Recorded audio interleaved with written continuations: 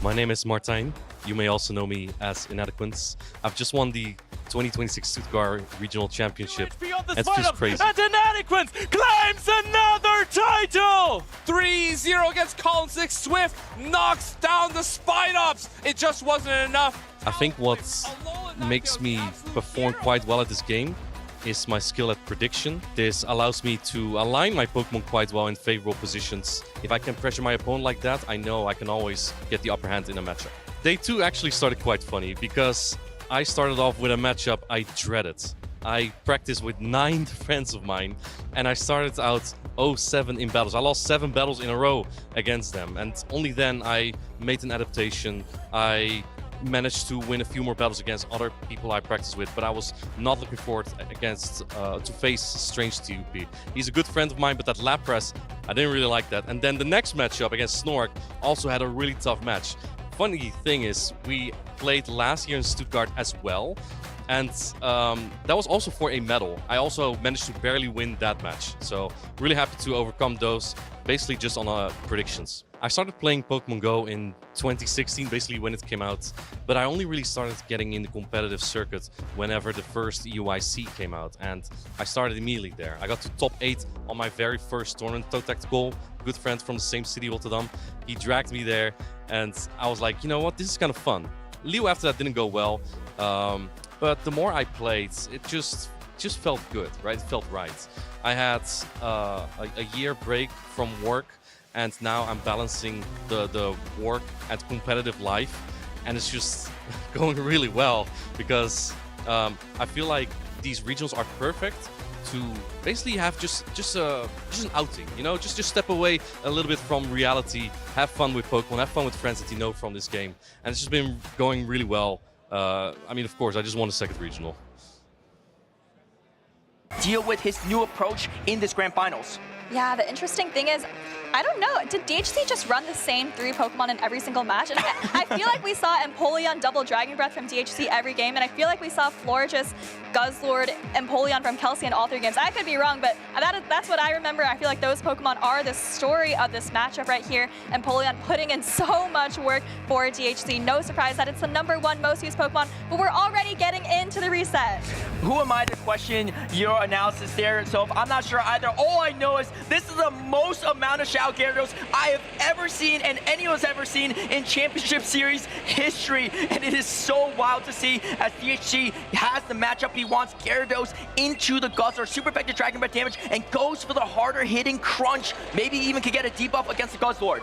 Oh, and there's the debuff. Might be the first one I've seen on stream. Brutal Swing coming through. DHC, I have to wonder if he's going to shield this. He does shield it up at the very last second. He sees that Kelsey is staying in with the Guzzlord, maybe seeing a little bit of value here. Kelsey able to reach his Brutal Swing before Gyarados can reach an Aqua Tail. Now DHC has to wonder, do I invest the second Protect Shield right off the bat? And he does. Taking a page out of Elam, so expending both shields right off the bat. I think what I noticed with DHC is he realized this Gyarados is really strong, even against the Florges, because the Aqua Tails really start adding up. And I love this play because he has the Empoleon on the back. He does so much damage, and after that, Kelsey would have maybe one Pokemon left. Yes, she has 2 shields, but how much health can she even avoid at this point? Gets to another Aqua Tail. Does Kelsey shield this, expecting that, yeah, there's probably an Empoleon on the back. What do I do?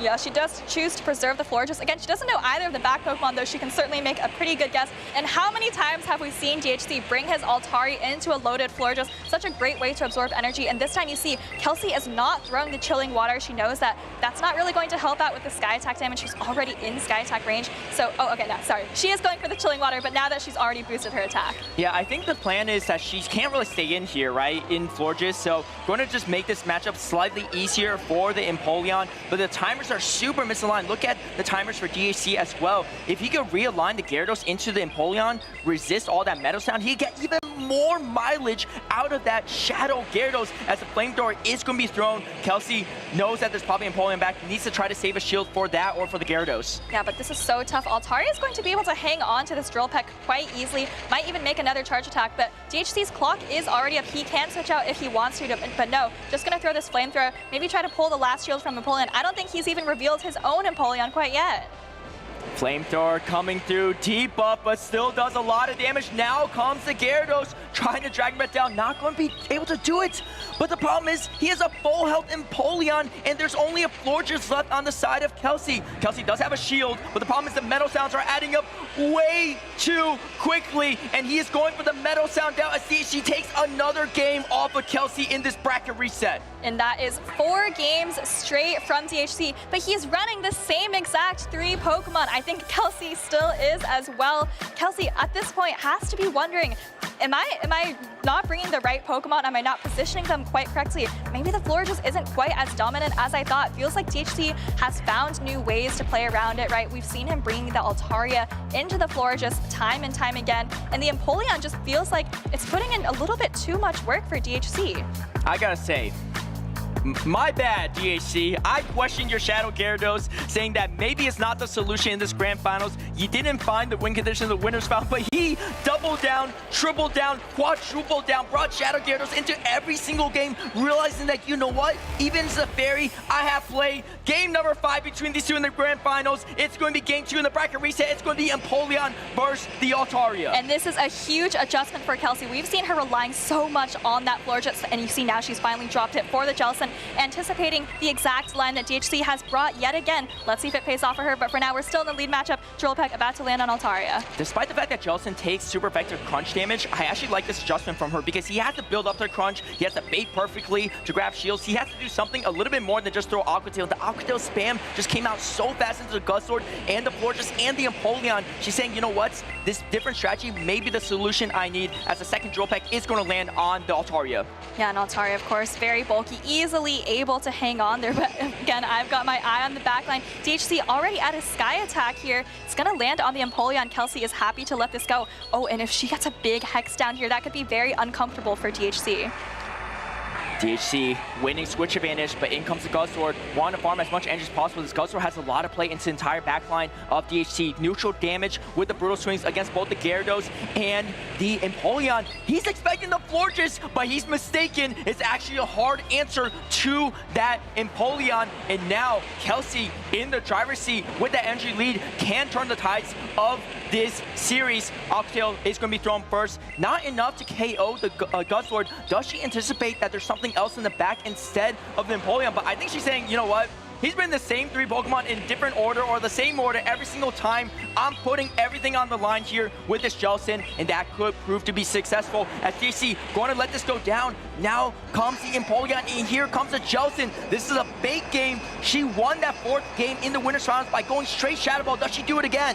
Yeah, and I think she can just go straight at Shadow Ball. There's no reason to worry. There's no catch available on DHC's side. You know, you heard Kelsey in the interview. She doesn't want to second guess herself. And in this game, she read the team perfectly. She stuck to it. And now you see she has a Jellicent on the Empoleon instead of the Florges, which is what DHC was expecting. Yeah, and the thing is, Jellicent can tank a Drill Peck no problem. The Metal Sounds are doing resistant damage. Meanwhile, the Hex damage is slowly whittling down the health bar of the Empoleon to the point where one Shadow Ball shouldn't be enough to KO KO. He just lets go. He said, you know what? My only win condition is issue base. Otherwise, I lose either way. He recognizes that there are no win conditions remaining, and Kelsey is able to stifle the momentum. It's going to be a tied series 1-1 against Kelsey and DHC in this bracket reset.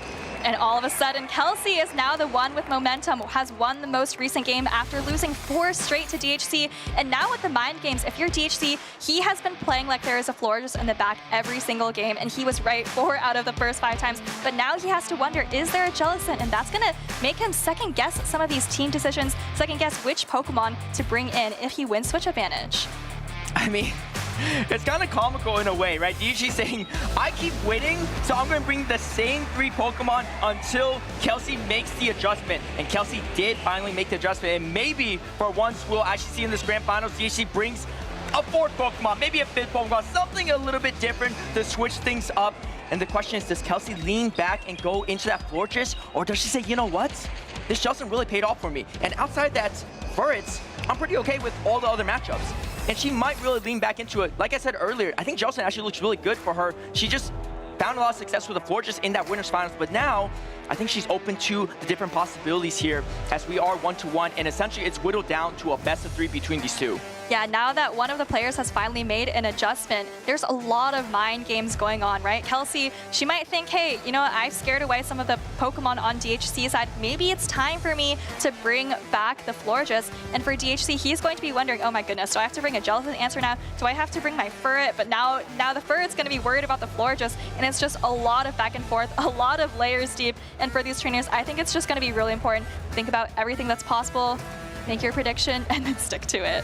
And the first also has to worry about not just the Florges, but the Guzzlord as well, right? Resistance damage there. Then Poland hits back pretty hard too. So, you know, it's hard to bring that hard answer to that Jellicent, but he's been adapting and going with a lot of these neutral plays. Let's see if he's able to adjust to Kelsey's adjustment, but she might bring back the Florges. And here we go, a fantastic lead for DHC. The game's not over yet because we've seen Kelsey come back from even worse odds. She's just going to safe swap the Guzzlord, and again, having so much neutral play into the team of DHC, throwing the Brutal Swing, misaligning the timers, even if DHC swaps out. Yeah, able to get off this Brutal Swing so quickly. Marowak has only just reached the Bone Club. We'll have to see if DHC actually decides to throw it, though, versus switch out. He does decide to throw the Bone Club. Like you said, Caleb, super misaligned switch timers. Whatever he brings in, that might actually allow Kelsey's Empoleon to eventually get an energy lead on the Marowak. DHC's going to bring in his own Empoleon now. In a way, DHC tanking the Brutal Swing wasn't too bad because the Hydro Cannon is going to be the move you want to worry about. The Metal Sound's not going to be enough. You can't Metal Sound down, so as long as he has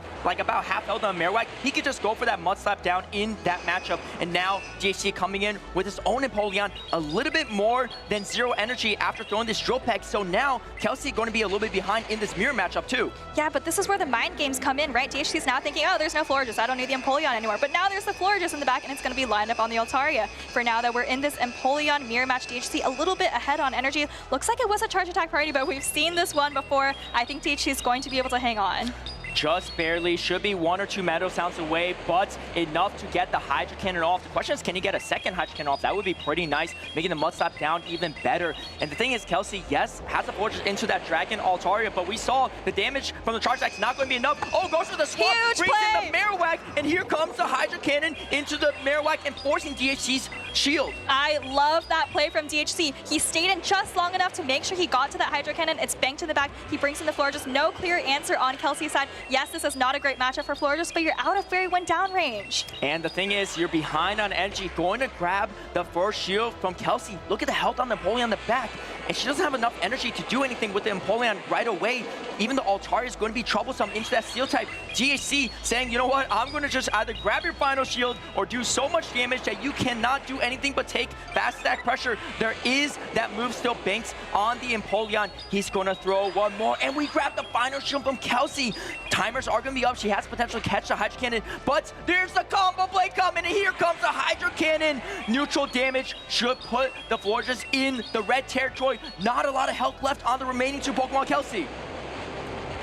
Yeah, and you know what? DHC might even be able to win this without no, he does show the Altaria. We're going to be able to Dragon Breath down this floor. Just Chilling Water gonna land, but there's nothing Kelsey can do at this point. And now DHC is the one who has made the adjustment, brought in that Kanto Marowak, probably surprised Kelsey quite a bit. And DHC now going to be 2-1 advantage here, just one game away from winning this regional championship.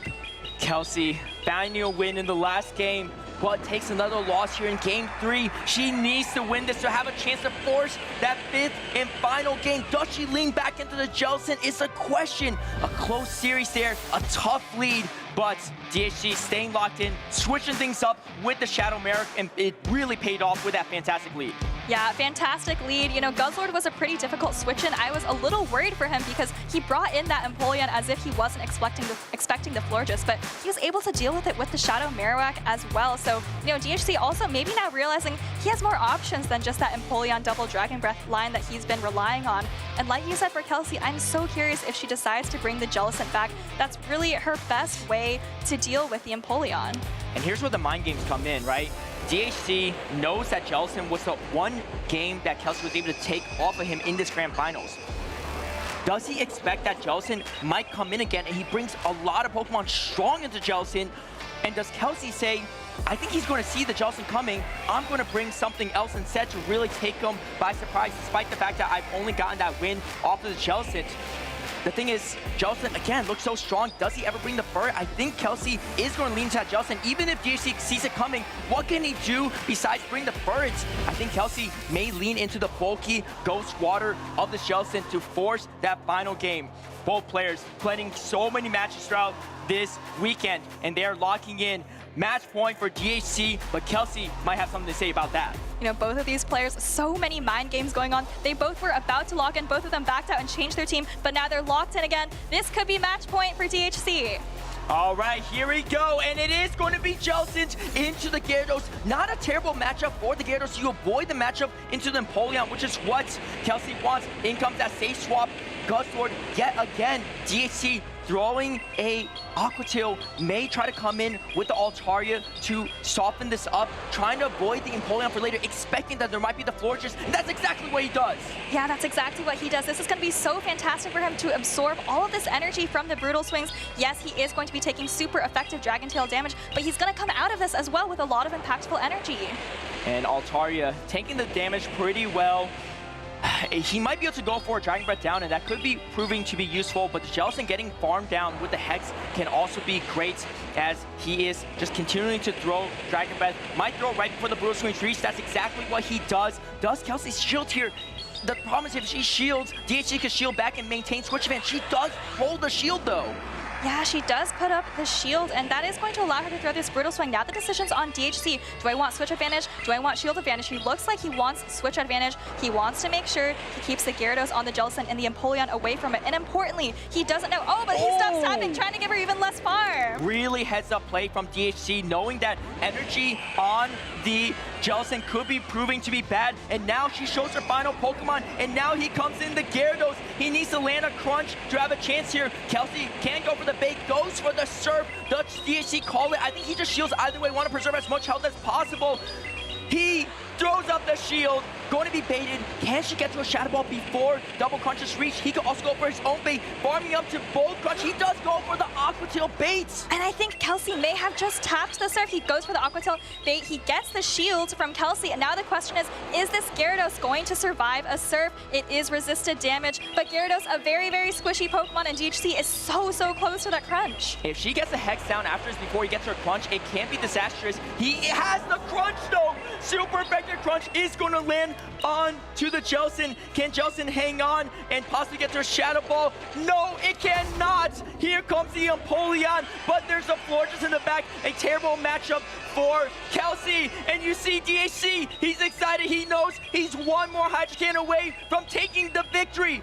History is written by the victors. And this chapter is all about DHC winning his first ever title, as he is moments away from becoming your 2026 Toronto Pokemon Go champion. Empoleon metal sounding away. It's going to clinch this victory for him. No charge attacks around, just fast attacks, and DHC wins the Toronto Regional Championship.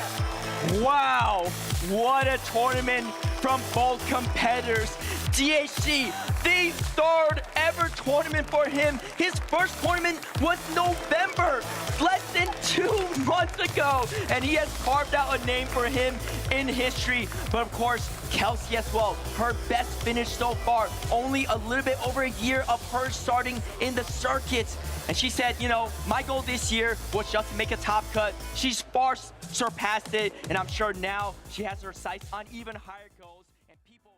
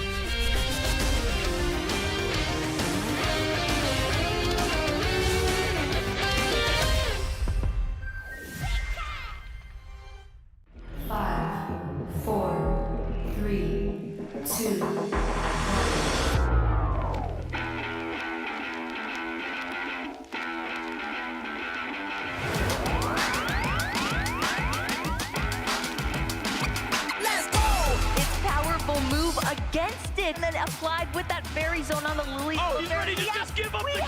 It's over. You've been patient. You've been waiting all this time, but you ready.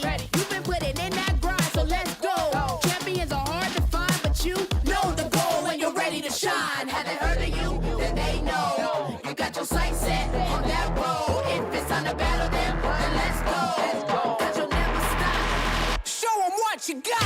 Looking at this final HP to deliver the finishing blow, and just like that, they're Pokemon World Champions! Show them what you got. Yeah, they already know. You got your sights set on victory road. Show them what you got. Yeah, they already know. You got your sights set on victory road. He goes on the ice speed! Resetting the bracket and then winning it in game number 5.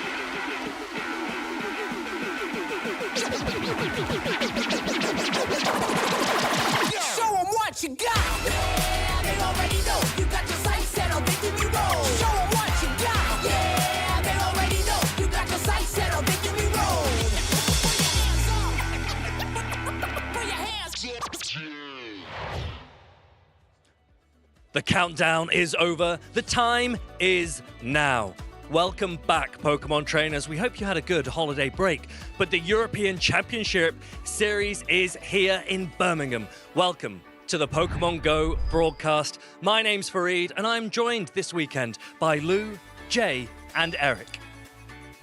Thanks for having us, of course. And we are so excited to bring you the first tournament of the 2026 calendar year here in Europe. A new meta has set upon us. What do we all think? Well, for the first time, it's actually going to be the North Americans that had the first stab at this new Precious Paths meta. And Birmingham here is following up, and we're very excited to see how our European cohort can adapt. That's always the exciting thing, is comparing the meta from, across the various ponds, as it were. And I think having an insight into Toronto has given our trainers for this particular tournament a lot of inspiration. And I wonder if we're going to see trends or counter meta calls this weekend. So we are about halfway through the schedule. These players will be adapting this weekend, but they've been playing in so many tournaments already and still have so many tournaments left to come. As you can see, we're currently in Birmingham, the first event in Europe of this new year. Coming up in a couple of weeks' time, we've got EU IC, very exciting, and it brings trainers from near and far to try and compete for one of those big trophies.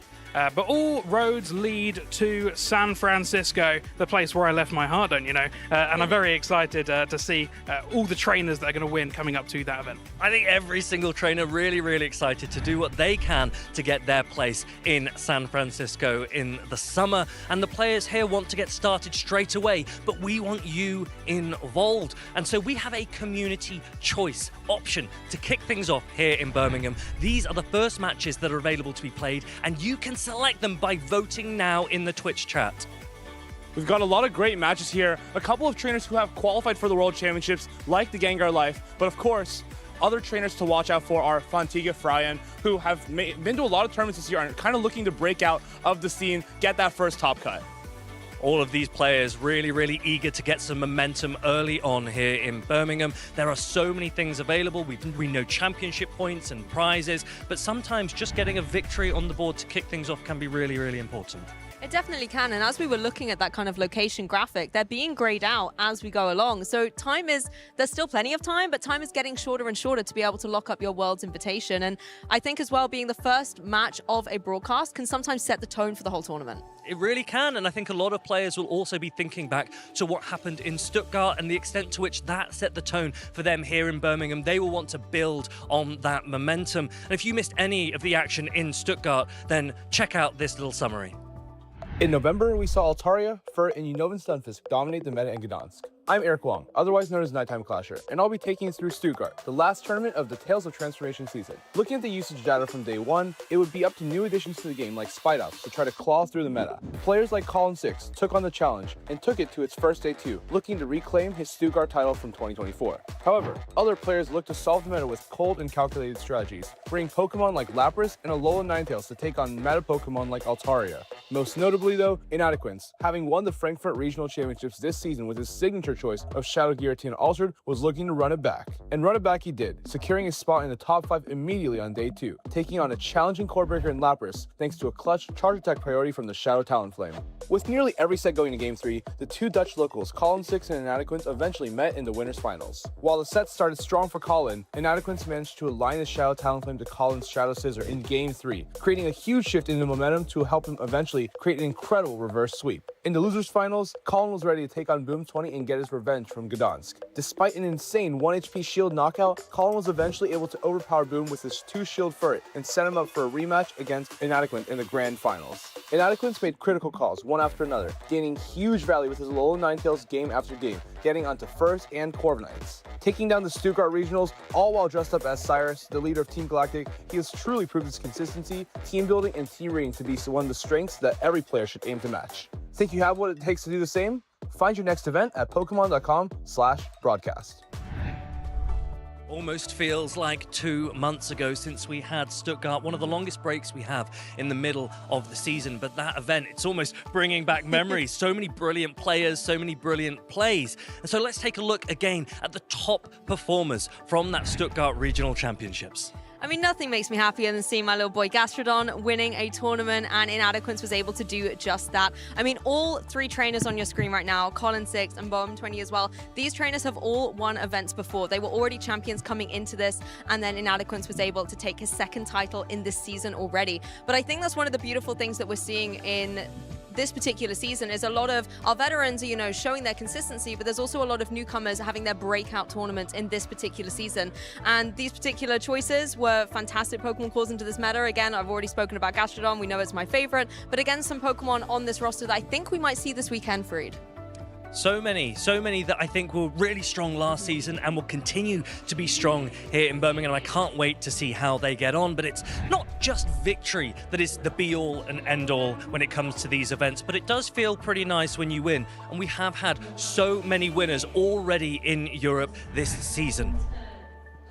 We have 4 winners so far. Well, 3 winners, I should say. Inadequance having won 2 events. Hikami winning in Lille, and PvP David winning in Gdansk. But there's still plenty of European events ready for new aspiring trainers to come in and try and poke the veterans for that top spot. Yeah, Hikami, his first ever gold medal, so that was an amazing achievement for him. PvP David and Inadequance, who already had titles to their name, so there's so much opportunity for players here this weekend. Whether or not you've won before, this title could be yours for the taking. But the action isn't just in Europe. Our North American counterparts have also been fighting tooth and nail in the championship series.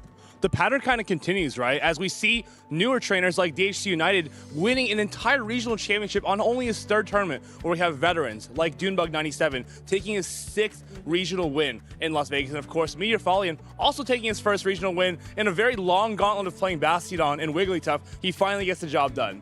Really exciting to see those new faces come to the scene, really shaking the status quo from the old guard. Obviously, there's Doonbug there. So many regional titles to his name, reminding the world that he absolutely is still one of the best this season. But DHC United in Toronto, as you said, was a really exciting new winner in a new meta, Precious Paths. And he actually brought some really exciting Pokemon as well. Let's take a look at what DHC United used in Toronto, as well as the other winners from that event. Exactly, and taking a closer look here, the standout is also the plushie in his hand there, the Altaria. I think a Pokemon that we're going to see a lot of course, this weekend. But the Pokemon I think had everybody talking was that Shadow Gyarados, really having its breakout performance and not only doing incredibly well, but so well that it took the #1 spot. And Kelsey K with a second place. What a fantastic performance from this trainer. She's really, really talented, and I cannot wait to see how far her journey goes. And then look at that. It's Stone Collection traveling from Europe all the way to Toronto, and he did pretty well. He's trying to win all those travel awards, already being #1 in the entirety of Europe by quite a large margin. He's looking to make his mark also this weekend in Birmingham, and I wonder if he kind of sticks with the same team or he needs to make an adjustment to the adjustments. So many adjustments, but for those of you at home that are wondering what is happening in the Precious Paths meta, why don't we take a look at exactly which Pokemon the players in Toronto lent upon the most. We've got the day 2 usage, and this is always a really good indicator of what the top performers might be early on in a new meta. And immediately you take your eyes to a new Pokemon that we haven't really seen this season in the meta. Licky Licky taking up 25%. With the change to Shadow Ball, and you can now store up to 2 of those, you get to the move slightly faster. In addition to the rollouts that this Pokemon has, it gets to them so quickly. It's a spammy Pokemon. It's got the bulk, almost the same bulk as Lickitung had originally a few years ago, but it's not quite the same, but it does so much more damage. So it's really exciting to see what the players in North America used for this meta, but we also have information as to what the players here this weekend have decided will perform best in Birmingham. The day 1 usage for the Birmingham Regional Championships is here right now on your screens. Yep, seeing again a lot of water types here. We've got that Empoleon in the #1 spot, actually tied #1 with that Altaria. Azumarill's been really a standout in the meta. It's so bulky, so consistent. But the Jellicent, now this is a Pokemon that Kelsey K had for that second place Toronto run. Ghost types aren't really dominant in the meta right now, but having that Shadow Ball, as you mentioned there, Jay, has possibly allowed Jellicent a spot in the moment, really. I think one of the most exciting things is the way that new Pokemon slowly infiltrate the meta as the season progresses. This is only the second event, only the second week. Toronto was last week, and now the second Pokemon, Jellicent, is the new entrant here in this top usage. It's funny you mentioned that, Fareed, because we're seeing Wigglytuff enter back into the top 12 Pokemon, a Pokemon we saw quite frequently towards the beginning of the season, but it kind of fizzled out as Charm was nerfed, but charm damage does less. But as we're seeing more of Altaria, we're not really seeing that charm presence in Florigest because it doesn't have the charge moves to do the damage to the dragon types. Two very different fairy types, but lots of options there. And the other thing that I'm really interested to note is that there are actually 3 normal type Pokemon in Furret, Licky Licky, and then Wigglytuff with that fairy and normal typing. So might players lean for 1, maybe even 2 normal types on their team? We saw that actually being pretty successful with Colin Six's team in Toronto. Ran that Licky Licky and that Furret. That's probably one of the reasons we don't see Galarian Corsola too much. But I want to also point out that we're not seeing Shadow Talonflame at all, even though it's one of European staples. I mean, we have Licky Licky, Azu, we have Jellicent as such hard walls, which allows Corviknight and Scizor to kind of shine right now. So for those of you that are unfamiliar with Licky Licky, its fast attack is Rollout, and then it has access to Body Slam and the newly buffed Shadow Ball. This gives it brilliant pacing. It's so dominant into Shadow Talonflame because it also brings back some of the bulk that we remember from our old friend, Lickitung. Yeah, it's a little bit of a different way of using that kind of normal type on there. And I think in the Pokemon Go meta of days past, we're often seeing these fast attack counters coming through. And that often was giving a lot of pressure to these normal types. But taking a look here, they're seeming to be a lot more unafraid in the meta right now. And I wonder, as we go from day 1 into day 2, if we're going to see a shift in this graphic. Now, I think one really important thing to know, despite all of the new entrants, the Empoleon and the Altaria core, and then potentially the Shadow Altaria that we started to see a little bit of in Toronto, and that I wouldn't be surprised if that slowly starts to make more presence throughout this season. Shadow Altaria was used by a couple top trainers in Toronto, such as Out of Pocket and SS Thorn. But of course, Shadow Scissor becomes so much more difficult to play as that Shadow Altaria.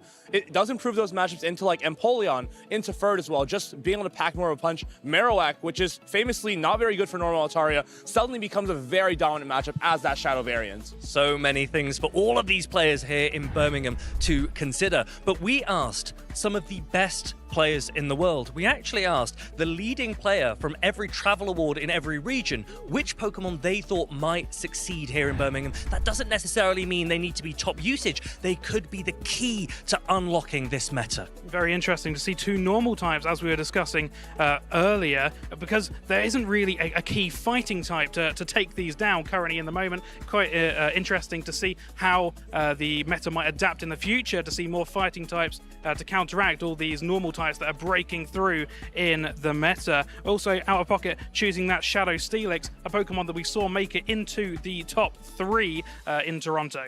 Shadow Steelix is so strong because you can either run Earthquake or Crunch. It has a lot of different coverage, so can fit into a lot of teams, but Giratina as well. I think we're going to see that today. I wouldn't be surprised. We know that Inadequance is here this weekend. But one question that he might be considering with the rise of these normal types that we're mentioning, at what point do we consider running Dragon Breath over Shadow Claw? That could be a really interesting consideration as well. But thank you so much to these players that have provided these picks. And for those of you at home, keep an eye out for some of these Pokemon. Shadow Steelix and Shadow Giratina altered form. They might not be top usage, but you might see them tomorrow in day 2. I mean, that's the thing with Dragon types at the moment. You've got Altaria, you've got Guzzlord as well, but I like that kind of spicy choice coming through of the Giratina, and we have seen her have a lot of success previously.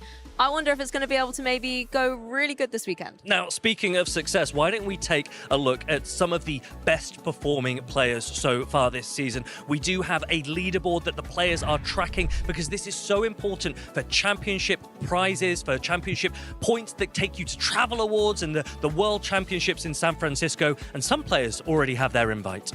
Haltoman, for example, leads that pack with those travel invites, 3rd place, and I think he'll be here in Birmingham this weekend. Of course, Inadequance and Hikami also are looking to get those repeat wins here in the Birmingham Regional Championships. Of course, Stone Collection, coming off a very hot tournament, is looking to continue his dominant run over the EU regionals. Yeah, this is a fantastic season so far for Stone Collection. I believe he is now capped on events, so he might just be looking to tweak, get a few points here and there, and maybe if he can get a gold medal, he can also add a ticket for that direct invitation to the World Championships in San Francisco. But it's not just these players to keep an eye on. We've selected some players to watch here in Birmingham, players that we think might really shine. And there's no surprises. You've got Inadequance there, but he's joined by 2 British players, Icelandic Lapras, who is the reigning Birmingham champion, and also Kazim33, another really, really talented British player with a gold medal to his name.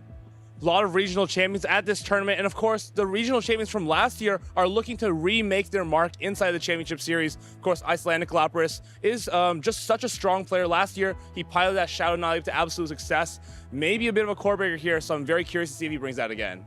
All of these players really, really hungry for success. But there's so much to do at these regional championships. And it's not just the main event. Obviously, there's the side events that go on as well, the cups and the challenges. And so it's a really exciting place to be during these regional weekends. But there's also so many Pokemon that you can catch when you're here as well. And so we see as we go around so many players in game trying to get involved with all of the spawns and the events and the raids. And look at some of these that you can catch here this weekend. Very exciting to see some of these Pokemon. My eye is immediately drawn to Turtonator, a Pokemon which, with the ability to get floor IVs, which otherwise you would not have been able to get, as it is exclusively in raids and research. So an opportunity perhaps to try and make the Turtonator of your choice. Anything there you'd like, Lou? They are just so cute, aren't they? I mean, that's one reason to catch these Pokemon, but also Pokemon like Piplup, Swablu, the Rookidee as well. These can all evolve into Pokemon that are very dominant in the meta at the moment. Corviknight and Empoleon, Altaria, of course. So you can pick them up and either keep them cute or evolve them up to be fierce competitors.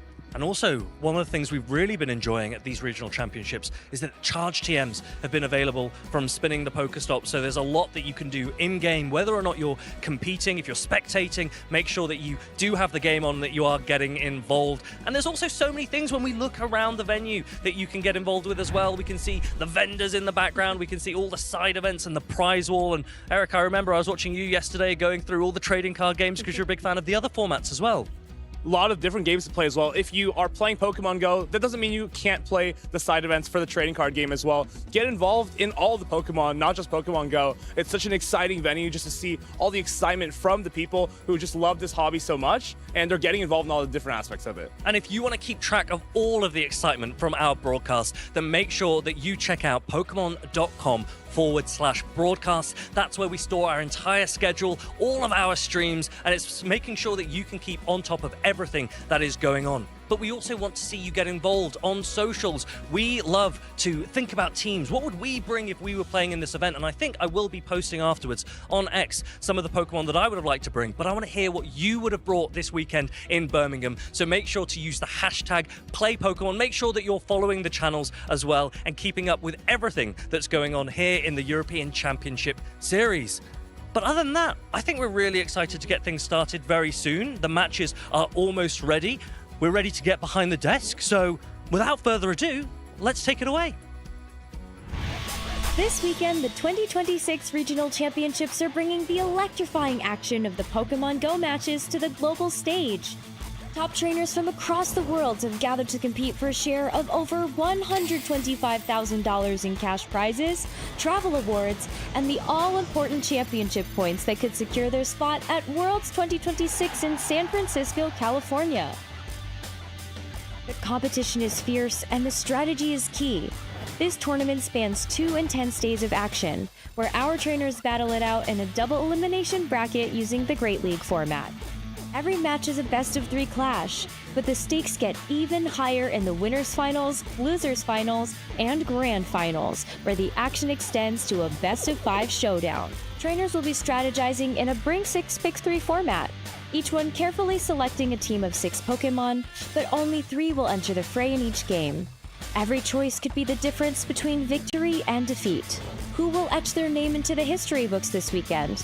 And who will punch their ticket to Worlds 2026 in San Francisco?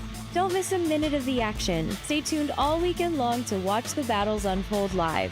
To stay up to date on future Play Pokemon events, visit championships.pokemon.com. Hey trainers, just like that, we're from the couch to the casting desk, ready to kick things off here at the Birmingham Regional Championships. I am Lou Agjosh-Cromie, and I'm joined by Eric behind the desk for the very first time. How are you feeling about this incredible weekend ahead? After seeing that day 1 meta usage and breakdown, I'm really excited to see how some of these Pokemon decide to shine. Furret still at the top of the meta alongside Altaria and Polion. It's like nothing has changed, but we are seeing a couple of new Pokemon sneak in. I think as well seeing potentially some adaptations from Toronto. You know, Stone Collection was over there, was able to get a feel for the NA meta there, and brought this Stunfisk that I think was very dominant into a lot of the water types we're seeing running out there. Are we going to see a rise in electric types here this weekend, do you think? Electric types like Charjabug have been used a lot by trainers such as Iomero, Marto Galdi. I think they're picking that up over in the Latin America region. We may get a sneak peek into the Merida usage, which is a regional that's also happening this weekend. So I'm curious if it picks up a lot over there. But in Europe, I'm not really sure if people are picking on it just yet, but it's definitely a pick to watch out for. Okay, so keep an eye out for some potential electric types running through the meta at the moment. You're right, though. There's so many different events happening across the globe at this, not necessarily at this very moment with time zones, but this very weekend. The Auckland Special Championships is happening as well. We can basically get a perfect view of the meta as we had the North American Toronto, Latin America Merida, Oceania in New Zealand right now, and of course in Europe, Birmingham. We can kind of see how all the different regions kind of interact, practice with each other, and then diverge into their own metas. But of course here in Birmingham, it looks like it's going to be another Altaria show.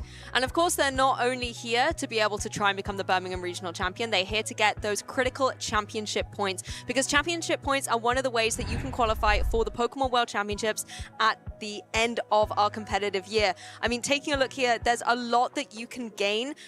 If you get first place at this particular tournament, you can walk away with 350 championship points, second 325, so on and so forth. And if you take a look at that right-hand side, this is the limitation for the World Championships in terms of players. And of course, we've talked about those trainers who've already secured those guaranteed invites. So they're here actually to be winning further glory, further prizes, and of course, travel awards. Players like Inadequates are looking to lock in those travel awards for, let's say, the World Championships, where you're going to be able to get an extra $3,500, or just grab an invitation to the next invitation period, which is currently going to be North America International Championships in New Orleans in June. That's so exciting. North American International Championships last season was absolutely incredible. I'm sure 2026 is going to be no different. And these prize monies can really, and travel awards go a really long way to enabling our players to get to all of these different events. But it's not just potential prize money. It's not just potential championship points. You can also get booster packs here by winning the regional championships. Obviously, the prize money, the glory, the prestige is one of the main takeaways that you can get. But everybody loves opening some booster packs, regardless of what competitive Pokemon game you play. There's always such a joy to maybe trying to pull one of those rare cards, or maybe even just your favorite Pokemon. Right now, I think the booster packs are the Phantasmal Flames, the newest set in the TCG expansion. Of course, the main pull is the Charizard Special Illustration Rare, which is such a fantastic card. Maybe trainers will be able to get a champion playmat as well for winning all of the entire tournament. Yeah, that's true. And then you can potentially, have that on display somewhere in your house alongside your beautiful medal that you will also get if you do become victorious this weekend. But in order to kick off our tournament, we did have a community choice. So you guys on the broadcast have been engaging with that and letting us know who we are going to showcase. I'm excited to find out who it's going to be. Our community choice usually gives us some fantastic matches to start off the day, whether that's already established trainers or trainers that are looking to break into the scene, get their mark on the tournament, and start off with momentum. This is such a long tournament, remember. It's a 2-day event, which basically spans both of the full days. And it looks like Gengar Life and JoJo VH are going to be carving themselves out with the start of our stream here, looking to build that momentum for the rest of the weekend. Yes, super excited to see this match. All of them, of course, would have been incredible, but the Gengar Live is a trainer that we're able to feature quite a lot across the seasons as well. So if you've tuned in before, maybe this will be a trainer you'll be able to recognize, and if you're new here, well, you're going to be in for a treat.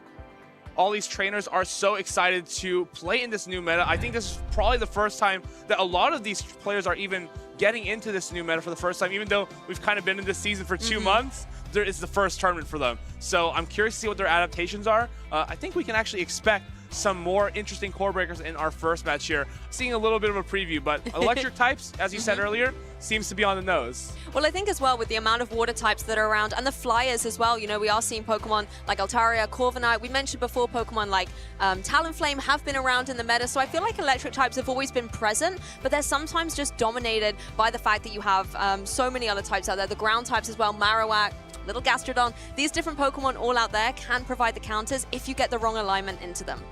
Wrong alignment is always going to be one of those things that trainers fight to overcome, but with neutral picks, with good practice and good preparation, we'll see if these trainers here right now are able to overcome alignment and get those neutral games in, get those wins in our first round here of the Birmingham Regional Championships.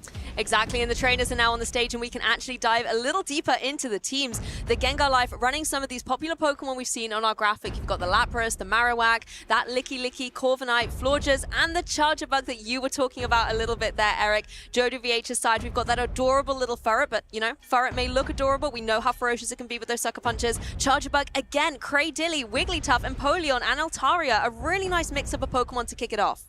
JoJo, of course, is a little bit newer to the scene. We've talked about the Gengar Life. He has made those top cuts, made those World Championships. But JoJo, on the other hand, has attended a couple tournaments in the past, and they're looking to make their mark here. Inside of Winners Round 2, has brought Levany, has brought Lorantis in the past, so a pretty clear affinity for those grass types today. I think it's going to be Cradilly. Cradilly seems to be a really, really good pick into the Gengar Life scene. Yeah, I mean, Cradilly was a Pokemon that was very dominant in the meta and has kind of dropped off a little bit more. Why do you think at the moment JoJo has decided to go, yes, Cradilly for this particular meta and this matchup? It's pretty much good into the entirety of the meta, right? As soon as you see a team with Scizor and Empoleon, though, that's where it tends to struggle a little bit, which is why trainers aren't really picking up on it. But right here, the Gengar Life team, it's a perfect target. It's the perfect scenario. No steel type in Scizor, no steel type in Empoleon, only Corviknight, which is famous for not being so good against Cradilly, despite double resisting those acids.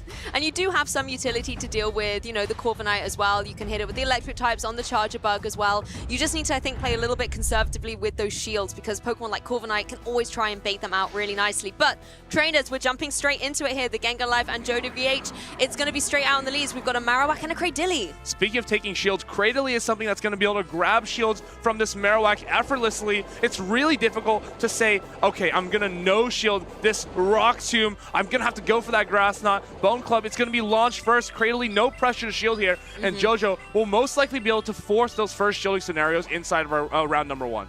Yep, JoJo wisely preventing those shields as the charge attacks are ready to go on Cradilly's side. Now, this is a question for the Marowak. Marowak, I think, wisely on this occasion going for that shield because the Grass Knot would have dealt significant damage and it allows Marowak to just keep farming up all this energy. There's another Bone Club and a Rock Slide ready too.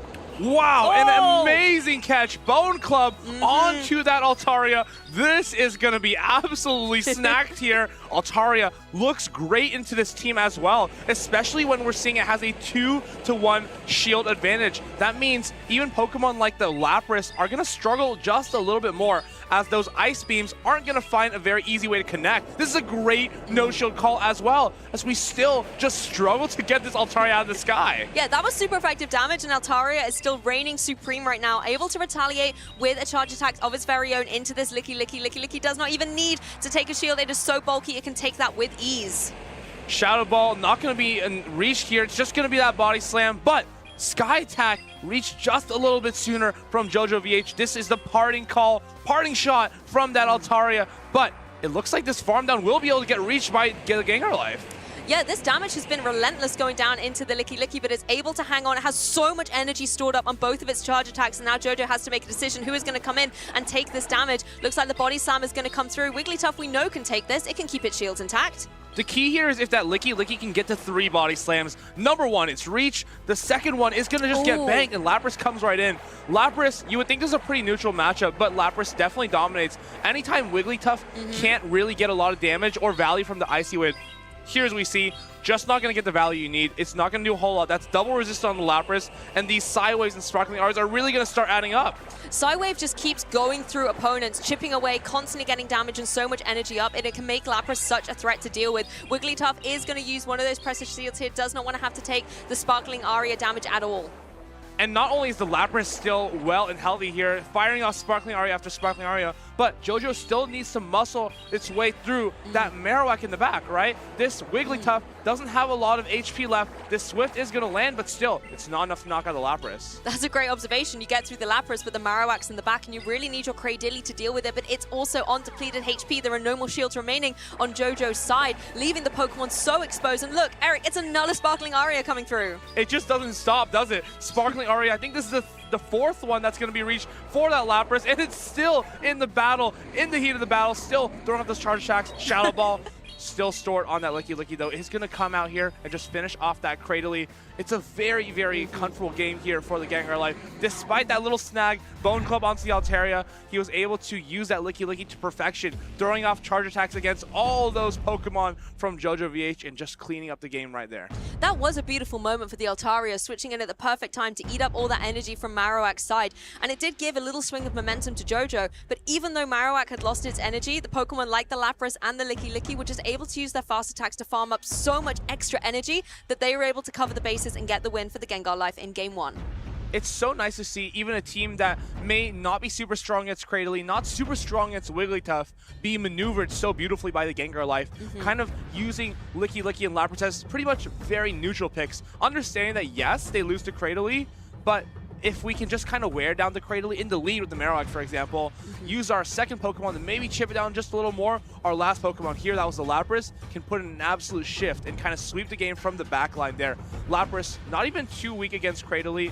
Ice Beam is perfect coverage for that Pokemon. Can basically hit back against any of its counters, like those Dragons, where it can't throw Sparkling Aria, or against those Grass types. Lapras really seems like it kind of has it all.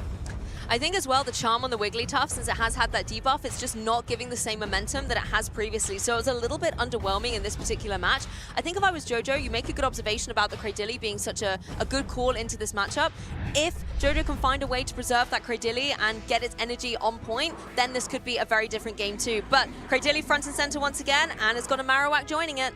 It's so interesting to see these same leads, right? Because you have to wonder, how are the trainers going to approach this?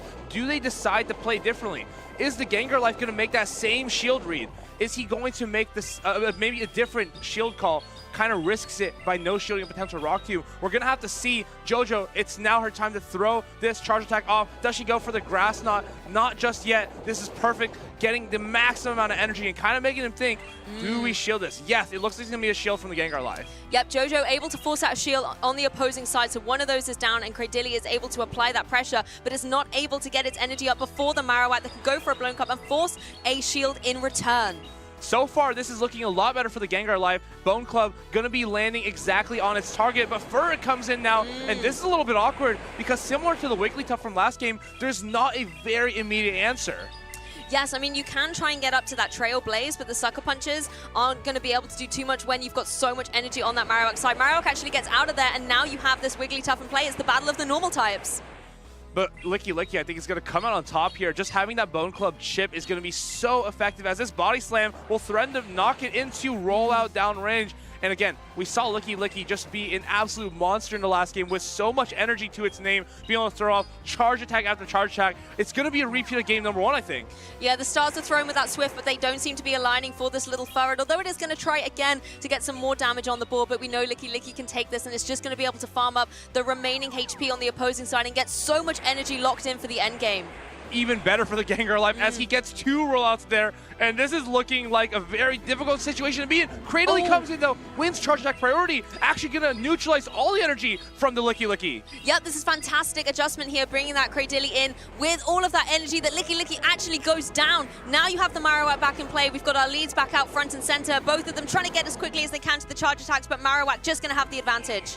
Rock Slide, reach for that Shadow, Kanto Marowak. Does the Altaria elect the shield? I think you can't afford the shield here. If you know that Lapras is in the back, you know that Ice Beam is going to be knocking out your Altaria. Can Altaria muscle through this Lapras though? Sidewave's not doing a whole lot of damage, but you are almost in Sparkling Aria range. And you do have that shield, you can take one Ice Beam, but as you can see, the Psywave's trying to get to a second one as quickly as possible. Damage will come across the board, but Lapras, we know, is going to be able to take this, and the critical question is, can it get to these 2 Ice Beams, unleash them into one shield, and then unleash them for the KO? Sparkling Aria number 1 is coming through. This will be enough to knock out the Altaria, but this shield, of course, is going to come through from JoJo. Sparkling Aria number 1 is the second one ready for the Gengar Life. It is Sparkling Aria going to get that charge attack priority on the Altaria. JoJo knows that there's no need to be throwing the Sky Attack there. Very, very difficult game, honestly. Lapras seemed so neutral into the opposition, despite having those answers like Furret, which are kind of soft answers, but not too, not so confident. Gengar Life takes a very comfortable 2-0 series here to start his tournament off right, starting off the day with a lot of momentum on his side. Yes, such a commanding victory, but also commiserations to JoJo. JoJo is still in the tournament, of course, just knocked down to the losers bracket. This is a double elimination tournament after all, but the Gengar Life coming out so strong with such great energy usage, those fast attacks just being so devastating, and then having those end games with back-to-back charge attacks, one after the other. A great display of how you play neutral games, especially with Licky Licky. If your opponent doesn't have something like the Annihilate, it can be just so strong in setting up any kind of advantage you want, getting those perfect roll-out downs where even though those fast attacks don't do a lot of damage, it sets you up pretty much for the perfect farm down, gives you so many more opportunities to just get energy into the next matchup. I mean, we've previously seen in formats Pokemon like Medicham, we've seen the Annihilate, Primates and things, having these counters that are so devastating into these normal type Pokemon. Eric, where are they right now? Annihilate is so difficult to bring, right? You see your top usage. It's like Azumarill. There's like Altaria. And of course, Wigglytuff, as we just saw in this match. So many reasons kind of that dissuade Annihilate. Annihilate can be so good into 4 or 5 Pokemon on a team.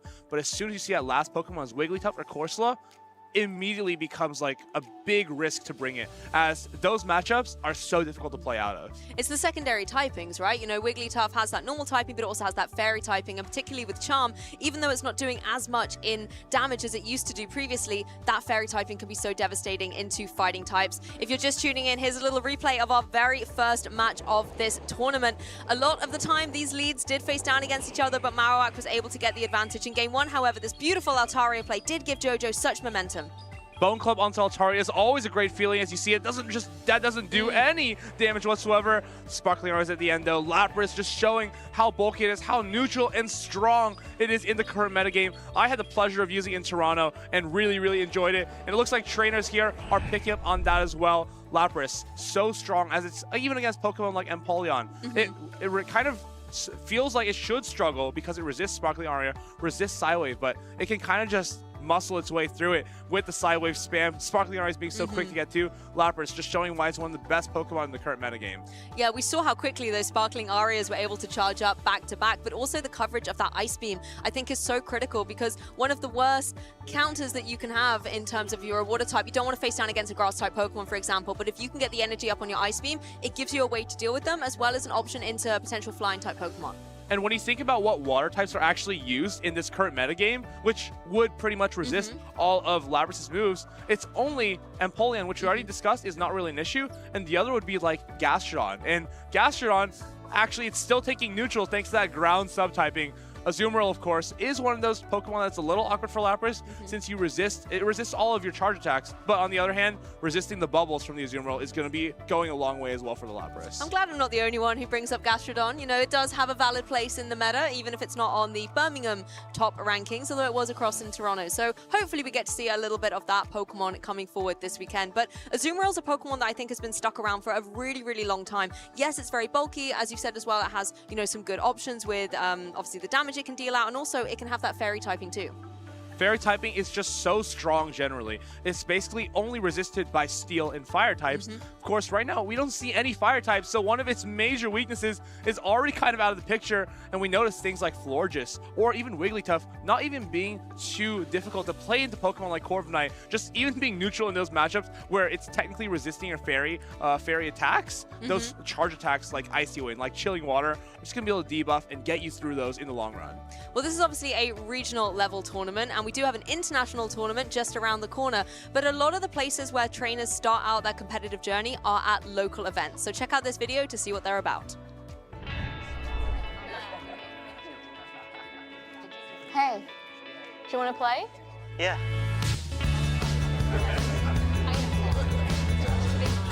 Nice. One shot? Wait, yeah.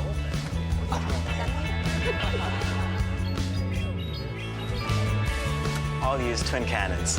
Great game, guys. Bye. See you next week. Come play at your local Pokemon League. Which is what's so interesting to me is that these local tournaments all around the world, you can meet kind of a lot of trainers. I actually met JoJo, who just played on the stream at a cup in Antwerp a couple of months ago, which was kind of random, but I kind of like traveling to all these different places, all these different countries to play against the local communities, get championship points towards my travel award, and of course, other trainers can do the same thing.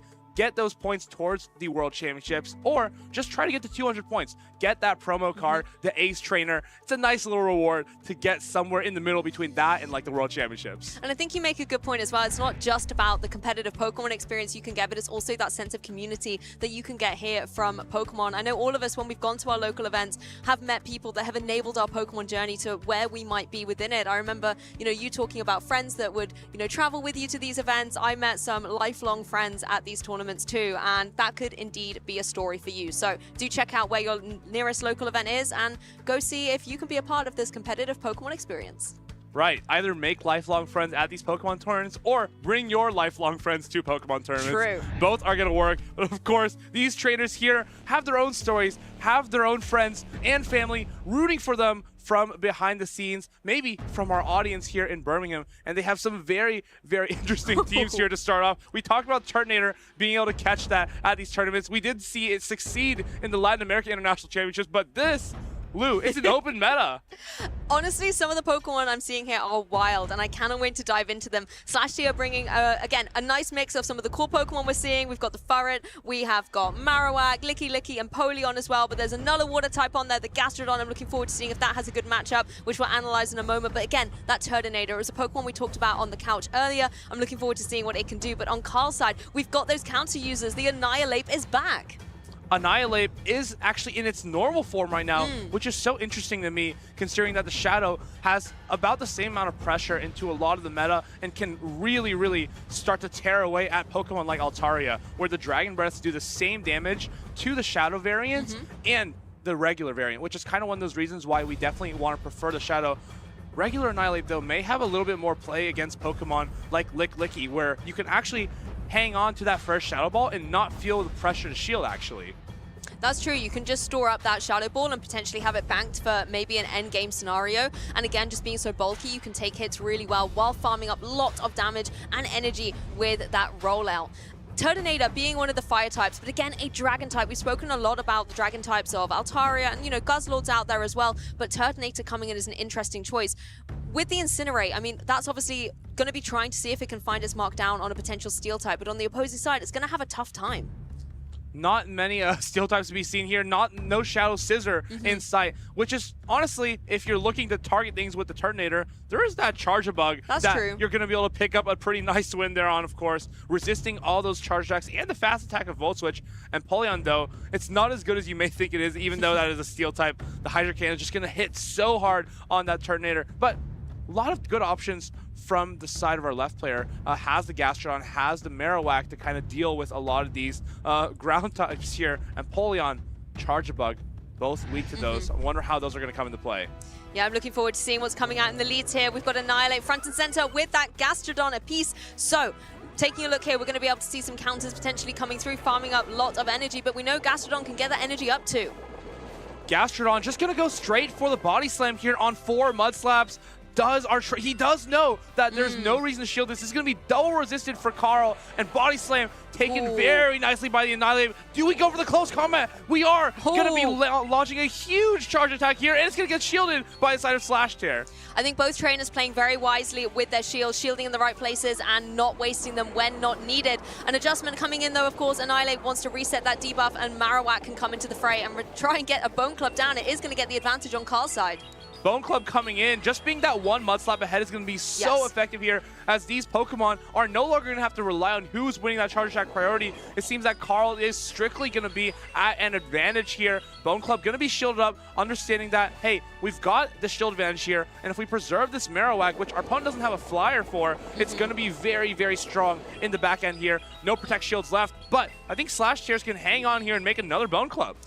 Yeah, this is really slowing down the pace of play, just with the mirror between these two Marowaks, Bone Clubs left, right, and center. But I think it's really setting up to allow Pokemon in the back to come in and get its pivotal moment, maybe farm up that last piece of energy if the switch time is aligned.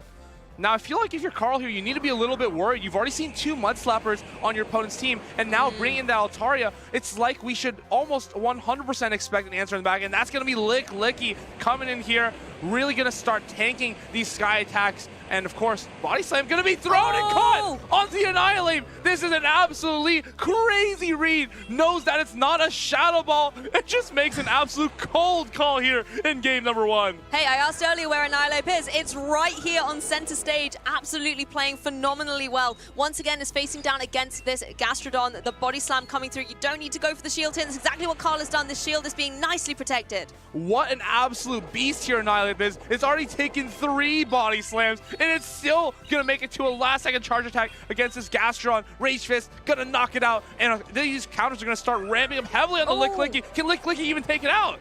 Let's see if these counters are going to be able to get to that charge attack. Licky is going to be able to get there first, but of course there is that shield. Carl, however, not opting to use it. No need. Annihilate will take its 4th and final Body Slam here in game number 1, but the Altaria looking so good here on the back end. 2 Sky attacks locked and loaded. It's going to be enough to knock this Licky out of the match here. Sky attack number 1 puts it into about 25% health rate, and the second one is going to be cleaning up this game here in round number 1. So much great energy preservation on this Altaria for the end game. 1 Sky attack followed into another with those shields having been burnt on the Marowak previously, has just carved a full path to victory for this game 1 here for Carl, particularly with that Annihilate. Who needs Shadow when you've got plays like that? No need, honestly. I think the regular seems so much more effective here, tanking Body Slam after Body Slam. If you're Slash Tear, maybe we start to make those adjustments, seeing that Body Slam didn't do a whole lot to that Annihilate, and maybe we can start reaching for some of those different charge attacks. For reference, Annihilate, Ghost Fighting type Pokemon, double resists the normal type from Licky. Those Body Slams from Licky, also the Gastrodon, and even the Swift from the Fur wouldn't be very effective against that Annihilate. So hopefully, it's always nice to see our trainers adapting throughout our games, learning as we play, learning as we progress in the tournament. And I'm curious to see that double Mud Slap coming in again, as if Altaria is led into one of those Mud Slappers with another in the back, it could be a very telltale sign as to what our opponent is running. Yeah, Altaria sits very pretty in the sky when there's just mud slaps on the ground. It can kind of really not feel any threat or pressure from them.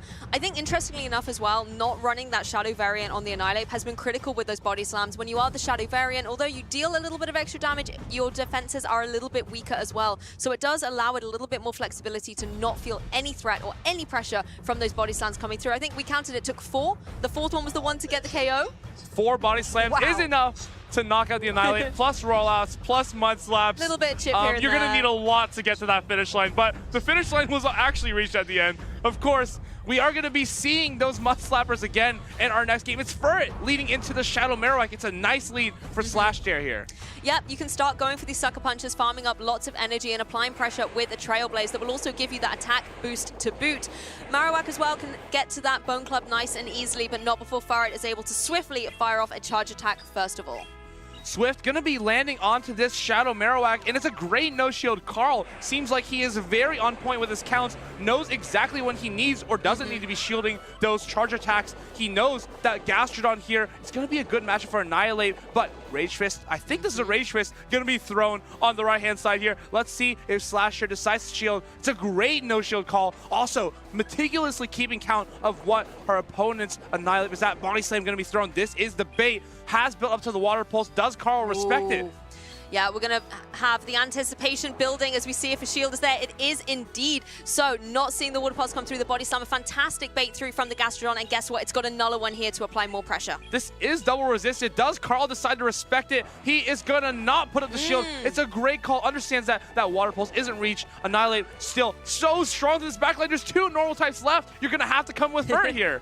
Yeah, Annihilate being so aware of how much energy could potentially have been on that water pulse. Didn't need to go for that shield. But Furret, however, is going to go for one here. Obviously, these normal types are going to take a lot of damage from the fast attack. Counters coming through, and particularly with the attack boost it just got, it's looking very difficult for Furret. It has to go for another shield. But honestly, if we can get Annihilate off the field of play, there's a good chance our Licky can start to clean things up in the back. Shadow Cancel Marowak, if it comes back in, oh, it's going to be a Trailblaze. It's there. Expecting the Shadow Cancel Marowak to come back in. But if Carl doesn't know this, he may be shielding up the Swift. Trailblaze comes through, and we're going to pivot into the Licky. That Trailblaze may have not seemed like a lot of damage, but a very small thing to note is it actually puts this Altaria into the range of 2 Shadow Balls. Wow, and we know those Shadow Balls can hit incredibly hard. Body Slam, first of all, going to do a little bit more chip as the rollout does its work, doing super effective fast attack damage into this opposing Altaria. Yes, Altaria can retaliate now, but Licky is just sitting so pretty on the field right now, able to be able to take these attacks time and time again. Not a problem for Licky there. Takes that Sky Attack to the face, but this Bone Club's going to be difficult to manage. Charge attack priority here by Carl. Carl has been so meticulous with his timing, with his counts, and knowing exactly when to throw his charge attacks. It has been an absolute wonderful display to see here, of course, but as Body Slam lands onto this Marowak, this shield being put up, he's going to be able to get the slap down on this Furret. No, Swift is going to actually be reached. Swift is there. I was going to say it's a beautiful shield preservation that Carl has been playing throughout this game, but Furret just has the edge here. Another Swift for success to be able to get the knockout on that Marowak, but now coming in is going to be that Altaria. One Dragon Breath is enough to take down the Furret, and now it's just the Licky. Is it going to be able to do enough? Can it get to it? Just barely misses out on that Body Slam. Sky Attack looks to be reached here onto the Licky, and it's a repeat of game number 1, knocking out that Licky, and it's a beautiful 2-0 series for Carl here. Really like how he played at Altaria throughout the entire set. Yes, all that energy preservation on Altaria in game 1 coming in to just close out a dominant endgame, and then in game 2, again, some beautiful plays. Commiserations to Slash TR on the opposing side, however, again, just dropping down to the losers bracket still in this tournament. But that game 2 came down very closely in the end. It was just difficult, right? As we're bringing 2 Mud Slappers and our opponent has an Altaria. Just in the sky. Just makes it very difficult to kind of react to that Altaria. You basically need to land a Rock Slide onto the Altaria at some point, and based on the fact of the Marowak kind of getting stuck against things like the Altaria in those shield scenarios where Altaria can basically just completely Dragon Breath down after a Sky Attack. Very difficult in general. And Annihilate, of course, was just such a strong and key player there for Carl. Honestly, the Annihilate was great, and I think Carl was able to find some really good alignment with it, being able to use the Protect Shield so wisely as well when there were the potential Body Slam baits coming through, making sure to call them correctly so that that shield could be used very late in the end game to keep him in the match. Annihilate regular form actually here has been putting on quite the show. Yeah, that was cool. Especially with close combat. I like that choice of having the close combat because you're going to be able to reach a little bit more reliably than if you're just playing the Shadow, right? Shadow Annihilate mostly prefers to throw Rage Fist after Rage Fist, focusing on the counters as a way to get that damage rather than that hard-hitting neutral close combat. And of course, Licky also put on quite a show there. Yeah. Even against the Mud Slappers like Marowak, doesn't seem to be struggling at all. The thing as well I liked about the close combat was it was the very aggressive opening, but because it was out there in the lead, you can make such a nice adaptation. You don't have to worry about the switch timer, for example, so you can take that harsh defense drop, switch right out, reset that, adjust the board as necessary, and you've either done a huge amount of damage to your opponent or you forced a shield very early doors.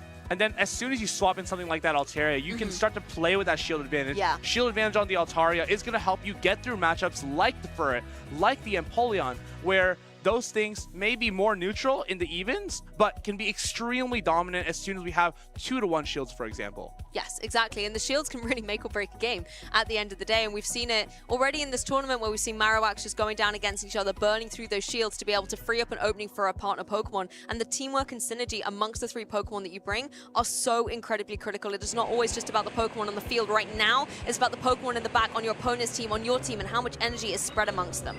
And here we see perfect ways to spread your opponent's energy, like the Body Slam, onto the Annihilate. This was probably the call of the game, right?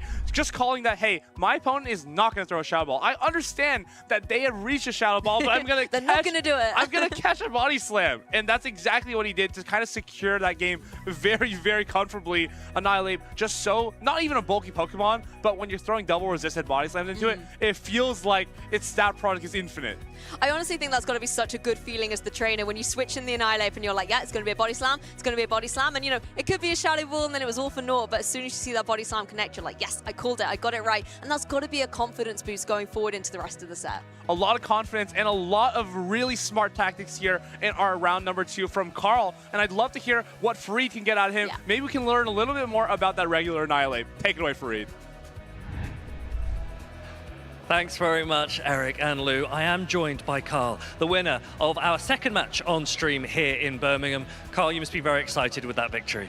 Yeah, I thought I could have played better, but we got there. We got there in the end. You had some really exciting picks, and I think a lot of us were really interested in that Shadow Empoleon that you used. Would you like to tell us a little bit about it? I think it's the #1 pick last week. I just think that the Shadow does more damage, and people are less familiar with the damage ratios that does. And that's been an exciting choice for you. How did you prepare coming into Birmingham this weekend? Well, we did a local tournament last week, which Adelion ran, and I just sort of discovered what I was weak to, building around the Empoleon and trying to cover those weaknesses, obviously the Mud Slappers and the Fighters. For those of you at home that don't know Carl, tell us a little bit about your journey. This isn't your first event. No, I've done the Liverpool events before in EUIC in London, and I've been to Malmo, I think. I started during COVID watching the streamers and got really involved with like 6-4 Ninja, and so many people have helped, like Jengles and Speedy, 2 minutes about Arrow, Hedonus. Well, whilst we're listing them, is there anyone you want to specifically shout out? You've had your first victory on stream here. I think my teammates, the Manchester locals as well that come to Adelion's tournaments have really been helpful. It's really exciting to watch you already on stream. When will we see you next? I'm not quite sure. EUIC, I think I'm preparing for that meta, so maybe. Perfect. Carl, our victor there on stream. Really, really well played. Can't wait to see how far you go this weekend. Otherwise, back to the action with you. Along with so many trainers here in Europe are getting ready for the European International Championships, but the focus is still here in Birmingham in this Open Great League meta where we're seeing already Pokemon like Licky shine, basically being neutral throughout all of its matchups. Of course, we see maybe the old guard, like Annihilate, kind of still performing very, very well in our metagame, just being general core breakers. Who would have ever thought Annihilate was considered a core breaker and not core meta? Of course, our trainers are going to continue to innovate, continue to show us what they think, what their interpretation of is in this meta. I think that's such a good inspiration point, though, for future tournaments, but also maybe for trainers who are just watching at home thinking, how do I get into this? There's a whole plethora of different Pokemon that are accessible and able to be used in this meta. It's not kind of just the same 6 Pokemon. There's a variety out there, and you can mix and match with some of, yes, maybe the more tried and tested veterans, the stable choices, but you can definitely throw a few interesting rogue choices in there, too. Licky used to be quite the rogue choice. I think trainers used to run it with Earthquake, but now it is a part of that core meta. It is a part of our top 12 usage, and here's why it's used so often. Rollout is a rock type attack, and it can take those key wins against Pokemon like the Talonflame. Of course, Body Slam and Shadow Ball offers near perfect coverage, where Body Slam is only resisted by those Ghost and Steel types, and Shadow Ball pretty much covers all those either neutrally or super effectively. There's pretty much no Pokemon that can resist everything from the Licky, meaning why it is going to be the best Pokemon in the meta. It's the most neutral Pokemon that you can play throughout all of your games. Yeah, it has kind of its own back a little bit there. As you said, like, the Body Slam has a lot of good neutral coverage, and the Shadow Ball can cover for the ones that the Body Slam does very minimal damage into, like the Annihilate, for example. You've just got to find your mark on it, because those Shadow Balls, since it's had its adjustment in the meta, you can get up to 2 of them, so you can store them up, but they do take a little while to get to, so you want to make sure you're using them wisely and for the critical damage moments. Shadow Ball would always be critical damage into some Pokemon like Annihilate, like Jellicent, or Corsola. However, we don't see too many of those Pokemon right now in the current meta, so you're mostly going to be relying on that for that super hard-hitting neutral damage, which you can get to in a perfect 4 rollouts. Such an efficient charge attack and Body Slam, only reaching in 3. This is perfect math for Licky to be dominating in this meta. But that said, we are seeing a lot of Jellicent out there on the usage stats from earlier in this particular tournament, so maybe we'll see a few more of them cropping up. But a Pokemon that we are seeing a lot of is that Altarian. It was a Pokemon when we were talking before we went live, you kind of said this is going to be the #1, and guess what? It's out there. It has this incredible fast attack in the form of Dragon Breath. It's just able to go through so many opponents, just get up so much energy really, really quickly and get a lot of damage out there on the board. For those who've been following Pokemon Go PvP for a long time, we've always kind of seen Altaria in the spotlight at the top of the meta. It used to be really focused on doing a lot of damage with the Dragon Breath, and it used to even have Moonblast, but with the recent rework to Dragon-type fast attacks, Dragon Breath now is the same charge fast attack as Psywave, generating a lot of energy and doing not as much fast attack damage, but kind of getting to those Sky attacks, flamethrowers very quickly, allowing it to be more of a neutral player rather than a fast attack Pokemon. I mean, the Flamethrower could be great into a lot of the Shadow Sizzle that we see running around there as well, and the Sky Attack, as we've seen, can do a lot of decent damage into a lot of the Pokemon out there at the moment. It does struggle against Pokemon like Azumarill. The Ice Beams are certainly going to hurt, but it does have some advantages over other Water-type Pokemon like the Gastrodon as well. The Dragon Breath can just farm up so much damage, and there's very little that Gastrodon can do to Altaria with those Mud Slaps, as we've seen in the previous game, are just not doing any damage. And again, the Body Slams, Altaria can take 1 or 2 of those. And even the worst matchups, right? We see here the Key Loss Azumarill. It doesn't seem super optimal, but just being able to resist those bubbles and still doing neutral Sky attacks can allow you to set up advantages where, like, maybe with 2 shields at the end, you can kind of blow through an entire Azumarill and not even take a charge attack, kind of just deleting the Azumarill from the face of the field and getting those Sky attacks down and just being very neutral in general. You can always find a couple ways to play around it, catching in and out, catching maybe an Ice Beam back on your own Azumarill, but just allows you so much play in general. Yeah, like Altaria we're seeing a lot of. Again, we're seeing these new Pokemon like the Licky come to the forefront, but one of the big water Pokemon out there, yes, there's Azumarill, but the Empoleon has really risen into dominance. What is it about the Empoleon right now that makes it so good into this metagame?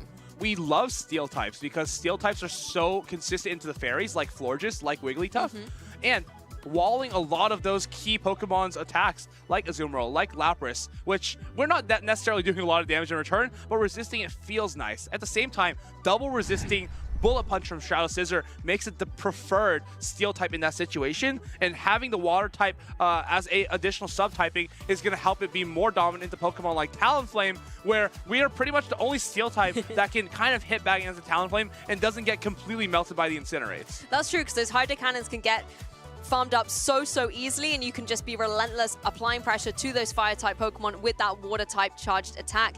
You, of course, have some good damage into a lot of the Fairy types out there. You know, Florges doesn't want to take Metal Sounds either. You know, Wigglytuff, you can start stacking into it a little bit as well, but you are going to struggle against Mud Slappers and some of those Water types. That's going to take some decent resistant damage from attacks in forms of like Gastrodon, Azumarill again, for example. Even Gastrodon, right? You can kind of set up plays where Gastrodon may be on like 10 HP left, right? And you know you resist Water Pulse, you know you resist Body Slam, you can honestly confidently come in with the Empoleon and start Metal Styling down, understanding that, hey, Gastrodon, if it's out of the way, we still resist these charge attacks, and the rest of his team probably doesn't have a lot of fast attack pressure or a lot of pressure at all into our Empoleon. We kind of sweep the game from there. Both these trainers, though, have attempted to bring some pretty interesting picks. I think we're seeing the same thing here, right? We definitely are. I mean, you know, your eyes do not deceive you. There's some of our staples out there. We've spoken about Altaria, Marowak, Azumarill. Furret, of course, is out there. We've got the Licky Licky. But the critical one for me is we've got this Grumpig here on Anicor's side. I mean, Grumpig's a Pokemon I was not expecting to see come into this meta, as well as the Raikou on Alfonso's side.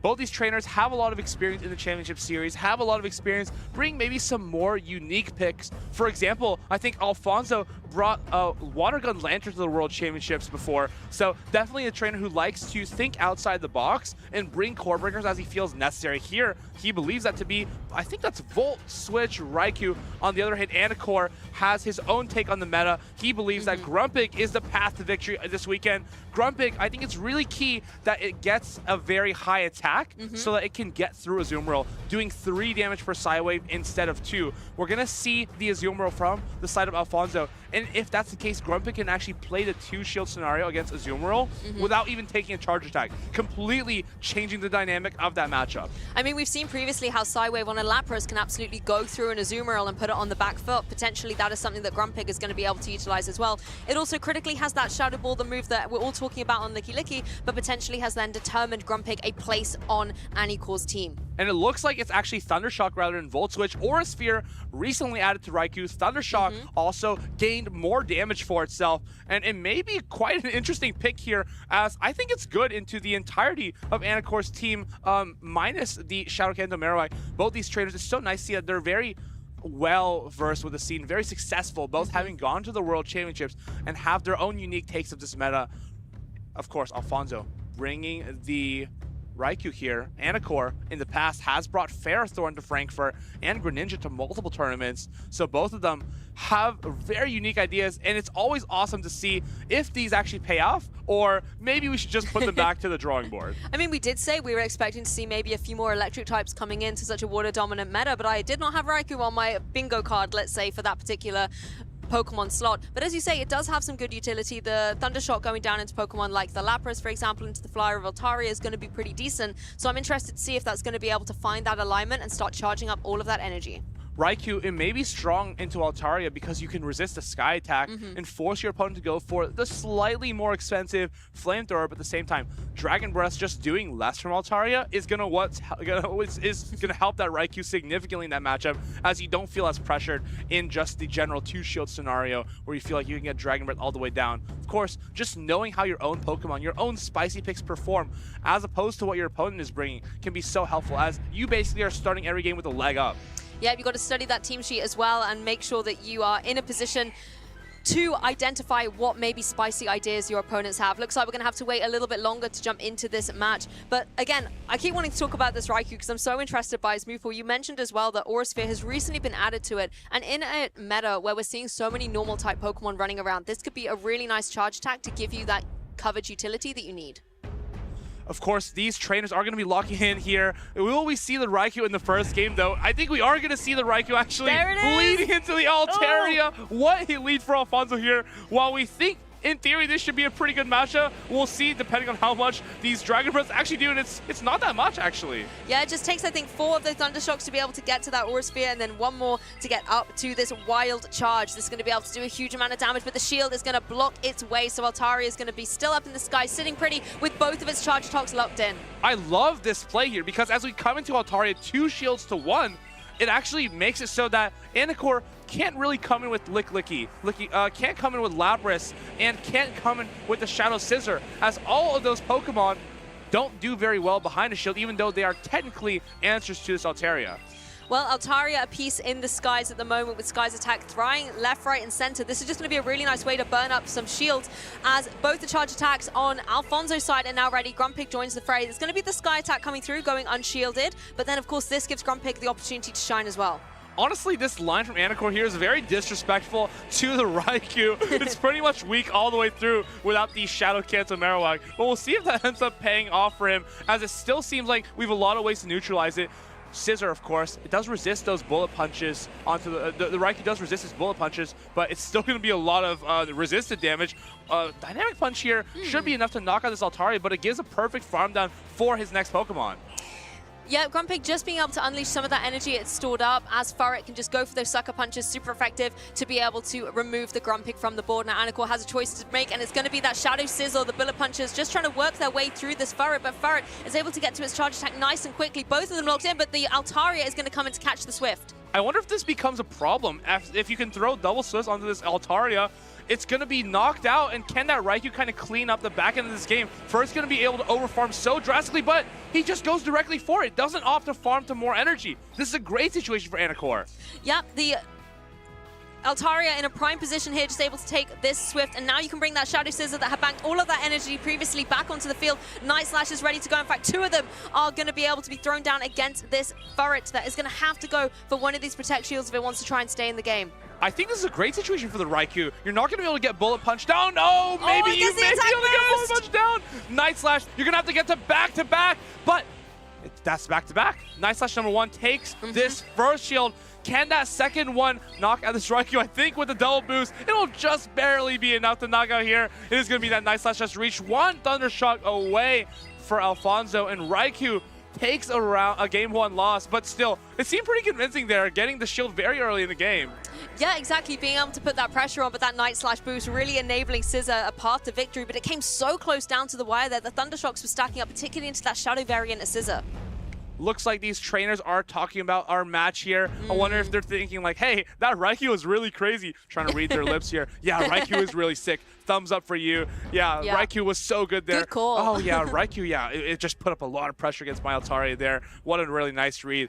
Will we see that Marowak in the second game though? I think we're kind of begging for it at this point. It's kind of like a lure your opponent into a false insecurity and then hit back hard in game number 2. I'm pretty sure you can knock the Raikou out with just 4 Mud Slaps, but we'll have to see. I mean, you did say that Anacor was kind of leading in a very disrespectful way to the Raikou in the sense of being like, it's not a threat, it's not formidable, and then actually seeing how much damage the Thunder Shock was doing could potentially put Anacor on the back foot, but the way he was able to pivot around with those shields and then, of course, bring that Scissor in at the back and get the critical attack boost, it then meant that Anacor was able to find a way to dance around that Raikou. That critical attack boost for Scissor is something that every trainer should be scared of. Both these trainers do have their own Shadow Scissor, and of course, it has that 1 in 8 chance to get that boost. And honestly, it can be devastating when you get it in the right spot, especially in the lead. You may be able to even 1 versus 3 the entire team sometimes, so definitely trainers have to watch out for that. Does Anacor make the adjustment? Or does Alfonso break first and decides to put the Raikou on his bench? Well, does Alfonso still believe in the Raikou? That is the question. Is it going to be able to find a way through this team on Anacor's side this time?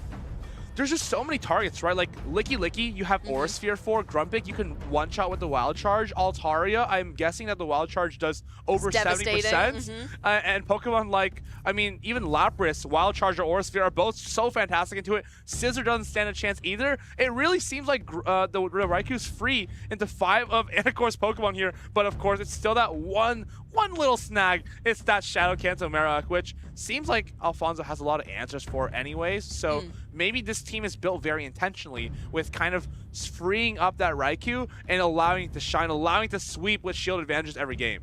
So maybe it's not so much about the Raikou itself, but the supporting Pokemon to enable to set it up for success to deal with the threats on the opposing side. Because as you said, if that Marowak does come through, that's going to spell a little bit of disaster for the Raikou if it finds itself in up against those ground-type attacks.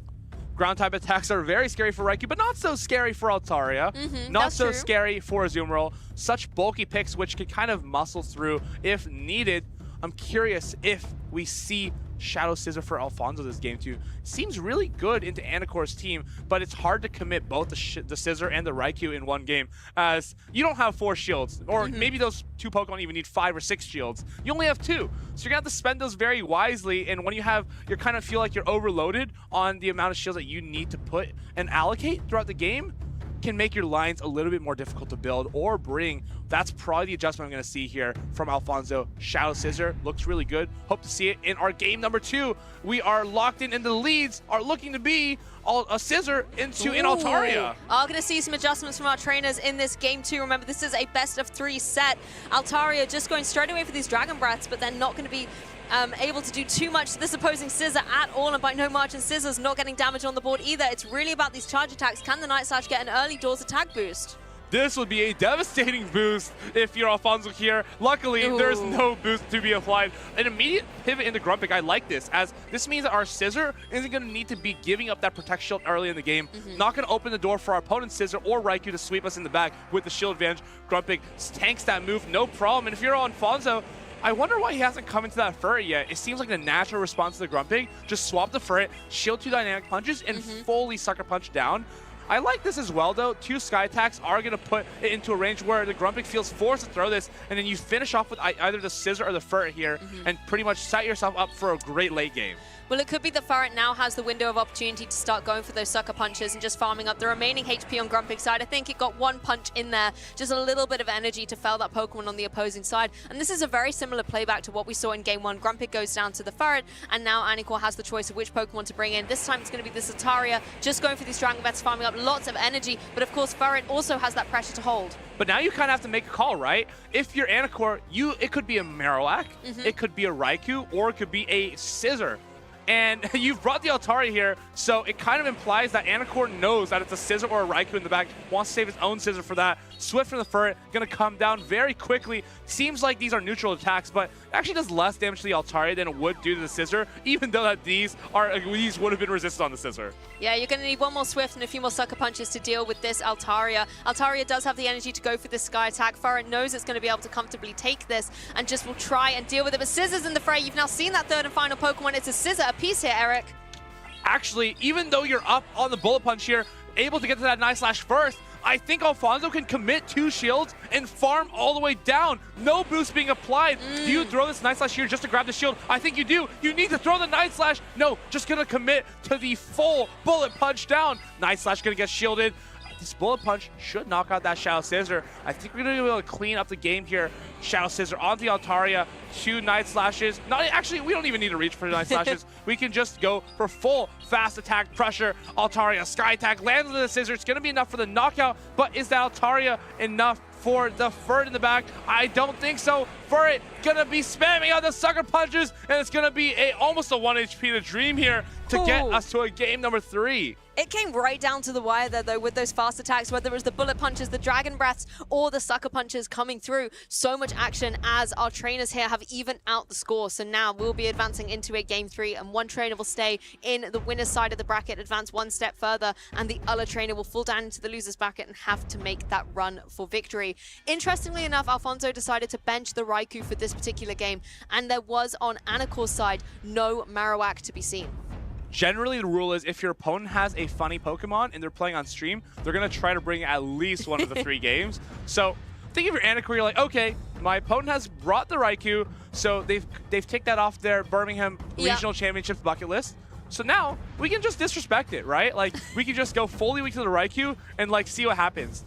I think Alfonso, honestly, is making that pivot towards the Shadow Scissor as well. It just seems better overall because it kind of has the same matchups into Anicore's team, and it's just significantly better and more playable into the Marowak, for example. So maybe it's just strictly better here, unfortunately. But we already saw the Raikou. It's already ticked off our bucket list, casting a game with Raikou in it. So it's going to be now shifting to that Scissor show. Such a great pick from both sides here. And I think even though both players have the Shadow Marowak, it's not too preferable, given that the Altaria is flying high and ready to take it on from both teams.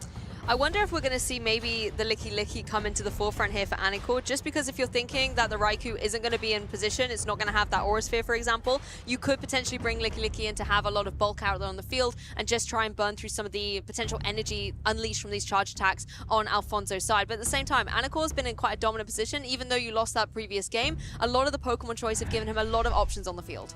It's going to be a Lapras lead here from Anicore into the Shadow Scissor. Ooh. This is going to be very, very difficult to come back from. But of course, we can get the first shield of the Sparkling Aria. So maybe, goes immediately to the Altaria.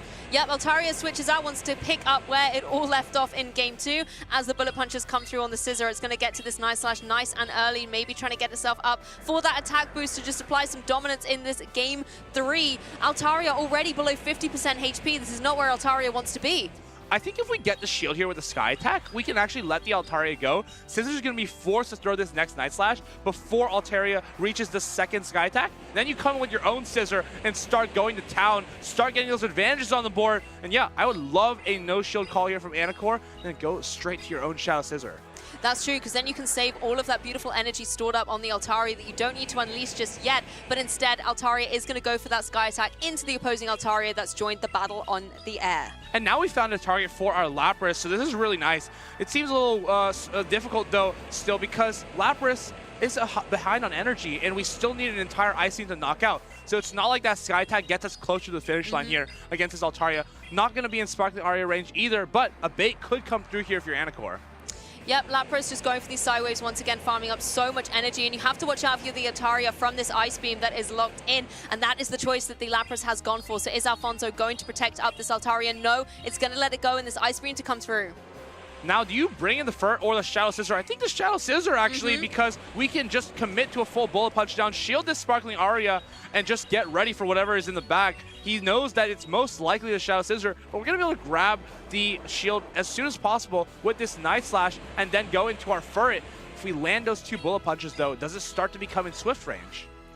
That is the question. The fast attack damage could open up the opportunity for the charge attacks to get the knockout. One shield coming through on the opposing Scissor as Furret now comes in, going for these sucker punches, just trying to get itself up to apply pressure, but the Night Slash is going to have to come through. No potential shields on Alfonso's side to protect this Furret. Does he get the boost, though? It could be pivotal in this game. Does not get the boost, but Swift gonna be threatening to knock this Shadow Scissor out. It's resisted, but it's not gonna look so resistant here. Swift lands onto the Scissor and puts it into very low red health. Can the Sucker Punch down be reached? Yes, it does! Not able to get it. The Scissor goes down. 3 Sucker Punches was all it took for Furret to stay in the game, get more energy up, and now Anacor on the back foot.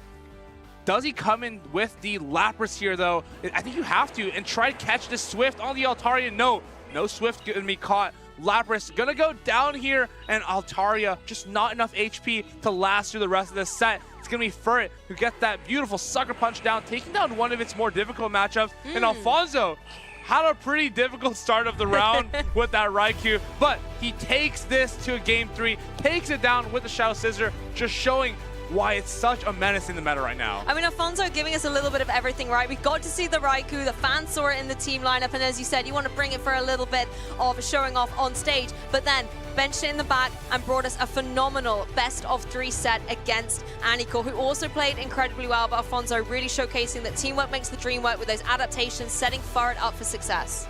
And taking out another trainer who's so qualified like Anacor in such an early round can set you up for a ton of momentum in this tournament. Understand that these are 2 worlds level trainers that are facing off in such an early round, and with that momentum going to the winners semifinals, even the winners finals, you can just feel good to have that on your back and not even feel too much pressure throughout the rest of the day, because at least we have something going for us already. We have some championship points on our side, and it's just a great way to start off any day for these for both these players. Of course, Anacor can continue to go on a run in the lower bracket. We see here that Scissor being boosted and taking down this Raikou. Night Slash lands and does. Probably could have knocked out 2 Raikous with the boost at that point, but of course, it's going to be that second game where the Scissor starts to fight back, taken out by the Altaria here, but not before it took out most of Anacor's team. Those bullet punches were really impressive, actually, just constantly chipping away at the Altarias in game. But for me, it was all about this Furret. It was able to take down the Altaria, like you mentioned, one of its harder matchups. But at the same time, it was able to go get those sucker punches critically off against the opposing Grumpig, just kind of made it vulnerable out there on the field, as well as getting up that additional bit of energy it needed to close out these matches. So nice to see Fur just being so dominant in these games. It's so fun to watch him like squirming around, spinning around, like throwing his hands up in the air as he launches those little tiny swifts. paws. Yeah, so nice to see him even be able to take on Pokemon that you would think are good answers to it, like the Shadow Scissor. But of course, just having significant bulk advantage there is going to be what's leading Alfonso through that game, game 3, to take that win against the Shadow Scissor. The perfect sucker punch down at the end there, and then Fur actually swept all 3 of the Pokemon. Took out the Scissor, True, yeah. took took out the Lapras with the Swift and then farmed down the Altaria. I think, honestly, the one thing I love about Furret is when it first came out, I think it was really the big counter to Ghost-type Pokemon. We had a lot of Galarian Corsola running around. Obviously, we had Annihilate and things like that as well. So having that Dark-type Sucker Punch gave it a lot of dominant usage. And even though the Ghosts are kind of running scared right now, you know, Halloween is over, we're here at the beginning of 2026, seeing a Pokemon that still is able to have a utility in the meta with those Sucker Punches still stacking up and having Trailblaze for the water types to get that attack boost, it shows that Furret is still a, you know, force to be reckoned with. Furret, honestly, not really a normal type at this point. It feels like the best dark grass type in the meta. Usually it's used for its Sucker Punch coverage or its ability to hit back against water types like Azumarill, against Gastron with a Trailblaze. No other grass types feel super strong in the meta game right now, as Shadow Scissor, Shadow Talonflame, so dominant into those matchups. Furret kind of plays those roles all at like a very average level, but is neutrally good against everything. Yeah, I like that it almost, as you kind of say, has these three types. You know, it's a normal type, but secretly, it's looking a little bit like one of these dark and grass types. So it's great to see the utility these Pokemon can have. And we do see a lot in Pokemon Go that if a Pokemon's type isn't necessarily the one that they have the charge attack moves in, if you have a large variety of moves and that coverage, it can still make them a really vital part of a team. You do sacrifice the same type attack bonus, but you pick up on that fantastic coverage. Basically 3 attacks that aren't resisted by anything in the entire meta. So it's a great call. It's a great time to bring Furret. I think only Tinkaton and King Gambit resist all of your fast attacks and charge attacks. And of course, there are probably neither of either in this entire tournament. Well, I think it's time to hear from our winner of that last round. We've got Farid ready and waiting, so let's kick it over to him. Another match, another winner, another interview. We're joined by Alfonso. A really strong victory there. How are you feeling? Thank you. I'm feeling very good, to be honest. This is the tournament that I practice the less because I don't have that much time as last season, but I'm feeling good, and yeah. And you played in Stuttgart a couple of months ago. You're back now in Birmingham. Yes. How are you feeling going into this? I'm feeling good, to be honest. Stuttgart didn't went as I wanted because I went 2-2 and I didn't get any points. So now I hope I can get some points and at least day 2. And you're trying to do it in an exciting way. We saw Raikou on your team, a Pokemon we very rarely see in the Championship Series. Tell us a little bit about it. So I always play really meta Pokemon. So this time I was like talking with my friend Marcos, and he said this pick is really good. It's breaking the Toronto main core. So I was like, okay, let's give it a try. And it didn't work really good in the first game, but at least I could win. And it did look pretty cool. Yeah. You mentioned Marcus. Do you have anyone else you'd like to shout out? All my Mahara Ravens family, they are my teammates. They are always supporting me, and also Marcos, Arregui, Adri, all my friends in the Spanish community and in my family. And obviously we're in the Precious Paths meta at the moment. Do you have any thoughts or advice for anyone at home that wants to get involved in this meta? Can you repeat? In the meta? Yeah. Any tips on this meta, the new meta? I don't know if I can give any tip because, as I said, I didn't study that much the meta. So I think you have to play what you feel comfortable with it, because you always need like a core of 3 or 4 Pokemon that you're gonna play every single game, and then a couple of Pokemons that can help you to cover the weakness. I think that's a really, really strong advice, as well as the fun pick from Raikou, and we can't wait to see how far Alfonso goes. Thank you very much. Thank you. Let's get straight back to the Pokemon action. Thank you. Thank you, Farid, and thank you, Alfonso, for those wise words. I really like the idea of coming to a tournament and thinking, hey, this is a Pokemon that I'm comfortable with, and who knows, you can indeed win with your favorites. But speaking of favorites, I've traded out one favorite caster for another favorite caster. Oh, thank Great you very to have much. you behind the desk. How are you feeling? I'm feeling very excited about here in Birmingham today. And I'll tell you what, I really enjoyed watching that Raikou pick. Yeah. You've got to take into account, in America, 50% of those wins were with Bastiodon. That isn't a Pokemon you see in the top usage. Sometimes you've got to go for the Pokemon that you are comfortable with, and that will carry you through to the end. And a lot of trainers, perhaps, won't see it coming. I mean, I did harp on about Gastrodon for a whole season, and all the Pokemon Go players were like, Luke, give up on the stream. The stream is not going to happen. But never give up on your dreams, people. Gastrodon has won many medals in Pokemon Go now. It can happen for anyone, and it could even happen for you if you maybe want to come and check out some competitive Pokemon action. Well, I saw you brought your Gastrodon onto the stage. I brought my Dartrix. Oh, I see what's going on. It's one of Dartrix's favorite Pokemon as well. Well, speaking of the stage and speaking of some Pokemon, it's almost like we have a crystal ball here. We've got a Gastrodon on Howie's side, but also the Bastiodon that you just mentioned is on the opposing end. Oh, there you go. Well, you never know. Bastiodon has a reputation of being a very, very tanky Pokemon, and it does output that steady damage of the rocks. Yeah, and Jason has opted to bring that Bastiodon, that tank that can be so relentless, along with some familiar faces that we've seen. You know, the Florges we just saw get second in Toronto. It's able to be such a wall in many situations, and obviously into Pokemon like the Guzzlord with that Dragon and Dark typing, it does not want to face a Fairy type. It's very interesting to see also that there are two Shadow Steelixes, one on either side. It was one of the caster predicted picks to be one of the top Pokemon in this event. And we didn't see much of it in Toronto with a new meta, but it did break into the top 3, so perhaps these trainers may have taken a little bit of inspiration. And inspiration is possibly what Howie has also done with that Shadow Gyarados, fresh off a #1 finish in Toronto. But the one thorn in Gyarados' side in the winners finals from that tournament was the Florges. It was constantly a wall blocking its attacks, and if Gyarados can find its alignment around the Florges, then it's in a beautiful position for a lot of success. But if it finds that Florges, it's going to be really slowed down. Yeah, sometimes you just got to do a little bit of dancing around to try and make sure that your Pokemon align in the way that benefits you the best. Exactly. The Toedscruel is a Pokemon I'm very interested in. It's a fellow Mud Slapper, so we always know that in Pokemon Go, ground types and having ground coverage can be so dominant. There's a lot of Pokemon that does take that super effective damage, as well as being able to have utility with Wrap and Seed Bomb.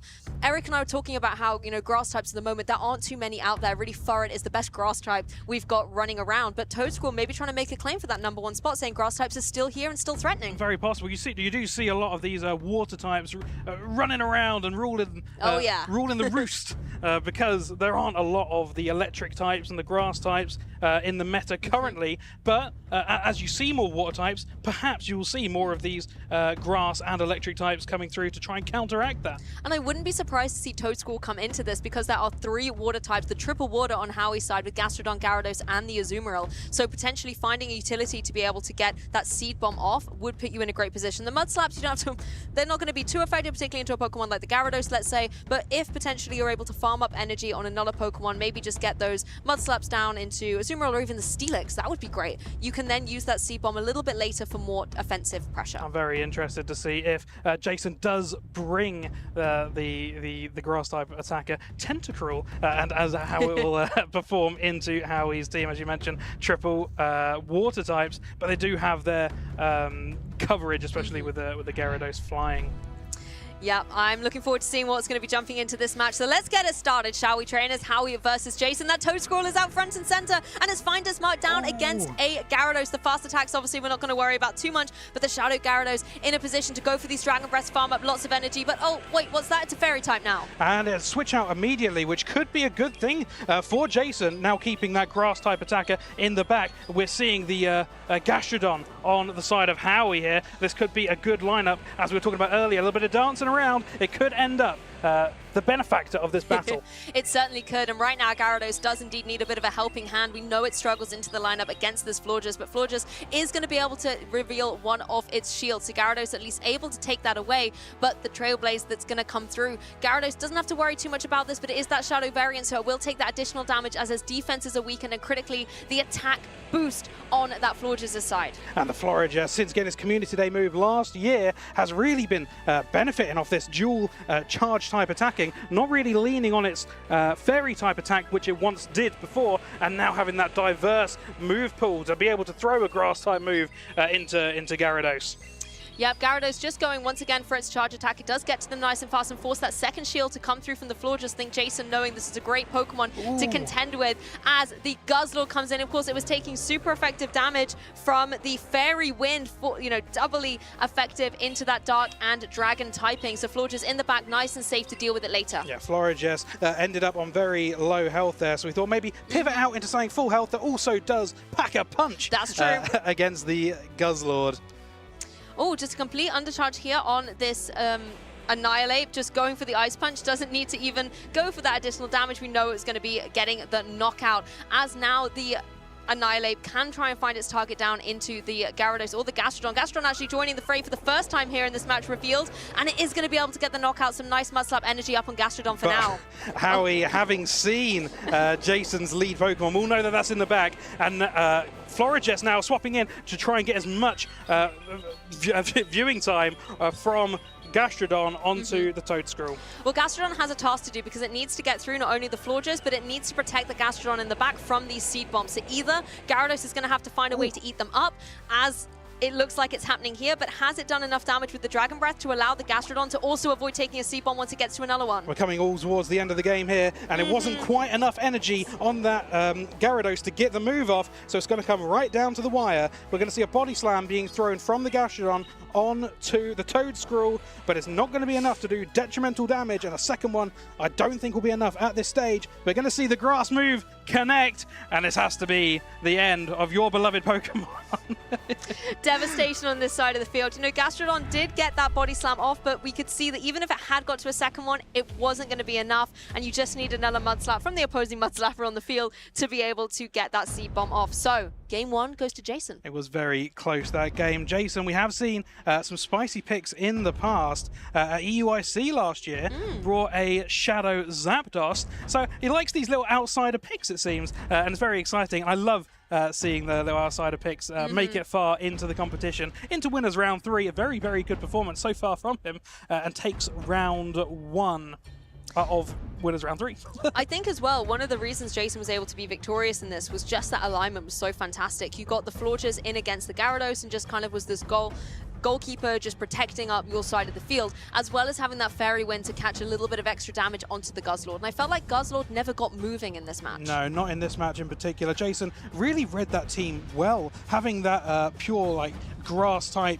Like that's where the main damage comes from Toedscruel. Having that Pokemon into leading, saying, well, it will do okay against the Gyarados, but perhaps it would be better suited to Gastrodon in the back, which you wouldn't know at the time, but a very good call in the moment. That's true, and you know, the Gyarados, I feel like if it hadn't found itself locked in against that Florges, we could see how it was doing well against that opposing Toedscruel. You know, the Mud Slaps weren't doing too much, and Dragon Breath was stacking up, particularly into the Shadow Annihilate as well. The weakened defenses of that Shadow variant, leaving it a lot more vulnerable to those constant fast Dragon Breaths. But because Jason was able to lock it in against the Florges, it just took too much damage, and it was too little too late to help Gastrodon for the endgame. Now, Toedscruel doing very well in game 1 for Jason. Will he bring it again into game 2? Yes, he does. And it's the exact same team being chosen by Jason here. He said he did it once, he'll do it again. And we're going to run through here and find out. Well, Howie's shaking things up, switched out one water type for another, Gastrodon bench, but Azumarill front and center. A Pokemon that doesn't necessarily want to take these Trailblazers, but can at least hold its own with a couple of bubbles, getting up some energy on the field, and it's bulky enough to be able to take one of these. The critical thing is that attack boost is going to start making the Florges more offensively pressuring. Well, as it isn't a grass type Pokemon Florges, it doesn't get the same type attack bonus on the Trailblaze, but as the Pokemon, as the move, as you say, boosts the attack, every single one subsequently will do more and more damage coming through into this game. Yep, so much energy banked on that Azumarill as it switched out as well, so you've got to bear that in mind for later. Scissor coming in, though, these bullet pointers are just going to be able to run through the Fairy-type Florges if it does want to stay on the field. It gets itself to a charge attack, however, so potentially Howie will have to shield the Scissor. It is a little bit more on the frail side, and you want to keep it in the game. Yeah, it is a very weak defense Pokemon, and a double boosted Chilling Water would have probably done very big, heavy damage into the Shadow Scissor. Yep, Scissor not going for the Night Slash here, instead going for this Trailblaze, wanting to guarantee that it gets itself the attack burst rather than roll the dice on it, but actually Annihilate is able to deal with it before it's able to get any utility out of that move. Azumarill is back with all his energy though. And we can see a Rage Fist being prepared here on the side of Jason, and it does around half the amount of health, but just like the Trailblaze we saw, this also buffs the attack and will end up doing more subsequential damage as the game progresses, as long as it stays in. Yeah, one of those signature moves to that evolution line. Fantastic to see the Annihilate in prime position with another Rage Fist ready to go. It's angry and it wants to get revenge out onto this Gyarados, forcing it to go for a shield. This is a very angry boy, and he's attacking with another Rage Fist. Now, seasons previous, we'd see these Dragon Breaths, and we'd know that it would knock out. I mean, oh, it was going to be so close. So close. Couldn't quite get to a third Rage Fist there. Gyarados is able to reign supreme, but now it faces down against this Toad School with all the energy, all of the pressure right now. It looks like this Gyarados is in prime position, has been able to dodge this Florges. And this is a very good play from Howie, having saved that energy earlier on in the game on the Azumarill. The Ice-type attack will do so much damage into that Toad Scroll towards the end of this game. We're going to find out a complete undercharge here. Yep, just the last couple of droplets caught in there to guarantee the knockout onto this Florges, and now you're once down against this Toad School, but the Dragon Breaths are able to stack up. You have so much energy on Gyarados' side, and no Protect Shields remaining on Jason's side leaves this Toad School so vulnerable. And the crunch is going to come through, and that is enough to take Game 2, tying it up to 1 apiece here in this winners round 3 match. I think the Azumarill had the energy in the back to do the rest of the damage if it wasn't enough, but a very, very good run here from Howie, having remembered the line from the first game, maybe calling that he would run the same line again because it was very strong on Jason's side, and ends up calling all the same plays that Jason did, and now it's coming on to a decisive game number 3. One thing I love is Game 3 because it means that the competitive action keeps going. We get to see even more Pokemon Go, but we also get to see the stakes get a little bit higher. There's only one game between victory here, staying in the winners bracket or dropping down to losers. I also fully agree with you. Azumarill was the star of the show there. As much as it was sad to see Gastrodon bench, Azumarill was able to deal with that Florges in a way that the other Pokemon had not been able to do. It put it into such a vulnerable position with the bubble after bubble that then at the very end game when Gastrodon came down against its nemesis, it was able to clean up very easily. And both these players now having a taste of each other's team. They're both warm. They've both done a couple battles each, and they both have a little bit of knowledge under their belt. What does their opponent like to do? They've got a good taste of each other's style of play, and they're going to be ready, locked in for this game number 3. And I think they're both getting ready to lock in now. Howie with a determined look on his face. I wonder what adjustments we're going to see coming forward, however, because Jason seems to have, really supported this Toad Scroll. You do have as well the Florges in a prime position, but if you maybe feel like this Gyarados isn't coming to the match, do you need the Florges? Can you then maybe try and deal with the other Pokemon through more devastating means, potentially bringing something like the Shadow Steelix for offensive pressure? Yeah, that's a very good point. He has brought the same team 2 games in a row. Is he going to double bluff here and play the same team 3 times in a row? Or is he going to mix it up and end up causing Howie maybe some problems in his back line? I think as well, it's not just about playing the Pokemon on the field. As you've said, you have to play the player as well. What are they going to go for? Are they going to shake things up, bring the team that maybe won them the match, or are they going to do a complete adaptation? And then how do you adapt to that as well? I would love to see the Toad Scroll come again. I think with all the water types on Howie's side of the field, you kind of need it in prime position. But the Florges really is there about blocking Gyarados. And if Gyarados doesn't come, I think Florges is a little bit obsolete. There's so much mental fortitude in this game, trying to call each other's bluff. And what are we going to see here? Into the game number 3, decisive game number 3. Yep, and no Florges in the back here, and there's still the Gyarados, though. So Gyarados might be in a great spot here. Scissor just going to be able to go for these bullet punches. Of course, we know that the Steelix, I was about to say the big snake Pokemon, it's the Steelix out there on the field, is not going to worry about taking these, but critically some energy up on the Scissor side. A very interesting call here from Jason. The back line that he's chosen was double weak to Gastrodon, but it wasn't brought on the side of Howie. So anything could happen in this game. These Thunderfangs doing super effective damage into the Azumarill, and we're seeing it slowly chomp away. I think the trade-off, though, for Azumarill is, yes, it's losing a lot of HP to the Thunderfangs, but look how much energy it has got. It's got this Ice Beam primed and ready to go. It forces the shield out from Jason's side, maybe leaving the team more vulnerable to the Gyarados for that endgame. And now Azumarill has to ask itself the question, does it want to stay in the game to keep this energy in play, forcing a shield, or does Jason want to, does Howie want to keep all those shields for a little bit later on? It can take that one attack. It cannot take a second one, though. Now throwing the remainder of his energy, Jason decides to throw the Psychic Fang into the Azumarill, giving Jason the switch, essentially, his choice of Pokemon into the Scissor, which will come up later. I like this, actually. You keep your shields intact to give everything you can, and all the support to that Gyarados, as well as allowing some bullet punch farming on this Sizzle side. You're now up against the Bastiodon, though. You do have that Trailblaze that's going to give you the nice attack boost and just start chipping away at this monstrosity on the opposing side of the field.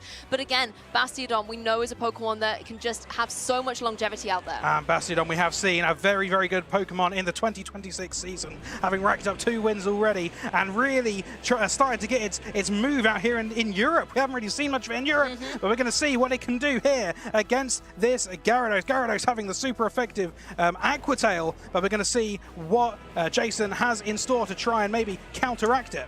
The thing is, you need these shields on this Gyarados because you have the Smackdown, you have the Rock Slides coming through. There's so much damage that the Bastiodon can deal to this flying Gyarados. You need to get to these Aqua Tails. You need to be burning through the shields, but now you're going to be launching it into a Grass type. This is not what Gyarados wants to see. Well, Jason did try and catch there, and it was a slightly delayed response, but the Aqua Tail does end up going onto the Toedscruel. The Aqua Tail probably, 2 Aqua Tails would probably be enough to end up taking it out, but it looks like the Toedscruel ends up getting to the move first, taking the last remaining shield from Howie. I mean, you've got to go for it regardless of what charge attack is coming through. It's going to be devastating into the Shadow Gyarados. And yes, you have got to the Aqua Tail, but is it going to be too little, too late? Oh. Gyarados goes down. Wow, that was really close. It looked like the Gyarados was trying to go for back-to-back moves there, but it does end up in a situation where Jason, with Bastiodon, takes winners round 3. Well done, Jason. A fantastic game. Very well played. Bastiodon. Wow, I didn't expect it to do as well as it did here. I mean, you spoke about it earlier, talking about where is Bastiodon. Well, Jason showed us it's right here. What you talking about, casters? Literally, just before we even saw the team, yeah. I was talking about Bastiodon, and then all of a sudden, it comes out of nowhere, and it takes the win. Jason, a very, very... great play here in winners round 3. I think as well, one of the key things that stands out from this entire set was the alignment on both sides of the field. Gyarados, you know, struggled in that game 1 against the Florges, and that was a really nice play by Jason, you know, blocking it in, stopping it from doing what it wants to do. Whereas in game 2, changing up the support, bringing in that Azumarill in, allowed the Gyarados the opportunity to shine. It got that situation in the end game where it was in prime position. But then again, Gyarados, there's a theme, it's always Gyarados. Gyarados found itself down against the Bastiodon in that game 3, and then there were just rocks flying at its face. It really struggled. Gyarados kind of proving his way into the meta, having got the win last week. It did so well last week, and it was so enjoyable to watch. I wasn't shocked to see that it would be making a resurgence here again this week, and it did a very good job. It gets to those moves so quickly. Dragon Breath, originally, it did so much damage. It's very neutral into most typings, and it just does so much consistent damage into whatever it comes into its path. However, since the new update last season, it does a lot less damage, but it gets the energy so quickly, and it gets to those moves. The Aqua Tail, you saw it reached so many Aqua Tails. Constantly. It's a complete surge of Aqua Tails in the direction of anything that comes its way. Or wait a little bit longer and get to that crunch if it resists the Aqua Tail. A lot of our Dragon Pokemon have that advantage of being able to use that Dragon Breath, right? I remember Tonton Batus using the Shadow Dragon Air, I believe it was, to such great effect. Just being able to absolutely steamroll through opponents with the fast attacks. Yes, it doesn't do as much damage anymore, but as you said, all that energy gets farmed up so beautifully that you can then do all the damage you want with your charge attacks. Yeah, absolutely. And we're seeing almost a new pairing overall with both Altaria and Empoleon. Yes. Almost the same kind of sort of pairing that we saw maybe a couple years back now with Azumarill and Drapion, Shadow Drapion. We saw that in nearly everyone's teams. And as the meta seems to be progressing, we do seem to see a lot of teams running these 2 Pokemon. It's very exciting to see what's going ahead with this new pairing. I always like seeing the duos. Like, every meta kind of has its duo. I remember when I first started in Pokemon Go, it was Medicham and Noctowl. They were best buddies. Where are they now? You know, they were like several seasons ago. It's almost like you can watch competitive Pokemon Go, like a television series, and it's like, this was this series, these were our main characters, now we're in the next season. They've kind of gone away, maybe off to some other kind of show, and now we've got these new characters coming in. And that's exactly what we're seeing here again, like you say, with Empoleon and Altaria. And although they've been about the block a little bit, you know, we have seen them before, we haven't necessarily seen them tied #1 on the usage stats before. No, absolutely not. And I really am enjoying seeing Altaria come back. I remember when I first started getting into PvP, it was one of my key Pokemon, and I loved all the constant damage that was being done by the Dragon Breaths. And I didn't expect the change in Dragon Breath to make it come back in full force and vigor. Well, a Pokemon you were speaking about is the Bastiodon. So let's have a little bit of a spotlight on it so our viewers at home, maybe if you're just tuning in, maybe you've never heard of Bastiodon before. This is one of the Pokemon that was the standout in Game 3 there for Jason, being able to use a lot of its Rock-type attacks, particularly that fast attack Smackdown, to get a lot of pressure onto the Flying-type Pokemon. And there are Flyers out there. Yes, there are some that aren't going to take as much from the Rock-type damage, like Corviknight, for example. But again, if you can get a Smackdown onto a Pokemon like a Talonflame, it is literally going to be grounded. Smackdown was buffed a couple seasons ago where it got energy a little bit quicker, but I'll tell you what, it still takes a year and a day to get to these charge moves. It's not a Pokemon that gets to these charge moves super quickly, that relies on taking shields or doing the charge move damage. It does dependable damage whilst it has a lot of HP, so it will constantly chip away and it will take any move, providing it's not a ground move. That is true. That is very true. But slow and steady can indeed sometimes win the race. And I think particularly with Bastiodon, as you've said, it takes so long to get to these charge attacks. If you've allowed your partner Pokemon, the other teammates, to deal with the shields earlier on in the match, you can then bring in the Bastiodon where it has grinded to get to these charge attacks. It doesn't even have to worry about a potential shield, you know, making all of that for naught. You can land at those powerful stone edges and just do a huge amount of damage. Unless, as you've said, you're up against a little Gastrodon, because a lot of those ground type attacks are going to be hitting very, very hard. Wow. That's the food chain, I'm afraid. That's true. That's how Pokemon works. well, Bastiodon is very scared of Gastrodon, so because it's scared of Dartrix, does that make Dartrix the top of the food chain? I'd say it's more of a little triangle, and it kind of just... I don't like to think about that. Depends what point of the triangle you're looking down at, and that's ultimately, again, how a lot of Pokemon mechanics works. We talk a lot about kind of fire, water, grass cores in other games as well, and here you do again have your cores about... We would often be like, where's your ground type? You know, whether it's a Pokemon or it's a move, where's your ground type? Where's potentially your fighting type? You know, counter was one of the best fast attacks in the game for so long. There was always a counter user on the team. And then you often would have maybe a flyer, for example. So a lot of the time, in depending metas, there's always this little triangle of cores that you need to be able to have good alignment. Absolutely, and we are seeing a replay here. This was a game number 1 where we saw the Gastrodon absolutely demolished by the seed bomb. Do you remember that part? I do.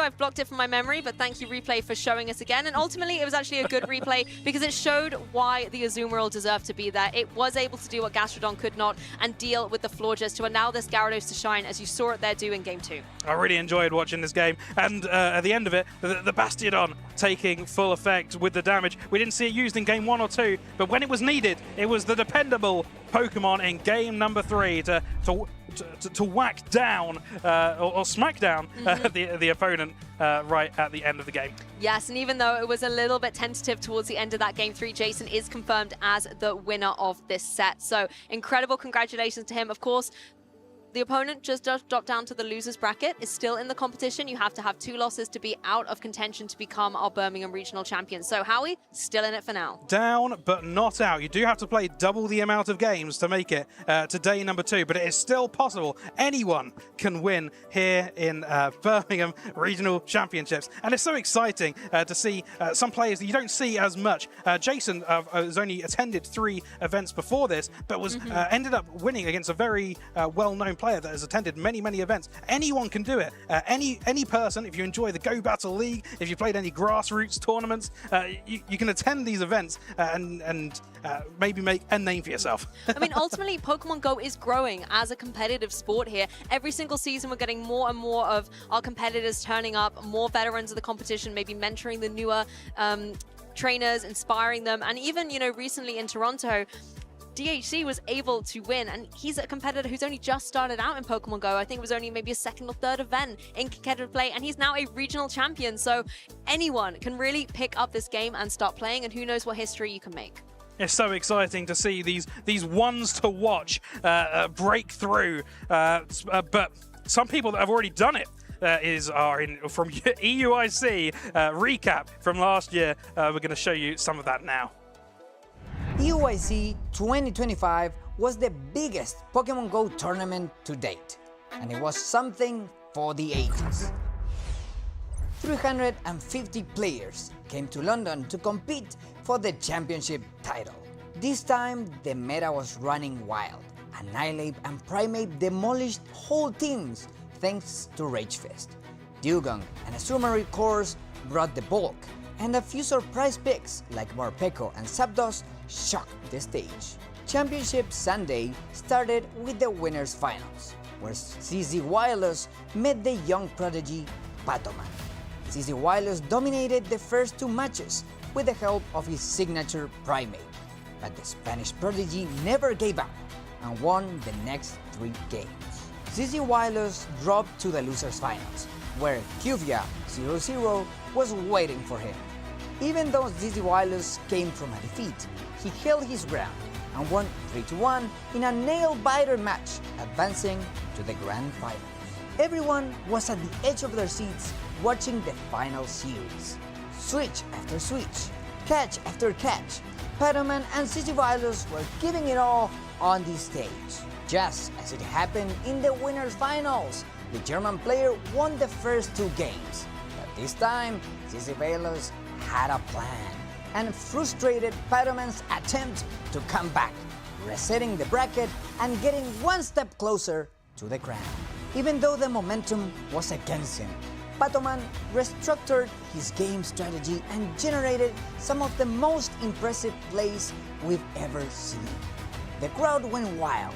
Cheers from friends, peers, and trainers from every part of the world flooded the Excel London as Patoman became the new Pokémon Go European International Champion. Patoman is your 2025 EUIC International Champion! Never miss another moment. Keep up with all the Pokémon Go action at Pokemon.com/compete. I cannot stress enough how incredible the European International Championships are, but particularly as well that match from last year.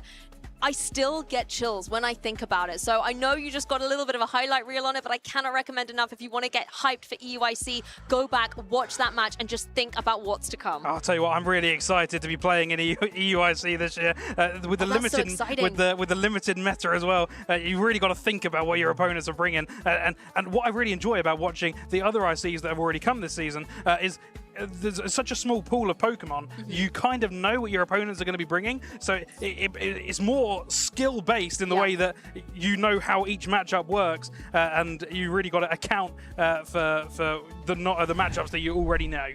That's the thing, the internationals do have a different type of metagame, and Pokemon Go is already about split-second decisions, but I think at the international level, the intensity gets even stronger. But speaking of things that are intense, our Winners Round 3 match is ready to go. We have got Colin 6 versus V Tenacity. And I'm looking at some really cool Pokemon here. You know, both of these trainers well-versed in the competitive game. Colin, a previous multiple regional champion as well, running some very interesting Pokemon choices. But just to recap, in case you've never heard of Colin 6 before, he has won the Bologna Special Championships, he has won the Stuttgart Regional Championships and the Lille Regional Championships. So 3 times a champion, as well as a top 8 at the Latin America International Championships. A proven player indeed. On the other side, we do have V Tenacity. He does have the home field advantage, being from the UK. Also, in 2024, ended up in the top 16. I believe he came 9th in Liverpool. Nice. Doing very, very well here in his own home field, home court. I expect to see great things from him in this tournament. One of my ones to watch from the very beginning. Okay, so definitely a contender to keep an eye on throughout this Birmingham Championship run. And again, you know, these are recent accomplishments. Top 16 and top 32 are really incredible things as a trainer to be able to say you've achieved. And then here at the Birmingham Regional Championships of 2026, could you go even further and add, you know, a top 8, top 4, maybe even a champion to that roster? Well, I'm looking at the teams, and one thing has immediately caught my eye. Tell me. There is a Pangoro on the field. It is once again pandemonium here in the Birmingham Regional Championships. I'm a very, very fond lover of Pangoro. Also on the same team, very interesting, we're seeing Gorgeist. Yep. the little spooky Pokemon, grass and ghost typing. You know, we need our grass types out there in a very heavily water-dominated meta, but we were also talking about how some ghost types, maybe with Shadow Ball, are starting to re-emerge. Well, this particular Pokemon, since the new update, now has Incinerate, a non-same type attack bonus, but it gets to the energy so quickly. I'm really interested to see if that will be one that ends up coming onto the field here today. Also, Wigglytuff. Wigglytuff, a Pokemon that we saw a lot at the beginning of the season before the nerf to Charm. We kind of saw it fizzle out a little bit, but with the influx of Altaria, with Guzzlord coming in, we are seeing it as kind of come back into the stage.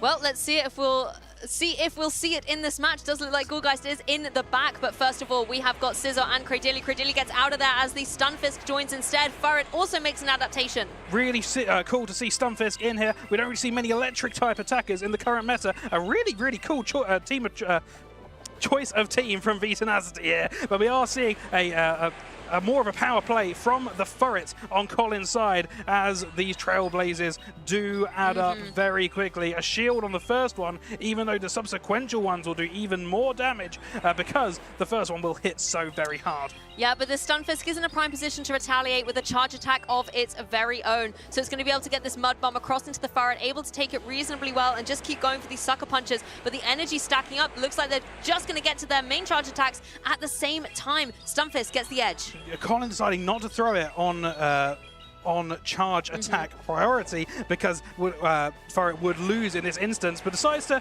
get the one sucker punch over to try and farm a little bit more energy. Of course, though, the Thunder Shocks coming through are doing a lot of damage into Furret. It is forcing that second shield, though, to come through from the Stunfisk, so the remaining Pokemon on V10 side are going to be a lot more exposed. Furret as well, however, says, okay, you've used your shields, but can I use some of mine? And is able to avoid taking this Mud Bomb damage. It wants to stay in the game, maybe keep some of this energy for later, or unleash it now onto the Stunfisk. After seeing the lead, both trainers are really trying to clamber for alignment here. Realistically, Tenacity wants to see Gorgeous on that Shadow Scizor, but it's not going to happen here. It looks like Tenacity has lost the switch, and Colin will be able to be the benefactor of this situation and end up having his alignment.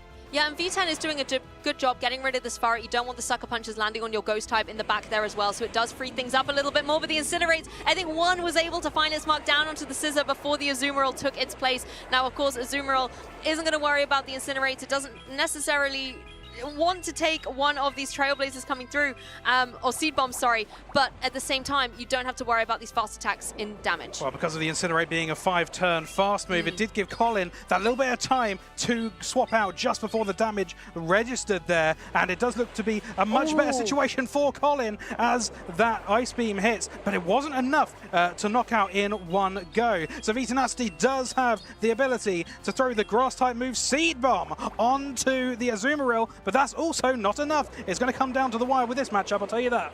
Azumarill has so much bulk in the back here. It's able to take that C-Bomb with same type attack bonus as well so comfortably.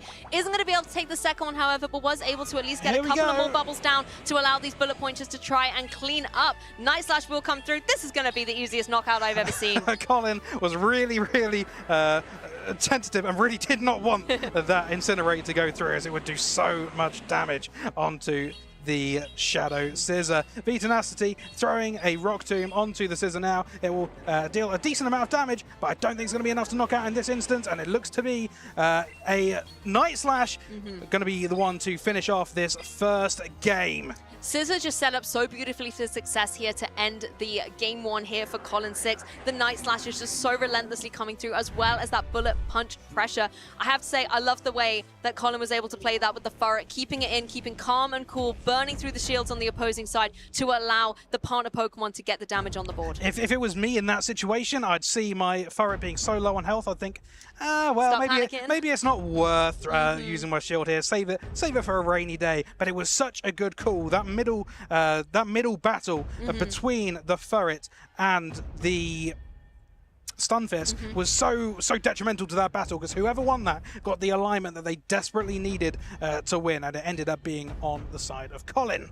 And I liked as well from Colin's side, Azumarill just going for these bubbles constantly, applied a lot of chip damage, but that Ice Beam, it doesn't carry the same type attack bonus, but into that Gourgeist, it did a huge chunk of damage. And then in retaliation, you think, okay, it got the Ice Beam down, the C-Bomb surely going to try and even up the score, but it just wasn't able to cut the mustard anywhere close to what Azumarill was capable of dealing out.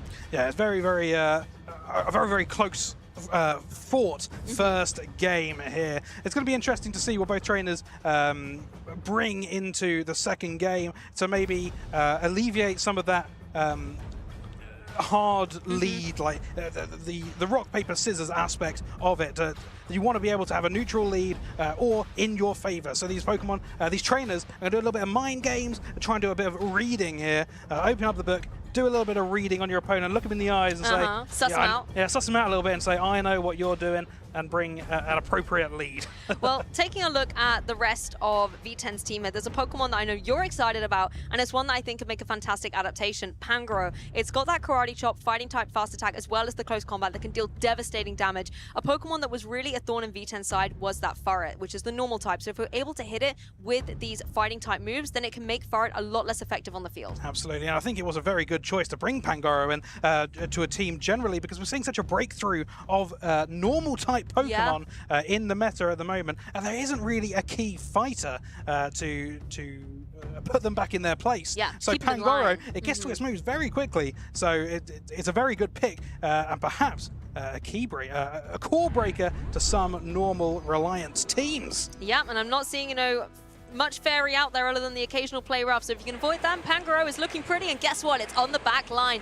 Furret does find itself down against the opposing Stunfisk here, so we're going to see a lot of energy being farmed up as the Thunderstrokes come through. It is going to have this Mud Bomb primed, and this is almost a run back of that game one, where we're seeing the shields trying to be burned through as quick as possible, but Furret is not twitching just yet. Well, instead of the two middle Pokemon, the battle in the middle going ahead, we're doing it in the lead. We're cutting straight to that. Yeah, so let's get to it. So we get to the exciting stuff towards the end. But it looks like no shield being given up by Tenacity this time in this specific incursion. Yeah, V10 going once again for another one of these Mud Bombs, but Furret is hanging on. Who is going to be first to blink on these shields, or are they going to keep them for maybe a Pokemon in the back that needs them more?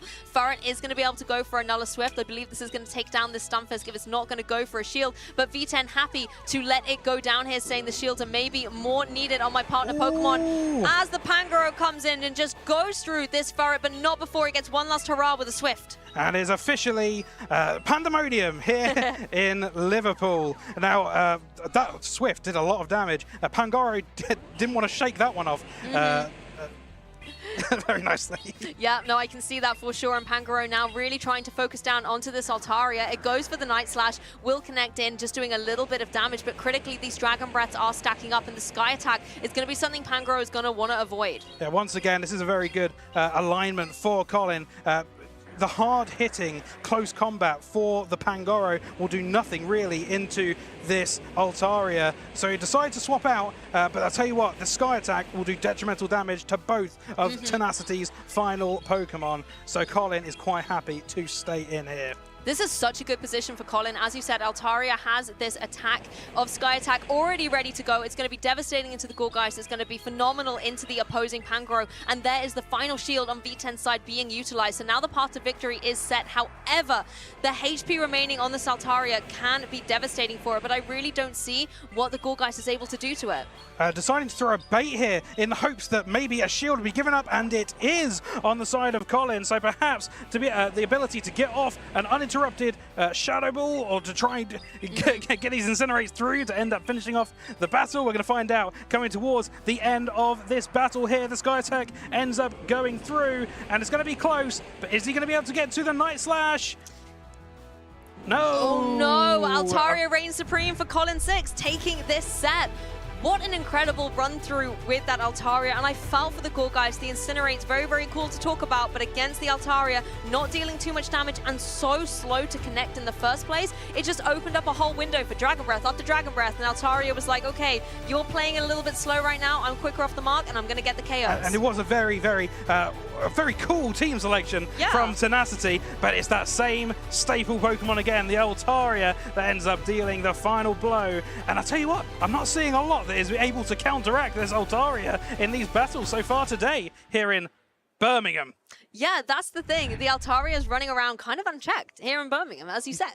And, you know, there's a lot of ice types out there, not so much in Pokemon, but obviously the ice beams coming through Azumarill can be very threatening. But there are just so many other Pokemon that can deal with the Azumarill, or Azumarill's needed to deal with an area where it just sucks up some energy, for example, that it then isn't able to find its mark down. I think the one thing Altaria is doing so incredibly well in this tournament so far is it's finding, you know, the Mud Slaps, for example, or it's finding the Incinerates, all the charge attacks, that the fast attacks that just don't do any damage to it. Absolutely, and it's so neutral into so many different Pokemon. You literally have to make your team into something that will counteract Altaria to be able to try and hunt it out in a specific person's team. It's such a detrimental Pokemon in this tournament so far. I did love this Pangoro though. I thought it was a fantastic adaptation for V10, but I feel like it just didn't get to find its mark. It came in a little bit too late onto that Furret, only was able to clean up a little bit against it, and unfortunately, because Furret was against the Stunfisk at the beginning, it meant that Stunfisk took the brunt of what Furret was dealing out, and then Stunfisk kind of was dealt with. It wasn't really a Pokemon that V10 could rely on, and Pangoro then, yes, it cleans up Furret, but then it's like,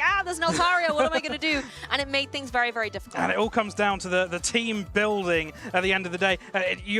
As a trainer going into one of these with an open Great League, there are so many different Pokemon that you'd expect to bring, and you might think, I'm gonna use this specific team to counter the meta, but then the meta has always got such good ability to have these moves on the side that will be able to do neutral damage at the very least. They have such good wide coverage on their moves that it's very difficult to beat the hard meta. And then maybe you might bring a few Pokemon to beat the counter of the meta. So there's also so many mind games that come into making a team. You might look at a team from Toronto, for example, and say, this did so well. I expect a lot of players here in Birmingham will use a lot of these Pokemon. What can I use to perhaps counter that? You saw the Gyarados do so well, and we've seen a few already today. Stunfisk being used to electric type attacker that really we weren't seeing many electric type attackers beforehand. So it's quite cool to see how the meta evolves due to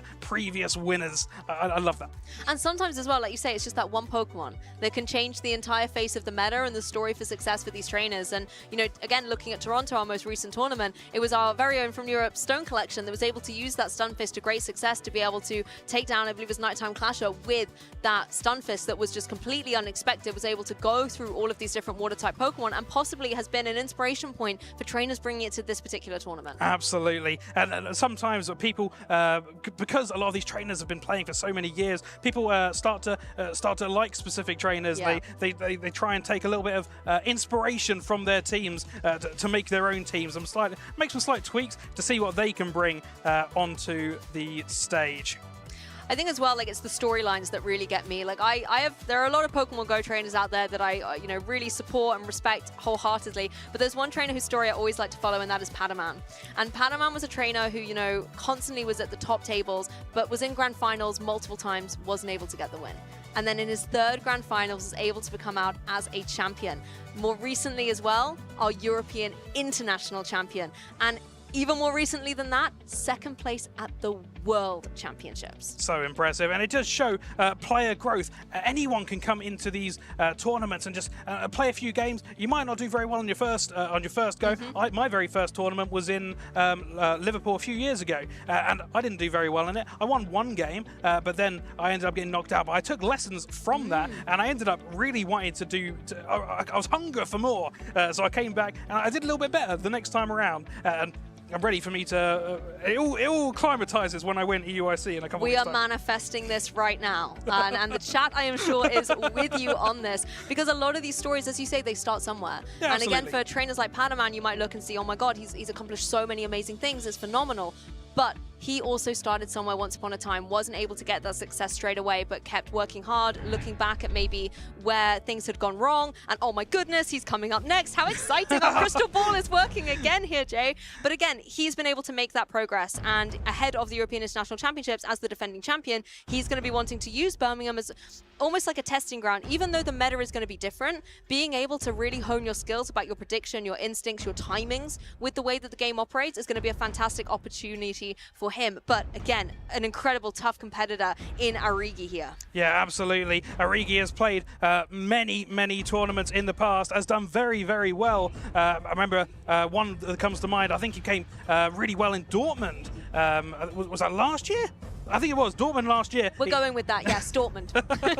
Last year had a really good running. I do remember that one off the top of my dome. But I've seen this trainer in so many tournaments. These are two trainers that this will be a contest. Yes.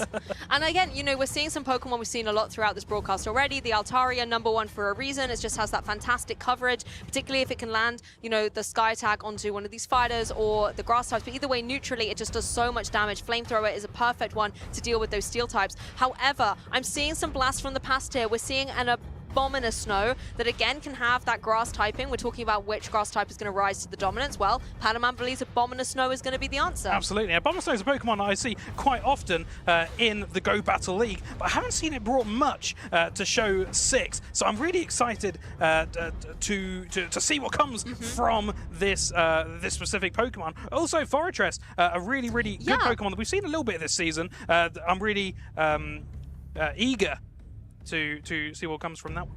Yeah, I think the thing with Fortress as well, obviously, it doesn't like taking these fire-type moves either, but it does have a lot of defensive bulk out there on the field. Pokemon like Licky aren't going to be able to do too much to it with those rollouts or those body slams, for example. And Origi has opted to bring that Pokemon along with a plethora of other familiar faces. You've got the Altaria and Polion core as well as a Florges that can potentially have that kind of pressure with, again, Trailblaze, Chilling Water. It has so much coverage utility. Yeah, Annihilate, we've already seen this tournament from Colin. He did very well with it. We're going to see a repeat situation here. Also, Licky was being talked about earlier as maybe one of the safest Pokemon in this current meta. It only really takes the super effective damage from the fighting types, which we don't often see. That's very true, and having the fighting types in here to deal with potential normal types is a great position. I don't see normal types on Padaman's side of the field, but I do see, obviously, the Abomasnow that has that ice typing, and that obviously doesn't want to take those fighting type moves either. Taking a look at this lineup, however, I'm really curious about what leads we're going to see come through. Obviously, you've got the 2 water types on Padaman's side. You need to find a way through that. Potentially, that could be where the Florges comes through. It can take the water type moves really well, and you can apply pressure with that Trailblaze. Absolutely. I'm really curious as to see this as well. Where on one side you're bringing the fighter because you're trying to counteract all these normal types, but Patoman is not bringing a normal type or a fighting type into this team. 2 specific typings, the normal type we have been seeing so much of, but deciding I'm going to stay clear of that little area there, and I'm going to bring something else instead. We are seeing the Altaria, which we've seen time and time again. Altaria really proving to be a top Pokemon here, but on Origi's side, we're also seeing the staple core with the Empoleon. I think Padaman really needs to play around this Azumarill that he's got here, because Azumarill has so much pressure into the Marowak with the bubble. You've also got the Ice Beam into Pokemon like the Altaria, and you can then kind of hold your own against some Pokemon like Licky and the Annihilate in the right kind of situation. But I think particularly if Azumarill can get in and possibly have that shield to support it, it's going to be able to start steamrolling through a lot of what Origi is bringing. Absolutely, and Origi will maybe see that coming ahead and think, oh, what can I bring here? The Empoleon will do so good. That is true. Against the Azumarill here as well. Yes, and perhaps a little bit of dancing will be needed in order if you're guessing that the Azumarill will be brought by Patoman. I want to talk about the Fortress a little bit more, because I'm not seeing a lot of pressure on the opposing side that can deal potentially with this Fortress. Yes, you have the Flamethrower on Altaria's side, but other than that, it's potentially, if it gets the right alignment, going to be able to sit very strong out here on the field. And it does get that Rock Tomb. Rock Tomb, we've seen so much since it got that ability to debuff its opponent. It's so good. If you're planning to keep your opponent in for the long haul, to get that move off, to lower your opponent's attack, it really helps you get more farm into your Pokemon and end up with more energy to go on to the next.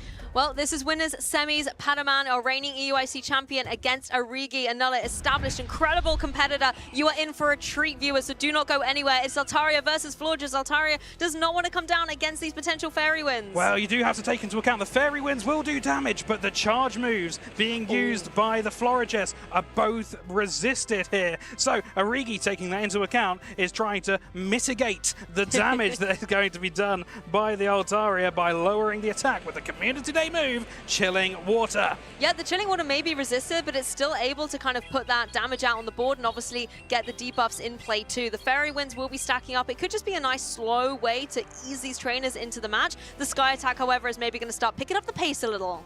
And you do have to take into account when choosing your Florigis, it does have a plethora of a move pool, but most trainers do use these two. One to boost your attack and one to lower your opponent's attack. These are two great coverage moves as well. And in contrast, the Dragon Breath, of course, not doing too much to the Florges at all, but these Sky Attacks back to back, being able to get the energy up so quick is relentless, and Florges now has to use this charge attack or else it's going to lose all its energy. And it's a really close battle between what you would expect to be a one-sided battle for the Florigis being that fairy type, but it's really coming down to the wire here. Florigis just taking it with the slightest amount of health that you could possibly imagine. Yeah, it's just able to hang on, but it looks like it was for a split second. Blink and you missed it. Florges is out of here, but now Padaman and Origi move into the middle part of this match. The Licky Licky is going to come down, start going for these rollouts, but the bubbles are also going to start stacking up. And the Florigis did end up getting knocked out with that Trailblaze that would have done such decent damage into the little Azumarill. the Azumarill, which does take super effective damage to the grass type. Azumarill is going to have to take this Shadow Ball, though. As you can see, it's able to chunk it really well, save up some of the energy that it's got, and bring in that Stunfisk. Stunfisk getting so much energy up on the board thanks to these Thunder Shocks, but of course, you have to contend with the potential Rage Fist that is going to come right back at you. It is an angry, angry fellow, is this... Little Annihilate. Not Little Annihilate. Ferocious Annihilate. Ferocious Annihilator. That is true. Is very, very angry, throwing this Rage Fist, getting a little bit angrier into the Stunfisk. Yep, Annihilate gets the attack boost thanks to Rage Fist, always guaranteed there to give it a little bit more emphasis in this match, and critically for Origi is going to protect it up here because we know that the Stunfisk Mud Bomb would be able to knock it out. It's that Shadow variant, it's a little bit more vulnerable, and you want to be able to unleash the Rage Fist here, but Stunfisk does get the edge. It's a Null Mud Bomb. Are you going to use your final shield here, Origi? Yes, he does, and ends up getting that final counter through and holding on to that energy into the Azumarill. He knows what he's got in the back, and it is a very, very bulky Licky Licky, but it doesn't really have the firepower that would perhaps be needed to take it down in rapid succession. But also look at this. Padaman brings in this Azumarill with 2 shields. You've already gone through one. You can clean up against this Azumarill. You force both the shields down on Origi's side. Yes, you have to somehow get through this Licky Licky, but you have that shield advantage, and therefore yes, you can take probably one more Shadow Ball, but when the second one comes through, you can protect up against it. I think in the long game, Padaman has the advantage here. Absolutely, but Padaman does have to make that call, which just then, he could have ended up shielding that. It's the heavier hitting move, the Shadow Ball. 2 Shadow Balls would be, of course, enough to knock out. Ended up letting it go, does still have the shield, but perhaps from this range, Origi can just throw 2 body slams, which is charges a lot faster, and he has 2 currently held up. Would it be enough at this stage to knock out and win round 1? No, he did. Oh so my close. Goodness. I feel like if the Licky had been able to get to that second body slam, it would have been over for Padaman, but the Azumarill, one of the trusted contenders of the meta, been so dominant for so long, is able to just get to that play rough first and close up game 1 for Padaman. What a game. It was very, very close. I was very sure that the Licky Licky was already at 2 body slams. It looked like it was ever so close, but it was just not quite enough. 3 measly turns away from being able to throw the other body slam, which would have been enough at that stage to take round 1. But it does end up going to Patoman, round 1 in this best of 3 in the winners' semis. And we talked a little bit before this match about how critical we thought Azumarill was going to be in this match, and that's exactly what played out here. Padaman was able to preserve those shields so beautifully for that endgame, allowing the Azumarill that, even though it was in a match where it wasn't dealing super effective damage against the Licky Licky, the longevity on the field is what ultimately won out here. Yes, it got a little bit dicey with those body slams, but the fact that you were able to get those bubbles up, you had that big play rough damage earlier on, just meant that you could set up the Azumarill for success. Absolutely, and as you were mentioning there, it really is important to have a variety of bulk on your team. Here we're seeing Origi's achievement, ended up top 8 in Dortmund last year. That's the one I remembered. Yep, you did indeed. You were indeed correct. Top 8 finish, phenomenal run there in 2025, and in 2024 was able to go top 16. Now we're in 2026, as you see, they halve as they go on up. So maybe that's a prediction for a top 4 here, at the very least for Birmingham. As we were talking about earlier though, Padaman, one of my favorite Pokemon trainers to watch, is the reigning EUIC champion, is a Worlds finalist from the same year. LAIC finalist as well, and top for NAIC. There's a lot of international global events here at a regional level. He's also been able to take the champion title before, but is Birmingham going to be the next accomplishment on his list? Absolutely. Pato Man going from strength to strength, as you can see. Very, very recent achievements, and he's done so well in all these events. As you were talking about before this game even started, he was doing well beforehand, but he really switched it on in recent times, and he's really proven to be one of the greatest trainers out there. Well, we have two incredible trainers on the stage, and they're getting ready for Game 2. The Fortress is coming out. Love to see this here from Padaman against the Annihilate on Origi's side. And I'm very excited about the Fortress, and also where it's going to go later on in this battle. Both trainers have swapped out here to try and claim their own advantage. Origi ends up probably the benefactor of this switch, being able to throw either or, both super effective moves. Neither of them same type attack bonus, but both will put a decent chip into this Stunfisk. Yep, the Chilling Water will connect. That does take it down into the yellow zone as well, so leaving it a little bit more vulnerable than it was before. And of course, all that energy up on Stunfisk's side. So maybe it's going to get a little bit of revenge. Origi saying, yep, you can attack my Florges. I'm going to keep my shields. Maybe take a leaf out of Padaman's book for game 1. I always think, what do you choose in this instance where you have the advantage? Do you choose the Trailblaze? Do you choose the Chilling Water? He opted for the Chilling Water first, so he would take less damage, which I think was a smart move, and now going for the Trailblaze, saying if I win this altercation, I will now be able to do more damage into whatever you have in the back. It's the best of both worlds there. You lower the attack of your opponent with one, you boost the attack of your own with the other. But Stunfisk is still on the relentless train of these mud bombs. Even with the reduced damage, it's going to be very difficult for the Florges to hang on there. Origi loses one Pokemon, but now annihilates in to get revenge. Going for these counters, trying to soak up as much energy as it can, and it will be able to get the knockout on this Stunfisk. Deciding to throw the move as quick as he possibly could, so that Pato Man has to really decide, do I want to keep this energy or not? And he ends up letting it go. Now in the situation with Azumarill on Annihilate, this does really favor the Azumarill, but these Rage Fist, he's already been boosted once. These will add up. You can't let too many of these go. Yeah, it's really about the charge attacks here to deal with the Azumarill, because the counters aren't going to be doing too much damage, but the Rage Fish, not only, as you can see, is going to be chipping away, but will constantly be boosting that attack, and that can make the counters start stacking up, as you can see it ticking away on the Azumarill. Oh, I'm going for a bait here on the side of Pato Man. Origi falling for the bait and ends up shielding it. There's not a lot of energy that is saved, but it does end up making a big point at the end of the game. Yep, these small margins can sometimes be what it takes to win.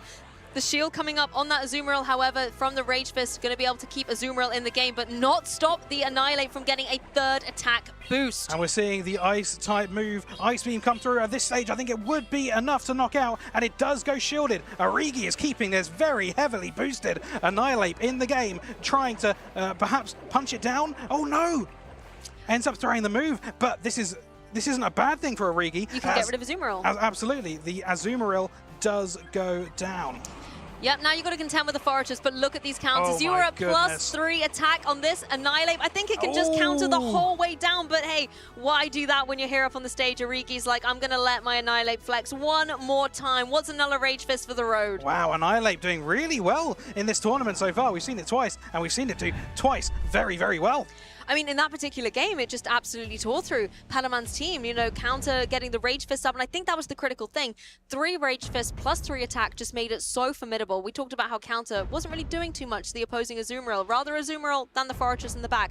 However, at +3, it almost didn't make a difference. Absolutely, and it's that stage again where I'm starting to get a little bit shaky, because it's 1 apiece. Pato Man 1, Origi 1. Whoever wins this game will go on to the winners finals. But remember, the loser will not be out of the count just yet. Only 2 wins having to be made to make it onto day 2. Very, very exciting stuff here. I'm really excited. Who do you think is going to win this game? I mean, honestly, it's going to come down to, I think, whether Padaman can make the adjustment to deal with that Annihilate. At the same time, is Origi going to completely focus in on Annihilate that time, or is it a case of, I know Padaman is going to make the adjustments? Taking a look at Padaman's team, if you were him, which Pokemon would you bring to counteract that Annihilate best?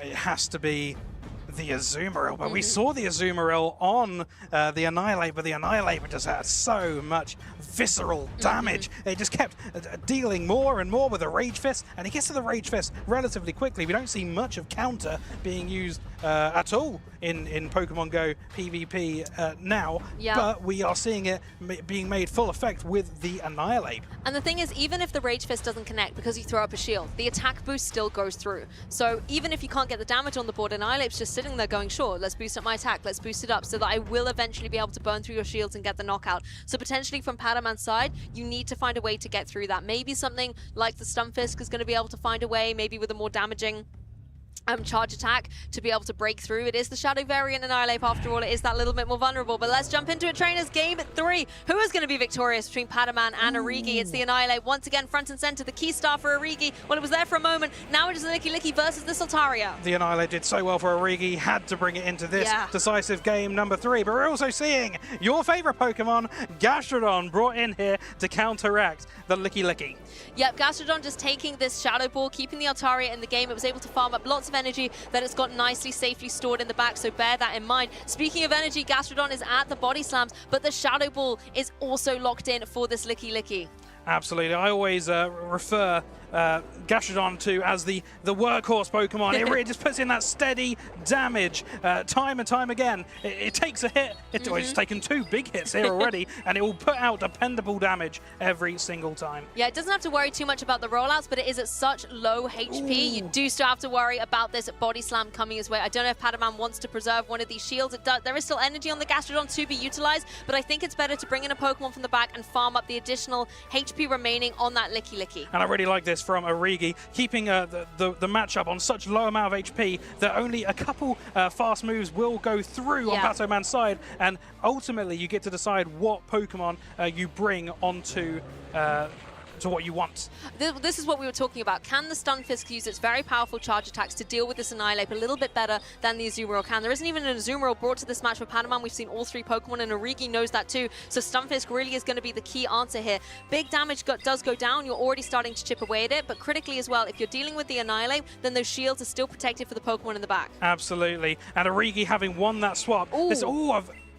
A potential catch here, but this could be, we're going to see what goes through here. Patoman ends up throwing the Sky Attack, which would have been enough to take out, but it wasn't charge attack priority. It might have got let go because it was expecting a catch and not it to be on the Ice Punch. But critically, all that energy that was stored up on the Altaria has come in and forced that final shield to come through from Origi. So now these Dragon Breaths can just keep going through. There's still the shield on Padamon's side, so it can easily protect from this devastating Ice-type damage. And the Ice-type, the Ice Punch does end up getting shielded on the side of Patoman, and no shield remaining. It's all coming down to this. Patoman has a very, very healthy and very high energy Altaria into this Florges, which is newly brought in. Immediately going for the Chilling Water, trying to bring down the attack, trying to mitigate as much damage as possible coming into the later stage of this game. But take into account, Patoman still has a very, very healthy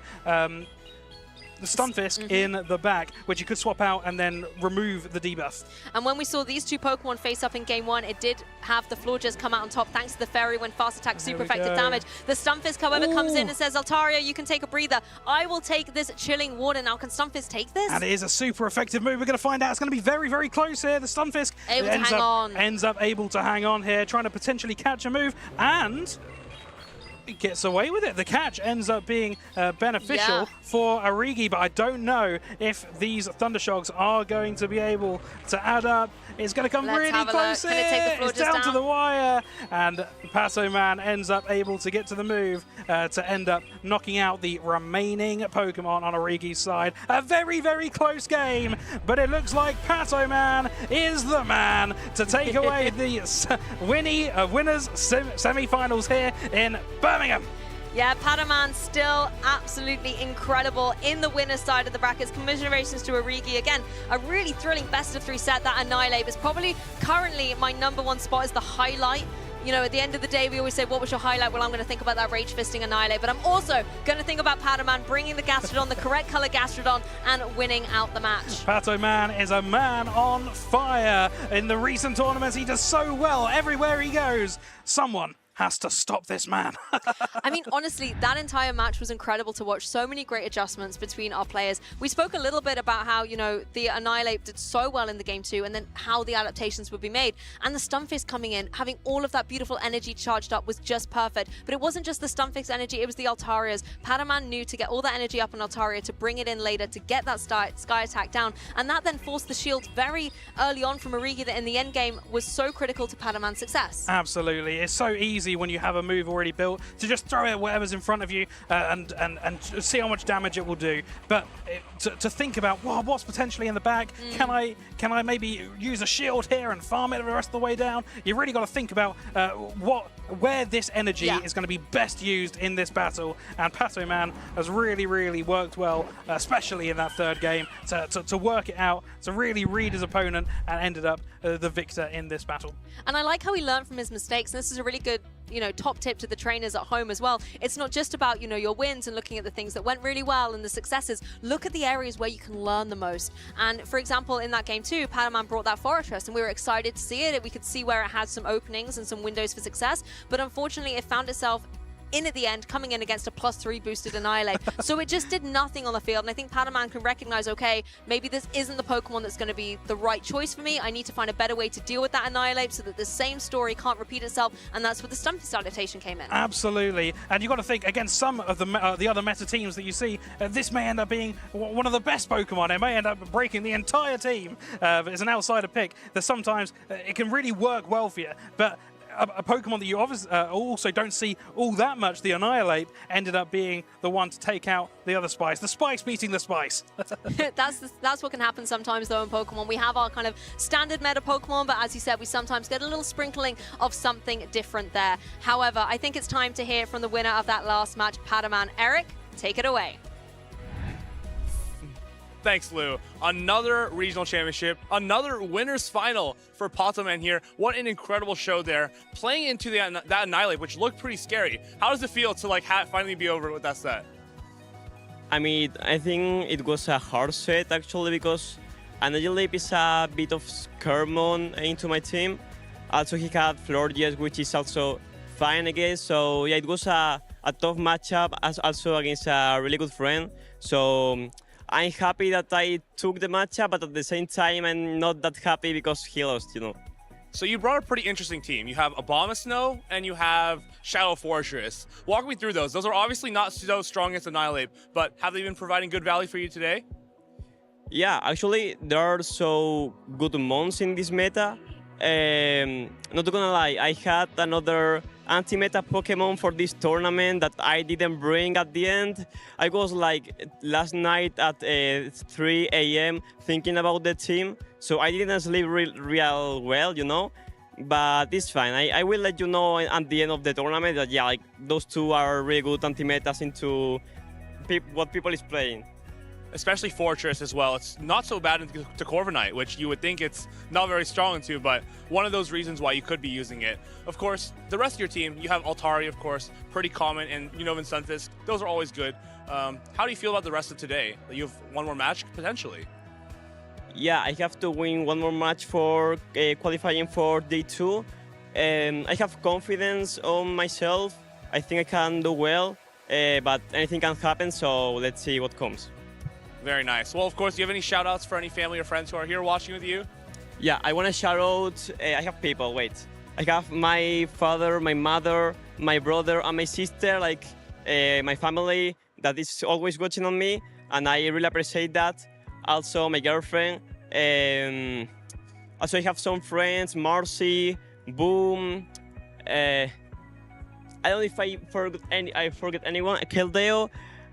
And if I forgot anyone, I will shout out in their next interview if I get it.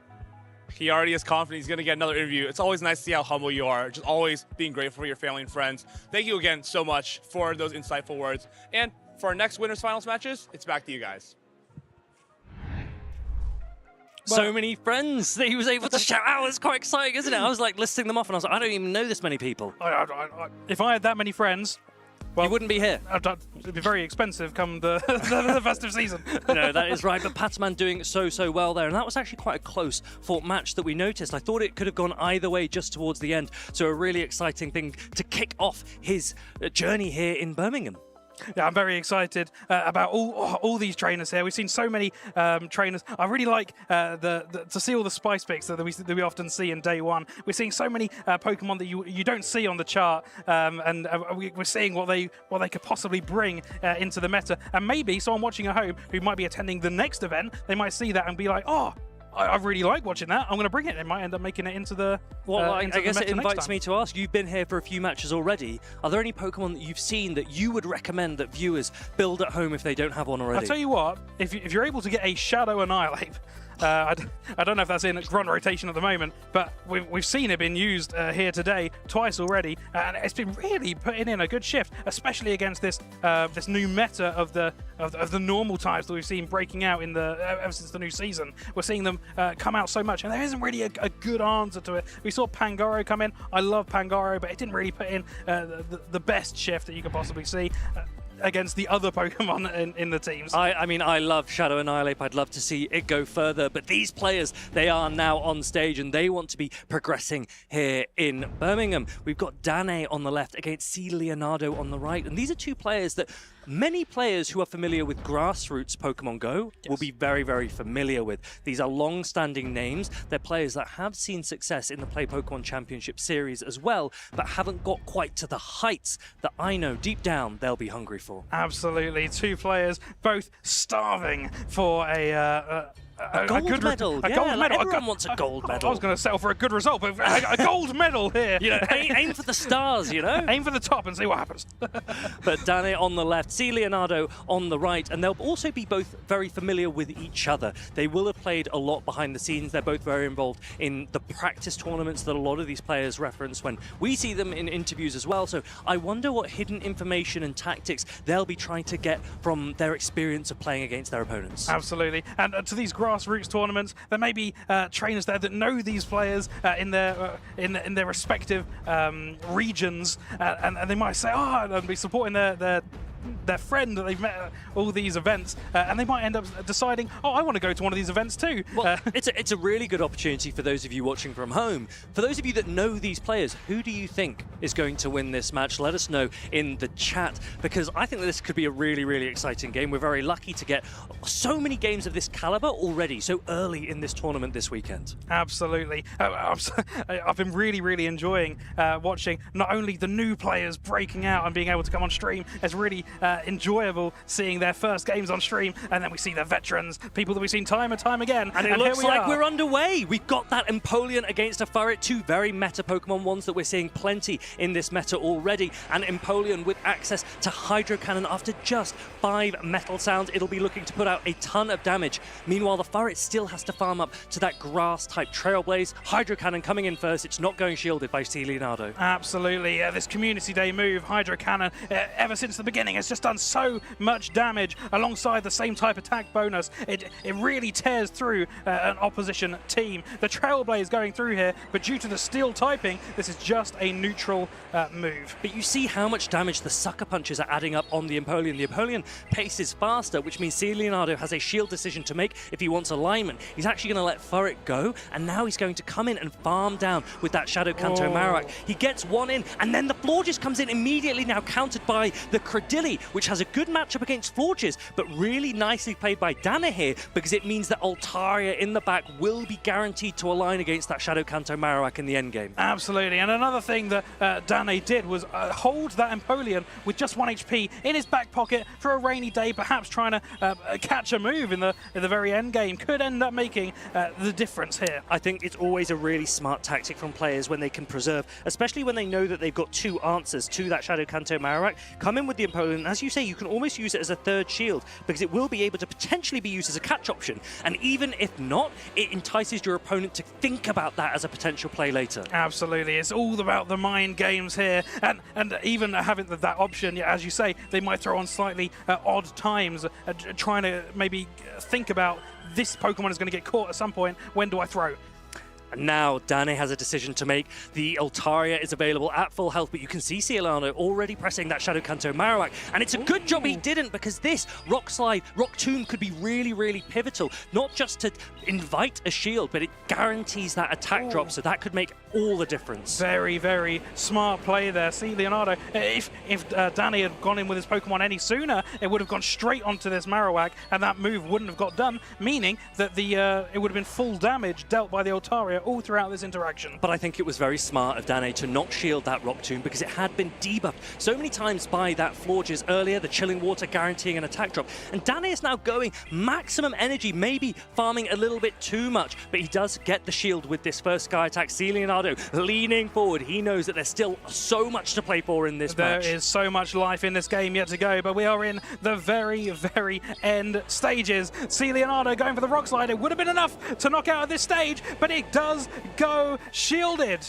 Now the next Sky Attack also shielded. Shields are down for C. Leonardo, and it'll be a race to the next charge attacks. Both players with a Pokemon in the back, catch opportunities available. A little bit of energy on that Credilli as well. This is going to do a lot of damage. Rock Slide super effective against the Altaria. The Rock Slide will go through, throwing as soon as he got the move. It was an opportunity to catch, but Dane did not expect that move to be thrown at that time, and it ended up being costly. C. Leonardo ends up taking game 1.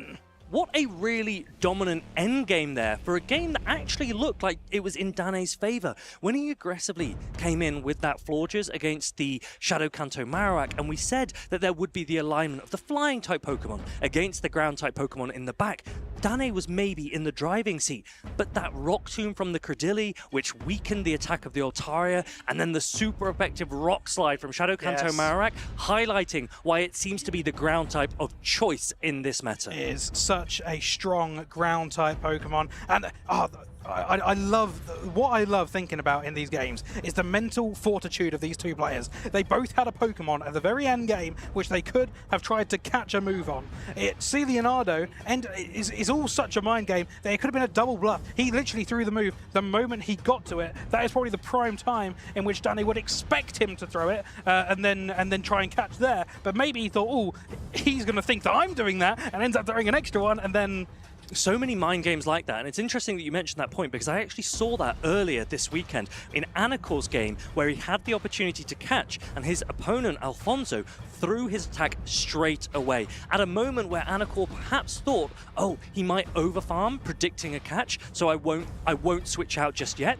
Alfonso had no time for it, and the same here. C. Leonardo going, let's not bother with these mind games. If you want to make the catch, go for it, but I'm not going to risk that as an option for me. Not messing around here. C. Leonardo is calling the shots and called it correctly in this game 1. Dane will have taken that into account and looking into the team. Do you think there's anything he might be changing here? Well, he needs to change something, because this is a best of 3 format, meaning one more victory for C. Leonardo, and Dane will drop down into the loser's side of the bracket. He's got so many strong Pokemon available, but that Empoleon seems to be such a strong pick overall that I'd be surprised if he lets go of it. I love looking at the Shadow Charger Bug on the side of C. Leonardo. Do you think Dane will have to stare into those bright red eyes? I think it might be something that Dane needs to be mindful of, but sticking to the Empoleon Altaria core possibly is the safer option. The players look ready to go. Game 2 is underway. Here we go, ladies and gentlemen. This is an Empoleon against a Credilli, and the Credilli immediately swaps out, recognizing that the Steel-type fast move is not beneficial for itself. Now, really interesting counter swap there from Dane. Sees that Charger Bug with those red eyes because it's the Shadow variant, and immediately comes in with the Altaria. Altaria with access to Sky Attack and the super effective Flamethrower. But Dane didn't come in with his Shadow Kanto Marowak, which would have resisted, double resisted, all of the Volt Switch and electric pressure from the Shadow Charger Bug, saving that Shadow Kanto Marowak for what we can see is a Furret in the back. Absolutely, and that Flamethrower would have hurt so much. You've got to take into account with this Shadow Pokemon, it deals 20% extra damage, but on the other half, it does receive 20% extra damage. So that Flamethrower would have been very, very detrimental to the health of this Charger Bug. And here comes that next discharge, and Dane puts his hand to his head, because that's forcing him to use his second shield first. When he did have an attack, he perhaps mistimed it slightly, and now he is going to throw that Sky Attack, which will get a knockout knockout if it goes unshielded. See Leonardo making that decision. He's going to let this go, take the shield advantage as we head into the mid game. He doesn't look so happy because he really wanted to save that energy into whatever C. Leonardo was going to bring in here, knowing that it's probably going to be this Credilli. We're getting a swap out here, and it looks like C. Leonardo is quite happy to stay in for now against this Empoleon. Yeah, Grass Knot will do neutral damage against the water and steel typing of the Empoleon, and it takes it down into the yellow. Now the Furret can come in. It doesn't need to go for the Trailblaze because that Empoleon's already in Sucker Punch range. C. Leonardo has a shield available. The first Hydro Cannon might land, but the second one will be protected against, and C. Leonardo looking good as we go into this endgame, but we know that there is a full health Shadow Kanto Marowak in the back. Here, and it is all coming down to the wire here. Dane trying to get off the last move on his Empoleon, but it does go shielded by C. Leonardo. Leonardo now with the pole position to try and throw any move he has into the resulting Pokemon. He doesn't know what it is yet, but it is that Marowak. He's going to see the Trailblaze and throw it immediately. This will buff the Sentret here, but you've got to the Furret. Yeah. But you've got to bear in mind. He swapped out immediately. Well, this is the interesting thing. Dane actually waited his entire switch clock, which didn't really advantage him. It advantaged C. Leonardo, allowing the Furret to throw a Trailblaze and immediately go into the Credilli. Perhaps a more aggressive swap in with the Shadow Cantomac from Dane could have put a bit more pressure. C. Leonardo now coming in, and there is a charge attack priority, and it's won by the Credilli. The Altaria won't get an opportunity to throw this Sky Attack. It was on very, very low health anyway, but this Rock Tomb will definitely be enough to take it out. And here we go. It's all coming down to the end here. He has got the Bone Club slightly before the Grass Knot was reached on the side of the Credilli, and this will definitely be enough to knock out. Mud Slap versus Sucker Punch, both very oppressive fast attacks, but the Furret has more health and it has a lot of energy. It reaches the Swift just in time! Oh my goodness, it looked like they achieved the move at the same time, but it was only just reached by the Furret before the Marowak got to the move, and I'll tell you what, it was so close. Woo! Whiskers make all the difference, and Furret is the one that comes out on top for his trainer. C. Leonardo taking victory in this winner's side of the bracket. Dane will now drop down to the loser's side of the bracket. His run is not over here in Birmingham, but he has a much bigger hill to climb. Absolutely. Down but not out. Going into the loser's bracket does not mean you're out of the tournament completely. They will now have the opportunity to play double the games, so make it through to day 2. And then from there, if he does make it, it'll be double the games all the way to the final. But it's still achievable because he's a very reputable trainer. Both of these trainers doing so well to be as successful as they are in the Championship Series. This is by no means an early tournament for them. They have played year after year after year, and that practice, that progress that's being made is expected to see. You reap the rewards of the effort you put in. Yeah, absolutely, and to get this far is no easy feat whatsoever. It's better than anything I could have done, I'll tell you that. It's so impressive of these trainers to go through the previous rounds, to try and read the teams that the opponents are coming up with. It's little plays, just like the calling of a catch, that really can just make a game, and it really takes a strong-minded trainer to even make it this far into a competition. I think mental resilience is so important, and a lot of players, you get mixed emotions sometimes when it's your turn to go on stream. There are many players that are very proud, they're getting the opportunity to be on stream, and you should be proud, it's a great opportunity, but also it does come with that sense of pressure. You want to do well, you want to perform, and particularly when you're a player that places high expectations on yourself, to be able to achieve victory here, very, very successful for C. Leonardo, and he'll be very, very grateful for that. Absolutely. If you do really well in the tournament, you might expect it of yourself to try and climb that mountain again, but the trainers are so good in these tournaments. Even like brand new players, you may not have heard of them ever before. They might have been playing for years and years in the Go Battle League, and they know their Pokemon inside and out, and anyone can give a good game into these trainers. Somewhere, don't Absolutely. You have to start somewhere, and for those of you that have been playing the game for a long time but haven't really got into PvP yet, or you haven't got into the Championship Series yet, there's every opportunity, and we would love to have you here at these events. So if you've been watching at home and you want to get involved, we would love to see you on stream. We'd love to see you get involved with everything we have on offer at these regional championships, so we can continue to grow these amazing communities. And speaking of community, we've also asked you for social posts, and you have delivered. So let's let's take a look at what some of you have been getting up to. Remember also that we really want you to post. Actually, you've reminded me. I need to post what I think is going to do well. And I'm going to tell you what I think is going to do well. If someone somewhere could bring it, I reckon Shadow Celio has potential. Wow. I think there is potential that someone could unlock it. It's got the body slam, and it's got a water move as well, right? A charge move. It does. Look, I mean, I'm actually going I don't see it very often. Do you know what? I'm gonna post it right now. I've got my Shadow Celio that I have nicknamed Marcel. I loved his mustache, and I wanted a name beginning with M. And I'm going to invite you at home to reply to my post on X with which Pokemon you would bring if you were playing here this weekend. Oh, I know what Pokemon I'd be picking. Ooh, Dartrix. I love Dartrix the Owl. Tell us about it. Dartrix the Owl is my favourite Pokemon. It has been for quite some time now, and I really enjoyed when it very first became kind of just off the meta, useful with leafage. It gets to moves very quickly. It loves seeing Pokemon like Gastrodon because it can't touch, and Dartrix can just feast and just eat upon lots of water types, and able to get so much energy. And it's got Brave Bird, which just hits so hard. And I love big, hard hitting moves. It's just so satisfying. You know the expression when they say like your pets look a little bit like your owners. Is there something about Dartrix where you resonate with it on an aesthetic perspective as well? I mean, I see it. I see it. Well, Dartrix definitely an option for those of you at home. I do think it's potentially an interesting pick. Oh, especially now it's got Peck. It gets to moves just the same speed. It has the exact same damage, and it gets to moves just as quickly as Leafage. But because of the flying type, it's such an aggressive typing of moves. Because both of them have been buffed recently, Peck and Leafage. So Dartrix has two options, two gears it can go into there. But because you get to Seed Bomb much quicker than you can get to Brave Bird, I feel like it's beneficial to use Peck because you've then got pretty much an equal side of the coin damage with both flying and grass. I like Dartrix the Owl.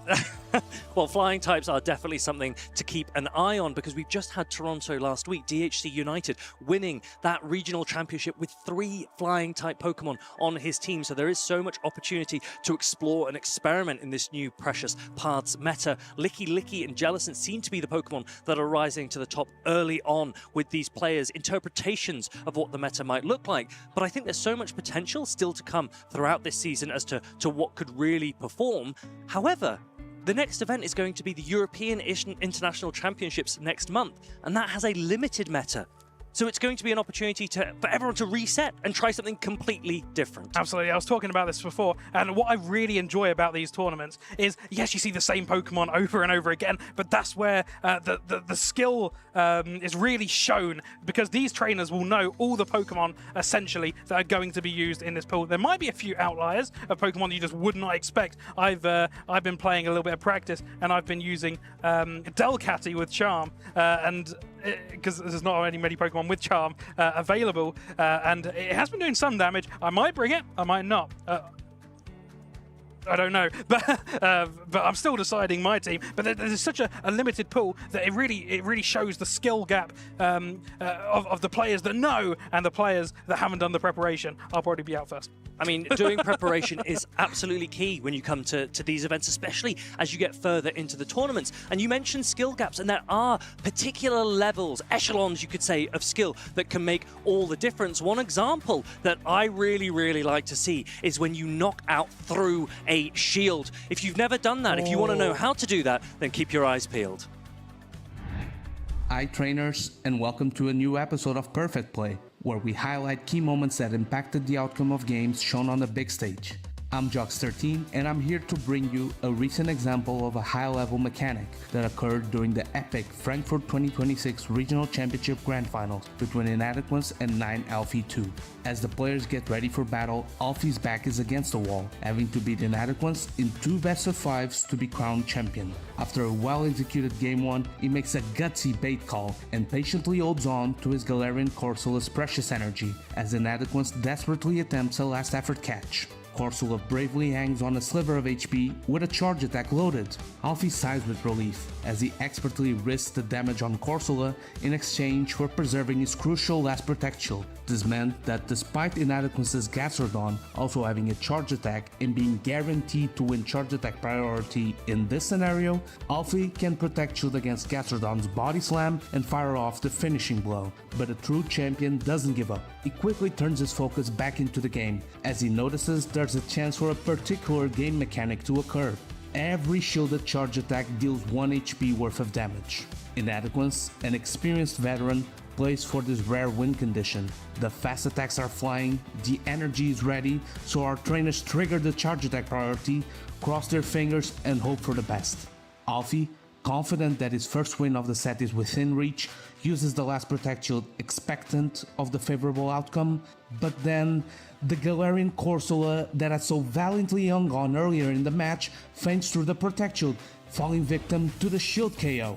Clutching this victory from the jaws of defeat propelled the fired-up Inadequance to the gold medal and the championship title, cementing his legacy in the history of Pokémon Go as the eternal Giratina master and as one of the best there ever was. It may be rare, but it can be a mighty momentum swing in a match.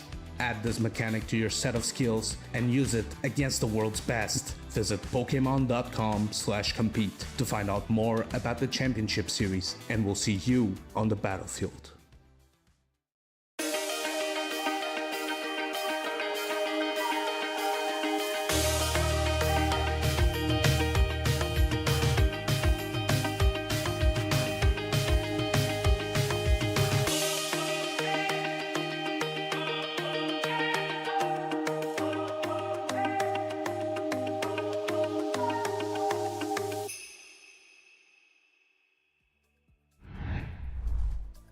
We are so back and the players are ready to keep going here at the Birmingham Regional Championships. If you're just tuning in, we've seen a few winner sides of the bracket already. Some players dropping down to the losers and they will have to do the long run through, but it can be done. But next up, we've got a really exciting match.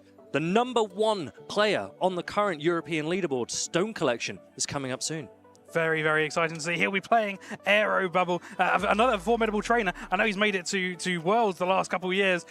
He's another UK player, homegrown here in England. We're really excited to see how both these trainers come up against each other here in Birmingham today. I'm really excited to see which Pokemon Aero Bubble has brought as well, because he does have a tendency to bring some slightly off-meta picks, as does Stone Collection. But I think it really needs to be said about Stone Collection, whose performances this season so far have been nothing short of superb. His most recent tournament was last week in Toronto, where he got a bronze medal, 3rd place there. So he's already got some familiarity with this meta, already got some confidence, and he'll be looking to shine again this weekend in Birmingham. Absolutely, he's fresh off the press. He's still warm from his very good win of 3rd place. Lots of wins last week. So many wins. But now he's playing against formidable trainer Aero Bubble, one of my picks for today. Absolutely. I remember in Lille he ended up bringing one of my favorite Pokemon, Pangoro. I do love Pangoro, but here we're looking at a Feraligatr that's really caught my eye. It's the regular variant. We've seen so much of Shadow Feraligatr over the years, but regular Feraligatr with that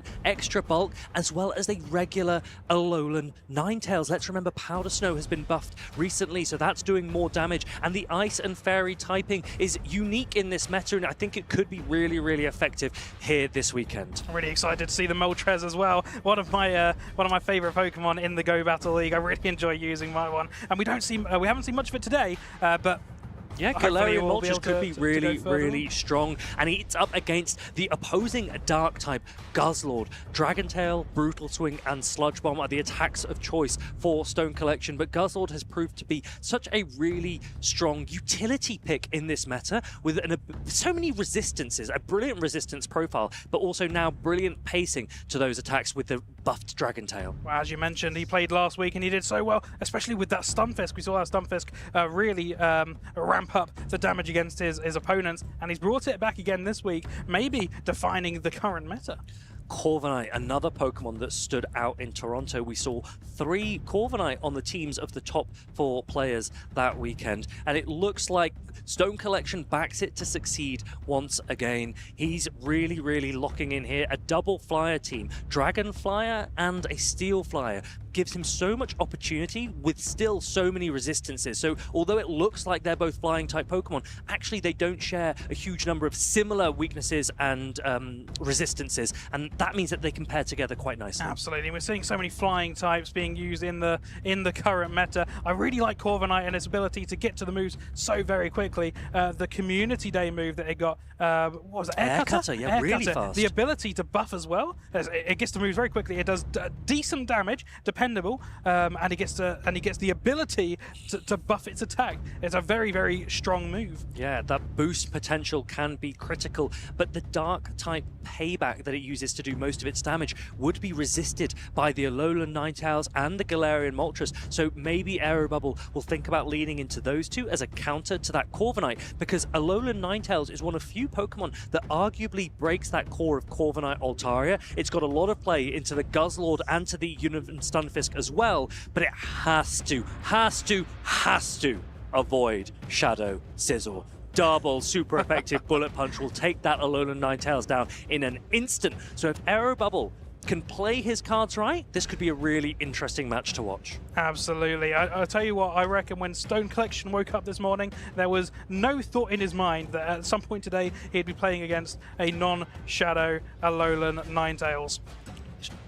For Alligator, another thing that we need to really think about, will we see it in this game? The players look like they're ready and they are locked in, so let's get underway in this first game. It's Stone Collection up against Aerobubble. It is the Azumarill, it is the Feraligatr. That was a very good call from you, asking if we're going to see this Feraligatr. Yes, and a lot sooner than you probably would have expected. We're throwing the Hydro Cannon straight away here. It is a resisted move into the Azumarill, and Azumarill is very bulky, but you're about to see a testimony to the amount of raw damage that Hydro Cannon will be able to do against that. Feraligatr, with that neutral Shadow Claw pacing so quickly, obviously it also resists Bubble and Ice Beam from the Azumarill, forcing Azumarill to throw Play Roughs instead. And so the sheer pacing and efficiency of Hydro Cannon paired with that Shadow Claw means Feraligatr, generally speaking, has a positive matchup into the Water and Fairy type Pokemon. Absolutely. It may not look the best on paper, but it's absolutely not over. With the Hydro Cannon now being held up, and it looked like Stone Collection was trying to throw that Play Rough, but Aerobubble was just able to get this move off in the nick of time.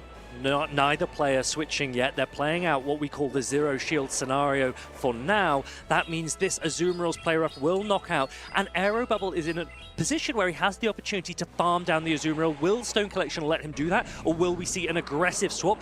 We're not going to, and that's because this Shadow Kanto Marowak would absolutely obliterate the Electric and Ground type Univern Stunfisk in the back. The problem is, when Shadow Kanto Marowak has 2 shields, it often deletes most things, and this one is shiny. I love the shiny Marowak, the Shadow Shiny Marowak, a very rare Pokemon in itself, and it might end up collecting a very rare win here, but it looks like Stunfisk is going to be the benefactor of this specific incursion against the Moltres. This actually might be so critical for Stone Collection. The Univern Stunfisk up against the Galarian Moltres is such a positive matchup for the Electric and Ground type Pokemon. Discharge will do a ton of damage now that Brave Bird has landed. This will probably get a knockout, and Stone Collection doesn't want that. So he does a really smart undercharge and will now look to commit to the Thunder Shock down, and the fly is reached, but will this do enough damage? Stone Collection could potentially survive, let this go, and then have an attack to throw against the Shadow Kanto Marowak. But no, the Stunfisk goes down, and that means Shadow Sizzle takes one more Sucker Punch, and the Shadow Kanto Marowak's Mud Slaps will do a huge amount of damage. Oh my goodness, the plays that I've just witnessed are so incredibly smart. The undercharge was everything there, I believe, in that play. But we're coming down to the final wire here. It's a battle of fast moves, and who's going to be the end one to take it down? The Shadow Sizzle goes down, and there's that slight pause where I'm pretty sure that the Mud Slap was going through, but you can never know until the game ends. You have to play until the end for these final close moments, and that Shadow Kanto Marik showing just why it seems to be the popular ground type this weekend. Well, absolutely. As Lenny Kravitz anonymously said, it ain't over until it's over, and it was not over in that specific situation. It really came down to the wire. I think the game had to take a moment to think about it at the end there. Who wins this one? Genuinely, it all really came down to the wire. I think we were both holding our breath to see which one was going to be the end of the winner. And it gives us a moment to now think back, reflect on that game, and work out what could have gone differently. Now, there was a big undercharge from Stone Collection against that Galarian Moltres, and as a result of that undercharge, the Galarian Moltres took down the Univern Stunfisk and got one Sucker Punch of damage against the Shadow Sizzle. So it might be the case that Stone Collection thinks, if I had avoided that extra Sucker Punch on the Shadow Sizzle, could I have survived the last Mud Slap and taken down the Shadow Kanto Marik? But there's millimeters involved, and the microseconds in the decision making, the difficulty when trying to plan an undercharge makes it very, very complicated. And there's so much to take into account, especially with knowing that they'd only just swapped in, and the Marowak was in the back, waiting in the wings. Realistically, the Stunfisk isn't going to do much damage into that. It's going to get so much farm. Is that farm going to then end up being shifted onto the Shadow Scissor? But he did have some shields. Would that have come into play if he ended up getting the farm off? Who is to say what could have happened in that game? There was so much, and it was so fast-paced. And I think I have a lot of sympathy for the position that Stone Collection was in there, because the more health that the Univern Stunfisk has, the more farm the Shadow Kanto Marowak gets. Absolutely. And it's so difficult to plan the perfect undercharge against the Galarian Moltres that had just thrown a Brave Bird. So its defenses had dropped dramatically anyway, and I think that it was a little bit too much of an undercharge in the end because you didn't want to actually take that fly and get knocked out. Will there be an adjustment in this game? We see the shiny Shadow Kanto Marowak again, and Stone Collection has perhaps the lead he wanted with Altaria, and now staying in against this Feraligatr safe swap. Aerobubble deciding to pivot into the Feraligatr here, throwing the move immediately and end up getting the catch. But realistically, this is the move that Aerobubble will have wanted to throw onto the Yes, but the really nice thing about this catch is it was timed so perfectly that the Azumarill also got the bubble through. And that can sometimes make all the difference. So really beautifully played by Stone Collection. Lovely little extra bit of energy got through there from the Azumarill. Something that I didn't quite catch. An astute observation there, Farid. Stone Collection is the one that made that catch, and now the Azumarill sponging all of the damage from this Feraligatr. And let's not forget, the Altaria has a ton of energy to its name as well. The Shadow Kanto Marik able to come in if Aerobubble wants, but shields will now be realigned as this play rough comes through. Let's remember, every charge attack takes 10 seconds off that timer. Feraligatr sponging that play rough. And now, do you bank this? No, you're going to go straight back in with this Hydro Cannon to try and threaten a knockout against Stone Collection's Azumarill. It's going to be very close here if this move is enough, but it does end up going shielded by Stone Collection. Aerobubble ending up not hard swapping out and letting the Feraligatr go down. There's a lot of energy on the side of this Azumarill. And we can see, based on what's in the backline, it is actually a brilliant position to be in. Stone Collection's going to bank that energy. Ice Beam on the Azumarill probably won't be enough health to reach another one. And Altaria comes in against this Credilli. And you can't bring the Shadow Kanto Marowak into this. You're actually comfortable here. And I wonder if you could have just thrown the Ice Beam and then aligned the Shadow Sizzle, but Stone Collection's playing a little bit more aggressively than that. Let's see how it works out for him. He does have that a lot of energy in the back, but you do have to take into account that Azumarill is on such little health. If it ends up coming in at the wrong time, it may end up taking the flak of a... there's a little pause as these players look. Was that a charge attack priority event? We saw one in the last game, Credilli and Altaria. It wasn't, because the Credilli doesn't have enough energy, but Aerobubble looking up. Why did my Credilli almost pause there? Stone Collection reaching another Sky Attack to take down this Credilli, and the Altaria will be in Mud Slap range. Stone Collection doesn't want to allow a farm down, so aggressively comes in with his Shadow Scissor. And now you've got a bit of a tricky position here because the Mud Slaps are really, really adding up. However, if you use both shields here for Shadow Kanto Marowak, the Ice Beam that is banked on the Azumarill will knock you out, so it could be really, really tight. This is a very similar situation as we saw in the first game. This matchup, this ground-type attack move, Bone Club will go shielded by Stone Collection's Shadow Scissor. And now, look at this. You're going to use your shield, But Shadow Kanto Marowak has an attack. There are no shields available to Stone Collection, but there is a catch opportunity. There is so much at stake with this decision-making. It could be 50-50. Do you come in with the Altaria? Do you immediately go into the Azumarill? Do you do it the other way round and peekaboo? Let's see how they play it. The Altaria comes in and Arrow Bubble throws the Bone Club! Oh my goodness, what a decision made by Stone Collection here to catch this resisted move. It will go down in the process, but look at all the energy that this Azumarill has here. So well played. It was a 50-50 call. Aero Bubble ends up making the incorrect call, but it was so close in the latter stage of this game. Tension is high.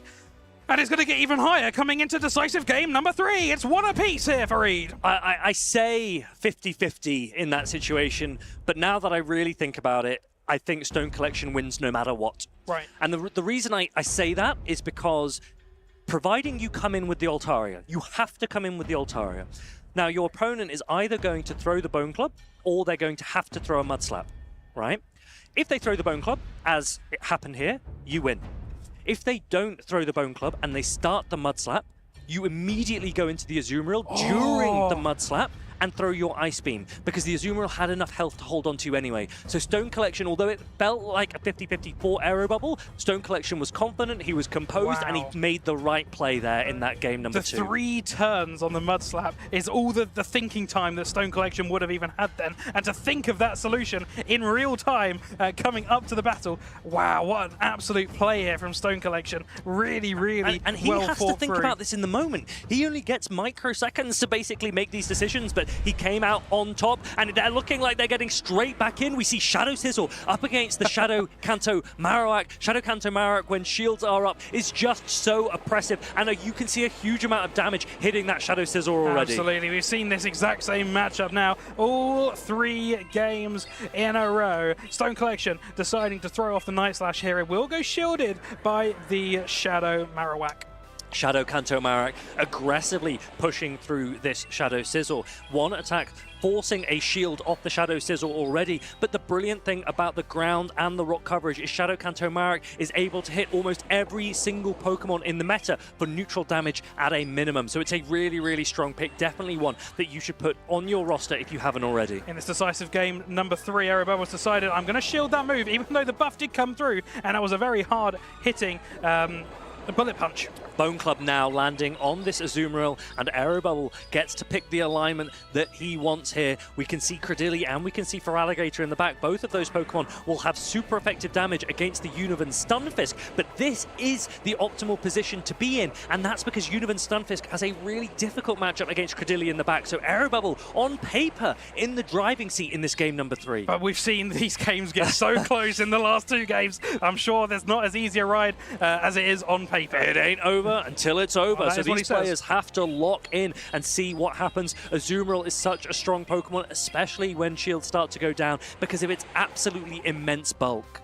Absolutely, and we're going to see the Feraligatr get another one of these Hydro Cannons off. He gets to these Hydro Cannons so very quickly, and it may not do the desired damage because of the resistance, but it still does so very much. And we're about to see Credilli really shine, a Pokemon that used to be so popular, used to dominate the meta. It's dropped in usage more recently because of Shadow Sizzle, because of the rising prominence of Empoleon, but now it is time to remind the world just how strong it is, and Stone Collection has shield advantage. Can Credilli overcome that and still try and take this match for Aero Bubble? It's going to come very much down to the wire here, being the shield up. As you mentioned there, it has fizzled out of the meta, but it is still here to play in Birmingham. We're going to find out as Aero Bubble gets the first grass-type attack move off. Stone Collection didn't want to risk shielding a Rock Tomb, so he lets that first grass knot through. It does a massive amount of damage, and now these Mud Bombs are starting to add up against the Credilli Thundershock. It's resisted by the grass typing of Credilli, but the Mud Bombs are neutral because that Credilli is also a Rock-type Pokemon. And now do you think about a bait? Stone Collection needs to shield, but he's not going to because he's convinced that this is a Rock Tomb.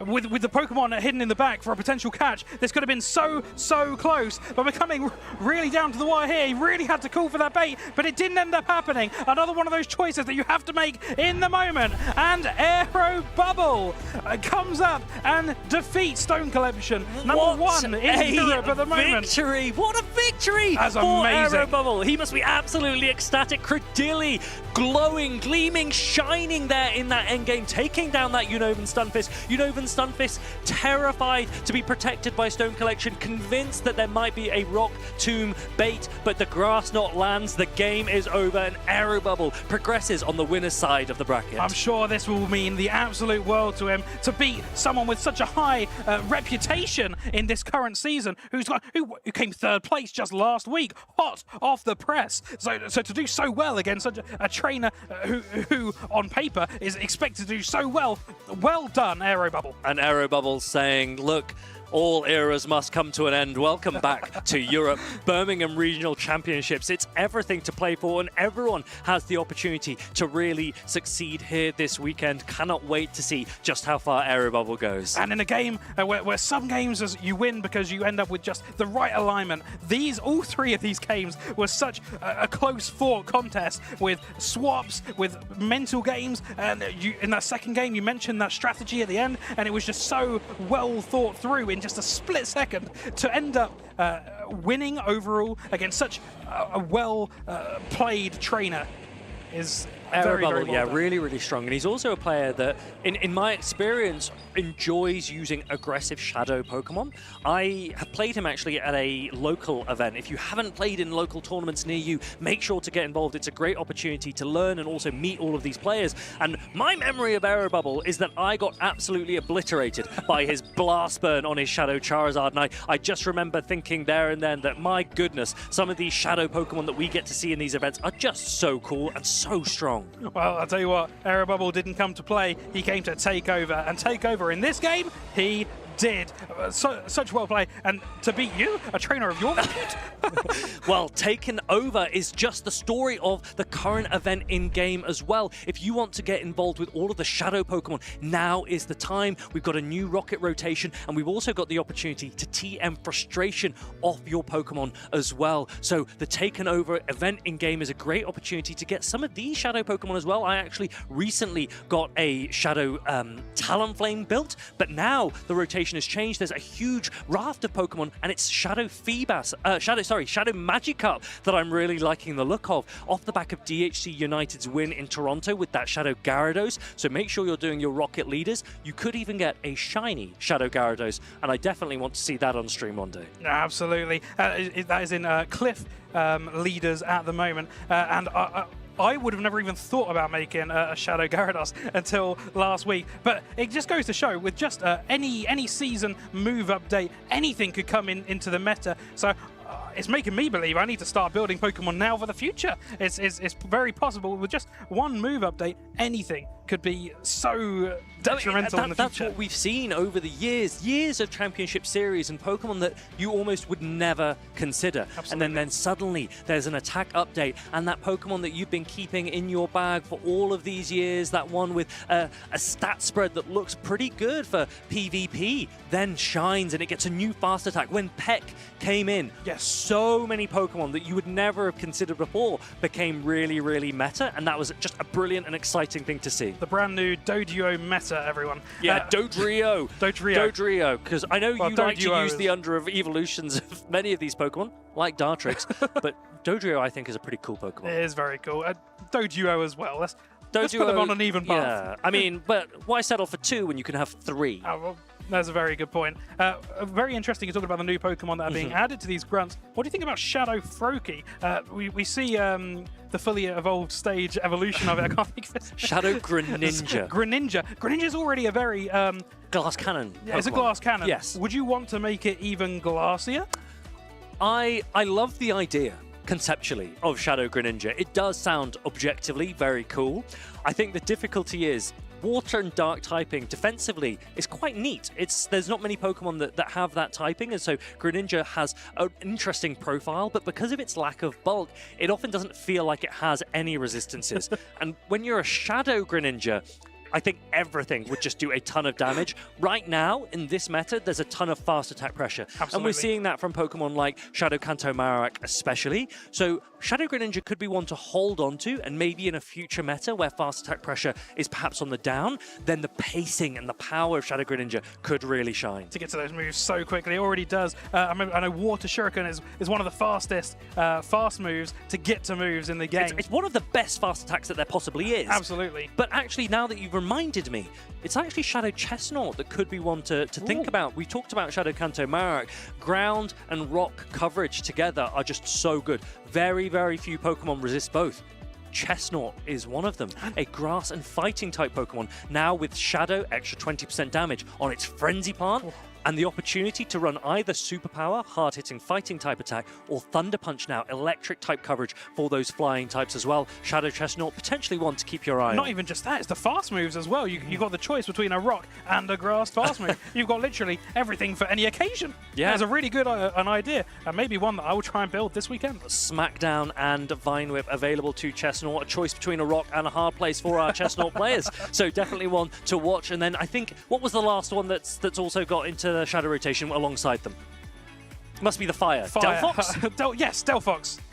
There we go. I haven't actually used Delphox a huge amount, but it has Ember, which has been buffed recently, so that might be one to look out for as well. I think I once played a Delphox in Master League, and I wasn't expecting to see it there, and I got blast burned by that too. Well, it goes to show you, and not just in the Go Battle League, but in these tournaments as well, the Pokemon that you don't expect to see can sometimes be the most detrimental to your team.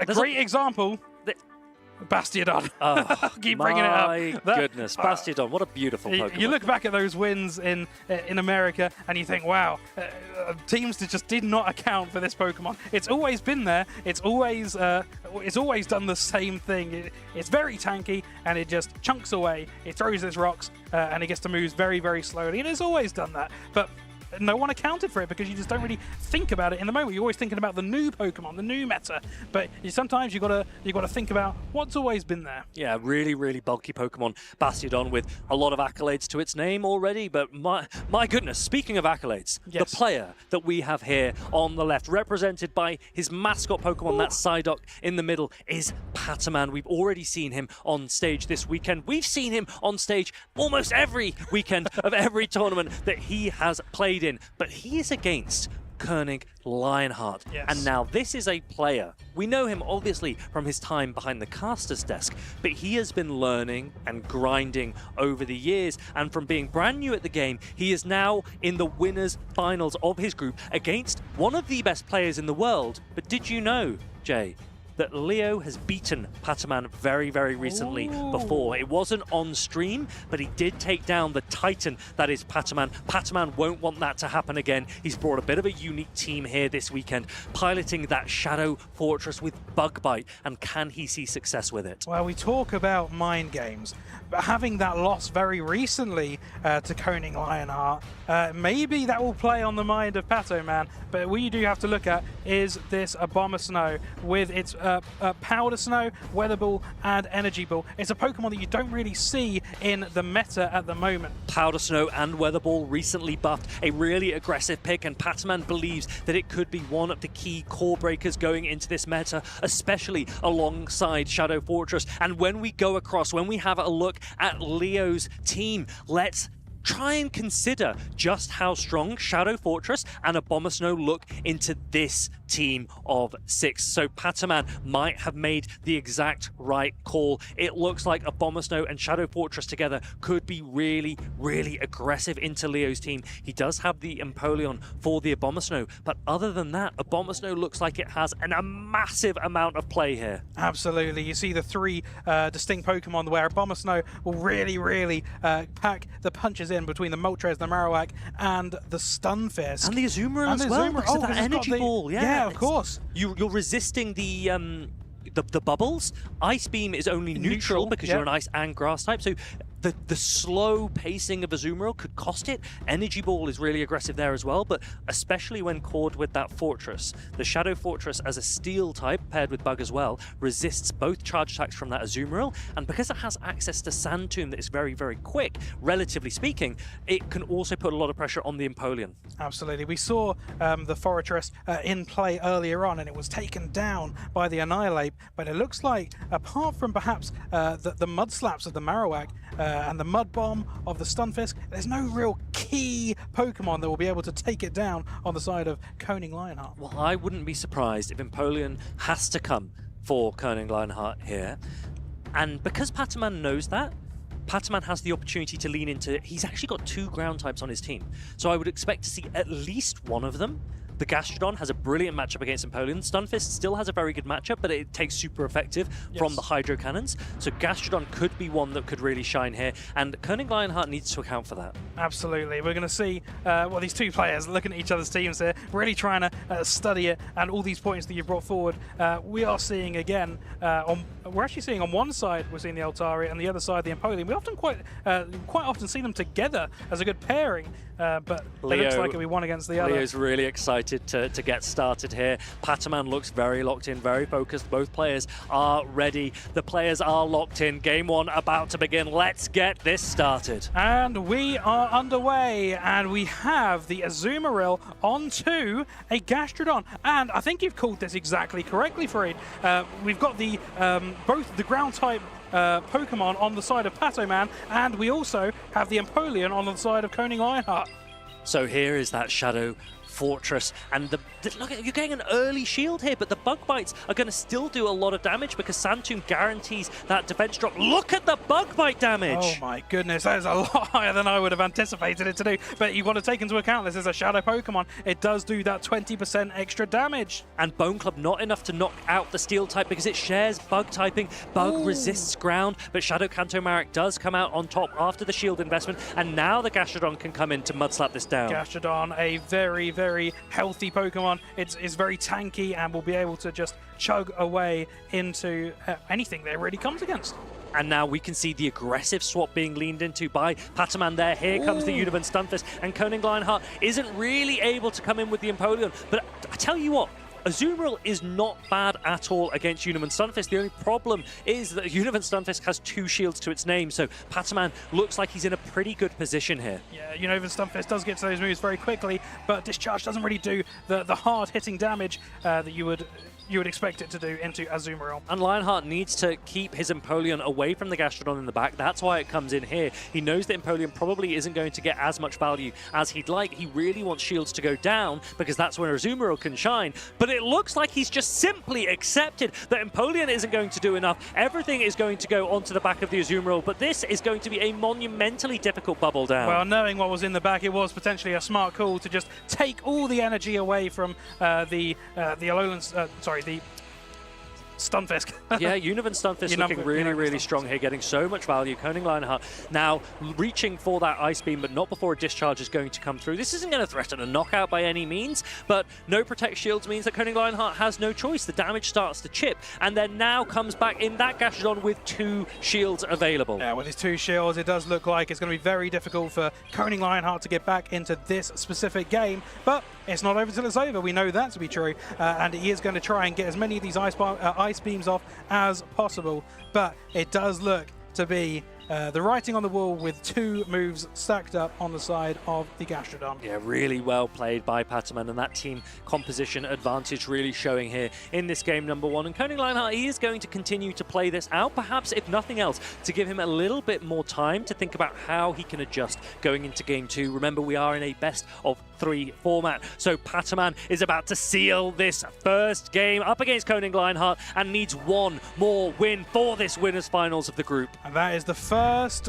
point taken by Patoman, but you've got to take into account these are 2 trainers who have been around the block. They know exactly what they're doing. They both have been in this situation time and time again, and they will take that, and they'll take just a moment to think about what they could possibly do to change their team up to counteract what their opponent's thinking. It's all just thinking about what your opponent might bring.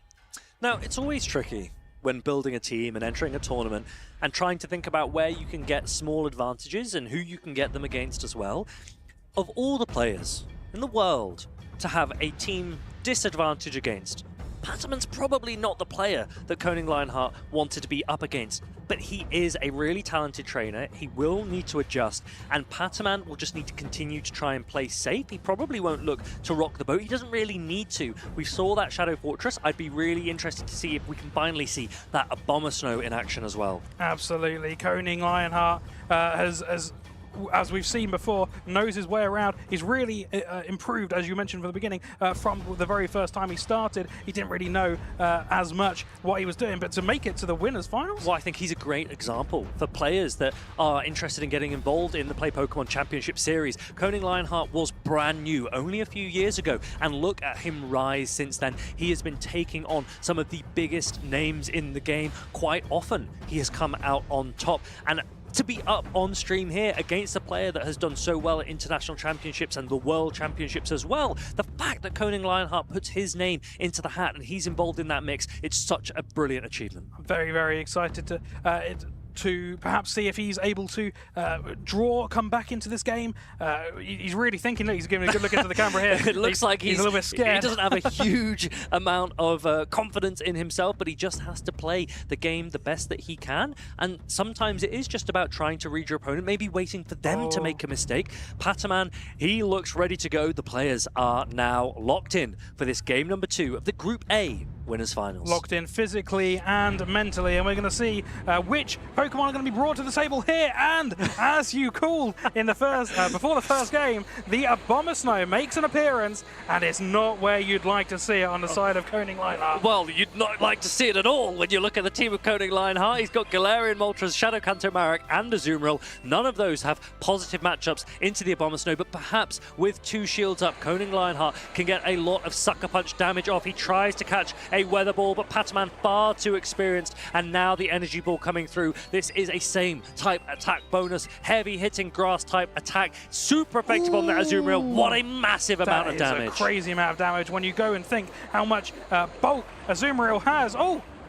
And that is a catch. That is a catch. A great catch from Pataman. Almost unnecessary. You could have maybe threatened the knockout on the Azumarill already, but Pataman knows that the Shadow Fortress has such a dominant matchup here as well. The steel typing. And look at that Bug Bite go. Even though Bug Bite is resisted by the Fairy subtyping of the Azumarill, it just does so much damage. Recently buffed only a few months ago, and Shadow Fortress really shining now. And we're going for the harder hitting Play Rough. It is resisted, but it does have that same type attack bonus to try and do just as much damage while you're still in this matchup as you possibly can for Koning Lionheart. And the brilliant position for Pataman is that this attack will take down the Azumarill, and there is a Rock Tomb banked as well. Whatever comes in will potentially be guaranteed getting a debuff, and here it is. Rock Tomb, it's resisted by the Shadow Kanto Marik, but it still guarantees that attack debuff, and that puts Pataman in a great position going into this endgame. Absolutely. It is a now debuffed attack Marowak, but still a very good position for Pato Man to bring in whatever he potentially wants. Well, let's remember that the grass typing of the Abomasnow means that it resists the ground typing of the Shadow Kanto Marik, but now the Galarian Moltres can come in and potentially try and Sucker Punch down. The problem is there's 2 Weather Balls and there's only 1 shield. Absolutely, there's so much energy on this Abomasnow. It really has done a number on the team of Koning Lionheart here, and it looks to be the last shield being used by Koning Lionheart is the writing on the wall. We're going to find out coming towards the end of the game here. Well, can you potentially get a Mud Slap down? If you can be aggressive enough, that could make all the difference, but no! Weather Ball, it's just too quick, and Pataman and his Abomasnow look to be sealing the deal here in this winners finals. He takes victory against Koning Lionheart. And what a game! Pataman ends up taking this series, and that was the winners finals. He'll be making it on to day 2. Now, Pataman has told us that he has had a lot of success in international championships and the world championships, but it's been a hot minute since he won a regional, and he wants to make the the difference. He wants to change the score here this weekend in Birmingham, and he is well on his way. The first player in the Pokemon Go Birmingham Regional Championship 2026 to make it into day 2. Congratulations to him. Absolutely. He's turned the page on 2025, and he's on the new page, ready to tick off another accolade on his list of many accolades. Honestly, this player has achieved so much. We cannot wait to see how far he goes this weekend. But commiserations to Koning Lionheart, also a brilliant player. He's down, but he's not out. He goes into the loser side of the bracket, and he will sit and wait for the other players in his group that are making their way through as he tries to continue his journey here this weekend. Absolutely. 2 players on top of their game. As you say, down and not out. There's still a very high possibility that we could see him make it into day 2. And we would love to see him. The thing is, look, it's very difficult when you're building your team in a meta that is so wide. You cannot account for everything. And I think the absolute last thing that Koning Lionheart expected to see when building his team, when preparing for Birmingham, was a core of a Bomber Snow and Shadow Fortress. Absolutely. And that's a testament to Pato Man's team building with 2 Pokemon that perhaps you wouldn't expect to see. And straying away from that hard meta, he has been able to make it all the way to day 2. A very, very well-built team. It sends the signal out to all of his potential competition as well. Keep an eye on what I've been cooking this weekend. A Bomber Snow, a lot of the players that we're watching in here, and also if you're watching from home, you might be looking at some of the Pokemon that you've got, some of the teams that you've brought, and thinking, how well do I do against an Bomber Snow? Because we've seen a Bomber Snow have fleeting success here and there. It's never really been the staple because of its interesting typing. Ice and grass has a lot of weaknesses, but it also has some really interesting resistances. Absolutely, and it's not guaranteed that these Pokemon will do well. We saw the Shadow. What was that Pokemon called? The Shadow Fortress. The Fortress, yes.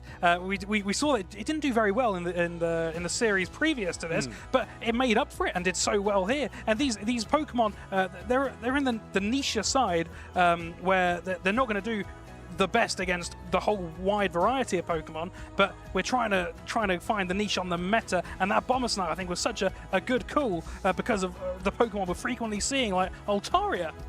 Well, this is the thing. A lot of these Pokemon need to be timed perfectly when you want to come into the meta. And absolutely. we saw the decline of Shadow Talonflame, that Abomasnow and Shadow Fortress are double weak against. And so Pataman really might have timed that perfectly. But the question is that because of the rise of Pokemon like Licky Licky? We've mentioned Licky Licky so many times before because it's a new entrant. It replaces what we've previously seen, which was Lickitung. And Lickitung, you mentioned under-evolved Pokemon. We love some under-evolved Pokemon. If you want to find out a little bit more about under-evolved Pokemon, keep your eyes tuned. Hello trainers, my name is Jonkis and today we are diving into the world of a not fully evolved Pokemon. Those unlikely heroes that haven't reached their final stage yet, but still have a huge role in competitive Pokemon Go. Over the years, these Pokemon have quietly built a strong reputation. Ghost types like Dusclops and Galarian Corsola were brought by its Exon and Patoman to win international championships in both America and Europe. And some not fully evolved Pokemon have even decided the biggest stage of them all, the World Championships. Lickitung has already been a vital part of two winning teams. First with Dancing Rob, the first ever Pokemon Go World Champion, then with Yikai0904, who also piloted another not fully evolved Pokemon, Charjabug. That little bug and electric type didn't just win Worlds, it also won multiple regional championships already and has already proven itself again in the 2026 Championship Series. So but why would trainers choose a Pokemon that can still evolve? There are two main reasons for that. Reason number one, they can take hits better. A great example for this is a comparison between Charjabug and Vikavolt. On paper, Vikavolt looks stronger, with way more attack and the ability to reach higher CP that even allows it to have play in the Ultra League. But that higher attack comes with a big downside in the Great League. It pushes Vikavolt's combat points too high before it can pack enough defense or HP. The result is a glass cannon, lots of damage but not a lot of staying power on the field. Charjabug on the other hand can take those hits way better. It sacrifices some of the damage, but in exchange it becomes far bulkier, soaking up hits that Vikavolt never could. The same is true for Galarian Corsola, which steals not only the spotlight from its evolution Corsola, it is so far one of the most used Pokemon of the 2026 Championship Series. So what is reason number two? Reason number two is going to be the better movesets. Sometimes not about bulk at all, it's about the tools the Pokemon has access to. A great showcase of this was Spartan Eld 17's Murkrow in the Monterey Regional Finals. while both Murkrow and Honchkrow share the same fast move off-pack, their charge move options sets them apart. Honchkrow leans on moves like Dark Pulse and Brave Bird, which hit hard but take a while to reach. Murkrow, however, gains access to the moves Drill Peck and Foul Play. Both are cheaper, fast-charging moves. This lets Murkrow pressure shields, deny farm downs, and stay active throughout the battle. So not fully evolved Pokemon aren't just stepping stones. They have been proven threats that can even win World Championships. The question is now, which one will take the spotlight next? Only time will tell, but I can't wait to find out. Speaking of not fully evolved, I'm now joined by Eric, and we cannot wait to get started. Still here in Birmingham, and so many players now trying to break through to that day number 2. Again, we have so many great matches coming up. We just saw Pokémon against one of our co-casters, Leo, on the stream with quite an interesting team composition. I'm curious if we see more things like that today to kind of break out of the meta, really, and start bringing those new niche things that you were talking about earlier. Now, we've seen some experience from Toronto of this meta already. What are your thoughts on Abomasnow and Shadow Fortress as potential core breakers? I like the Abomasnow idea. I think some kind of ice is like a necessity right now. Something that can basically take down Altaria and is not a fairy or a steel type, because we all know Altaria is not even that weak against the fairy or the steel type. So it almost feels like there's no actual answer to Altaria unless you like divert to ice. Altaria with that flamethrower. We talked about briefly, Jay and I were speaking about the decline of Shadow Talonflame and the fire pressure that it comes with. But Altaria with access to flamethrower is able to do so much super effective damage against a lot of the Pokemon that used to resist all of its attacks. For example, I was thinking to bring Satitan if I were to play this weekend. Yes. I think Satitan's been really cool. It not only breaks up Altaria, Unova, Stunfisk, and Furret, but also it has a little bit more play into Scissor and Talonflame than its other counterparts like Alolan Ninetales or Abomasnow. So many options. Ice type, generally speaking, is not the best defensively, but it can be really aggressive offensively.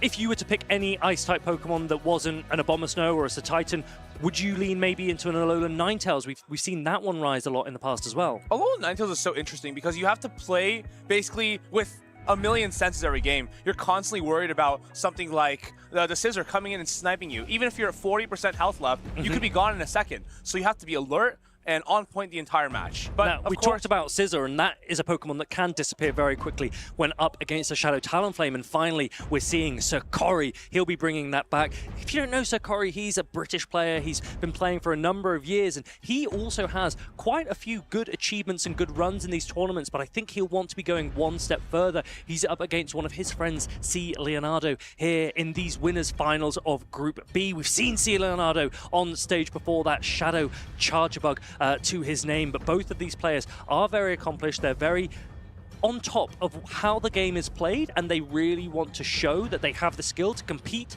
with the best of the best. Both of them, of course, have made multiple top cuts. C. Leonardo even runs his own podcast on the side and has talked to tons of top players and actually gotten a lot of insight from them. I'm curious, maybe that's given him some learnings to take into his matches, into his own games.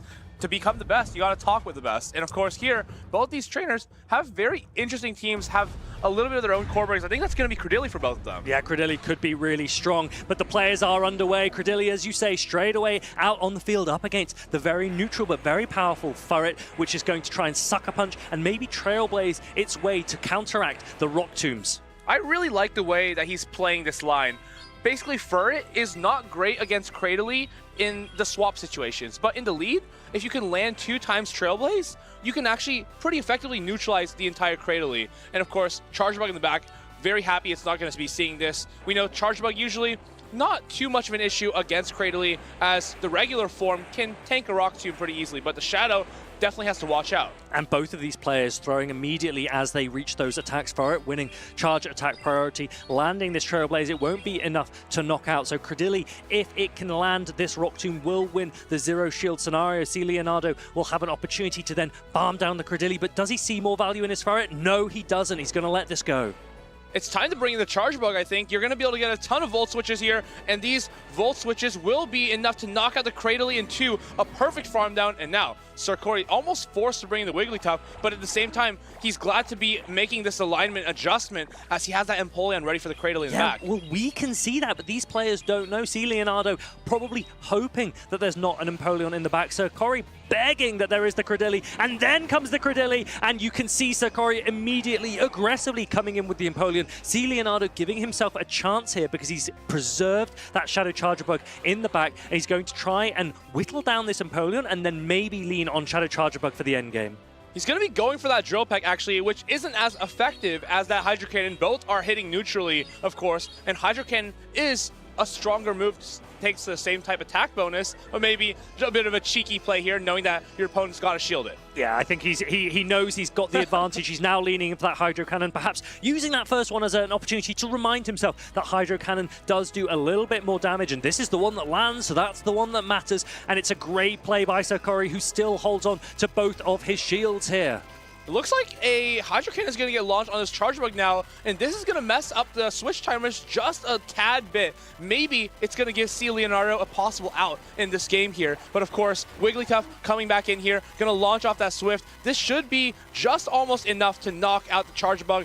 Can C. Leonardo get the discharge? He will. Can probably throw one Volt Switch and then fall by the discharge, but end of the day, I think it's too little, too late. Wigglytuff can simply charm down here, or even just let this go and put it all on the back of the Empoleon. Sarkori does shield up that Wigglytuff, a Pokemon that we've seen succeed with its really interesting typing of Fairy and Normal, and it's taking out this Cradilli with this resisted Swift against the Rock typing of Cradilli to take game number 1 in these winners finals. And something I want to note is C. Leonardo, he doesn't look stressed. He just shrugs that off, and he can see here like, oh, it's fine. I just didn't get the line read right, but honestly, I think he played that quite well. He did what he could. And this is the kind of the mentality that you learn from working with all these top players, is just understanding that it's important to be able to mentally reset and get into the next game without keeping all these things in mind. Just trying to build better lines, play better, and ready up for game number 2. Sarkori knows that one more win is all he needs to get into day 2. This is a best of 3 format. This is a critical game for him. He won't want to rock the boat too much. He won't want to go out of his way. He does have the advantage here, but C. Leonardo will be looking to adjust, and he's one of the best players that is able to do so. He now has had an opportunity to read his opponent, to get an understanding of which Pokemon his opponent is leaning into. The question is, can he adequately account for his opponent's strategies in a way that can reverse this match?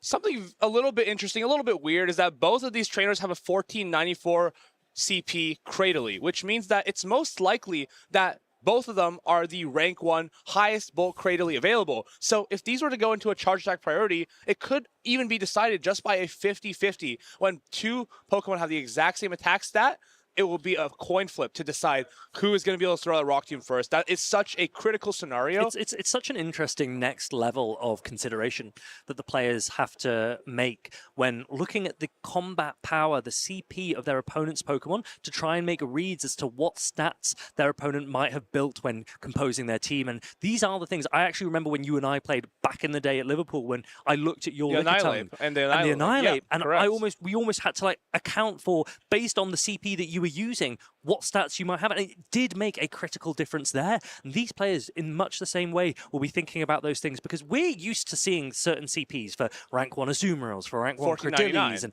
exactly. And so a lot of those considerations these players need to also potentially consider in the back of their mind. Some players, they simply won't care. They know what they want to do, and they will focus on their own, maybe more aggressive strategies. And I almost wonder if that is leading both players to not want to lead the Cradily, as we see here, as they don't want to leave it up to chance. They don't want to leave up the entire set up to a 50-50. It's going to be that Wigglytuff instead into that Shadow Kanto Marowak. And honestly, if you're C. Leonardo, you're happy to see it here. Well, I think Wigglytuff doesn't usually often mind being up against a Shadow Kanto Marowak, and this one has a bow, so it's even better protected.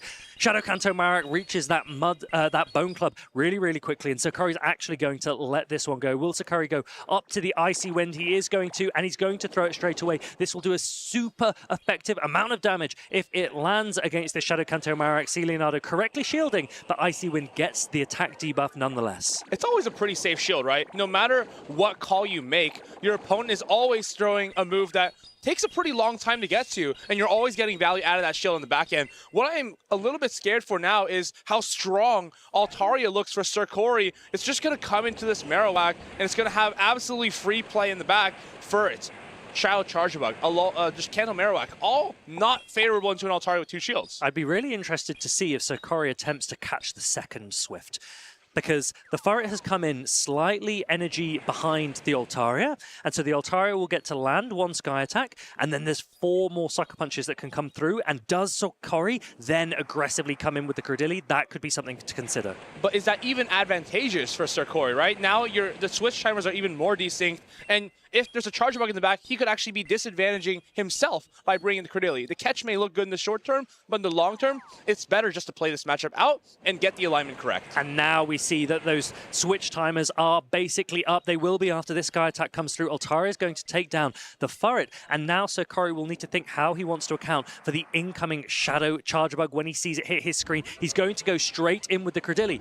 Cradilli, it has grass typing. That means it resists the electric Volt Switches, but because it's a grass type, it takes super effective from the bug typing of these X-Scissors. And so Sir Corey preserving the shields for this matchup is really, really smart. And Rock Tomb, if it lands, will do a massive amount of super effective damage to the bug typing of Chargebug. The thing is, 2 Rock Tombs are going to get reached here before 2 X-Scissors for C. Leonardo. It's going to be very difficult to make a catch from this Chargebug onto your Kanto Marowak because you're throwing a 4-turn Volt Switch. If Sir Corey waits and is patient as he's been this entire set, it's going to be very hard to sneak that out. Yeah, Volt Switch has its advantages and disadvantages, and now the Shadow Kanto Marowak comes in, but perhaps there's a bit of a mistake here from Sir Corey because he's throwing so quickly that his Cradilli is now completely energy dry. And so C. Leonardo will be able to come back in, and Sir Corey will need to try and remember how much energy is he going for a catch. They're going to throw. And look at that! C. Leonardo is going to go all the way up to 2 attacks, and Shadow Chargebug now has an attack loaded for that Cradilli in the back. It's going to win charge attack priority if Cradilli is at the move. X-Scissor comes down. Is it going to be enough? I think that with the Shadow Chargebug, this will knock out the Cradilli. It's going to do a massive amount of damage. I think it might knock out as well, and I think that it is going to. Sir Corey knows it. X-Scissor lands, Cradilli goes down, and C. Leonardo levels the score. Huge, super effective damage there to finish off game number 2. I think the pivotal moment in that game was the Marowak having not a lot of HP, but in a range where it's extremely awkward for a Cradilli to deal with. Of course, Sir Corey, so many switches in and out. You may not have remembered how many Mud Slaps the Kanto Marowak already had ready and how close it was to the Bone Club. So, if you at home were playing in that matchup and wondering what could Sir Corey have maybe done differently to result in a different outcome, well, the reality is that Bone Club is going to do less damage to the Cradilli than X. And you're never going to get knocked out. You're never going to get knocked out by that Bone Club because you were really in the green health. But what you had to do was leave Cradilli 3 acids away from your next attack because there were 2 Volt Switches that needed to be thrown by the Shadow Chargebug before it reached the X-Scissor. So Sir Corey needed to stay in longer with that Cradilli against the Shadow Kanto Marowak before throwing the Grass Knot, put himself within 3 acids, and then when the Shadow Chargebug comes back in, you reach the Rock Tomb first and you seal the victory. So Corey might have an opportunity now between these games 2 and games 3 to rethink about that, readjust, because there was so much potential, but C. Leonardo coming out on top, it just goes to show, as Jay and I were speaking about earlier, it ain't over until it's over. And also, at the end there, he could have just committed to throwing the Rock Tomb because your opponent is strong. Your opponent always knows you're going to try to make a catch attempt. So honestly, maybe you just let it rip and then see what happens. It is difficult. I think it's a really hindsight's very easy, right? Yeah, it's a difficult decision to make in that moment. I think the easier and safer play is probably to have had more meticulous energy management prior. But yeah, obviously after that point, it then becomes a bit of a guessing game with the catches, and C. Leonardo, he got his guess right. Oh, and this is going to be interesting. We talked about it before. It's the rank 1 Cradilli versus the supposed rank 1 Cradilli. I surmise that this is true because earlier the Cradilli hung on to 2 of the Trailblazers from the Furret. And that only happens when you have a very high-ranked Cradilli. So here we go, C. Leonardo, the first to land this Rock Tomb. So Corey, perhaps unsurprised that his rank 1 potentially Cradilli lost, but what he doesn't necessarily know is that that could have been a coin flip. It could have been a 50-50 win. So I wonder if these players will both stay in and try and throw again, and imagine if the charge attack priority event this time goes the other way around. and it doesn't. It looks like C. Leonardo's going to get back-to-back Rock Tombs off first. This is going to be pivotal for him. It could be that he has a completely different attack. Do you know what? It could be genius from C. Leonardo if he'd built a Credilli with higher attack that still reaches 1494 to invite his opponent to think it's a rank 1. It's a sheep in wolf's clothing. It really could be. But now the Furret comes in, C. Leonardo is going to give away alignment, draw out that Wigglytuff, the fairy typing of the Wigglytuff, resisting the dark type Sucker Punch, but Swifts are coming quick and fast. This will do decent amount of chunk to this Wigglytuff. So this is an opportunity where Sir Corey can actually start playing for the switch advantage and stick his Empoleon on the remainder of C. Leonardo's Credilli, while also ensuring that your Empoleon is not necessarily liable to the Charger Bug. We've seen C. Leonardo bring Charger Bug both games already. He's obviously very comfortable with it, and you have to begin to expect it as the last Pokemon here. But I do think he doesn't throw there. I think C. Leonardo could be in the driving seat here because that Shadow Charger Bug, with both shields available to it, has a massive amount of pressure against that Empoleon. The Shadow Volt Switches are going to do a ton, but it's really surprising to see C. Leonardo not throw an attack from the Furret, perhaps wanting a bit of a farm down. The problem is, Sakori actually has an attack now banked on this Wigglytuff. You may just have to commit to Credilli here. Yeah, I love this, as you're just going to take this move, don't worry about it, and hope that, hey, it's Empoleon in the back, and the Charge Bug just gets the job done. Here's where you're going to see that Charge Attack priority earlier come into play, as Credilli from Sir Corey is so much lower since he had to take those attacks first. And now does this Empoleon throw an attack? Going for the Drill Peck again. Hydro Cannon would have been more damage, but I think it's probably going to go shielded regardless. It's not! What? So actually Hydro Cannon would have done more damage, but C. Leonardo didn't even shield. Hydro Cannon could have won the game on the spot, but a Drill Peck is going to actually be no-shielded. C. Leonardo making calls that nobody in this world could have predicted. Unnecessary calls, if nothing else, but down goes that Empoleon. And I think Charger Bug has enough health that it could hold out in this game number 3. You come with Cradily first, but honestly, the order doesn't matter. You're just trying to land more attacks here. This is interesting. I wonder if we should have saved these 2 charge attacks for the Wigglytuff, which does more damage than the Wigglytuff. Yeah, but the Wigglytuff is in such low health that it might just get Volt Switch down anyway, so it won't make a difference. Now the Volt Switch comes through. 1 turn difference! Wigglytuff goes down, and C. Leonardo, just as we said, made the adjustments he needed and claws his way back in this best of 3 to put his name on day 2 here in Birmingham. No shield on the Drill Peck. Truly a love of the gameplay. No reason for it, but just wanted to show his dominance here, show that he was making the right calls, saw he got trolled by the Drill Peck earlier, and is just saying, hey, we're going to do it. Love of the game. I'm a showman. We're going to no-shield this Drill Peck and take ourselves into day number 2. I mean, correct me if I'm wrong, Eric, but if that were a Hydro Cannon, then Sir Corey wins. They'd be shaking hands right now, and Sir Corey would be the one going to day 2. Sir Corey's name would be in day number 2. Correct. So, look, for everyone watching at home, if you're using an Empoleon, unless Hydro Cannon is resisted, throw Hydro Cannon. Drill Peck, it's a great attack. It's great coverage for Empoleon. It's perfect coverage, actually. Yeah, it's really, really strong against the grass types, against the fighting types.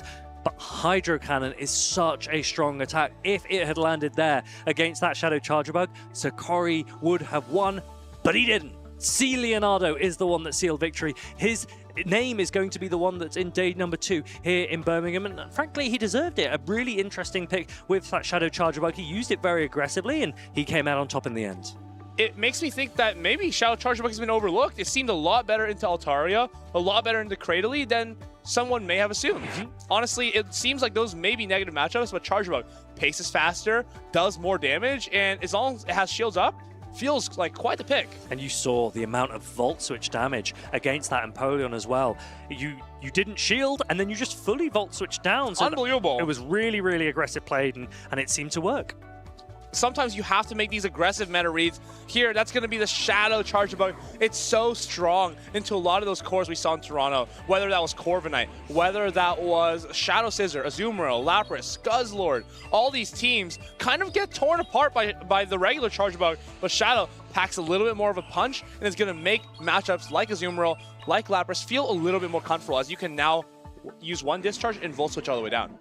I really like that we're in this Precious Path season, and although the meta looks largely similar to what we had last season, there's still so much opportunity for innovation, opportunity for creative picks to come in. We saw Shadow Gyarados last week from DHC United. We're seeing Pokemon like Abomasnow and Shadow Fortress from Pataman here and Shadow Charjabug, as we've just said as well. So it could be the story of which shadows could really shine, but also so many unique typings, so many unique compositions can make all the difference. And if you love Shadow Pokemon, we have actually right now a Team Rocket Takeover event. I wonder if that's correlated with all these trainers trying out some more novel shadows that they may have gotten just in the last couple days. So, of course, don't forget to TM frustration away from your Shadow Pokemon, and maybe it'll be you using one of these Shadow Pokemon in a regional or at a local in the future. And make sure to get involved with the social posts as well. Use hashtag PlayPokemon to show which Shadow Pokemon you're using, which Shadow Pokemon you're TMing frustration off. And we want to showcase your posts here on the broadcast. I posted earlier, I said which pick I would like to see succeed in Birmingham. I don't think anyone's using it yet, but I would love for Shadow Celio to one day shine. I think it's such a fun Pokemon, and I don't know, what would be your pick if you were playing in Birmingham? What spicy pick would you have brought? I think Ice is definitely the correct direction. Because other people are also choosing Ice, that's why I feel like Titan is the best of all of them. Because Superpower gives you fantastic coverage into Lapras, into Celio, into Abomasnow. You pretty much win all the Ice mirrors, while also just having better coverage into Shadow Scissor.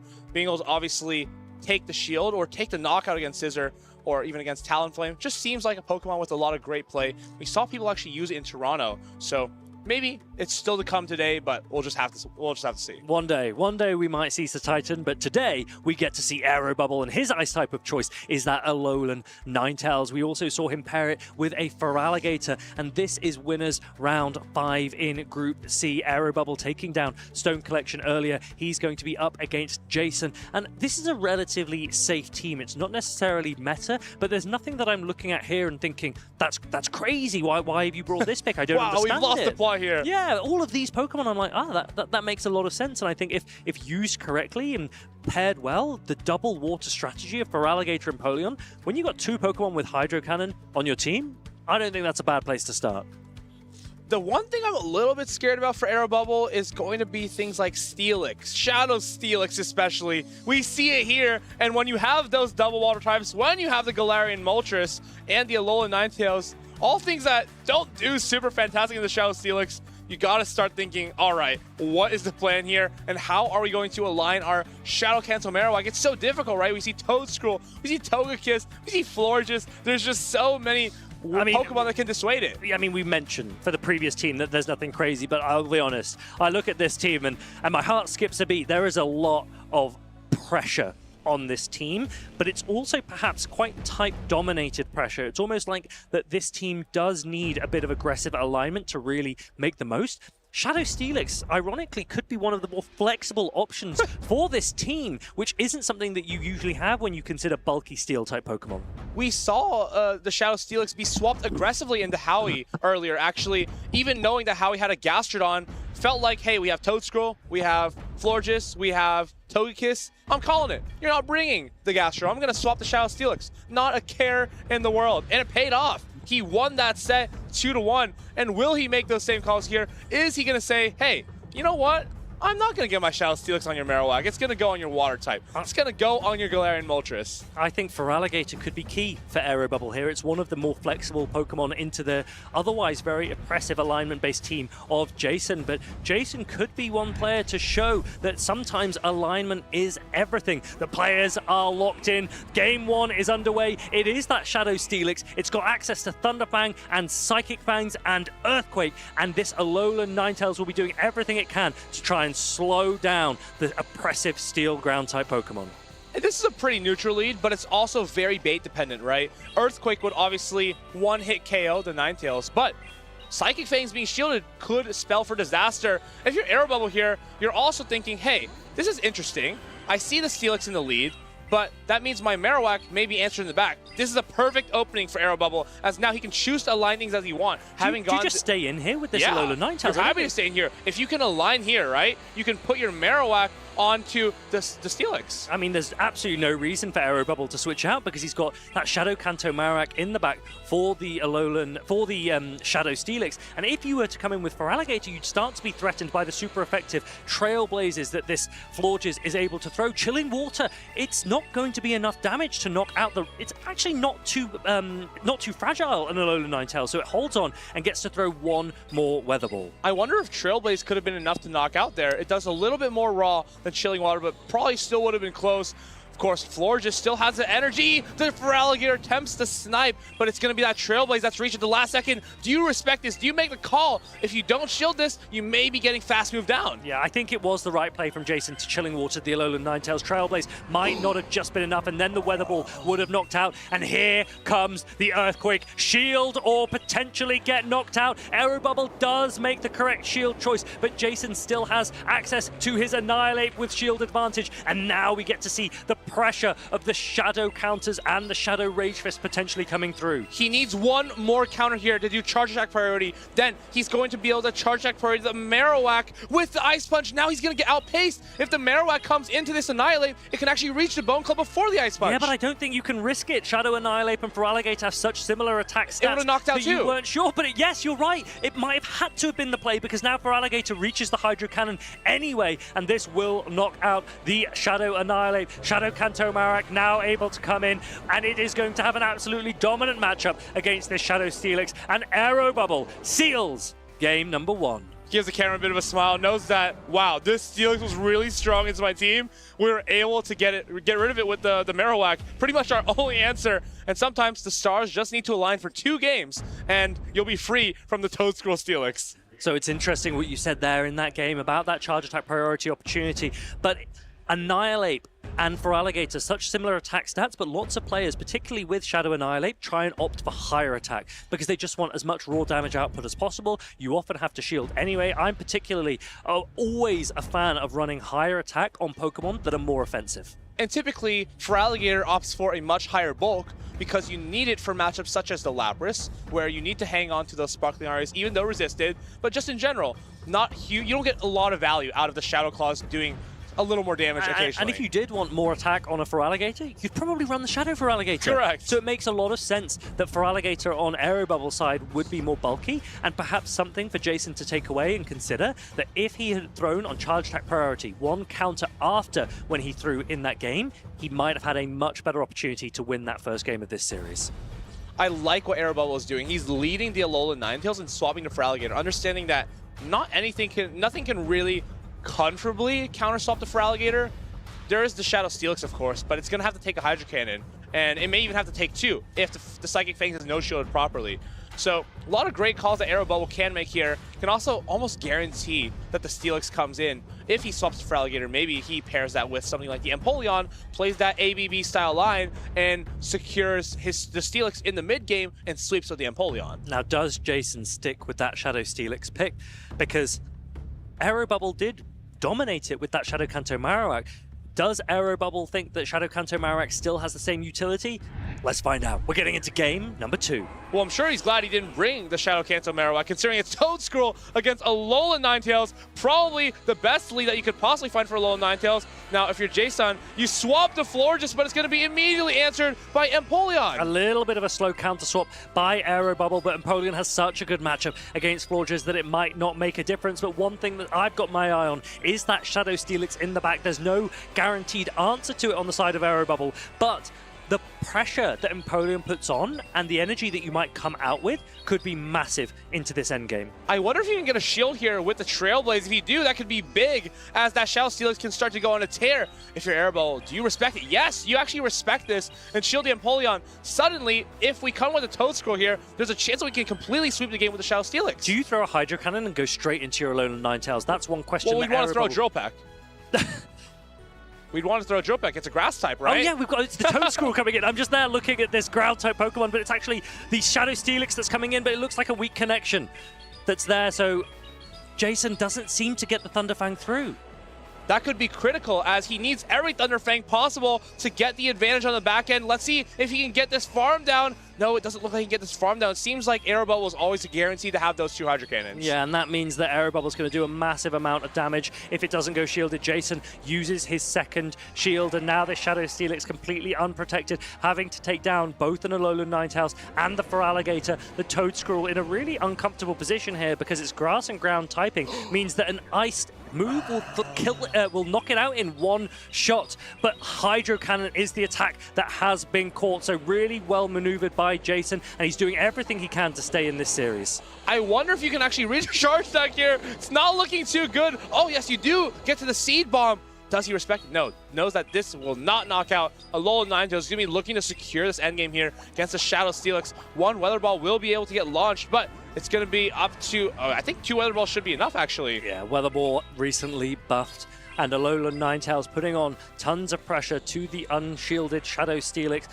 Weather Ball plus a few more Powder Snows could be all that is needed. Jason not happy with how this game number 2 has played out, and Shadow Steelix deep into the red as we approach this final stages of this game.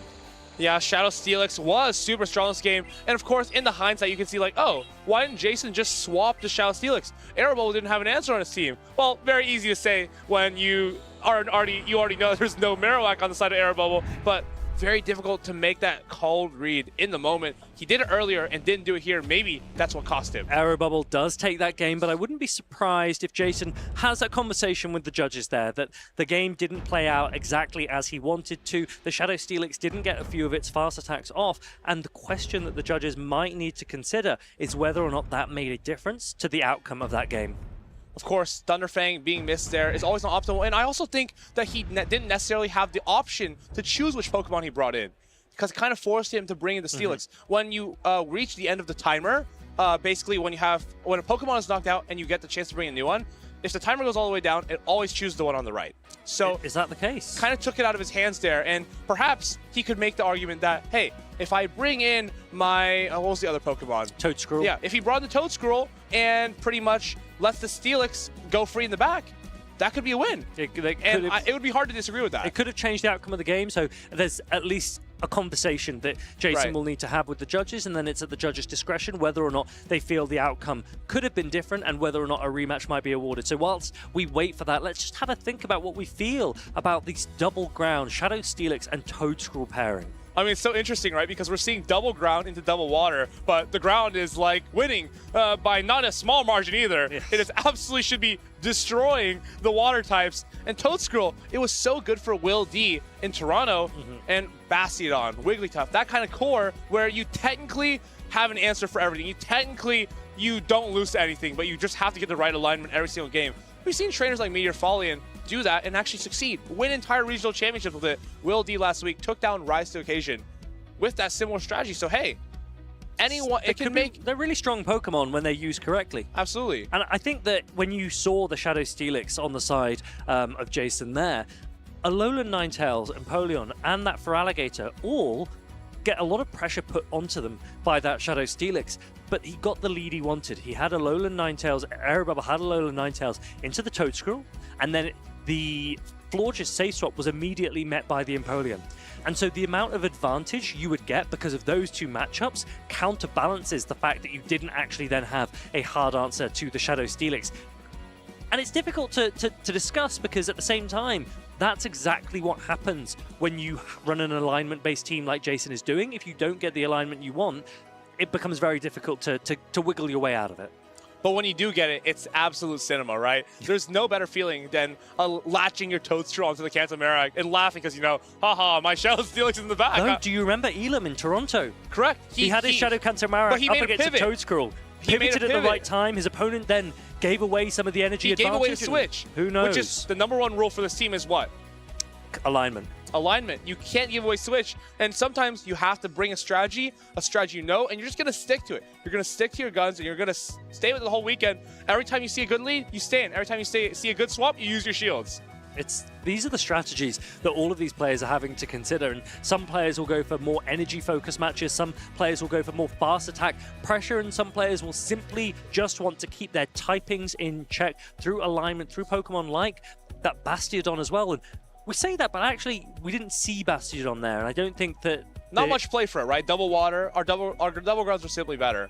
And everyone has different strategies, right? Some trainers, you say, they like their neutral play, they like their neutral coverage, but others feel comfortable, feel confident in their ability to read their opponents, read their teams. And honestly, that's a very difficult strategy to fully master, but when you get it, you can almost never lose.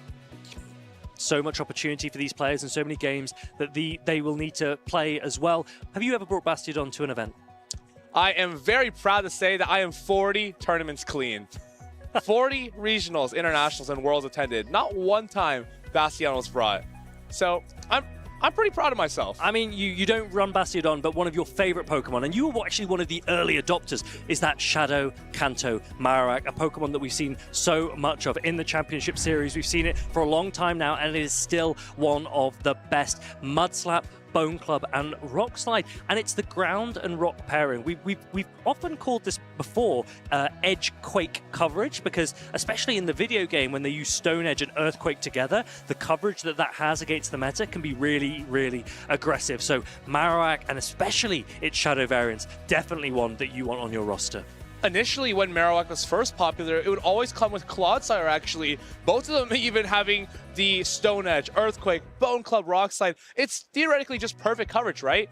Literally nothing in the entire game can resist both of those, except for, well, the funny Toad Scroll that we saw on Jason's team. Really, really interesting options available for ground-type players. One ground type that we haven't seen in a very, very long time is Gligar. Do you think that there's an opportunity for Gligar to ever return to the meta? I think Gligar is such an interesting Pokemon because theoretically the typing is so cool. Flying and ground. It is which pretty is cool. Kind of like, it's like an oxymoron, right? Like you can't be flying and on the ground at the same time, but you can be flying and throwing attacks into the ground. Conceptually, it's just crazy, right? Like, how is it a ground type? Innovation. It's absolute cinema. Absolute cinema. That's right. Gligar, Fury Cutter did get quite the tune-up, but at the same time, it's just not same type attack bonus. Neither is the Night Slash. And perhaps there's going to be a meta where you do get this perfect coverage, this theoretical perfect coverage, but maybe one day Gliscor could be an option as well, a bit more aggressive. Oh yeah, Gliscor with Sand Attack. It's just so oppressive when you can get it in the right matchup. Sand Attack doesn't do a lot of damage, but with the one-turn charge fast attack, you can do so many, apply so much pressure, and land those hard-hitting Earthquakes. But I would love to see a Gliscor shine as well. Yeah, it can put on a lot of pressure. And we did see Aero Bubble putting a lot of pressure on Jason in that series. The judges have decided that no rematch will be granted, although there was a little bit of here and there during that game. Aero Bubble had the advantage, and the game played out as they believe it could have and should have. And so Aero Bubble seals victory in that match.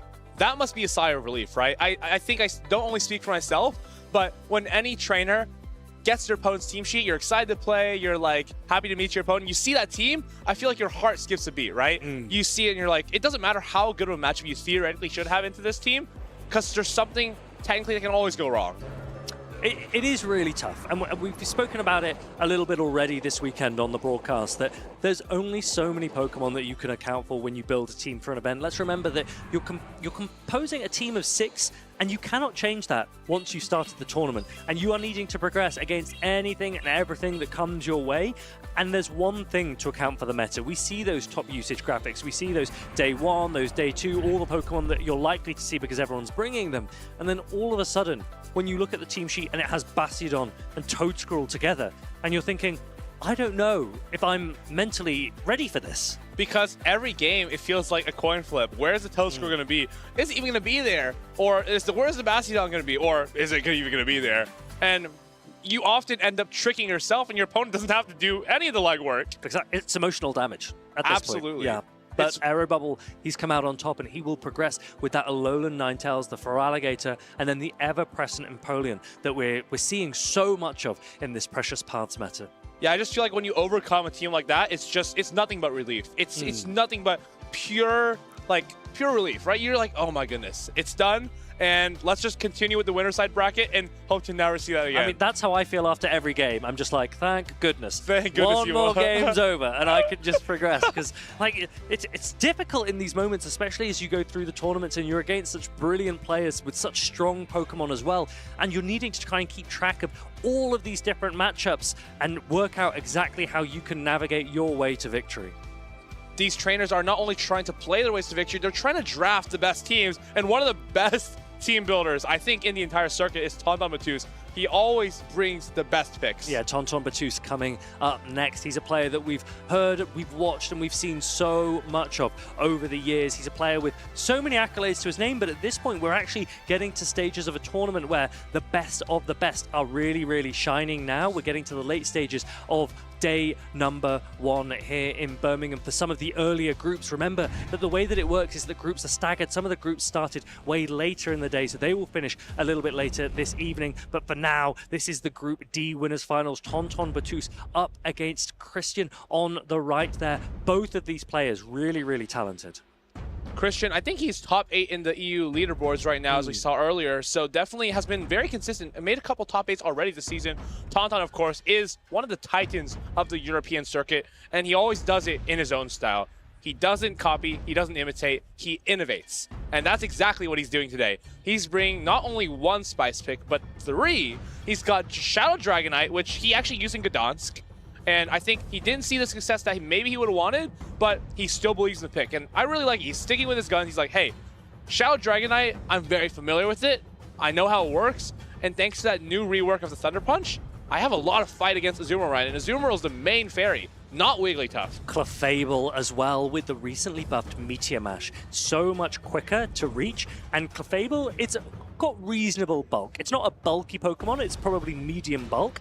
But that pacing and the damage output, it's no joke. It's really, really a really strong potential option for Tonton Battus that Chris will need to account for. It's so interesting because Clefable has such fantastic movesets, but against this team, you run into a couple problems in Corviknight and Empoleon where your charge attacks are completely walled off. However, there's just such great matches though in Altaria and Florges that maybe you still feel a little bit tempted to bring it. Of course, Dragonite, I think is going to be the star of this show. Dragonite's so free into this team. Yeah, Florges and Altaria, Clefable's obviously very strong against, and neutral matchups into Shadow Kanto Marowak and that Licky Licky, but the double steel pairing of Empoleon and Corviknight could be something for Tonton to consider. The players are locked in. I see a shiny Fortress on the left. It's up against an Altaria on the right. This is going to be an interesting matchup because theoretically, both of these Pokemon are doing very, very resisted fast attacks to one another, but they have very hard hitting. Oh my goodness, what a catch to start us off. But it's actually Christian who is baiting here with the Sky attack, so he's not going to be punished for throwing the bait here. Really, really good attempt at a catch by Tonton Battus. Sky attack, at least the damage that Chris would have wanted to throw anyway. You see him farming up on that Altaria before going into the Florges. Surf now coming through, and Chris isn't going to shield it. Of course, he wants to keep that pacing with that Fortress in the later stages of this match in the back, and we don't want to be vulnerable to that Rock Tomb. We want to be a little bit ahead of our opponent there, but a Trailblaze is going to come through and knock out this Joust. If it doesn't go shielded, it's going to come pretty close and it's going to allow a nice farm down here.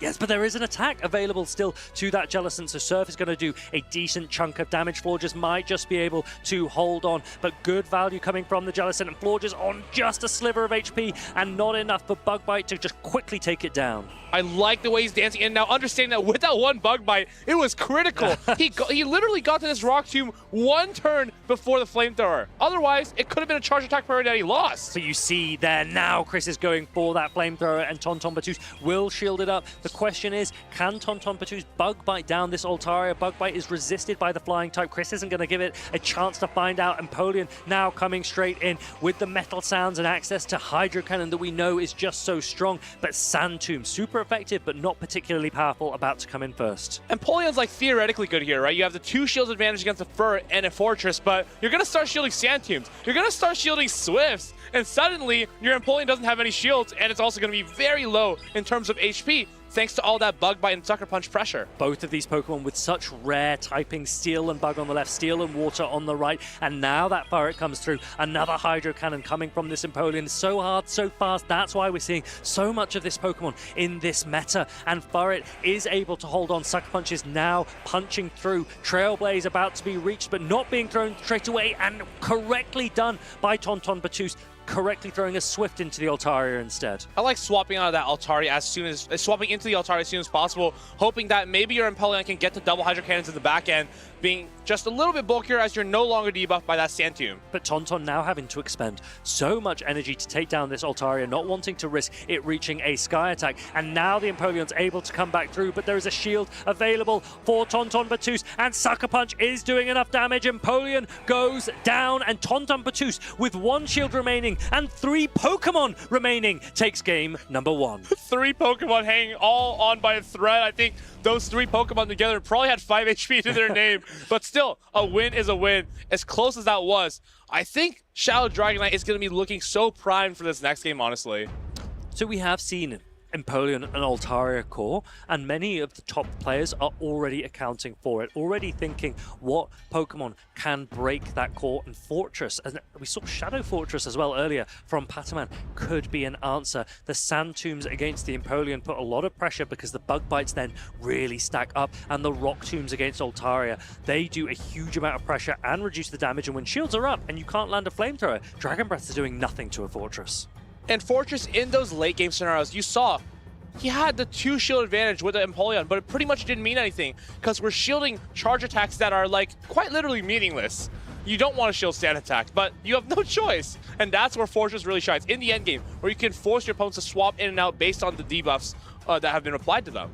And what are your thoughts on Jellicent into this new meta? We didn't see a huge amount of Jellicent in the day 1 usage of Toronto, but we did see it start to really perform in some of the late stages, and now makes top usage here in day 1 of Birmingham. Based on how little Guzzlord I'm seeing in this tournament so far, I'm pretty convinced by Jellicent. Guzzlord is obviously like the worst matchup possible. It resists every single charge attack, every fast attack you have, and very, very dominant there. Has Brutal Swing to hit it with. But now, a very neutral matchup, on the other hand, is going to be the regular Unova Stunfisk into the regular Altaria. Yeah, the dragon type of choice, not Guzzlord at the moment, it is Altaria. And the dragon and flying type means that neutral electric damage comes from this Unova Stunfisk. But Unova Stunfisk, because of its electric typing, would resist Sky Attack. That forces Altaria to throw flamethrowers instead. And so this matchup, especially in the Zero Shield scenario, gets really, really close. Both Pokemon will go very, very low at a very similar time. This depends on how bulky the Unova Stunfisk is. If the Unova Stunfisk is not very bulky, it can go down to 2 flamethrowers. Some may have a more attack-weighted Stunfisk to win that mirror extremely dominantly, being able to win charge attack priority, of course. But let's see if Tonton has opted for that here. No, seems like it's going to be that bulky Unova Stunfisk. Should comfortably hang on to this next flamethrower. And it looks like Chris has a really good backline as well. We can see Florges available for the Furret. We can see Licky Licky available for the Jellicent. So alignment could be really important. And now the Florges is up against that Furret. So we know what's going to come in the back. This is a really great position for Chris. And he needs it to be, because in this best of 3 match, Tonton only needs 1 more win. Chilling Water applied to the Furret. It's a perfect charge attack priority. And this Swift, no longer going to be enough to knock out in 2 with the Sucker Punches. It's a great debuff for the Florges here. Let's see how he continues to play this. If he decides to Trailblaze or continue with the Chilling Waters. What would you do here? I think Trailblaze makes sense here. It could put us into Fairy Wind downrange. I don't mind that Chris has actually opted to not throw an attack just yet. You know you're not going to go down to a Swift, so you may as well try and farm up a little bit more energy in advance, but you need to consider throwing an attack before the switch clocks are up, because now they are, and you do just get that Trailblaze through in time.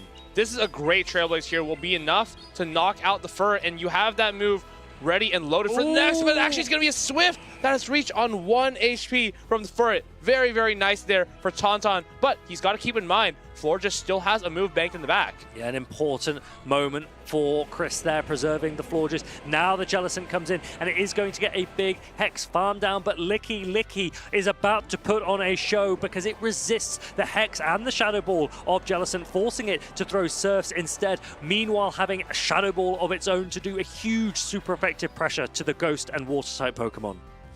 I think Licky Licky can even start to get a little bit silly here. Maybe bait with the body slams. It would be more of a love of the gameplay, but you could definitely get away with it. I absolutely would not be doing that, but it could be an option for him. It could also be the only lose condition to get a body slam not shielded. Let's remember the floor just has a Trailblaze banked as well, so there is still a lot of pressure available to Chris. See? Hey, he did get shielded there. Well, there you go. You should have thrown body slam, right? Yep. So easy to say from our perspective, right? He's actually throwing the body slam now. And it's going to... I told you, Eric. I told you, don't do this.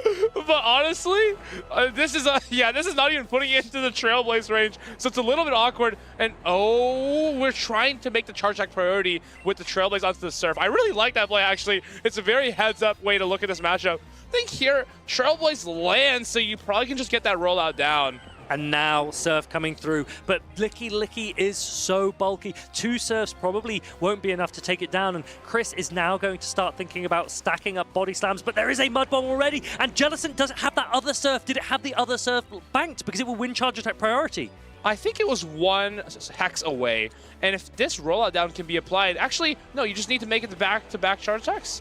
Ooh, the Mud Bomb is going to be landed onto the Licky Licky, and now, can you hang on here? I think that Tonton might have a Surf, might be really close to a Surf on a Jellison, if nothing else. And Chris is committing to a rollout down that perhaps he didn't really quite need. He was going for the back-to-back body slam because there's a shield available on the Jellison. And Tonton is going to take victory here. Chris losing it because he threw a body slam into the Jellison, taking the advice of Eric that he couldn't hear. For the first one. Oh, the first one was no problem, right? You didn't make it clear. The first one, cinema. The second one, game over. Game over for Chris as Tonton progresses on the winner's side of the bracket. Brilliantly played by the Frenchman. He, yet again, with his spicy options, progresses, succeeds, excels, and we don't expect anything less from him.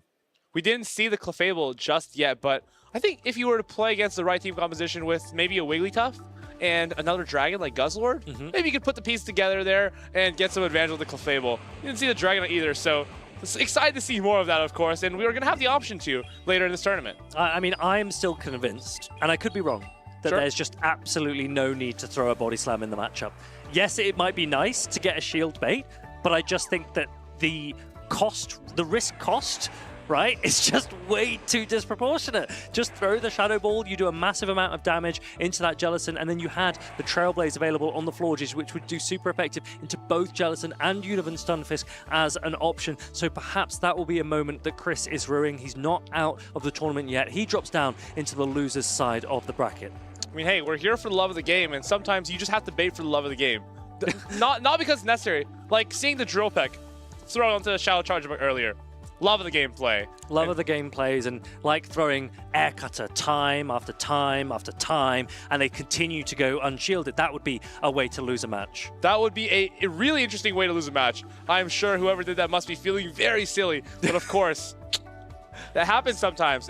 It does happen. It happens to the best of us, and it happens to Eric as well. But these are the things that happen in these tournaments. You need to sometimes make calls. Sometimes they come out great. Sometimes they're not quite what you want. And part of it is just having the resilience to adapt, to stay strong, because Chris is still in this tournament. But Tonton, he'll be over the moon that he succeeds on the winner's side of the bracket. And finally, taking it down with the Shadow Dragonite. He's used it so many times, I feel like. But finally, getting the result that he's been looking for. Maybe the bench pressure was enough to help him win this game. Of course, you don't want to play things like actually, Kanto Marowak is even that good for Dragonite because they have to throw Sewer Power. That's the thing. It's actually Gastrodon is a really uncomfortable matchup for Dragonite as well, because it's the Thunder Punches and once the you Super Sewer Powers that make Power, it difficult. You're gonna go down to a Body Slam. Well, this is why we don't see much of Dragonite. We haven't seen it much in the regionals. We haven't seen it at international championships. I don't think I saw one last year at Worlds. And I think that if you missed any of Worlds, then keep an eye on this little summary. Here we are again, trainers, yet with another episode of Perfect Play. Here we highlight and break down some of the best plays made in the Championship Series. My name is Martijn Versteeg. You may also know me as 2024 Worlds finalist in Adequance. Let's talk about Boy, a competitor from India who had reached top 4 at 2024 Worlds. He made a return to the big stage in 2025. He pressured the opponents with Shadow Marowak, made waves with Lapras, and punched through the competition with Shadow Annihilate. The Pokemon Beelzebub relied the most on, however, was Galarian Moltres. This is a legendary Pokemon that is only encountered on the Daily Adventure incense, and it was the key to overcoming the Grand Finals on Championship Sunday.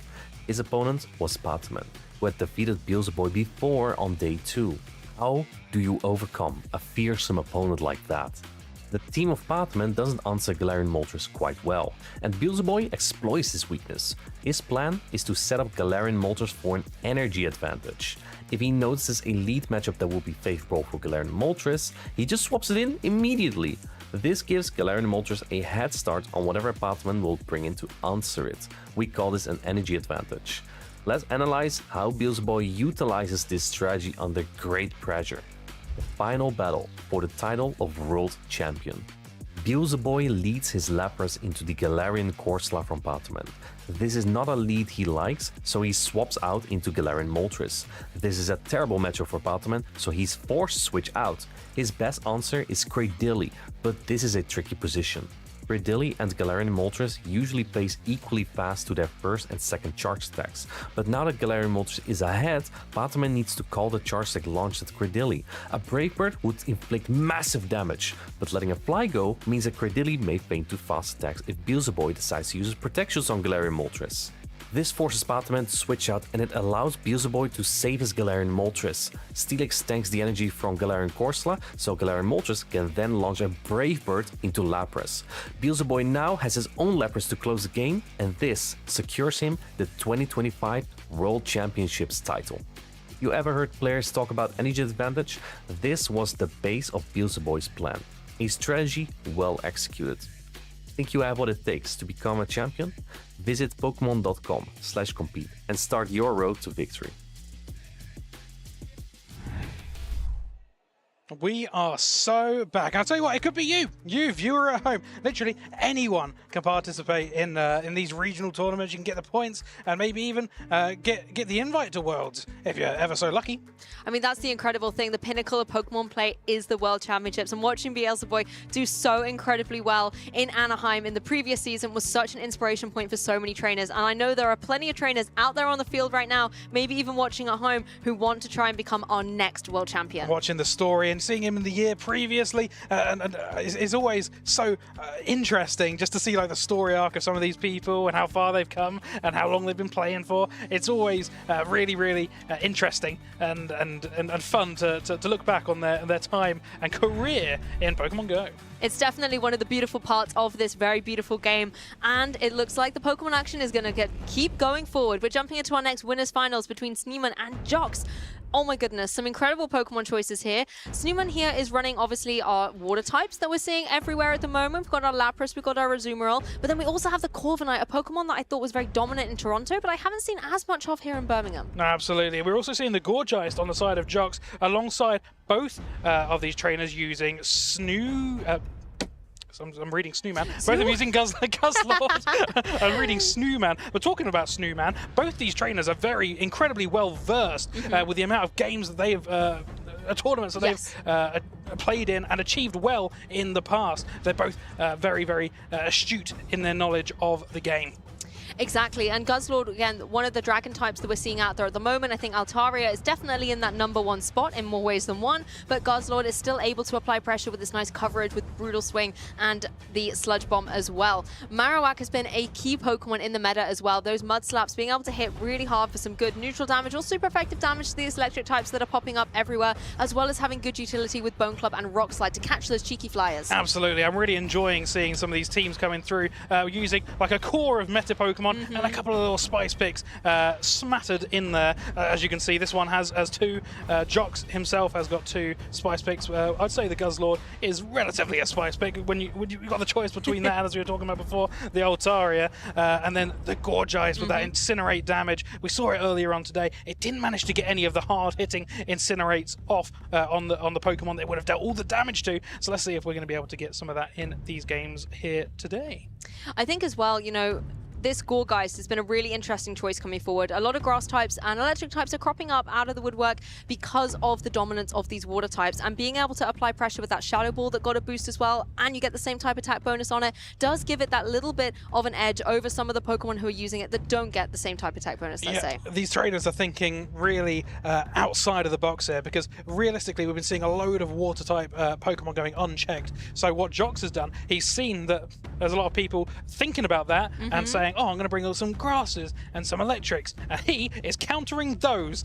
He has really thought outside the box, and that's what these trainers do. The ones who have got that knowledge, who have been to these events time and time again, they know what they have to think about when it comes to team building. They keep it a closed off secret so none of their friends find out, and then they bring it up and they show it on the stage, and it's always a spectacle to behold. Well, I'm going to be very interested to see how the water types pair up against each other, because I think we can assume that Pokemon like Lapras and the Azumarill are going to come into this match. Pokemon like Lapras, though, we've seen be able to go through the bulk of an Azumarill with those Psy Waves. They do just keep stacking up, doing some really decent damage over time, and because neither of them can really hit the other for super effective damage on the charge attacks, it really does give them a window of opportunity to farm up lots of energy, and if the switch timers align in the right way, you can switch out, store that energy up for a very dynamic endgame. Absolutely. Lapras, of course, being a Pokemon after the Psy Wave buff, we saw it used quite often. It was a very frequently used water-type Pokemon. We kind of fizzled out of the meta, but we have seen a small resurgence of it very recently to make it to the winners' finals here. Snowman has obviously done a very good job with it. I'm very excited. Snowman getting ready for action, so is Jox, and the leads are out. It's a Corviknight versus a Lapras here out on the field. And it is anyone's game here between Snowman and Jox. The Psy Waves are non-same type attack boosted and also resisted by the Steel typing. However, it gets to energy so quickly and the serves will quickly add up. We are seeing a payback land onto the Lapras here, and it does a decent chunk of damage. I think Payback's really the move we see land from Corviknight time and time again. Air Cutter's often there as kind of a little bit of a bait, but as well, that Payback can do significant damage into Lapras. Lapras is going to be able to retaliate with a little bit of water damage of its own, but I really think Corviknight has the advantage here. And I remember you saying you're predicting that Snowman might bring the double water. It looks like both trainers have ended up with this double water ethos coming into this game, and we're going to see how much damage these water types will be able to do. We're going to catch it! Jox ends up throwing a Payback onto a fairy type Azumarill. Let's see how much damage that does. Not a lot. Not a lot of damage. Yeah, Azumarill able to take that really well. Now we'll just land these bubbles into the opposing Empoleon, but of course this is resisted on Empoleon's side as well. Empoleon is able to get to these Hydro Cannons, and this is one thing this Pokemon does so incredibly well. Very, very fast charge attacks, Hydro Cannon after Hydro Cannon. Well, I had the loss of the amount of energy that Jox lost on his Corviknight. He has managed to end up with a good alignment here with his Steel-type Pokemon on the Fairy, being able to take any of these moves and maybe even farm up a little bit, ready for the next Pokemon to be brought in by Snowman. And I have to correct myself there as well, because this is Drill Peck after Drill Peck here, because of course you're going down into the Azumarill. So even though you can get to this Hydro Cannon, the Drill Peck, as you can see, is going to be able to deal more damage. Azumarill gets out of there though, and Guzzlord takes the fray, taking up the field here as the Azumarill is trying desperately to get some bubbles down. But what it really wants to do is land that play rough. The Sludge Bomb being shown here on Snowman's side. As soon as I saw that Guzzlord come in, I thought, oh no, what's going to happen here? But I didn't expect the Sludge Bomb here is going to be doing a decent amount of damage into the poor fairy type Azumarill. Yeah, got to keep an eye on the shields there a little bit. It looks like Jox still only has one remaining, so has to utilize that in order to avoid taking some huge damage from this Sludge Bomb. Yes, it doesn't get the same type attack bonus, but it still would do a significant chunk to the otherwise very bulky Azumarill, and critically forcing Snowman to use the first shield on their side. Snowman knows no matter what's being thrown here from Jox, anything is going to do so much damage to the Guzzlord. The play rough, of course, being double super effective, essentially, into the Guzzlord. So it would do probably enough to knock out at this stage, but it does go shielded. This is the thing, you have to use your shields on the Guzzlord in order to try and keep it in the game. The Dragon Tails as well going to be doing very little damage into a Fairy type. But now we see the adjustment on Jock's side. That Corviknight rejoins the fray. It's got lots of energy stored up already, so it can go for this Air Cutter and just put the Guzzlord into the yellow. When you talk about energy, I'm looking at the Guzzlord on the side of Snowman, and it has got copious amounts of energy being hidden in the back there, ready to come into whatever Jox has to throw into that Guzzlord's path. I mean, as options go, the Azumarill's a great Pokemon to be able to eat up the damage, the minimal damage that the Lapras can throw here, as it is going to not be taking much damage from either a water or an ice type. But the Sparkling Aria will chip away, and once again, these Psy Waves just enabling another Sparkling Aria to be primed on this Lapras. Absolutely, and you've got to take into account here that the Lapras is so low on health. Anything at this point is going to be enough to knock it out, and that was the finishing blow. But Guzzlord has got so much energy, primed and ready to be thrown onto this Azumarill. Will this be enough from here to knock it out? The Azumarill thankfully still had a lot of HP for Jock, so it is able to hang on, but look at the energy on that Guzzlord. It already had one Sludge Bomb. Well, here's another one. This one will definitely finish the job. Well, if one's not enough, two will do. And Guzzlord does end up dealing the final blow to the Azumarill. We've got a situation here with Guzzlord onto the Empoleon, throwing the move. I don't know if this is going to be enough. If it's not enough, and it just is able to hang on with a slither of HP, and Empoleon is in a position where it has so much energy on the board, but the Azumarill quicker off the mark. What a win there for Snowman. It was such a close game, but I think the pinnacle of that game was all the energy that was stored on that Guzzlord in the middle of the game. Put it in the back pocket, save it for a rainy day, save it for when you absolutely need that energy. It's decisions like that that I think win games, knowing exactly where you want to place your energy and having all that amount. A trainer like myself would probably be tempted to just throw whichever one's the best, go for it. whichever move's the best move into whatever's in front of me. I'll just throw the move. But a higher thinking trainer will see, oh, I know what you've got in the back, I've already seen it, or I've got a good idea of what might be in the back, and then they will save that energy for what they think will be the best use of it.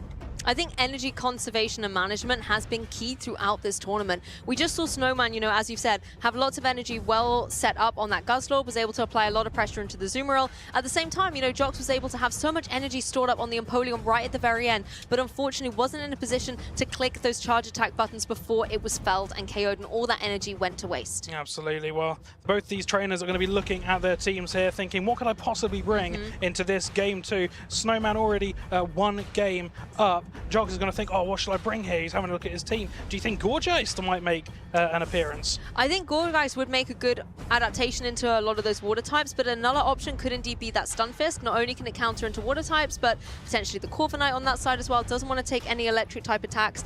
And I think if you are the Gourgeist, you're going to worry a little bit on the Guzzlord side of taking a potential brutal swing. You don't want to take that dark attack at all, whereas, you know, Stunfisk can take that a little better. Yeah, Stunfisk obviously doesn't want to see the Marowak, or really That's true. The Guzzlord doesn't really want to see that. But overall, I think that is a good Pokemon to look into Snowman's team. Jock's pondering on the thought of what he might bring in here. Yeah, that's the thing. They're thinking through not only what they've learned about their opponent's Pokemon, but also about their playstyle, whether they're going to be playing a little bit riskier, a little bit bolder, or are they going to play a little bit more conservatively. And sometimes being able to read your opponent and how they're adapting without the match can be one of the ways to get victory. But Snowman, I think I like the lineup that came last time, you know, making sure you had those water types. We saw the Lapras with the Psy Waves just being able to stack up so much damage and apply pressure with its coverage options. And I think as long as you can keep the Guzzlord safe, where it doesn't face down against that Azumarill, or at least has the shields as it did in Game 1 to protect it from the devastating charge attacks, then Guzzlord can once again be in a prime position. We're looking like the two players have locked in their teams here, and we have Azumarill onto what you predicted here, the Stunfisk. Yep, Stunfisk has found some great lead alignment here, but also has the Azumarill in the sense that it can bubble away and chip it down. It's all about the charge attacks though, and Stunfisk is able to get there nice and quick. This discharge is going to hurt, and it goes unshielded. But you do have to take into account, discharge isn't a very high damage move, so this Azumarill will quite happily take it. These two Pokemon are going neck and neck here. They're doing decent damage to each other, both deciding in the end to swap out. And we've got Jox here deciding to throw the Community Day move, Air Cutter, onto the Guzzlord. Azumarill's nice and safe in the back with lots of energy, so Guzzlord's taken center stage. We can obviously see there is the Azumarill in the back for Jox as well. So if Guzzlord can find a way to pull this Pokemon out to get some sludge bombs on it, that would be fantastic. But at the same time, you want to make sure those shields are nice and intact. Well, both these Pokemon that we've seen on each other do seem to be quite even as of this moment. But we've got to wait to see what's in the bag. Two Azumarills, it might be a stalemate of a game we're going to see as it progresses, getting off another Air Cutter. Bear in mind, Air Cutter does have that small chance to buff the attack of the Corviknights. Well, that's something Corviknight is going to be crossing its wings for, but not today. The Air Cutter, however, is once again charged and ready to go. This is just a relentless onslaught of charge attacks, but Snowman really preserving these shields, knowing that the Guzzlord has the bulk and the capability to take another Air Cutter, and the Brutal Swing ready to go. Maybe Jox is going to have to use the shield now. He's going to decide how much switch is important to his team here. Decides to let it go, decides to keep hold of the 2 shields, and ends up trying to go for a spark down here. That's a very good play in this specific situation because of that extra energy that will now go on towards this water-type Pokemon, Azumarill. It already came in with a lot of energy, but those extra couple of Thunder Shocks it was able to get up puts it in a prime possession to deal with this opposing Azumarill. Azumarill, of course, had energy of its own, forcing this shield to come through from Jox. Really wise preservation, but I just think on the energy edge, Stunfisk is there a little quicker than the Azumarill. He saved that shield earlier on and decided now's a good time to use it. Jox now in a position where he decides, am I going to shield this as well and perhaps try and go for a farm down, trying to preserve my energy. Let's look at what he has in the back here. We're looking at a Lapras, and that will definitely not like the electric type attack. The Snowman not even taking a moment to hesitate there. That move is getting shielded. Yeah, Jox gave a little bit of a nod as Lapras was revealed, knowing that you have all of this beautiful electric type damage, and the Psy Waves you're not going to worry about too much, but at the same time, once the Lapras is able to get to that Sparkling Aria, or even the Ice Beam, that's going to be a lot of difficulty for the Stunfisk to deal with. Well, Jox knows all the moves that are on this Lapras. There's no Skull Bash, so he's quite happy to switch into the Azumarill here. Azumarill having the neutral move, Play Rough, whereas the Lapras, both of the Lapras moves are resisted into this Azumarill, which is already a very bulky Pokemon. Yeah, and Stunfisk waiting in the back as well. It knows that if the Azumarill can deal with this Lapras, put it into a lower HP range, then the Stunfisk can come and clean up against it and the Azumarill too. So Azumarill on Jock's side, trying to go for that play rough, as you said, some decent damage into the opposing Lapras. This is not damage that Lapras can reciprocate. Absolutely. The Lapras will try its best to try and get some surf damage in until perhaps a swap can be made. The Azumarill is already on a very low amount of HP, so perhaps Snowman might attempt to catch and gets it! There we go. The Azumarill comes in to eat up all of this damage from the play rough. This is exactly the break that the Lapras needed for Snowman. It can come in and not have to worry about that damage here. What a play. If there was any hope of Snowman retaining this game, that was it. Trying to get the catch on that Pokemon. Snowman now just trying to do as much damage with the Sparkling Aria as he possibly can. And he's got another Sparkling Aria and a half to go as well. You can almost wait until the Azumarill was ready to go for its charge attacks and just nip it ahead here. Another Sparkling Aria coming through, and I think this will be the knockout. Very good counting of how much energy this Azumarill still had from Snowman, and it's all come down to this. Snowman had that Sparkling Aria in the reserve tank, held up, and a very, very good play. Alongside that catch, a very, very well fought win here in the winners finals for Snowman. Wow, what a 2 games there for Snowman. I mean, you can see the relief on his face as well. That game 2 got a little dicey at certain points. The Stunfisk was in a great position with lots of energy, a lot of pressure on both the water types. But what I loved is that adaptation with that catch, bringing in the Azumarill, set the Lapras up for the victory. Absolutely, and Jox is a very, very good trainer. He's been here, there, and everywhere. Yeah. And he always puts on a good show, no matter where he goes. A very good showing from both these trainers. Snowman ends up on top. Well done, Snowman. And also the Guzzlord. That's a Pokemon I want to talk about because we've been talking all day about Altaria and giving that dragon its moment in the spotlight. But I think Guzzlord proved that it's also still out there on the board, out there in the field, doing incredibly well for itself. Absolutely. And thinking about it, if these 2 Pokemon matched up, who would end up winning? I think it'd be quite even because the Dragon Breaths don't really do as much damage as it used to. It'd get the energy very quickly, but the energy wouldn't really go anywhere. So perhaps expecting all these Altaria, this is a very good pick. And remember in that game 1, we were looking at how much energy that it held, and it's a relatively bulky Pokemon as well. And looking into Jock's team, there isn't really much that he could really do against it apart from that Azumarill. And the Guzzlord was just such a machine on Snowman's side, just being able to use up through the shields, being able to apply pressure to the Azumarill, and then of course this end game where, unfortunately for Jox, the Empoleon wasn't able to unleash all of that energy it had stored up. It's a really good point you make there with the spotlight being on Guzzlord, because you don't really see many fairy types that would really hard counter it. Yes, of course. The one Azumarill, I guess. The one Azumarill has that play rough, but it takes quite a while to get there. And he also has the poison type move. Yes, it does. Ends up being able to counter it. Do you know what I mean? It gives us some coverage into Azumarill, right? And I think when we think of fairy types, yes, we think of Azumarill and it's got that play rough, but then the other Pokemon that springs to mind is the Florges. But Florges only really has that kind of fairy wind, the fast attack. The other moves aren't going to do too much, you know? Yeah, the fairy wind. It does a little bit of damage. A little bit. It's a little, you know, bit. If you're going dragon, if you're going like into a dragon type with your fairy Pokemon, you expect the fairy Pokemon to maybe put up a bit more of a fight. But the dragon, with the moves that most people run on Florges, the charge moves don't really go anywhere. But it's the same with like Corviknight, because I always think, oh, Corviknight into Florges, surely that's really nice for the Corviknight, and it is in a way, but it doesn't have that big, powerful, same type attack bonus, devastating steel type move that Florges would want to avoid. So I think Guzzlord having that coverage with the poison type does just give it a few more options, and it's also handy against those grass types that we're seeing cropping up. Absolutely. Well, when it comes up and you see the typings of your Pokemon, you're not necessarily out for the count. It all depends on what moves are being ran on that specific Pokemon.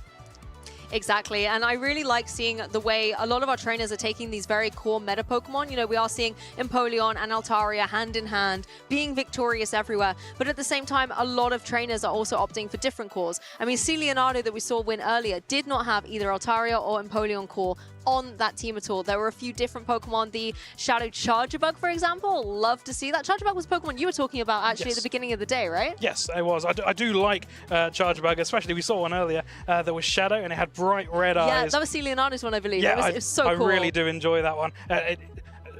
That Pokemon itself is not very good into fire types, but we're not really seeing any fire types. No. We had at the beginning of the season, we had one really fire type Pokemon that was being used, and that was Talonflame. Yeah. And that's kind of fizzled out now in this current meta. So you're not really seeing any fire types being used at the moment. There's just the occasional Incinerate, isn't there, Yeah, running course. around. But if you can avoid that, then you're sitting very pretty on the field. Moving on to our next winners finals, of course, we have King OWT versus Maximilian P. Oh, what an incredible match. And one Pokemon that I'm looking forward to seeing is that Jellicent, because this was a Pokemon that just got second place in Toronto. There aren't many ghost types running around at the moment, but it's nice to be able to see a Pokemon that's also a water type, because apparently water types are all the trend, you know, in Pokemon Go at the moment, but also another Pokemon that can utilize that Shadow Ball. Now, these two players will know each other and their playstyles inside and out. They're both from Hertfordshire in the UK, so whenever there's a regional tournament or a grassroots tournament, they're always going to be at the same ones together, so they all have played each other time in and time out. So this is going to be a very, very good game, trying to figure out what your opponent is going to do.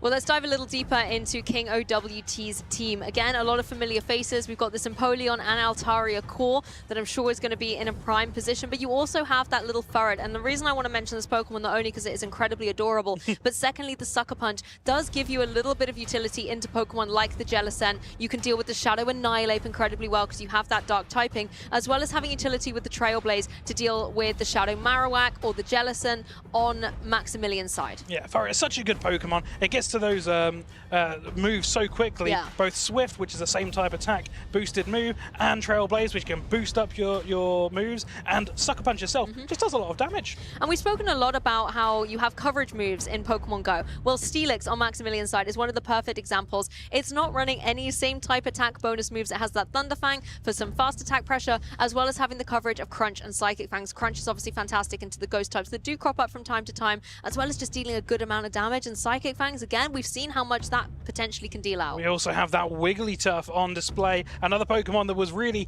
prevalent at the beginning of the 2026 season, but since the charm has been nerfed over time, it isn't really used as much now, but it looks to be, with all these dragon types emerging, it's got the charm, and it's also got the icy wind to try and debuff your opponent and also deal super effective damage if you are on a dragon. That's the thing, there's a fairy type of piece here. You've got that Florges and you've got that Wigglytuff. So even though Florges doesn't have as offensive pressuring a fast attack as, Charm versus Fairy Wind, it's still always a nice Pokemon to deal with potential dragons like the Altaria on the opposing side. Yeah, they're both fairy types, but they both do very, very different roles in their team. Maxie's one is more of an offensive pressure. I want to throw as much fairy at you as I possibly can and hope that it does a lot of damage. Whereas the other one is a bit more reserved. It doesn't do as much fairy damage, but it does have a lot of contrast in its move pool where it can do something against everything. That's very true. And thinking a little bit about what choices these Pokemon trainers might want to bring. A Pokemon like the Lapras, particularly the Shadow Lapras, is going to be able to deal that little bit of extra damage. It's going to have some good coverage with its utility, going for those Ice-type moves and something like an Altaria or the Sparkling Aria into a Marowak can give you a lot of offensive pressure and can support Pokemon like the Stunfisk that don't want to deal with a potential Marowak there. It's fun to see at these later stages of day one that we're seeing quite a few Lapras make it this far. Yeah. Where it wasn't a Pokemon that was very heavily used from the chart earlier on seen today, and it's a Pokemon that we haven't really seen in a while on the Play Pokemon circuit, but it is really starting to make a bit of a resurgence here in the later stages, or perhaps a slept upon Pokemon. It's definitely still here. You can't count it out, even though you've got your Jellicents rising up. We've got Empoleon here. The fact that you have that Psywave can just be so devastating into a lot of the water mirrors. But we're not going to see a water mirror here. Instead, we're going to see the Wigglytuff out against the Stunfisk. Now, the Wigglytuff does have that icy move, but it does take quite a little while to get to it, but that would be super effective against the Stunfisk. Stunfisk is able to throw out some neutral damage on good move timing here, and it'll just do short, dependable damage. Yep, the Mud Bomb is going to be allowed through from Maximilian here to connect onto that Wigglytuff. And you can see as well, we have that Marowak in the back, so the Stunfisk gets out of there as quickly as it can. Now Florges in a prime position to get these Trailblazers or Chilling Water. It really has its choice of what it wants to do, boost its own attack or lower Marowaks. Maxi deciding, I want to throw this move before I potentially get my attack debuffed here, and that's the choice. That is what happens. I think that's wise though, because you want to get the maximum amount of reward and return for the energy that you have carefully stored up. Marowak takes that super effective damage. Obviously it's not going to be dealing as much, but it is able to pace quickly to a Nulla Bone Club, and giving the dwindling HP remaining on this Florges, this should be able to get the knockout. Bone Club is about to connect here, and that will be enough to knock out the Florges. The return answer here is Lapras, and Lapras does get to those Sparkling Arias very, very quickly. It's going for almost for the farm down there.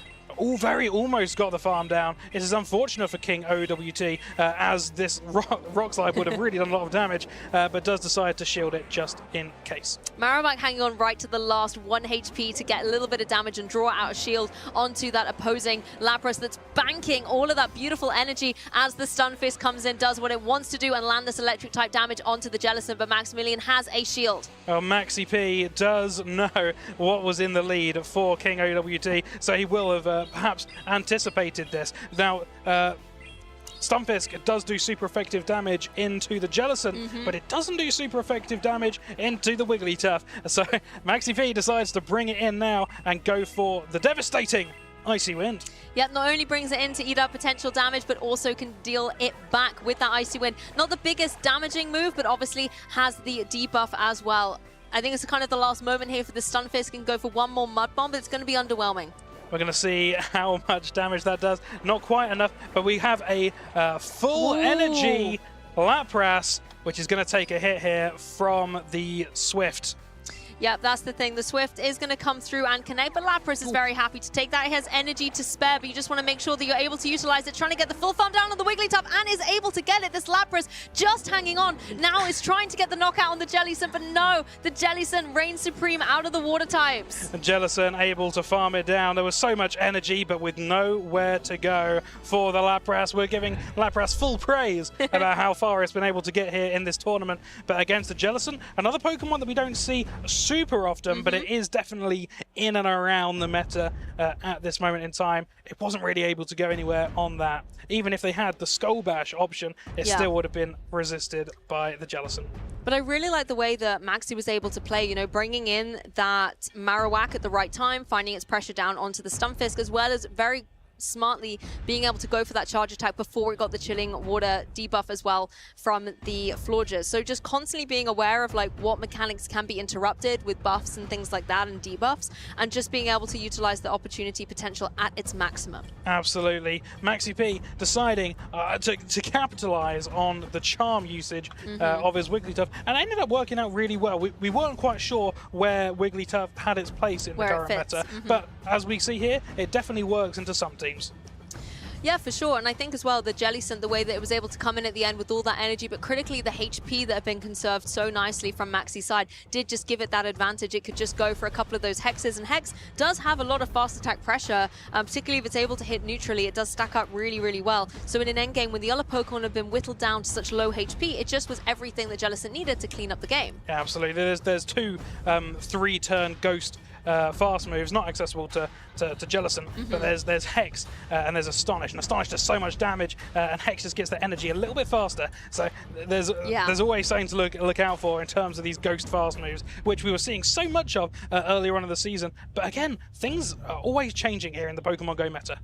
Well, with changes can come adaptations, and although Jellicent did really well, that could be a Pokemon that King might be thinking of trying to counter. So if you're Maxi, do you bring it, or do you maybe switch up Ghost types? It all comes back to that mental fortitude, those mind games. We're going to find out right here what was brought to the table, and we're seeing Annihilate onto an Altaria. This is not a very good lead for Maxi, but he's a very good trainer. We're going to see what he's able to do here. Starting to just farm up with the counters and throwing an immediate Rage Fist out. Pardon me.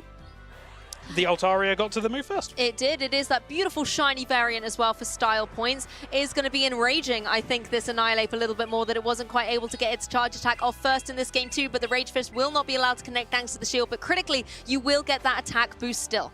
King OWT is perhaps tentative because of the potential Ice Punch, which would have done so much damage into that Altaria. This time, not quite building up to an Ice Punch, knowing that he can take this, decides to let it go. But we've seen this previously. If you leave Annihilate unchecked on the field and it goes for Rage Fist after Rage Fist, these attack boosts can be devastating. Maxi wondering whether you want to keep this Annihilate in the game by using the second shield, but no, allows the Sky Cat to go through. That is going to be able to get the knockout. Now you can bring on your own Altaria to just Dragon Breath down the opposing one. That's so smart with the current state of Dragon Breath, and in not doing that much damage, you're able to get so much more farm, knowing that if they get to a move, it's not going to do that much damage to you either.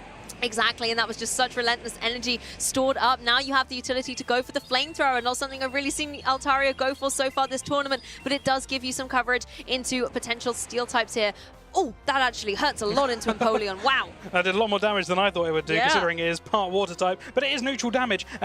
And it's not same type attack boosted Pokemon. True. So it is very interesting to see how much damage that actually did. Well, Florges has now joined the field. It's going to have to take this charge attack instead. I think King knows that you can preserve the shield. You maybe want to utilize that on the Empoleon for the end game and just enable the Florges to start, manipulating a bit of the stats here, going for these chilling waters, lowering the offensive pressure that Maxi could potentially be dealing out. Absolutely. As Maxi is only just swapped in, we've got the full clock to go around before he's able to switch out again and potentially remove that debuff. So King OWT very happy to throw that debuffing move straight away, saying, as long as that's in here, it's not doing its full potential. This is something you called out earlier, where you're kind of saying the chilling water goes first to lower their attacks, buying me more time to go for the Trailblaze and boost up my own, where you feel a little bit safer. But those charms, did you see how they were absolutely going through that Florges? Absolutely. Their damage is overall lowered, but it doesn't feel like it out here on the stage. Maxi P now opting for a Swift, which is resisted, but it does still do a decent chunk of damage. Throwing it again. What's going to happen here? King OWT being forced to shield. Yeah, he's shaking his head. I really don't think he wanted to use that final shield here as the stars do come across, but it doesn't seem like they're aligning for the Empoleon. It is at all its energy with its charge attacks, but these Dragon Breaths are relentless. There are no shields remaining. It didn't even need one more Dragon Breath because it's going for this charge attack. King OWT not happy. King OWT really had to go for that second move because Maxi still had one shield remaining, but wasn't quite able to make it, meaning Maxi P will be making it to day number 2. And what a game. Absolutely incredible set. Incredible play from Maxi there. I feel like calling him the master of the ghost types because game 1 was all about Jellicent, had a fantastic end game. Then in game 2, in the beginning of the match, bringing that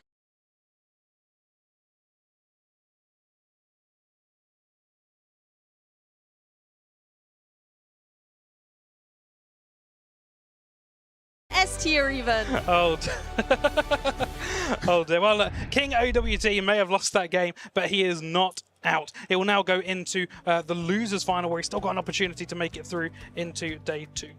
Yes, and I think definitely proving that he is someone to watch this weekend, even if he is doubting himself a little bit, definitely a true contender.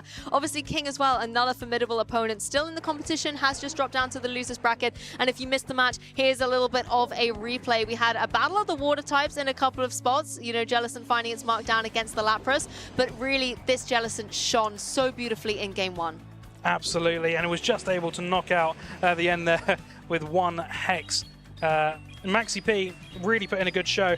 Really all eyes on that Wigglytuff. The Wigglytuff that I maybe had downtrodden earlier on in the stream today, saying I can't personally see the real use for it. But here I stand corrected. Pokemon do tend to do that to us. We might be kind of throwing a little bit of doubt on a certain Pokemon, and then it pops up and shows us exactly why we're wrong and why we're this side of the desk and not out there with the Pokemon battling it out on the stage, you know? Absolutely. With the changes to the seasons, and you get all the new exciting moves and their updates, and some moves do more damage than they did beforehand. A lot of people initially go straight to that move, and everyone's playing it and so excited, and some get taken back and you think, oh well, I don't want to use that anymore. But this is a prime example of using a move that has been lowered in attack, and it is still absolutely putting the work in.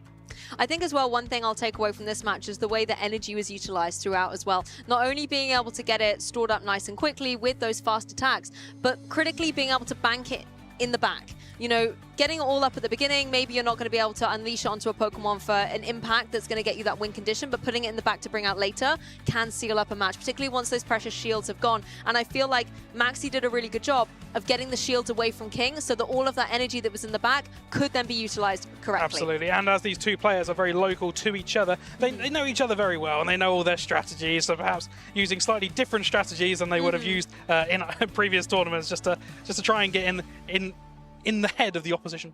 I think that's also a really nice thing when you're up against a friend. Sometimes it's a little bit of heartbreak because you're kind of rooting for your friend as well to do well in the competition, but then you might have to take them down. But at the same time, it's always a nice moment to look back on. And I think we've seen that a couple of times in tournaments where friends, you know, teammates, people who have trained and prepped together, or even have, you know, a little bit of a rivalry, have gone head to head, and it's made some of the most memorable matches in Pokemon Go history. Absolutely. They're friends, they become rivals for a couple of minutes, and then they're friends again. But the real winner will prevail. But look, it's as we said before, King OWT is not out. Still a possibility maybe to play again in day 2 if he makes it through the losers finals. Yep, hopefully we'll be able to showcase some more action from these particular trainers. But our next pairings are starting to get ready on the stage. And as we were just talking about trainers having rivalries and trainers being friends and then frenemies, when I think of matches like this, I think back to EUIC 2025 between Inadequate and Arceus Aurelius,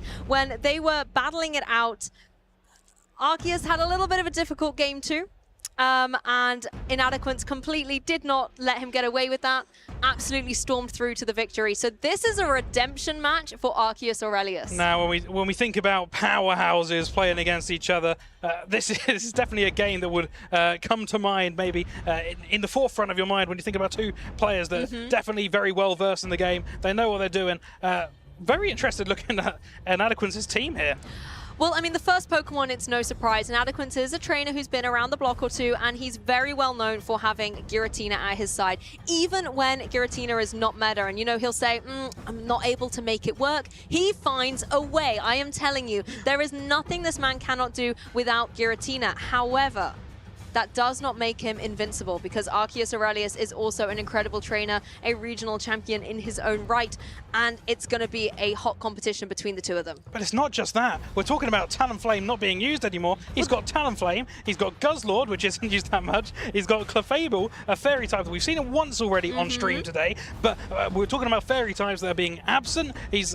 He's got a lot of spice in this team, including the Grumpig, which at dinner last night someone was saying, oh, I feel like Grumpig could do quite well. And in my mind, Grumpig wasn't even in the equation. So to see it get that far, maybe they were onto something. You've missed out one Pokemon there, Jay. You've talked about 5 of them. Are you sure you don't want to talk about the last one? Nope. Nope. Okay, leave it up to me. This is my moment. Gastrodon is on Martine's scene, and this is actually a Pokemon that he has used to great success in the past as well. I know in the past he's used a different version of the Gastrodon. Maybe he's brought a better version to this tournament. We'll have to see. But his opponent, Arceus Aurelius, is again running some interesting Pokemon choices here. The Azumarill, a Pokemon that he is famously known for saying won't do well. I don't predict it's gonna, be meta. And he ended up, if you were ever able to catch a previous broadcast, having to do a little bit of a challenge because Azumarill did incredibly well. And now he's running it himself. So again, trainers learning their lessons from their mistakes and their misjudgments and putting these Pokemon on their teams. Well, we also saw Licky Licky doing really well in Toronto. We haven't seen it get that far in the later stages of day one here yet today. It has made it through at least to this final. I'm very excited to see these Pokemon face off against each other. We see a lot of the same Pokemon play each other in every single game. There's going to be a lot of there's going to be a lot of different matchups in these games coming ahead. Yeah, this is going to be a masterclass in competitive Pokemon Go. So if you were thinking of going anywhere, please don't. Make sure you stick around for this one between Inadequate and Arceus Aurelius. I'm very intrigued to see what the leads are going to be coming out here and whether or not this Talonflame or whether or not the Grumpig is going to be able to find a moment straight out of the blocks. And they've locked in, and it's immediately looking good for Inadequate, who gets the Shadow Talonflame with the Incinerate immediately on the steel typing of the Steelix. Steelix does do decent damage with those Thunder Fangs, which is super effective into the flying type, and you've got to take into account it is a Shadow, so it's going to take those hits even harder. Yeah, and the Psychic Fangs getting the defense drop as well, going to make things even harder for this Talonflame, so the moment is now for it to unleash this Flame Charge. That's going to be a knockout down onto the Steelix, forcing the Azumarill to come in, but it's met with that little Grumpig. Grumpig is got that Psy Wave, which gets the energy so quickly. Shadow Ball, which has been nerfed this season, you get to the Shadow Ball much quicker. Perhaps a good reason as to why this was picked, but we are seeing a play rough, not landing. It was shielded very last moment by the Grumpig on Inadequate's side. Yeah, Inadequate at the final moment saying, I need a shield, I need to keep this Grumpig in the game to show off the potential that Shadow Ball now has. This is going to be allowed through into the Azumarill. It's going to be able to take this really well, but it still has a way to go to get back to its own charge attacks, whereas Grumpig is ready and waiting. And good move timing from Inadequate, throwing the Shadow Ball again. This is going to do a lot of damage into the remaining health of the Azumarill here. Yeah, Azumarill is at the charge attacks, though. That's something that Inadequate was calculating there, deciding not to shield, having a little bit of a giggle with his comrade across the board as the Grumpig is able to take this. And there is a switch out on both sides now, and it's looking very good for Inadequate's Talonflame. But you do have to take into account Arceus Aurelius will get to these flying type attacks very quickly.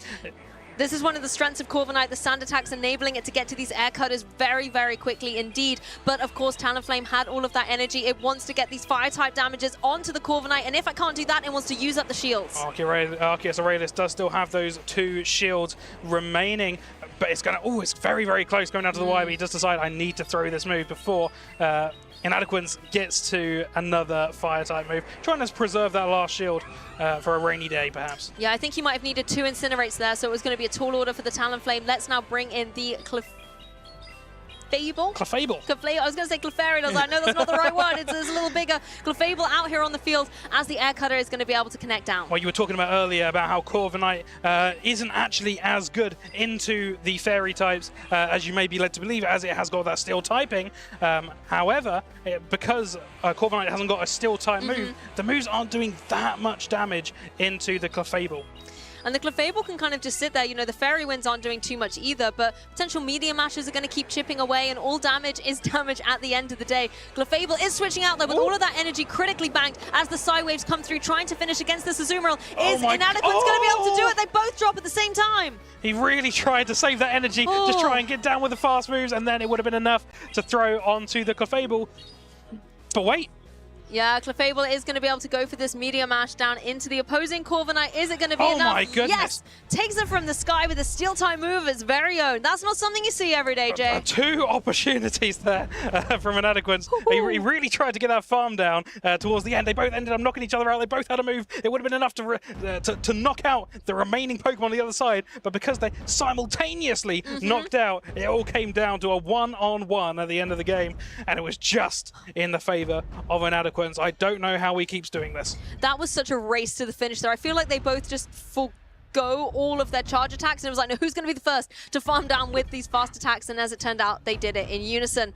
If you're not familiar with these trainers, we have got Inadequence here, who was a Worlds finalist in 2024. He has also become a regional champion in Stuttgart this season already, as well as Frankfurt, I believe it was. There was also another event this season he's won, but also a special champion in Utrecht, as well as EUIC top 4. I mean, there's so many. The list could go on and on, but the same can also be said for his opponent, Arceus Aurelius. Both these trainers know so much about the game. Dortmund regional champion. He came top 16 in Worlds, top 16 in NAIC.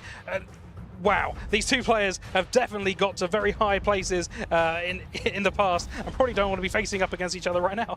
I mean, they have so much consistency between the two of them. All of these top cut finishes take a lot of determination and a lot of caliber to be able to get to them. Yes, they have their days where it doesn't always quite go to plan, and I think that's what they attribute to their success, because you can look at the mistakes you made, the calls that weren't quite correct, and learn from them. That's exactly why they're here with all of these accomplishments now. Well, if you at first you don't succeed, try and try again. Well, that is exactly the way it goes here in the Pokemon Regional Championships. These two players having played so many of these events, and now they're very well known for being some of the upper echelon, top cut players. Time in, time out. Arceus Aurelius looking very... very relaxed. Very relaxed. He's... he's calling time here. I feel like he's trying to get into Inadequence's head a little bit here, and I think that's sometimes a strategy you've got to play amongst friends when you know each other so well. Yeah, absolutely. And you know that you're up against a team that has obviously proven quite difficult to deal with, as Inadequence was able to be so dominant there, particularly with that Clefable. You might need to be able to apply a little bit of pressure in other ways. They're both deciding their teams, and it looks that they're both about to lock in here, and here we go. We've got your favorite Pokemon, Gastrodon, into Azumarill. I mean, this is a situation where it's kind of even in the fast attack side of things, but of course Gastrodon can pace to these charge attacks much quicker. If you can apply pressure with a back-to-back body slam, then you do weaken up this Azumarill that will make things much easier for that Guzzlord that Inadequence has got in the back. Hold your horses one moment there. That is a shiny Gastrodon. How does that make you feel? It makes me feel very proud, very happy. I am delighted, and I'm even happier to see it doing great here. It's able to take a play rough coming through, that's preserving a shield that I do think this Guzzlord or the Grumpig are going to be able to need, as well as just trying to go through with another body slam to deal with this Azumarill a little bit more. The body slam will do some decent damage alongside all these mud slaps, just chipping away very, very slowly at the Azumarill. Azumarill now going for an Ice Beam. This should be enough to take out the remainder of this Gastrodon. And then Inadequence has a little decision here, what he should bring in to perhaps try and take out the remainder of the health here. Doesn't even take a moment to think. He already had it planned out in his head, and he's already come in with that Grumpig, and he's ready to strike. I think it's the right choice, though. You don't want to bring that Guzzlord in when both the charge attacks on Azumarill side can do super effective damage. It's a great opportunity for the Psywaves to farm up lots of energy on that Grumpig side, and you know that you can take one of these charge attacks. It opts for the play rough, but look at that energy. I feel like Inadequence is going for the full farm down, and he's going to be able to get it. Maximum energy being held on this Grumpig, ready to be thrown into something, and is super effective, and is going to go unshielded. Arceus Aurelius about to receive the full blow of this dynamic punch, and it does just over half the health, all in one hit. And there's another one ready to go as well. Arceus Aurelius forced to have to go for a shield, react to that devastating damage and keep Guzzlord in the game. Yeah, the cost of that, of winning that lead, he has allowed all that energy to be farmed up, and now Arceus Aurelius the look on his face as he knows this is going to be a resisted move into the opposition Guzzlord. Well, this is what Guzzlord needed to do, because that would have been a super effective hit into the Grumpig. So it eats up all of that energy while gaining energy of its own as well. All of the Dragon Tails, you know, still doing good damage into the opposing Guzzlord as well, but now you're going to try and use this Brutal Swing to deal with the Steelix. That is a difficult Pokemon to get through, Mind. It did look like that Guzzlord had lost all of its energy, but he did manage to just about gather enough to keep one move hidden in the back now. Maybe that the move that was being held on that 1 HP Pokemon in the back might have an impact on the game right at the end. I mean, Psychic Fangs, this is something Guzzlord should be able to deal with, respectively, of course. So the issue, however, of course, is going to be that debuff. That is something you have to factor into your damage calculations. The Brutal Swing coming through, a nice shield on Arceus' side, because he knows that with these defense drops, potentially there's the opportunity to keep farming down against the Guzzlord. And they are going to swap in here to the Grumpig, who has almost had the move, and then farmed up to it, and then through it. Yeah, we're coming all the way down to Arceus Aurelius' final Pokemon here. It has got that move, but it doesn't look very likely that it's going to be able to jump it down in time. Oh, no! Psy Wave down! And he's done it again. Inadequance has made it to day number 2, winning the winners finals. A very, very good game between these two very talented trainers. Yes, that was definitely a showcase to be able to behold. And of course, Arceus Aurelius was trying to get redemption from EUIC 2025, but it was not to be in Birmingham. But who knows, with EUIC around the corner, potentially there could be opportunities for some revenge there. Well, these are all great stories, and I'm sure there will be another thing to the back of his mind to add to maybe the greatest comeback of all time. But of course, Inadequance showing indeed why he is such an incredible Pokemon trainer. One of the things I really liked throughout that match was the way that he was able to switch through the Pokemon, bring them in at the right time to eat up all of that energy, and the utility of the Guzzlord I thought was incredibly poignant in that game too. Yeah, absolutely. Guzzlord being on both the teams there, but only really being optimized by one. Yeah, I think as well, once you were in that position where you could start applying pressure with the brutal swings and trying to find your marks, particularly, I feel like from Arceus Aurelius' side, you really were narrowing down onto the Grumpig. You wanted to try and get that Dark-type damage off as quickly as you can, but Inadequance was able to either have Pokemon you like look at this matchup here and you think a Fairy on a Steel, there's no chance. But lo and behold, the Clefable was able to take that bird down from the skies. And this is constantly what happened. You know, the Clefable was standing in its way. You then had Pokemon like the Grumpig dealing so beautifully with this opposing Zoomerl, just with the Psywave after Psywave. And then you could bring in your Guzzlord to protect the Grumpig, and they just helped each other out time and time again. This is proof that a Pokemon doesn't have to be in the meta. It doesn't have to be in the top 12 or 16 pick Pokemon on a graph to be competent in an event. And it's been showed here. It's been showed before, and he's done it yet again. But that's one of the beautiful moments as well, that hug between two fierce competitors. Because at the end of the day, yes, everybody wants to do their best and wants to succeed, but it is about the community and team spirit. And there's a phrase that we like to say where kind of the real winners, the friends we make along the way. Absolutely. And that's really, I think, what was just demonstrated at the end there. Absolutely. We've had a couple games in a row here where two friends have played against each other, and just for a moment, they take off their friendship hats, they become fierce rivals, and then at the end of it, they embrace in a hug. It's like hats backwards, meaning business, and then friends again, you move it back. back at the front. Yeah, exactly. And that kind of camaraderie and team spirit is one of the beautiful things about Pokemon Go, and you absolutely love to see it, as well as some of the Pokemon choices we're seeing out there. We didn't quite get to see the Giratina from Inadequance, but sometimes I wonder if he just picks 5 Pokemon that he's bringing to the tournament and then just puts Giratina on. No, absolutely. Sometimes I think maybe that there's a bit of mental games in that as well. I'm not actually going to play this entire event, but you're going to think I am because I did before. I mean, throughout that game, whether it was the switches or the energy conservation, we got to see lots of perfect plays throughout. And throughout all of the different matches, there were several turns that were very important. So in order to learn how to maybe make the perfect play yourself, check out this video. Hey trainers, welcome back to another episode of Perfect Play, where we break down the strategies and big plays from the top trainers of competitive Pokemon Go. Today, we're diving deep into a masterclass performance by none other than Colin6, one of Europe's finest and multiple-time champion who's kicking off the 2025 season with a bang. Our focus is the decisive Game 3 between Colin6 and Howie at the 2025 Dortmund Regional Championships. Midway through this high-stakes battle, Colin makes a pivotal decision. He chooses to conserve all his shields for his Feraligatr.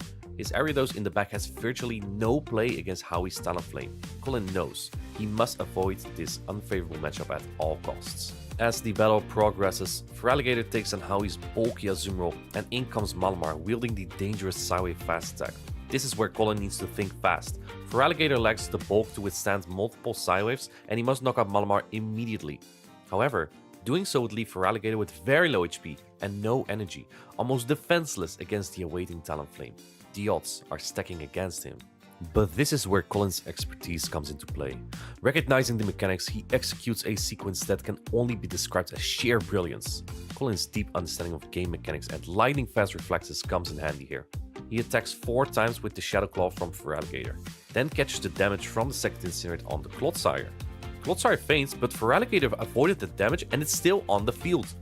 Switching back, he squeezes in one more Shadow Claw and unleashes Hydro Cannon just in time. It's like Feraligatr just avoided 2 Incinerates.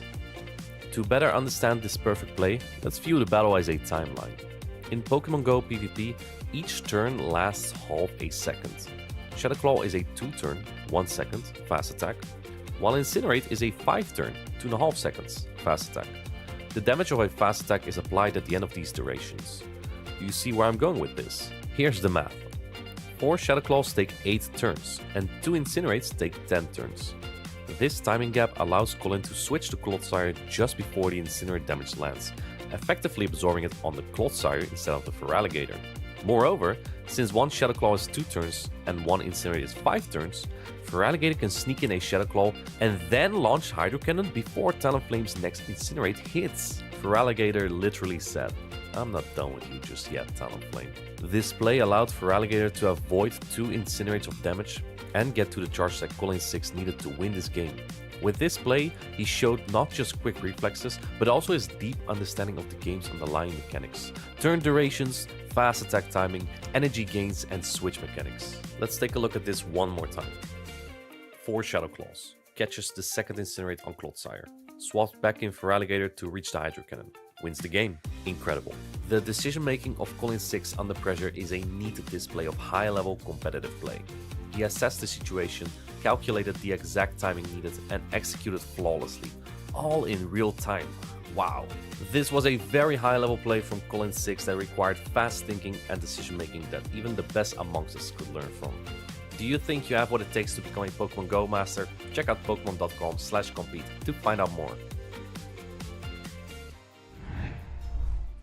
Everyone here this weekend looking to become a Pokemon Master. We are at the Birmingham Regional Championships. My name is Fareed, I'm joined by Lou, and we are really excited to see so many matches still to come. It's been such an incredible tournament so far. Lots of creative Pokemon choices along with kind of the meta staples that we're seeing. A lot of Altaria, a lot of Empoleon, but then occasionally some old favorites are coming back to the forefront. I think Grumpig, as we just saw on screen, was a really exciting Pokemon that we don't see a lot of, but it was also a beneficiary of the Shadow Ball buff, and Inadequance used that to great effect in that match against Arceus Aurelius. That really, I think, has been the most impactful change to the meta most recently. You know, that's the other reason why we're seeing Pokemon like Jellicent coming to the forefront. It did really well in Toronto, getting second place, but then it was on our usage graphics for day one, so definitely a lot of other trainers are picking it up too. And I noticed that you pointed out water-type Pokemon, there are so many. Jellicent could just be one of the best ones to use in this meta. It has a great matchup against Empoleon that is currently top usage as well, so I'm really excited to see how that water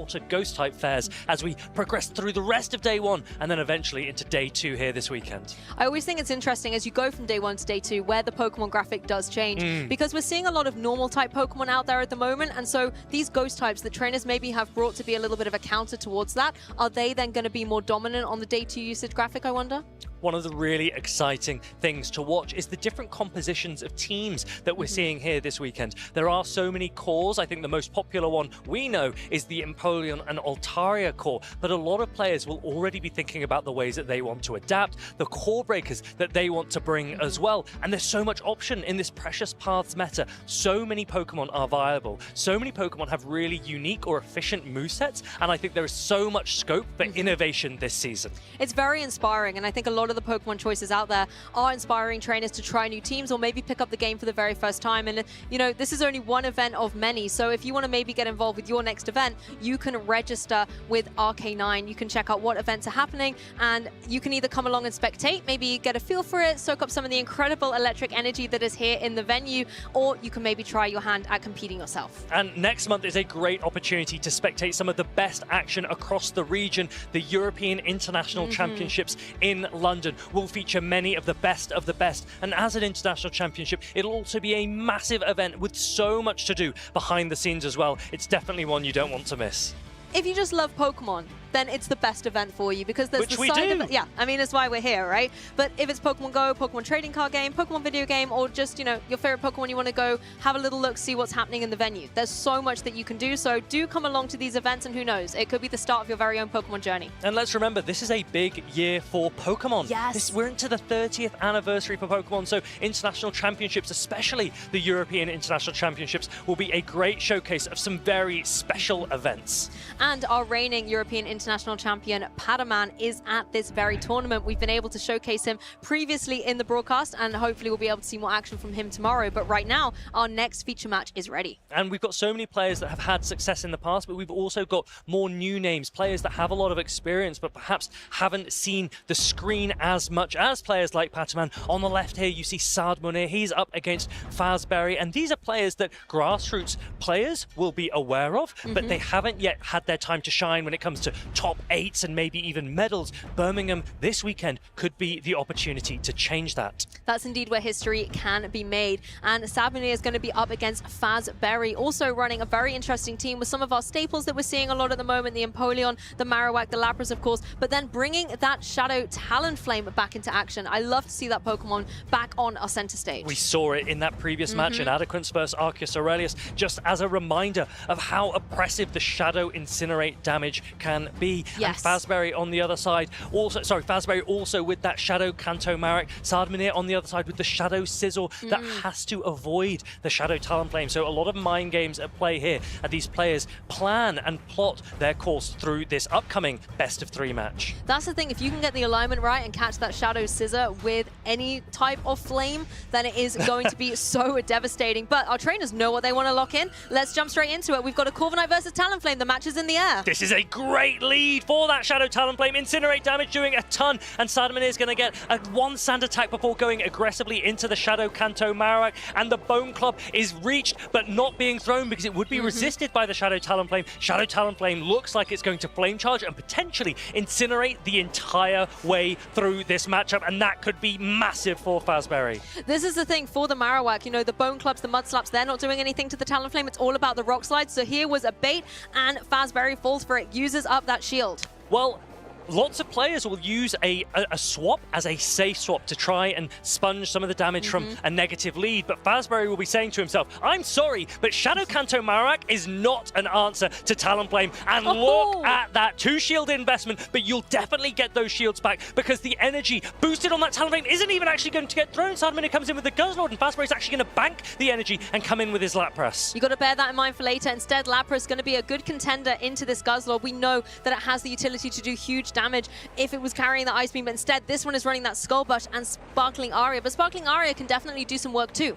I mean, I wouldn't have hated to see Fazberry at least launch a boosted fly, but the Lapras doesn't have Ice Beam, so it's not going to threaten a huge amount of damage from that Guzzlord. Guzzlord is still a very bulky Pokemon, and it paces very quickly to these brutal swings. The defense rise on the Lapras will mean it can take a bit more damage than it otherwise would have. And that's still a significant amount. You know, Guzzlord is known to take a hit or 2, and you've already put it down into the yellow, but you have to be conservative with this Lapras now. The Psy Waves are doing barely anything. It's all about the charge attacks, and you have no shields to protect yourself from Guzzlord now. And the advantage that Fazberry might have here is if you come in with this Florges, even if Corviknight comes back in, you can choose Chilling Water or just go straight back into the Talonflame, which has a ton of energy loaded. So Fazberry, especially with the Talonflame with energy, has a massive advantage here. And now you see it come in straight away, pushing pressure onto that final shield from Saad Munir. Yeah, this is perfect here for the Talonflame. We've got the leads back center stage, but the Flame Charge is able to connect to a huge amount to that Corviknight, and Corviknight desperately trying to get to a charge attack of its own. But this Talonflame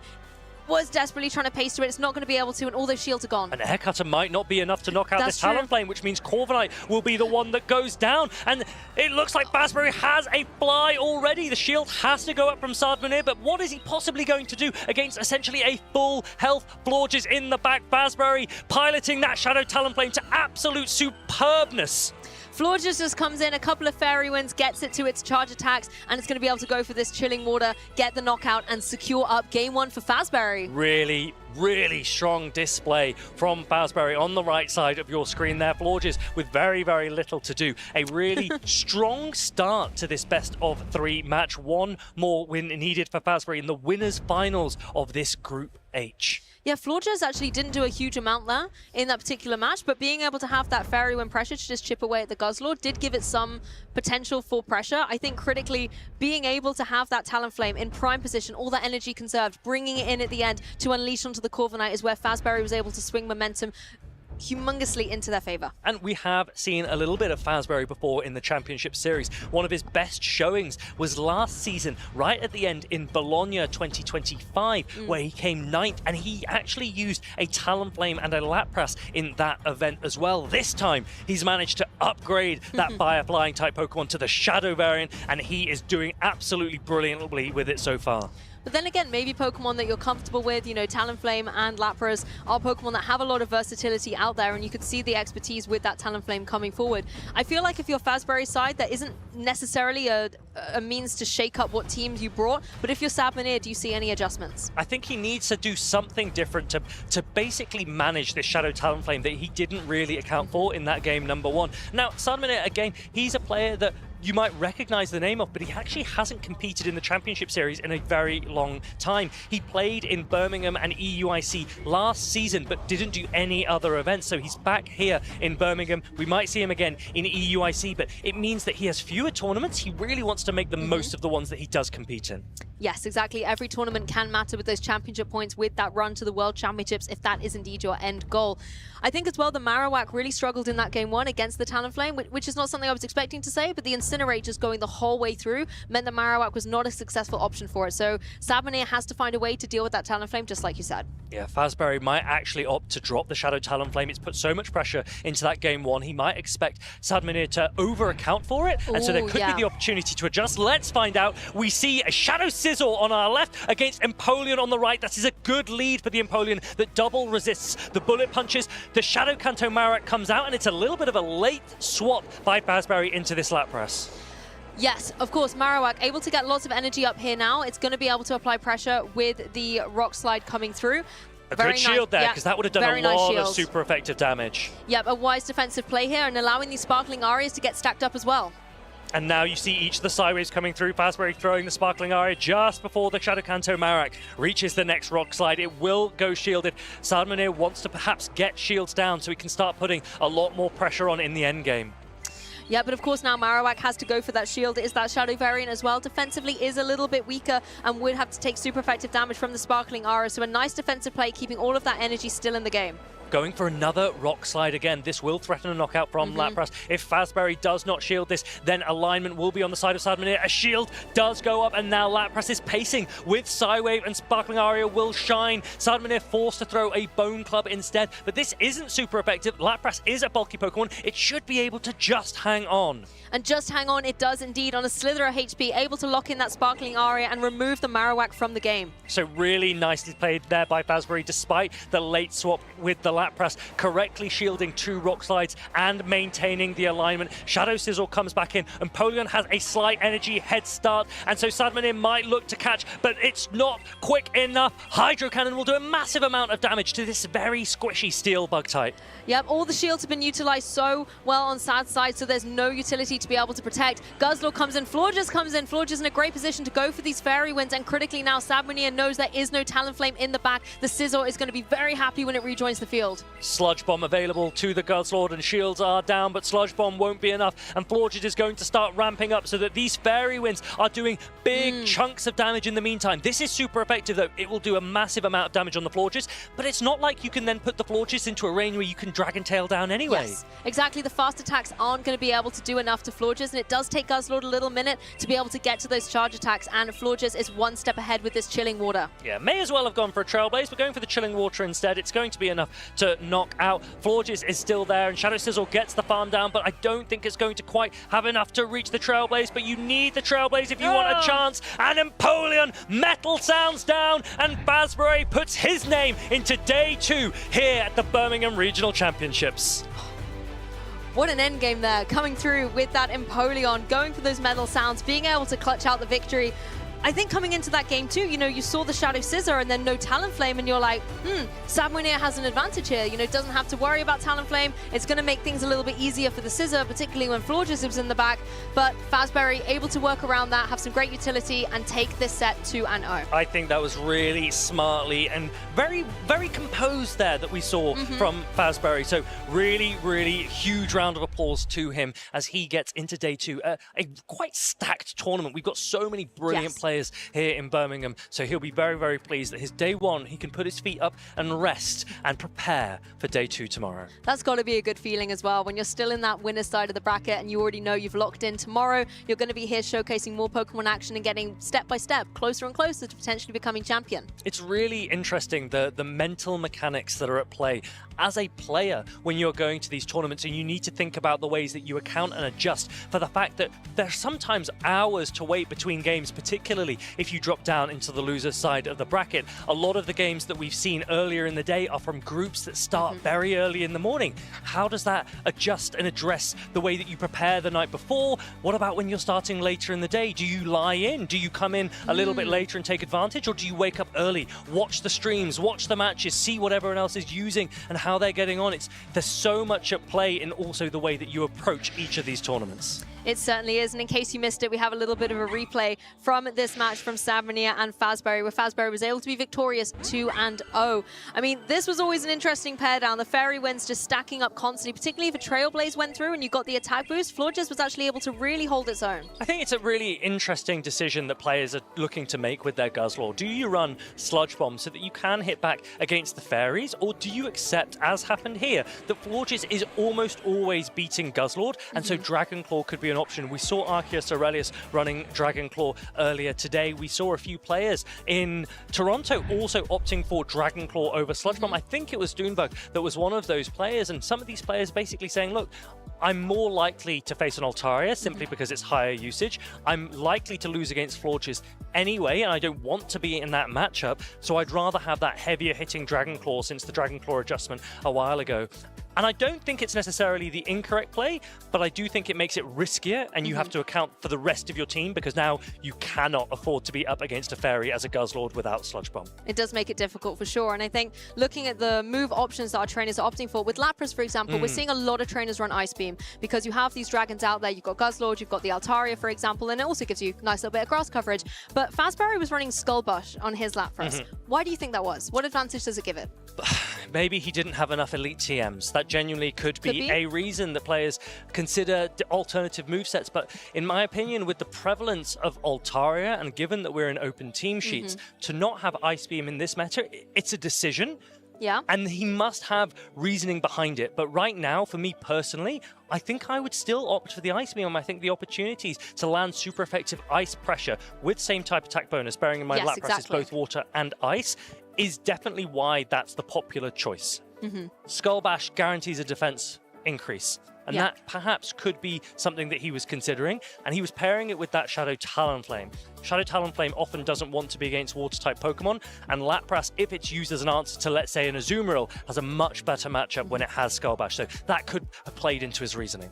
That makes a lot of sense. And, you know, you still saw it do a huge amount of damage into the Guzzlord, not as much as, I guess, Ice Beam would have done. But the defense boost does help it out a little bit. And the Talonflame as his partner, I mean, that's now, I think, one of my favorites for kind of my highlight so far. Watching a Talonflame incinerate down Marowak entirely. Like, that was not something I expected on my Vinga card. And it's definitely one that I'm going to remember. I think it's a really strong matchup for that Shadow Talonflame. So for those of you at home that think you can swap a Shadow Kanto Marowak into a Talonflame when there are two shields available, I wouldn't do it if I were you. That Shadow Talonflame can put so much pressure on when it gets going. And we've seen two of them make day 2 in the last 2 matches alone.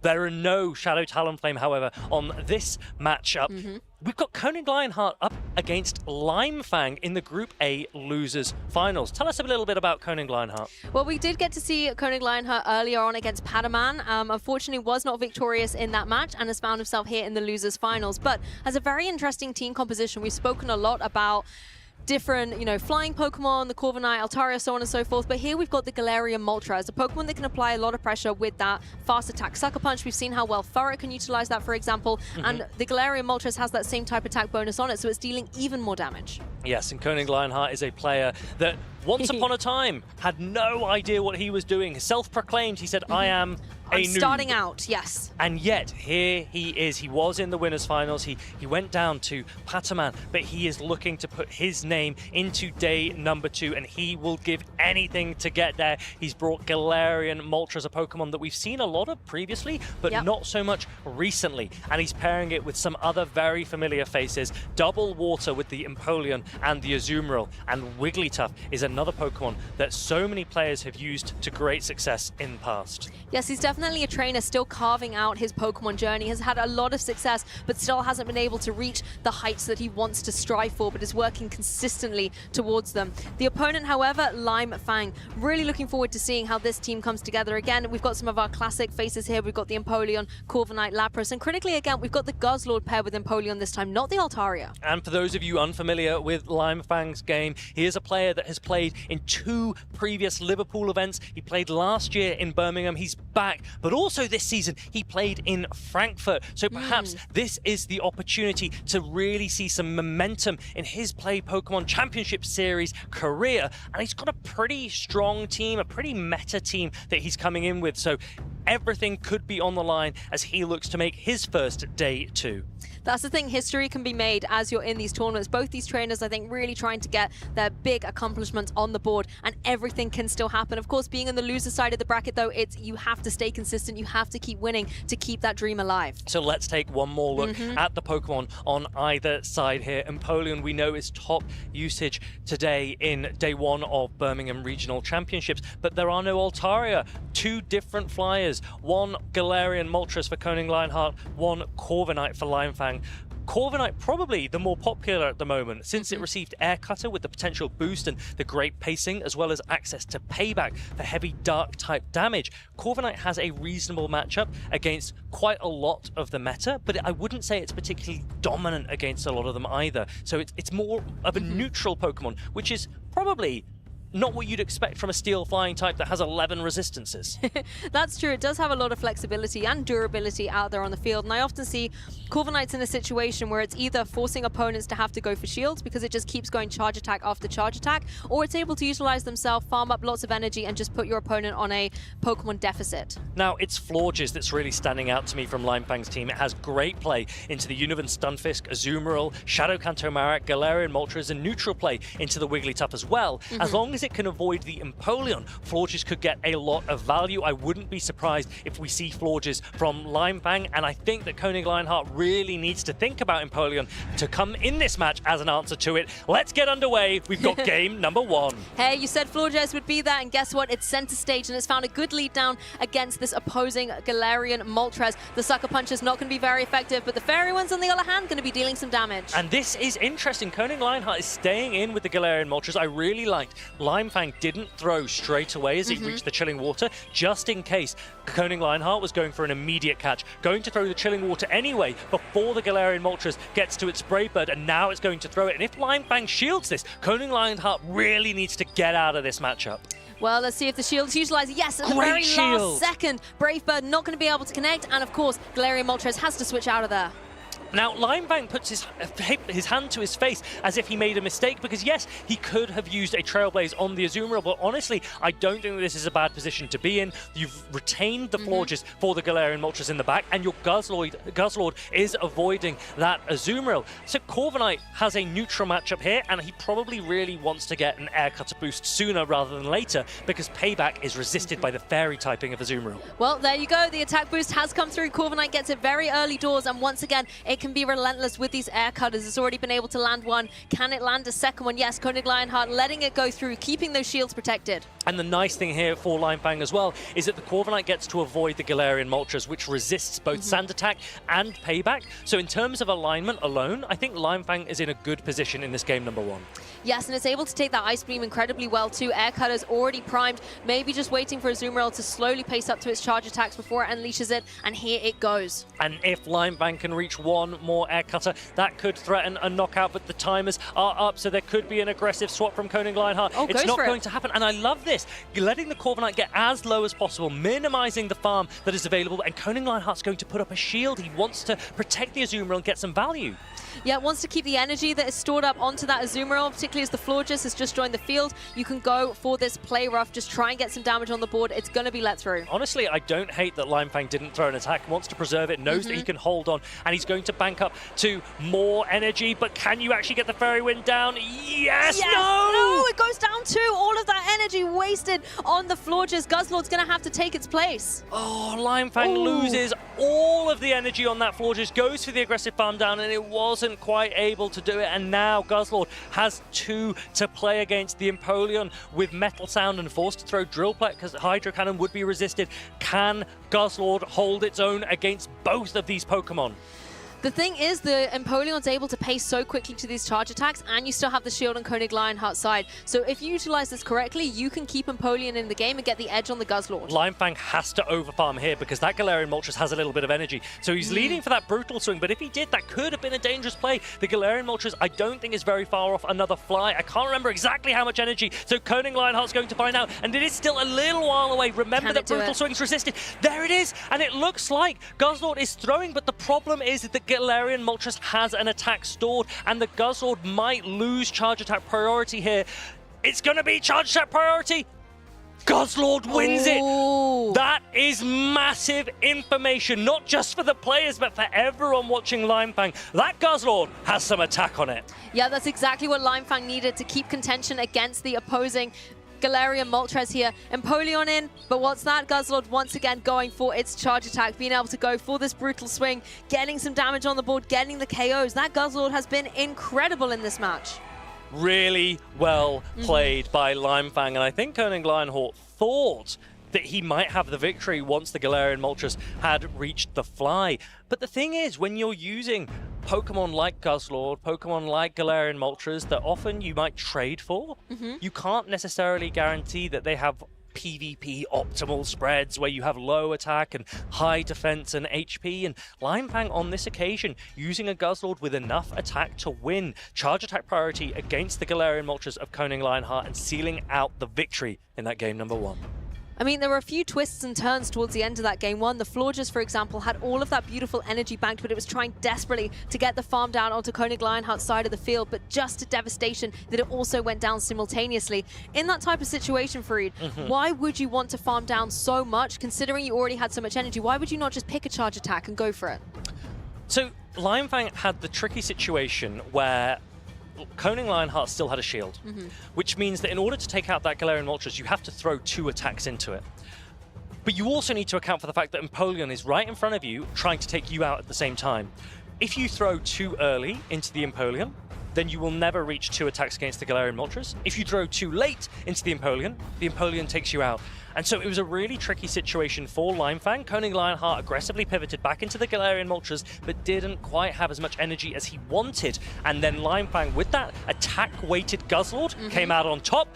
And it looks like he's coming out on top once more in this game number 2. The same leads, which has Limefang's advantage, Florges into Galarian Moltres. Yeah, this is a run back of game 1, but Koenig Lionheart switching out the Galarian Moltres much earlier than previously done, banking a consistent amount of energy as the Chilling Water will come through. Obviously going to let this come through onto the Azumarill. It's going to lower the attack, but critically, the Azumarill can start farming up some energy for those charge attacks that it desperately needs. And now Limefang going for this Trailblaze, which will do super effective damage, but Azumarill's so bulky, and Trailblaze isn't particularly hard-hitting, nor does it have same type attack bonus when used by a Florges. So the Azumarill is only now just into the yellow, but Limefang is choosing to stay in, which I think makes some sense, because he knows that he's got Guzzlord in the back, which also has a reasonable matchup against Galarian Moltres. Yeah, and Koenig Lionheart obviously playing the clock here, has all this energy up on Azumarill, but can't switch it out to bank it yet, as the Trailblaze will come through from the Florges. And this could threaten a knockout, or it could be very close, but you don't want to risk a situation where you can't Fairy Wind down. There it is. So he'd be very pleased to see that that goes down.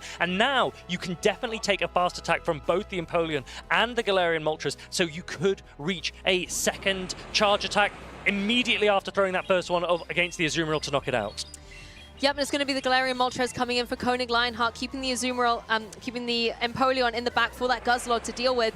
Of course, so much energy up on this Moltres, damage. but it hasn't got a lot of HP remaining for you. But look at the value that Florges was able to get against the team of Koenig Lionheart, taking out the Azumarill, basically taking out the Galarian Moltres, and now you've got a matchup of the Steel Flying-type Pokemon against the Steel Water-type Pokemon, and I think Limefang, again, is in a great position in this mid-game. Yes, the Corviknight's able to take so many of these attacks and can just be so relentless with these paybacks, with these charged attacks constantly coming through. At the same time, there's so many shields available on Koenig Lionheart's side. Is he going to be able to utilize these to gain momentum in the match? Well, it's a great no-shield against that not very effective Air Cutter, so that could be some of the momentum that Koenig Lionheart needs. He draws the shield from Limefang, protecting against this Hydro Cannon, which would do a ton of damage. But Corviknight now at another payback, going for another Air Cutter. Will Koenig Lionheart call it? No, he's going to give that shield. You have to use them sometimes, so it does make sense. You can't necessarily get every single call right, preserving this Empoleon to keep in the game as you switch into that Galarian Moltres with all of that energy banked. Brave Bird coming through. This will do a lot of damage, even though it's resisted. The thing is, Galarian Moltres will go down very, very quickly to that Guzzlord, and I don't quite know if the Empoleon has enough health to be able to hold on, because Guzzlord paces so quickly, and Empoleon's almost in range of a Brutal Swing already. And there's so much HP remaining on that Guzzlord to contend with as well. You have to use your final shield here on Koenig Lionheart's side, so the Empoleon will be exposed going forward. And as you said, Guzzlord gets to these charge attacks so quickly, and there's still a shield on Limefang side of things. Tears starting to well in Koenig Lionheart's eyes as he sees the writing on the wall. But what a moment here for Limefang as he reaches the Brutal Swing that will be enough to knock out the Empoleon. It will see him progress to his first ever Day 2. Limefang is the winner of these losers finals. What a victory! What a match. What a bit of history for Limefang. Incredible accomplishment. Congratulations. Of course, commiserations to Koenig Lionheart as well, out of the competition. But Limefang, I think, really proving that while we're talking about Altaria, Guzzlord is like, I'm a dragon here too, and I'm coming for that dragon type spot. Lime taking down the Lion as Limefang progresses with the Guzzlord, but that Florges, the Pokemon that really shone in that matchup, and Koenig Lionheart playing very, very soft to it. Galarian Moltres with Azumarill in the back 2 games in a row, and we said right at the very beginning, we said Florges looks pretty good into this game. Yep. Empoleon needs to come for Koenig Lionheart if you want to handle that Florges. But instead of leading the Empoleon and maybe using the Azumarill as a bait for the Florges, Koenig Lionheart played what we often call ABA.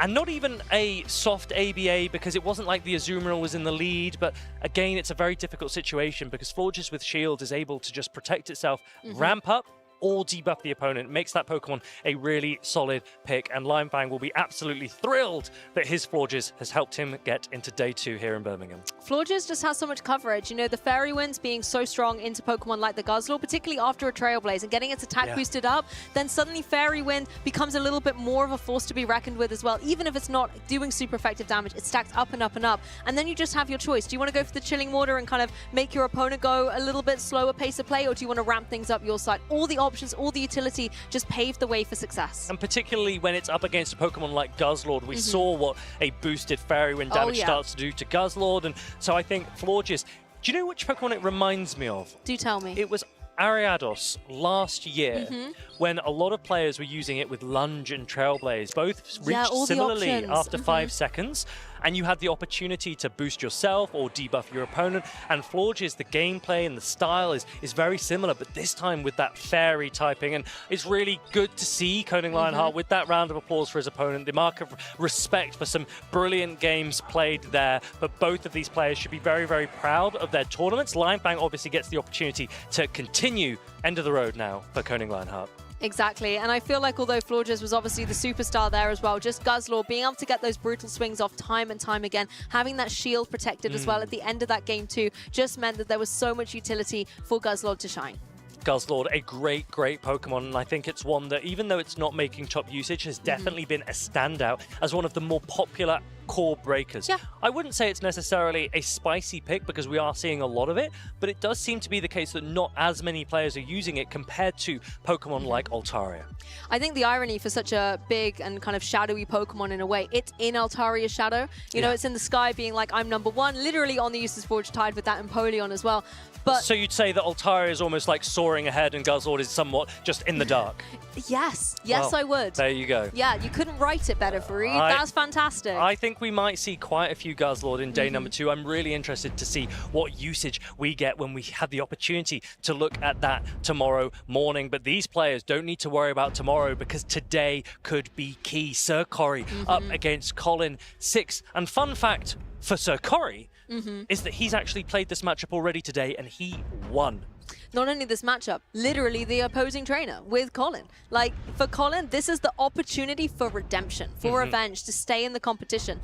And I think this reminds me a little bit of when you get into grand finals and you maybe have a bracket reset, where you've kind of practiced against this team, you already know the strengths and weaknesses of it and your team, but also how the player plays. What adaptations do you make then? Well, this is the thing. Colin will be looking at this team here from Sir Corey, looking at Pokemon like that Shadow Talonflame that we're seeing has had so much success, but also there are some arguably quite polarizing options available for Sir Corey. We know what Wigglytuff can do against the correct Dark or Dragon or Fighting type Pokemon. We know what Empoleon can do if it gets good matchups against Pokemon like Cradley or Sizzle. And then again, the Cradley from Sir Corey himself gives him a little bit of flexibility. And we look at now this team from Colin. It's actually, I think, the same team that he ran last week in Toronto. And he said to me before Birmingham, he said, I think my team was good. My performance in Toronto was skill issue. It was not a problem with the team. I didn't utilize it well enough. But he's down in the losers bracket. So if he's got any time to show why this team is great, now has to be the time. I mean, that's the thing. You can take experience with a team, look at the mistakes and errors that you made and learn from them, and then pull that towards a future success. When we kind of compare the teams side by side, some of the things that jump out straight away, obviously we've spoken a lot about the Talonflame and how devastating Incinerate can be. Obviously, that's something Colin has to bear in mind against Pokemon like his Corviknight, Pokemon like his Shadow Sizzle, both steel types that do not want to take any fire type damage. So many options for both of these players, but also so much utility, so much coverage that Pokemon have against even their hardest counters. And these players are looking to find the right answer, the right counter. In game number 1, we've got Cradilly up against Furret. Yeah, we're jumping straight into it. Empoleon takes center stage against this Furret, just trying to pace to its charge attacks nice and quick, but Altaria jumping in to catch that Hydro Cannon. What a beautiful catch from Colin, going up to 5 sucker punches, banking the Swift on the Furret, catching the Hydro Cannon on the Altaria, and the Empoleon's now in a range where Flamethrower will start to threaten a knockout. So Colin is in a brilliant position here. I wouldn't be surprised to see him farm up quite a lot with the Dragon Breath and throw the Flamethrower only just before the Empoleon gets to its next Drill Peck. But I think you can get loads of damage down with that Dragon Breath, and then, as you said, just try and unleash this attack. It's gone unshielded, so Corey letting this Flamethrower come through into the Empoleon. It's not going to be enough to get the knockout, just a slither of HP. Empoleon hangs on. I tell you what, I think Colin missed one Dragon Breath. I think he threw ever so slightly early, and that could have made the difference. I could be wrong, but definitely something that he might want to think about when he looks back. I think he threw that Flamethrower one Dragon Breath early. Yeah, that'll definitely be an interesting one to review and replay. But now, Furret's front and center, trying to go for these sucker punches into this Talonflame, and Talonflame with the Incinerate doing so much damage. Furret has a pretty good matchup against Shadow Talonflame a lot of the time, just because the sucker punches actually really do add up, especially once you land a Swift like this. And Swift already reached. Now, does Colin think about coming in with the Azumarill at some point? Because this Talonflame, it's shielding up now, but if it gets locked into an Incinerate, the bubble will do a ton of damage. There's lots of energy being stored up on this Talonflame as well, and so Corey ready to unleash this into the Furret. So Furret, I think, wisely having to go for a Protect here, because as you said, the Sucker Punches could now clean up and get rid of this Talonflame. Now we're looking at that Cradilly in the back, and that has a pretty good matchup against the Azumarill. Incinerate's doing a lot of damage. Just gets there. Colin 6 will need to land this Trailblaze against this Cradilly, and this could be key because it might put the Cradilly into a range where Bubbles and Ice Beams could be enough. I would bank the Furret now, go straight into the Azumarill, and the reason why I think that could be important is just in case the Cradilly debuffs the Azumarill with a Rock Tomb, you might want to be able to reset that debuff. And of course, Azumarill wants to try and get these Ice Beams down onto the opposing Cradily. It's going to let this Grass Knot come through. We know that it's very bulky. It can take one of these, and Colin has a shield to spare as well if it needs it. But first, this Ice Beam, using that final shield on Sakori's side, leaving this Cradily exposed. Now Cradily can just go for the Rock Tombs and try and Acid down as the Azumarill slowly tries to ramp up to another Ice Beam. So I wouldn't be surprised to see Rock Tomb here. There it is, being thrown by Sakori. Yeah, of course, this forces that final shield on Colin 6's side. You want to keep the Azumarill in the game, trying to get as much damage down. All right, now you want to maybe try and bank the Ice Beam. He's actually going to throw it straight away. He's going to hope that even debuff, this could be enough. It is super effective. Will it be enough to take out the Cradily? I think even with the bubble damage, it won't make a difference. Can you now bubble down from here? Can you get to it before the Acid gets through to you? Cradily is going to be able to get the edge. Of course, this is going to KO that Azumarill, and then Furret can come in. Can Sucker Punch do it? Sucker Punch will definitely take the Cradily down. Does Furret have enough health to hold on to an Acid? I think it's going to be a draw. Both Pokemon go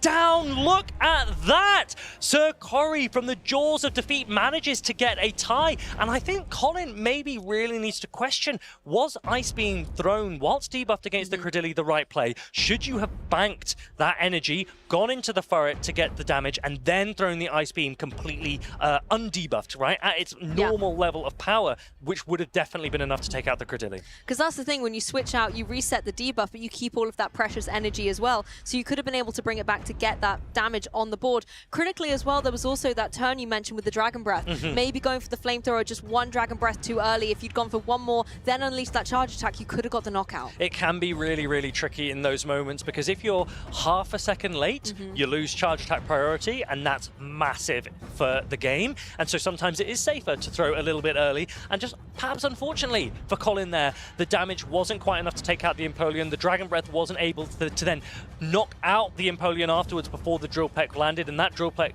did enough damage to take out Altaria. So lots for Colin to think about, but let's remember, he lost this match the first time they played on the winner's side of the bracket, and he lost it 2-0. So a tie is progress. Oh yeah, it's definitely one step forward and one step closer to maybe trying to get your redemption here over Sakori.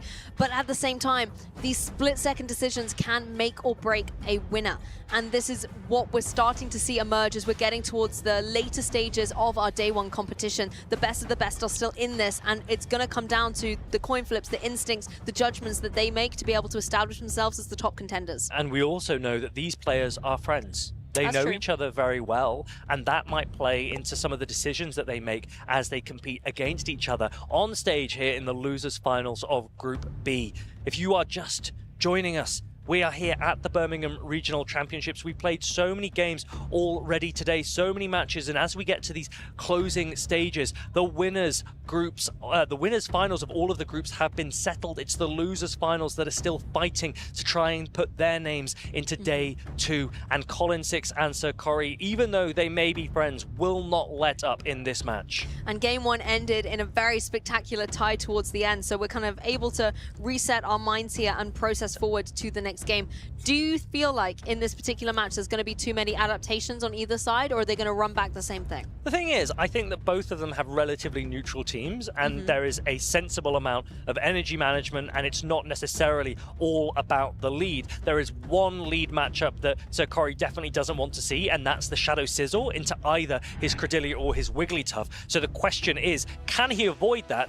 The players are locked in for what is now game number one again, and it looks like he can't avoid that. Oh my goodness, Cradily Scissor, it is going to be our leads for this next game. Cradily gets out of there as quickly as it joins, as Empoleon joins. And Empoleon as a counter swap to Shadow Sizzle is nowhere near the same matchup as it would be if they were in even energy scenarios, because now the Shadow Sizzle is outpacing to the Night Slashes, so you land a massive amount of damage and then still get to come and sponge in on that bulky Altaria. That was actually a huge amount of damage landed onto that Empoleon. Yes, it can go for the Drill Peck in retaliation, but Altaria is able to take that really well and can start chunking away with these Dragon Breaths. And I don't know if you even need to throw a Flamethrower at this point. By the time you start to farm more with Dragon Breath, you can just throw a Sky Attack, and that could be enough. So Colin 6 could be in a good position here.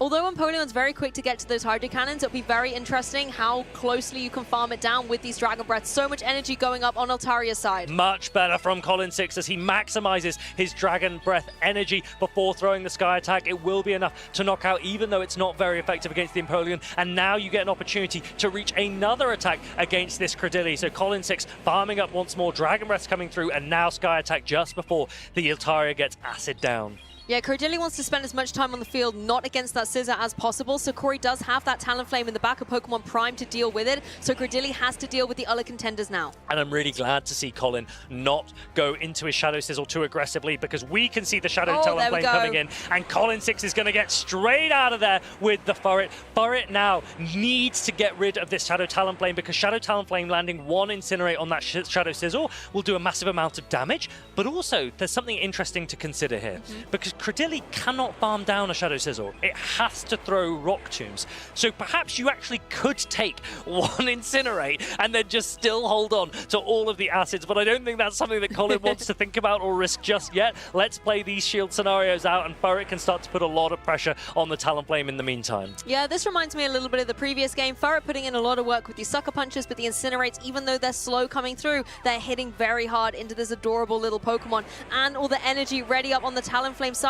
Is it going to be able to farm down? No. Furret just gets the edge. Now, 4 Sucker Punches means that the Incinerate damage from the second Incinerate doesn't register on the Furret, and now Colin can come aggressively in with the Shadow Sizzle, but let's remember that Rock Tomb would do a massive amount of damage, but Colin has a shield, and as Cradilli tries to reach for the next Rock Tomb, I think Colin's already going to be at a Night Slash, and it will win Charge Attack priority if they were to throw at the same time anyway. Not a problem for Colin Six as he takes this game number 1. I love the teamwork between the Furret and the Sizzle there, because Furret really did pave a way for Scissor to have success, dealing with that Talonflame, leaving the door open for Scissor to find its alignment as it did in the lead against this Cradilli. Yeah, so Corey does get the brief opportunity to land a Rock Tomb, so you can have a look at how much damage a Rock Tomb does, which is a lot, not enough to take down the Shadow Sizzle, and Bullet Punch brings Cradilli down. As we say, game number 1 to Colin, and that's the first game that he's managed to take off Sir Corey in the 4 games they've played so far today.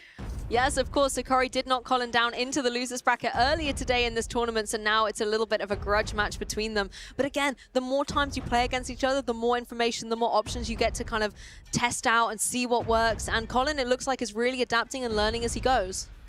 Colin Six, one of the best players in the Championship Series. He hasn't had the success over the last couple of years that he perhaps would have expected from himself, but he's still got medals in that time. He's still had some fantastic placements, but he wants gold. He's used to having gold. He's got his hands on 3 gold medals already. Could Birmingham be another opportunity to add to that collection? That's the thing. We're in the 2026 season. We've just started the calendar year here as well. I think a lot of trainers have come into this with maybe a fresh perspective, a fresh lease of energy to be able to try and get themselves that championship title in this particular regulation. Now, so Corey is also looking to put his name into day 2. He has the opportunity, but he would need to win 2 games here. This is best of 3 format. Colin has 1 game to his name already. That means Sir Corey cannot afford to lose again. If he does, his tournament run will be over. I'm going to ask a question here on Sir Corey's side. Hit me. Do you think Gastrodon has a play here? I think Gastrodon has to avoid the Altaria from Colin Six, and the problem is that Altaria is coming every game from Colin because it's so safe, and so I wouldn't be surprised if Sir Corey, instead of Gastrodon, tries Wigglytuff. Okay, just for that kind of extra pressure? Just to really stop the Altaria safe swap. The problem is, that's the one Pokemon you don't want Wigglytuff That is to so see. true. The Bullet Punches are going to come through, so we're going to switch things out. Steel-type versus Steel-type. Empoleon comes to the fray. But this could be very interesting because you were right. Gastrodon is on the field, but it's on the bench right now. And Empoleon, we've seen that Altaria comes out as the swap into the Empoleon, which means Sir Corey's Gastrodon will avoid it. That is very true. And Empoleon now in a prime position to start trying to deal some damage into this Altaria. That's going to make things easier for that Gastrodon, for example. Altaria, however, just going for these Dragon Breaths, relentlessly farming up lots of energy. But quicker off the mark is that Empoleon. We can get those Hydro Cannons. We can get those Charge Attacks already.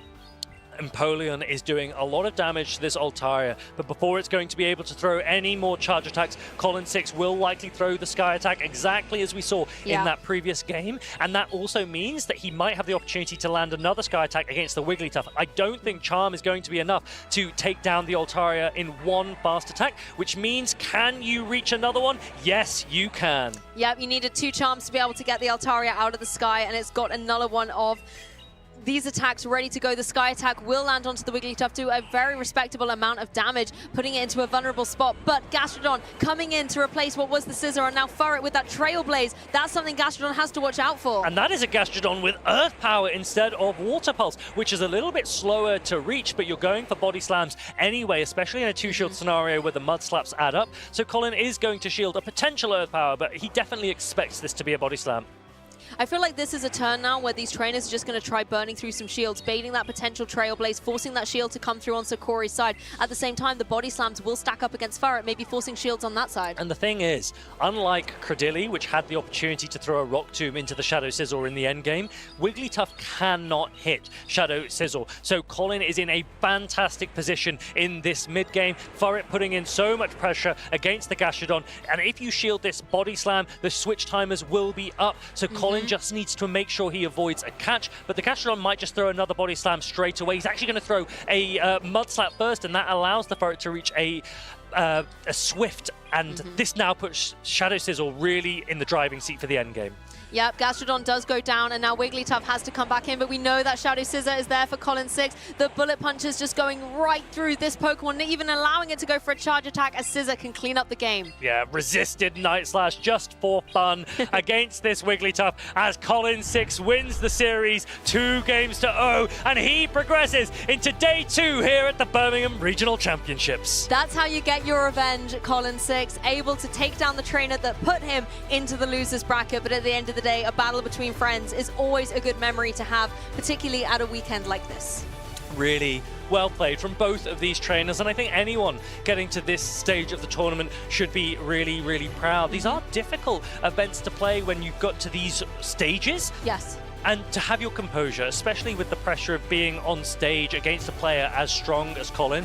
So a lot of credit to Sir Corey for his run, and he definitely takes home quite a lot of championship points as well. He certainly does, and a lot of experience potentially to utilize at the European International Championships just around the corner. But I really want to credit Colin for his composure in that game that resulted in the tie. You talked about how he made maybe a slight misplay with those Dragon Breaths, could have gone for one more to then go for his charge attack to get the knockout. But instead of kind of, beating himself up about it, he learned from it. And every single game we saw him play after that, he did not make that same mistake. So many times we talk about the mentality that is required at the highest level, that you need to be able to maintain your composure, that you need to not be thrown by what might happen, whether or not an instance in the game might really not go your way. We've seen in the past some players, visibly it affects them.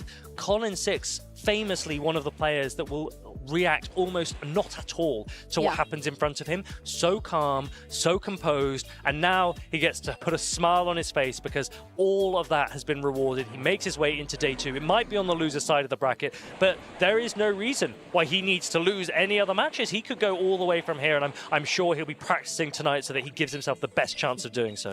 And particularly with a team like this, you said it was the same 6 that he had in Toronto just the other week, and bringing it here, you could see how well he was able to utilize that scissor. I think it was the second game, the one after the tie.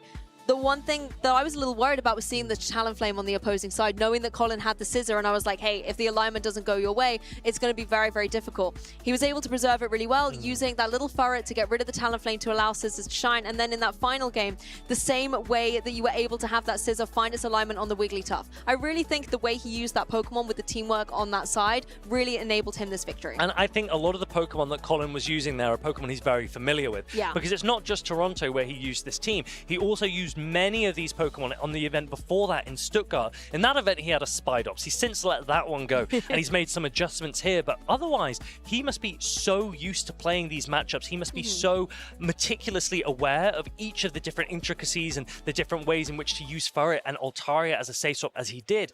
And we remember in Stuttgart, his difficulty was when he was up against Pokemon like Alolan Ninetales from Inadequance, because that was a Pokemon that made it very difficult for Furret and Altaria. And in the absence of a Pokemon like that, Furret and Altaria for Colin are very similar to Lickitung and Medicham of old, where you have a lot of bulk, you have a lot of safety, they cover each other, and those were some of the metas where Colin was at his absolute best. So I think he's probably quite a big fan of this meta. And I think being more versatile and well knowledgeable on your team can leave you with that success, and that's exactly what Colin has been able to do. The experience he's got with that team has led him to this victory. So I think it's time to hear a little bit more about how he experienced that match with an interview with Jay. Congratulations, Colin. What a game we were watching now, a series of games, starting with that draw. Now, you lost earlier on to Corey, putting you into the losers bracket. You're playing him again. What did you change to be able to turn things around for you? Yeah, so the first time I faced Sir Corey, he's a teammate of mine. We're both on Team Pizza, and I know him a little bit. He can be a bit unpredictable, so I was like a bit worried. What's he gonna run? His Cordelia was very good. Maybe bring his Wigglytuff. I was kind of scared of that, so I benched my Altaria. But then after those games, I realized Altaria is very good into what he's bringing. So this time I just was like, gotta put it out there, just bring Altaria, and did its job. Two friends from Grassroots coming together for a clash, but then friends again afterwards, of course. I did notice that your team from last week in Toronto hasn't changed at all. Is there any reason for that, or do you think that team had the capacity to make it all the way? Yeah, I simply really actually just like the team a lot. I think a lot of people have replaced their ground with Marowak instead of Stunfisk, but I think Stunfisk's coverage is still so good. So I just wanted to run it again, and this was the best team I could find. And I think the losses I took there in Toronto, I felt like I could have won those games. So I was like, let's just run it back. Well, you've already had a third place this season, and you've had a second place this season. Do you think Birmingham will be the place where you get that first place medal? It's a long way to go from losers now, but tomorrow's another day. Just try to get as much wins as I can. Feeling good with the team, so we'll see where we end up. A day two player, fantastically well played. We all enjoyed watching it. Do you have anyone that you would like to shout out at home or maybe in the audience here today? I guess I should shout out Stone Collection. I was with him in Toronto and I scrimed with him. And he was actually using the team I'm using now, so it's actually his team. And I liked it so much I stole it from him, so shout out to Stone. Well, thank you very much, and I wish you the best of luck for the remainder of the competition. But for now, I'm kicking it back to the casters. Thanks so much, Colin. Shouting out Stone Collection. I think we're expecting to see Stone Collection back very, very soon up on stage because he's still in this tournament here in Birmingham. We've had some brilliant matches already. Stone Collection and Colin both running a brilliant team, but on the other hand, they're running into a bit of an issue here as we're going to be seeing the Toadscruel and Bastion back on the stage. Now, are you a fan of Toadscruel? I honestly, I like that the way it looks. It's very cool. Oh, just aesthetically. Aesthetically, like I think it looks very cool. Like it's a forest, and it like moves around with like the vines as like Have legs. you seen? I don't know if you've played many of the main series games, but when you see Toadscruel, it's under Oh yeah, evolution, he's like running around. Yeah, it's amazing. It reminds me of you sometimes. Oh, it's very cute. You know what? It's I'll very take cute. that. I think that's a compliment. I will take that. But yeah, of course. There he is, Stone Collection. But here it's not so cute. It's Here very so scary. Cute. But these players, Jason up against Stone Collection. Now, we've mentioned Stone Collection so many times already this weekend. He's a player that's currently leading the leaderboards here in Europe. He had a third place performance in Toronto last week, and he is up against Jason, a player that we perhaps don't get to see as much in the Championship Series, but bringing a very aggressive team. Can Stone Collection adapt, or will Jason get a big victory in this losers finals? And it's going to start with Steelix into the Corviknight. What a fantastic lead for Jason here as he looks to get the correct alignment. Of course, the Corviknight's in front and the Steelix is in the Shadow Scissor is in the back. Shadow Steelix is going to go on an absolute tear here. We love to see Steel types in this meta, and Shadow Steelix with that Thunderfang. Psychic Fangs will be resisted, but the Thunderfangs will now do a lot more damage against this Corviknight, and it looks like Stone Collection's going to get out of there and go into his Shadow Steelix now that the Shadow Steelix has lost a little bit of energy, and the Annihilate is coming in a little bit late, having to shield up this Night Slash. The critical part here is, can we get that full counter down before Stone Collection can reach the next Night Slash. He's going to need a knockout in 5. I think you can, yeah. It's going to be 5 counters, a perfect counter down. And now how do you address this Annihilate? It's so difficult, right? You don't actually have a lot of ways to fast attack pressure down. This is the problem. Sand attack from Corviknight and Thundershock from Univen Stunfisk will not be enough. And so you're forced to throw a charge attack. And so while shields are up, the Annihilate can put out so much pressure in the meantime. Here, Jason kind of has all the secrets to the sauce. He knows exactly where he wants to put all of his Pokemon, understanding that, hey, I want my Steelix to be on the Corviknight, and I put my Florges on the Univen Stunfisk, and we're good to go. Really, really strong play from Jason. Shadow Annihilate, a fan favorite, and it's showing that it is not out of the meta entirely, putting on a ton of pressure. Stone Collection finally able to take it down. Florges is going to come in here for Jason most likely, and then you can even opt to start debuffing the Corviknight. Of course, you can also just switch directly into the Steelix and start applying Thunder Fangs as fast as possible. Here, does he try to make a catch? No, he actually lets Stone Collection throw the Air Cutter. I actually like this because this is going to prevent your Steelix from having to come in and make kind of a guessing game like, hey, are we going to try to shield a payback, or are we going to be potentially shielding Air Cutter? But also, Florges actually has a reasonable matchup into the Corviknight. There is no Iron Head on Corviknight in this meta, and so Corviknight forced to throw Air Cutters instead. Now the Shadow Steelix can come in at a health range where payback wouldn't even be enough to take out. This is a debuffed payback. The best part here is that Thundershocks are definitely not going to be able to take out the Shadow Steelix. Wow, that is actually way more HP than I thought it was going to have. And now you can start spamming out Psychic Fangs. No real need to go for the Earthquake, as your Florges can always finish. I would go for the Earthquake here, because Earthquake forces the shield. 2 Psychic Fangs also can get the shield.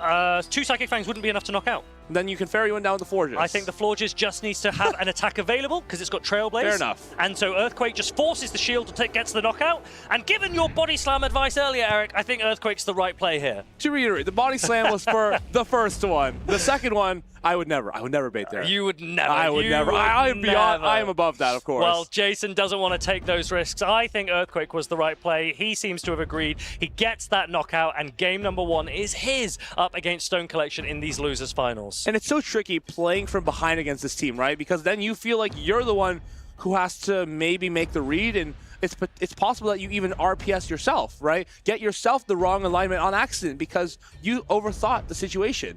Yeah, I don't think there's... In a lot of these situations, there's no real need to overthink things, right? So Earthquake there, you guarantee a shield or a knockout. And if they do shield, your Florges was in the green health with access to an attack that does a ton of damage. I think you'd have been absolutely fine. So he doesn't want to take those risks. As soon as you start to bait unnecessarily and it gets called, then all of a sudden you start to open up, even if not a loss, psychological difference can be made because it thinks, or you feel that your opponent is able to get into your head. It's able to understand when you're going to throw. Now, Jason landing that Earthquake puts pressure on Stone Collection. He shows him, I am not afraid to go for the big, hard-hitting move. I am absolutely not afraid to put the pressure on you. And so when we go into this game number 2, you're going to have to really think about what I'm going to play. He's really thinking about what he's going to play in this next game, and I wonder if he kind of pivots into some different Pokemon here. I think Togekiss looks great, if not for the Scissor and Univen Stunfisk. The other matchups seem pretty solid, honestly, especially Guzzlord, Altaria, Corviknight. Just seems like, and I think if you're Stone, you feel restricted by all these different Pokemon. Can I afford to play this in the lead with that in the back? Like, there's just so much to consider. I mean, I think with Earthquake available to that Shadow Steelix, it makes Shadow Steelix a really great safe swap for Jason. It has the ability to hit so many Pokemon on Stone Collection's team. I think the Shadow Steelix is coming every single game. Has Stone Collection adequately adapted to that? That is the question. This is a best of 3 match, and Jason has the advantage. I wonder if the Bastion comes, right? You can expect maybe Altaria, maybe Guzzlord, maybe even Azumarill and Scissor. Those are very, very comfortable matchups. Well, I think you could bring the Bastiodon, but you just have to try and ensure that your alignment isn't against the Univen Stunfisk. And I think if you're Toad Scroll, this is probably, give or take, the last thing you want to possibly see. Comes into the Steelix immediately, and here is what we're talking about. He's perfectly brought out the Univen Stunfisk, and this becomes a very fast and furious baiting game. I couldn't quite see there, but there might have been a smile from Jason, because as soon as this Univen Stunfisk comes out against the Shadow Steelix, you can near guarantee it won't be up against the Bastiodon. And now, look at what's in the back. Whilst this matchup plays out, we see 2 flying type Pokemon in the back for Stone Collection and 1 Bastiodon on the side for Jason. So this could be everything, and that is why you run Earthquake on your Shadow Steelix. That is why you don't need to worry about baiting. Put the pressure on, a massive amount of damage onto that Uniman Stunfisk, and now it's in a range where Psychic Fangs will be enough to knock out. But if you're Stone Collection, you're very happy with getting the shield there, understanding that not only have you got the charge attack priority here, you don't even need to worry about the Toad Scroll because you have Corviknight and Altaria in the back.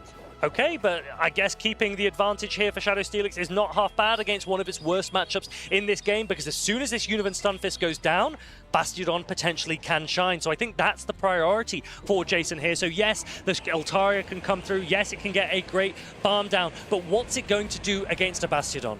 Still, Altaria has a couple of flamethrowers it can toss off here and there, but on the side of Corviknight has Payback and Sand Attack. So it's going to be a long match here if you're trying to knock out the Bastion. But I'm also looking at that Toad Scroll, which doesn't really have anywhere to go, so you may as well throw it into this Corviknight, because at least the Mud Slap isn't double resisted, it's only single resisted, because it would have otherwise been super effective against the Steel typing. The problem is Corviknight is pacing really quickly to these air cutters. 3 of them will be enough to take out the Toad Scroll, so a wrap and more Mud Slap damage is all Jason is able to do so far. Honestly, the wraps are going to start adding up with the Mud Slaps as well. Corviknight... I don't think you're going to reach another wrap. I think you are at least going to pressure the air cutter out of the Corviknight here, and then Bastiodon, with the debuff of the wrap, may be able to get a little bit of the work done in the end game. Potentially, but this Toad Scroll isn't doing a lot. The air cutter is now boosted, and Stone Collection will be able to throw another air cutter to prevent the next wrap from Toad Scroll. It's very unlikely that you shield just to throw a resisted wrap, and I think Jason's going to let that Toad Scroll go. I wonder if we should have actually shielded there, because how else are we going to get this Corviknight out of the field? We need to get Smackdown after it's been wrapped, and I'm surprised that Stone Collection is staying in, if I'm honest. Air Cutter comes through, which is very interesting. Call it! At the same time, can you no-shield this? Air Cutter goes no-shield on the Bastion. Is it possible that the Bastion can get the job done here? Bastiodon showing just why it is a hilariously funny Pokemon when used the right way. It calls the Air Cutter double resisted damage, and now pulling the shields away from the Altaria. Flamethrower won't be enough to knock out the Bastiodon. So Bastiodon is trying to throw a Stone Edge into the Altaria and then hope that it has enough health. But I think Corviknight might just Sand Attack it down at this range. And also, now that the final shield's gone up, the payback from the Corviknight could be enough. So will the Bastiodon be able to hold on to a Flamethrower? I'm not sure it will be. He's thrown ever so slightly too late. Flamethrower could be really, really close. I don't know if it's going to knock out. It does knock out. It does. Bastiodon goes down. Stone Collection takes this game number 2. This is interesting, right? Because he now has a proven method. He can swap the Steelix and pretty much guarantee that he's bringing the Unova Stunfisk out. The only thing that you would not want to include there is thus the Toad Scroll. Because if you can put something else in the front that does better into the rest of the team, you can kind of always neutralize the Unova Stunfisk and sweep with the Bastiodon. Look, as I have never played a Bastiodon, but I have played a Shadow Bastiodon.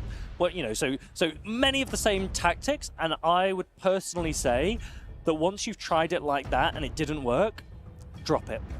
Just let your opponent know that you're willing to use it, put some pressure on your opponent, and then take it away. You're still going to use the Shadow Steelix. I think that was the Pokemon that gives you the most utility in this matchup.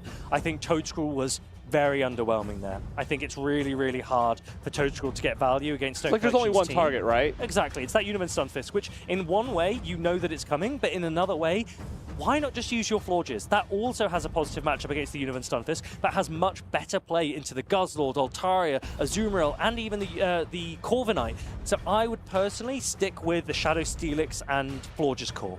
That makes a lot of sense. The Bastiodon expert himself, if he says to put it away, Shadow Bastion. Okay, it's a much more neutral, right? It's a nuance that many people wouldn't understand. Of course. But of course, there are a couple similarities, and I think not bringing the Bastiodon here would definitely be the right call. I think Toad Scroll definitely doesn't make that much sense either, because even things like Azumarill, like that's not even a target, despite Azumarill being a water type and you being a grass type. The double super effective Ice Beam is going to be very, very critical if they are able to land it. Of course, let's see what these trainers decide to lock in. It's a bit of a critical game 3. The line calls are going to have to be perfect, and it looks like Stone's got the number. There it is, the Universe Surface now in the lead that the Toad Scroll has been dropped. Shadow Steelix is there, and the Annihilate comes in as a safe swap. Not a Pokemon people often use as a safe swap. Going to have to take a Mud Bomb immediately. This isn't going to threaten a knockout, but it will do a decent chunk of damage into the Annihilate and give Stone Collection the opportunity to then fast attack it down. To prevent that, Jason is going to put the first shield up, and now the Stone Collection comes in with the Shadow Sizzle. This is a great position for Jason. A great first shield, preventing the Bullet Punch down. Now you get the Rage Fist, and if you want, you can shield and fully counter through. And I wonder what Stone Collection is reading here. Perhaps he thinks there's a Bastion on the back. They might go down at the same time. It might be really, really close. The Shadow Sizzle is taking boosted counters, but the Annihilate doesn't have a ton of health left, so let's see how much damage. Look at that! Annihilate with so much value and a Rage Fist stored. Brilliantly played by Jason. That's exactly what he needed to get out of the swap. Not only did he grab a shield, but he's also going to be able to land one boosted counter into any of these Pokemon, which doesn't seem like a lot. He can also get the shield back, land a counter. Look how much damage. This is a boosted Ice Punch into the Stun Fist. Annihilate going absolutely crazy in this Game 3. It goes bananas, lands that counter. Now, all you need is to put the Florges on the Unova Stunfisk, swap the Corviknight. You can stay in, you can debuff it. You can debuff it. You can honestly play this however you want at this point. Yeah, he's going to bank that energy and now come in with the Shadow Steelix. He doesn't have any shields available, so this payback is going to land. And then Corviknight is going to have to face a ton of pressure as Psychic Fangs will debuff it and Thunder Fangs will really start to add up. Is there a way? Is there a world in which we could have gone for an Earthquake? I don't think there is any world. I think you just go for Psychic Fangs and Thunder Fang pressure because the Thunder Fang additional damage will do more than the Earthquake's energy would have asked for. I mean, honestly, at this point, we can win the game just with the Florges. So we'll see this Corviknight being taken quite deep into the red. And if your Florges coming into this, you can just go straight for the Chilling Water. Not a fear in the world. Brilliantly played so far from Jason. That Corviknight is low. The Florges has energy already. And now the Univern Stunfist comes through. It does get the opportunity to throw a Mud Bomb, but this isn't going to put the Florges in range of an Air Cutter. So Florges is going to be able to farm up and now being able to bank tons of energy going right to the very max, throwing a Trailblaze to boost its attack first. And there's a decision because there is still a shield here and he's going to use it. So do you now throw a move straight away? You're actually going to throw on charge attack priority, which means that all of the energy from that Univern Stunfist disappears very quickly. You're not in Air Cutter range, which means Jason is 4 seconds away from victory here as he leans up towards that Chilling Water. He does reach it before the Air Cutter. This is going to be enough to knock out. It's a really, really nice read here. Chilling Water onto the Corviknight. He's able to neutralize the Corviknight with the Shadow Steelix and finish the game with the Florges. What an incredible set. What an incredible read on game number 3. Jason is your winner. He progresses to day 2 here at the Birmingham Regional Championships, taking out one of the best. It's just another day in the office for this player. He doesn't play at many events, but he does play in the British ones, showing just how high he can soar. And it came down to those great reads, kind of getting in the head of his opponent, just as you said, bring the Bastion game 2, not bring the Bastion game 3, and putting all his eggs in the Annihilate basket. We saw it go absolutely bananas in that game, completely countered down the Shadow Scissor, even behind a little bit of health, honestly, because the Thundershocks had already chipped it a little bit. Shadow Scissor came in, tried to finish the job, it couldn't, and then the Stunfist took an Ice Punch, which knocked the entire thing out. So much going on in that final game 3, and it's really difficult because sometimes you might say there's a particular Pokemon that stood out, a particular Pokemon that carried the team, but in that final game, all 3, Shadow Steelix, Shadow Annihilate, and Florges put in a ton of work. They were really, really strong. We did mention Shadow Steelix and Florges Core looked very, very aggressive into Stone Collection's team, but Jason, the way he piloted them, that can make all the difference. Really impressively played. If you ask me, I think these are really neutral options. It's interesting to see Bastiodon and Toedscruel be a part of the team, but then also see Pokemon like Florges, Steelix, and Annihilate, which are all fairly neutral into most of the meta, just despite even some of the more difficult matchups. For example, Annihilate against Florges. It's technically bad, but if you swap and they counter swap, you can get a lot done. Florges is a great Pokemon. I still think Shadow Annihilate is something that all players need to account for. It's definitely not top of the meta. So many Pokemon, especially since the rise of Galarian Corsola, the Shadow Annihilate usage started to drop. But now, even with Galarian Corsola not really in the picture, Shadow Annihilate hasn't emerged as a top meta use Pokemon. but it can catch people out. And there's one thing that I will say, Shadow Annihilate sometimes is the best answer to Shadow Sizzle, because the counters, especially when boosted, will just mow through that Pokemon as we saw there. It just feels like the stats all line up for Annihilate. It just does enough and takes not very much damage in return, well, comparatively, and it can just really take the Scissor out of the field in only 5 to 6 counters, it feels like. Really, really strong plays. But as we say, it's the player that can make all the difference. Their relationship with these Pokemon is the critical factor when you come to these tournaments. And here in Birmingham, we've got so many players already through to day 2. We've got a few more matches next. So really excited to see how we progress. I think the next matches are going to be super interesting, as these trainers, they've honestly seen so many games on the stream. They have been to the losers finals, so they've actually had the chance to watch a lot of our earlier players play. And maybe because this is such a new meta for Europe especially, they've had a chance to actually learn and reflect on some things that they may take to action in their own games. It's a lot of information gathering at this point, and I think it's not just the players that are still playing, like the players who are about to appear on stage, but also the players that are already through to day number 2. They'll be looking at the other opponents, the other potential matches that they'll have, but also for you at home, getting an opportunity to see which Pokemon might shine in this meta, whether or not you want to use them at locals or even in Go Battle League. A lot of information on how these Pokemon play out. Really, really key and really, really interesting to watch. Even if you're not looking at the games super like specifically, you can also just gain knowledge about the general lines that these trainers are bringing into one another. If you're to take a team from, let's say, Stone Collection, you can see like, oh, he really enjoys bringing like, you know, in Stunfisk with the Azumarill and the Scissor, and that's like a line he frequents. So if you were to play that even in the Go Battle League, it would probably work pretty well. Yeah, so many opportunities for you to practice the Go Battle League, obviously the key in-game feature, but it's really, really important and really beneficial, I think, to get involved in your local scene as well. If you don't know how to do that, then keep your eyes peeled for this. Hey, do you want to play? Yeah.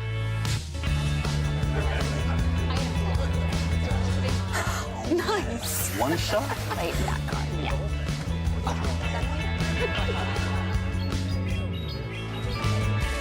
I'll use twin cannons. Great game, guys. Bye. See you next week. Come play at your local Pokémon League. It's really important to get involved, so make sure that you scan this QR code to find events near you. Eric, I know you're a big fan of the local scene. You've actually traveled quite a lot to go and explore different communities.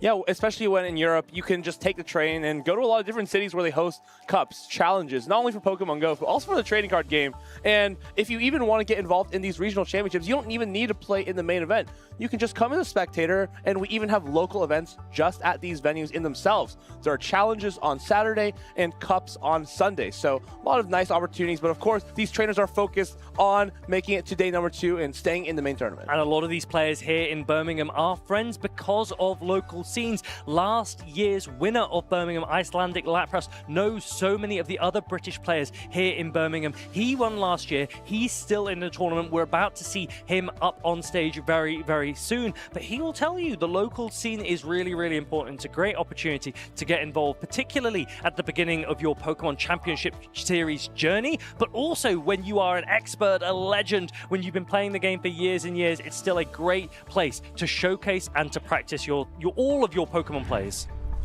More practice and meeting new people can never hurt. And if anything, it lets you play against such a wide variety of players that allows you to prepare your team in all different ways that you may have not expected by just practicing against, let's say, your friends who are also top 8 in the world or top 8 in your country. It's nice to see what everybody is thinking because you're playing at a tournament with so many different people. And it's just a good place to also use fun Pokemon. Even if you're not taking it particularly seriously, if you're not particularly competitive, getting to go to your local scene, meeting people, using fun Pokemon, you get some championship packs and some championship points, and it's just quite fun. You can even win a half mat, like a nice little mat you can put down when you're tapping your phone. Cute. Yeah, it's they just released it this year. I think Lyle Jeffs won one in Toronto.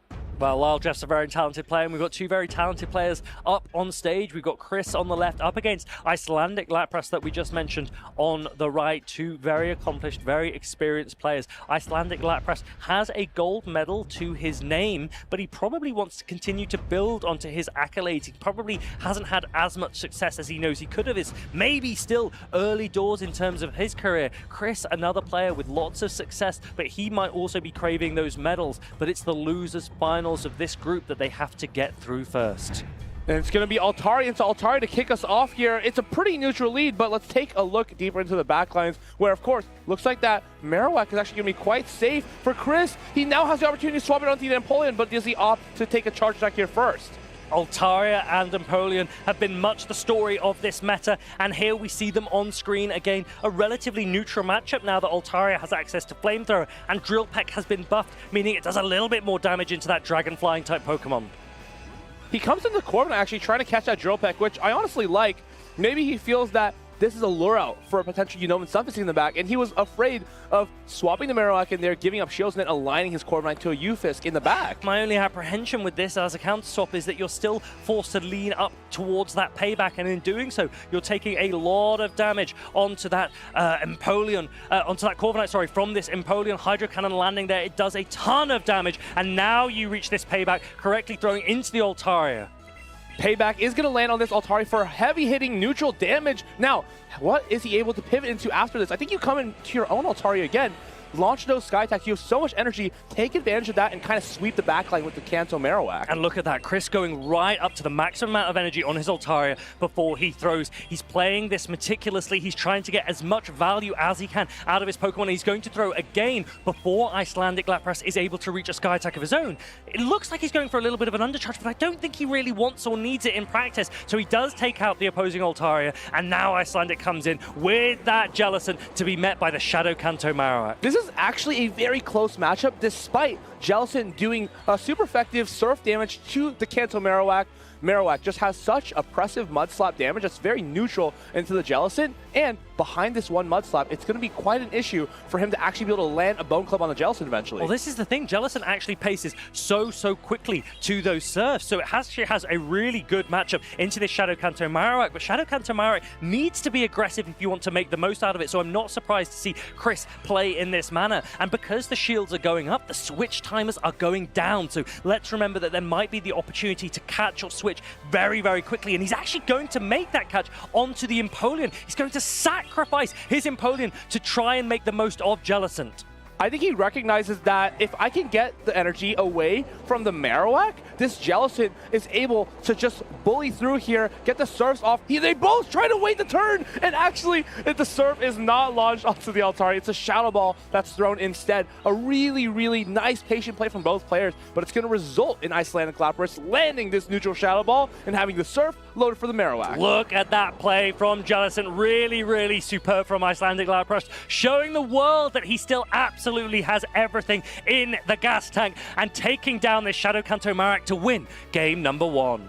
And now if you're Chris, how are we adapting to this Empoleon safe swap? It seemed like as soon as the Empoleon was swapped, he kind of froze, kind of was afraid what could be in the back. I think the natural assumption here is that, okay, he was thinking, I can't bring the Marowak in, I'm going to have to give up 2 shields, and then the Unova Stunfisk in the back is going to be a huge issue. Maybe Chris seemed to have outread himself here almost, and Icelandic Lapras knows that. I think Chris, when he analyzes his own games, probably makes a similar reflection, that there are a lot of matchups that he overcomplicates, that he goes out of his way to try and put off his opponent, and actually in doing so, he doesn't have as advantageous a position as if he just stayed in what the current matchup might have been in. Because let's think about the present, right? If he had just swapped Marowak onto the Empoleon, fully farmed down the Empoleon, the other options in this team are Altaria, Unova, and Stunfisk. Your energy goes very far against those 2 matchups. Yes, you're down shields, but you're going to be able to claim them back eventually, and then start to put on pressure with your own Altaria, with your own Corviknight. Lots of options available to these players.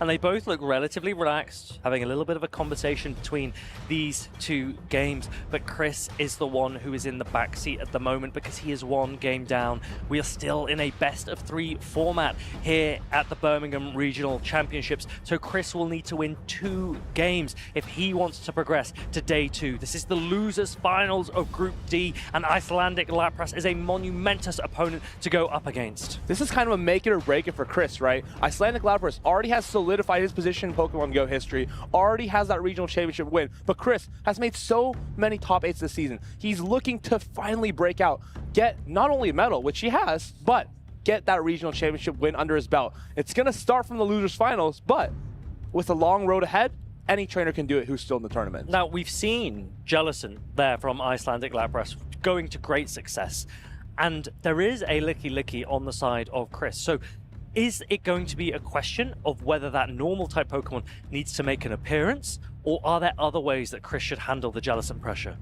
Licky Licky looks really good, honestly, into Icelandic Lapras' team. I think so. Something that is not super well known is that Licky Licky is actually quite advantageous into Unova Stunfisk, which you think might be rough due to the resisting of the rollouts, but 2 Shadow Balls and a Body Slam just happens to do enough damage, but we'll see if it happens in this game. Well, we think Licky Licky could be the answer. Let's see if Chris agrees. He looks like he's ready to go. We're waiting on Icelandic Lapras to lock in, taking all the time he wants, all the time he needs, because one more victory will see his name in the day 2 competitors tomorrow at the Birmingham Regional Championships. As he looks to defend his title here in Birmingham. Also, I just want to point out these 2 players are very, very experienced, and usually we see very experienced trainers lock in their lines very quickly and feel like they just lock in as fast as needed and just get ready to play the game. I really like how patient these 2 trainers have been throughout the set. It makes me really appreciate what they're actually choosing in their lines and how they're aligning their Pokemon every game. So much to play for, but also so much to plan for.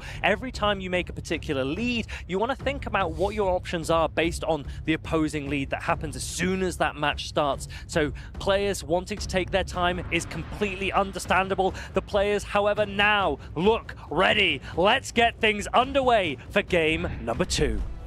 Icelandic Lapras playing 1 game ahead, but of course, he's going to need to be careful here as he has led his Unova Stunfisk into the Shadow Kanto Marowak. A brilliant lead for Chris. That's what he wanted to see if he wants to claw his way back in this series. And Altaria comes in, immediately met by the fairy type of Florges. And it's very interesting to see the different ways that players play out this matchup. Chris is going for a Chilling Water first. We have seen previously today players opt to go for Trailblaze next before continuing with Chilling Water, and it looks like that's exactly what Chris wants to do as well. It's going to be a little bit awkward here because, of course, you swapped into this Altaria behind a couple Dragon Breaths worth of energy while not having applied much Mud Slap damage. So, will this next Sky Attack start to threaten the Florges? Well, I'm going to make a call here. I think that Florges is going to come out with 4 Fairy Winds and then still be able to reach an attack against whatever comes in, but it could really depend on the way that both of these players have built their Pokemon. But that Chilling Water at the very beginning means that Sky Attack won't be enough to take out the Florges, and Florges can start to be a little bit more aggressive and overfarm now. Dragon Breath's doing such little damage in the meantime. Now, you can't really afford to throw your Charge Attack there. It wouldn't be just enough to knock out the Altaria, so it's a very awkward range. You kind of feel like you need to let this Sky Attack go, but how are you going to reclaim that alignment having your Marowak previously on the Unova Stunfisk? Well, unfortunately for Chris, he actually overfarmed. He got a little bit greedy and didn't quite reach the attack he wanted before a Sky Attack came through. And now, in an attempt to roll out down, Icelandic Lapras is getting a ton of value from this Altaria. But if his Marowak gets ahead against the Jellicent, that can just fully win the 2-shield scenario, right? Shadow Kanto Marowak in a great position here. In the last game, we saw it behind on energy, but now that it's got this energy head start, these Bone Clubs will pace really, really quickly, and in the 2-shield scenario, as you say, will really put pressure onto Icelandic Lapras. Because with all the Mud Slaps, and actually being ahead on energy here, you can do 2 Bone Clubs. If either of those are shielded, then a Rock Slide is actually enough to knock out on the 3rd one. Let's also remember that the Licky Licky has a Shadow Ball back, so at any point you could come in and snipe with that Licky Licky against this Jellicent. So Chris could be in a really great position in this match. Marowak just showing how strong and oppressive those neutral Mud Slaps are. This is a matchup where you would think, well, no way we can beat the Water type, but It's actually Marowak that almost always beats water types. Look at this. A shield going up. The Jellicent doesn't have another Surf, and Chris now has the option to do another Mud Slap and throw a Bone Club or go into the Jellicent. And it looks like Icelandic Lapras expected the Licky Licky to come in and throw a Shadow Ball. So he wanted to catch that Shadow Ball on the Unova Stunfisk, but Chris stayed in with the Shadow Kanto Marowak. And now look at the damage that is being applied, because Mud Bomb is not going to be enough to take down this Marowak.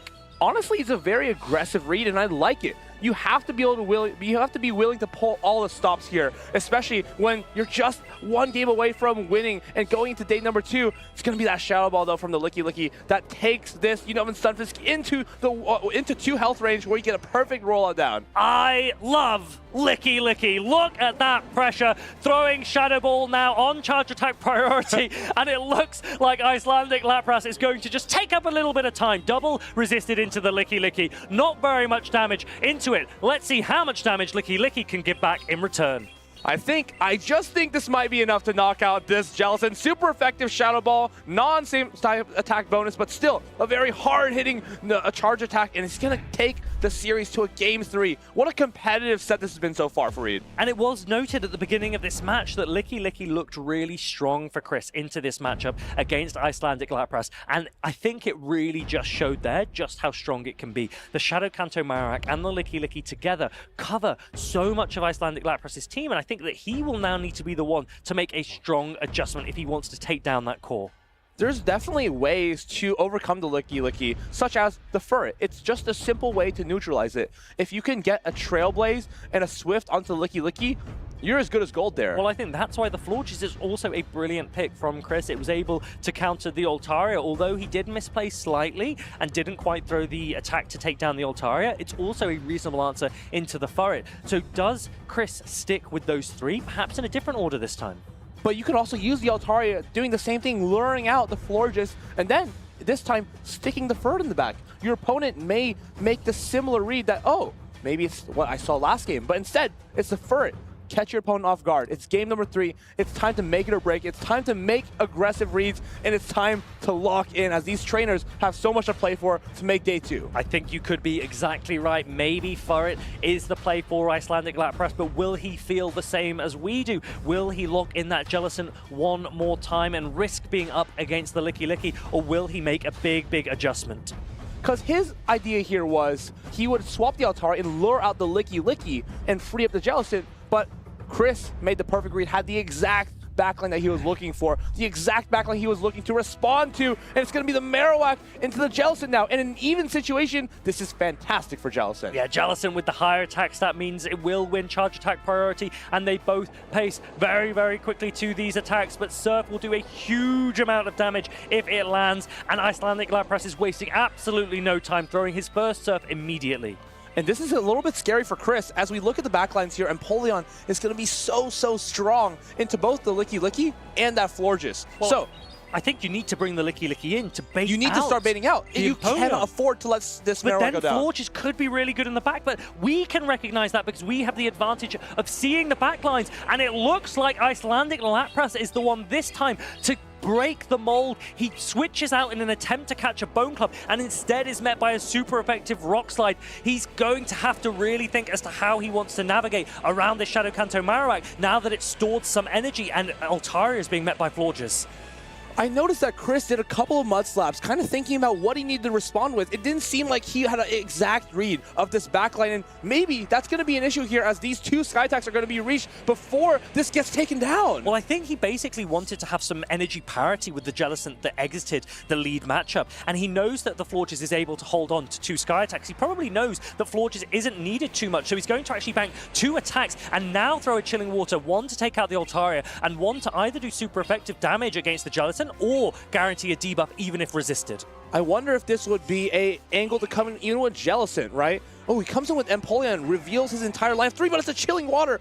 I like this, actually. I like this. Getting that little debuff against the Empoleon puts a little bit more pressure onto this Empoleon, because now the Shadow Kanto Marowak not only is doing a lot of damage, but even if you were to come back in with the Licky Licky against the Empoleon's not doing as much damage. What do? Stay in with a debuffed Empoleon against Licky Licky, or come in with Jellicent that also doesn't want to see Licky Licky? I think Chris is very much in the driving position again. But there's good news for Icelandic Lapras too. I think you kind of read, you just stay in here and don't throw the surf with the Jellicent, because that's a quite obvious play to snipe here. Yeah! Oh, what a catch by Chris! What a read! Eric, you called it! That Icelandic Lapras could come in with the Jellicent and throw the surf. Chris felt exactly the same. Comes in with the Licky Licky, and now we get to see just what Licky Licky can do against the Jellicent, but there is a shield advantage for Icelandic Lapras, so he's still very much in this game. Yeah, he's not clear of the woods yet. This Jellicent actually puts quite a bit of pressure onto Licky Licky. Can I think you can go body slams. I think you can go body slams now. Yeah, oh, this is risky. Throwing on the... Wait, is this a big brain play? You're going to get the mud slap on this, but can you block yourself? You can't block the Hydro Cannon from the Empoleon. I am questioning what's about to happen here. It's a play that I wasn't expecting to see, but Chris is going for a full mud slap down, and it looks like he's got it right. Mud slap takes down Empoleon, and Chris wins this best of 3 series. What an incredible show the entire way. We saw the aggressive reads. We saw the catch attempts being predicted, and that came down to the wire. Licky Licky swapped as a response to the potential Jellicent snipe. Honestly, Marowak is a 3-turn move. Could we have waited for the Mudslap to come through and then go for that surf? Eric, I'm going to be honest. I think Chris could just be a genius. I think he knew that Empoleon had no energy. And he thought to himself, the only way I lose this is if Empoleon somehow farms down my Licky Licky and throws on the Marowak. And so he just didn't want to risk that happening. He didn't want to risk not quite taking out the Jellicent, taking a surf. Imagine if he'd held on with that surf. Yeah, there's no reason to take that risk. Energy, he no would have been reason in to take trouble. the risk, right? But it still was risky. I think we both paused for breath. Our hearts are in our mouths at that point, because Chris has some really unconventional styles of play. Sometimes it works, sometimes it might not, but here he just showed that he knew exactly what he was doing. Empoleon was energy dry, but Chris had to commit to the read that it's going to be able to knock out in 3 mud slaps. Any more than 3 mud slaps, and the Empoleon simply reaches the Hydro Cannon. Maybe he knew. Maybe he just needed to trust. And you have to remember the health of the Marowak as well. You cannot visually see that while you're playing out this mid matchup.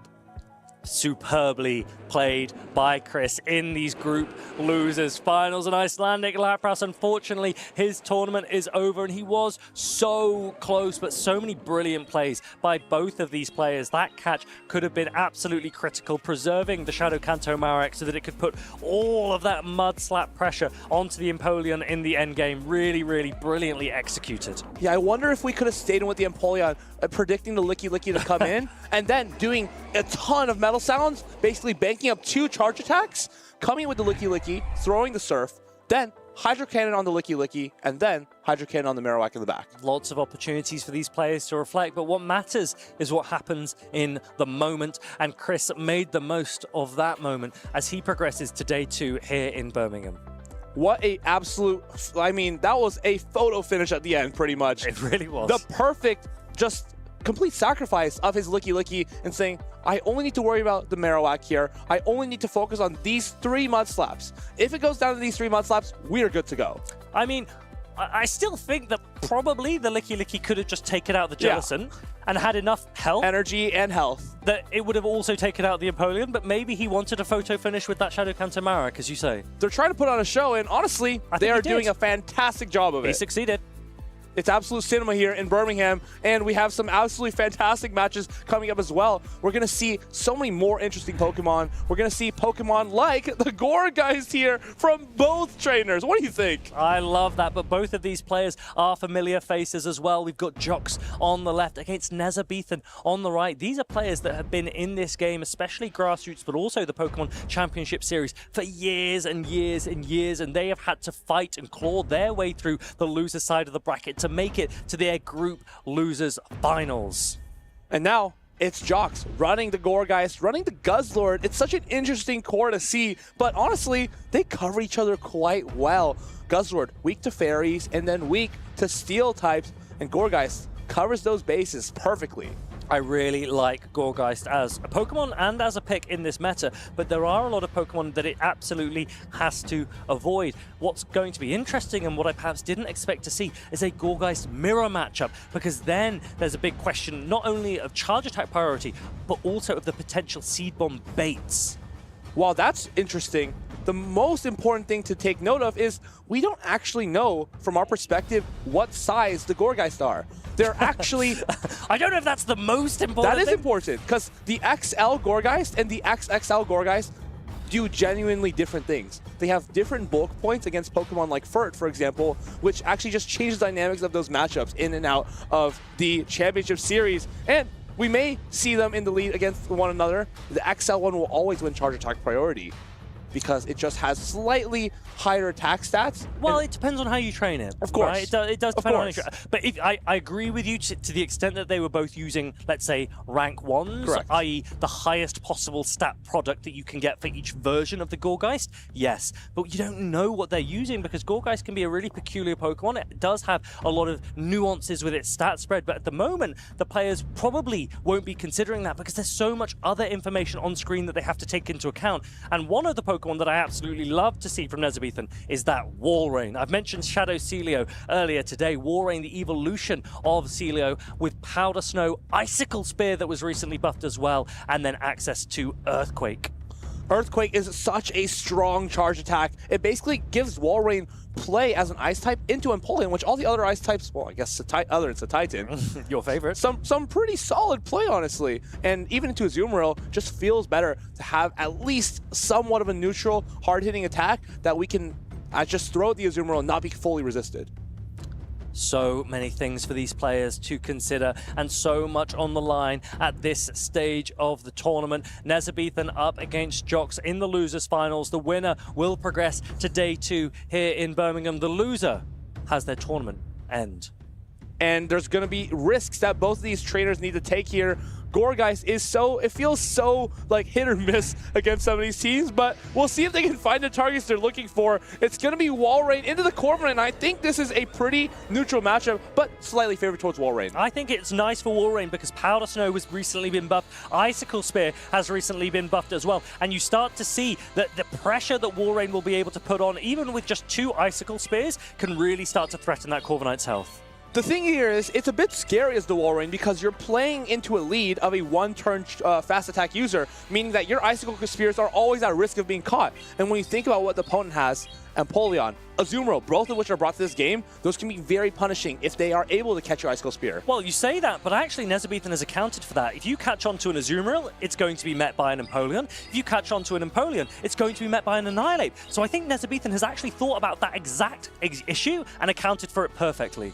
This may come down to if Jox can get the advantage. Oh, and there we see it. Azumarill comes in here, and while Nezabethan is going to... Well, you can actually just farm back up to another one, right? Exactly. So does Nezabethan decide to farm back up? Because Empoleon actually resists all of these charge attacks, so you're not super scared of these play roughs, although 2 of them do pretty much threaten to put the Empoleon into the red health range. Well, this is exactly the thing. When we mentioned the catch opportunity, yes, Jox was able to show that he can make a catch, but does it advantage him is a completely different question. The one thing that we will need to consider is the fact that the switch timers are misaligned. And you still have ways to deal with the Shadow Annihilate.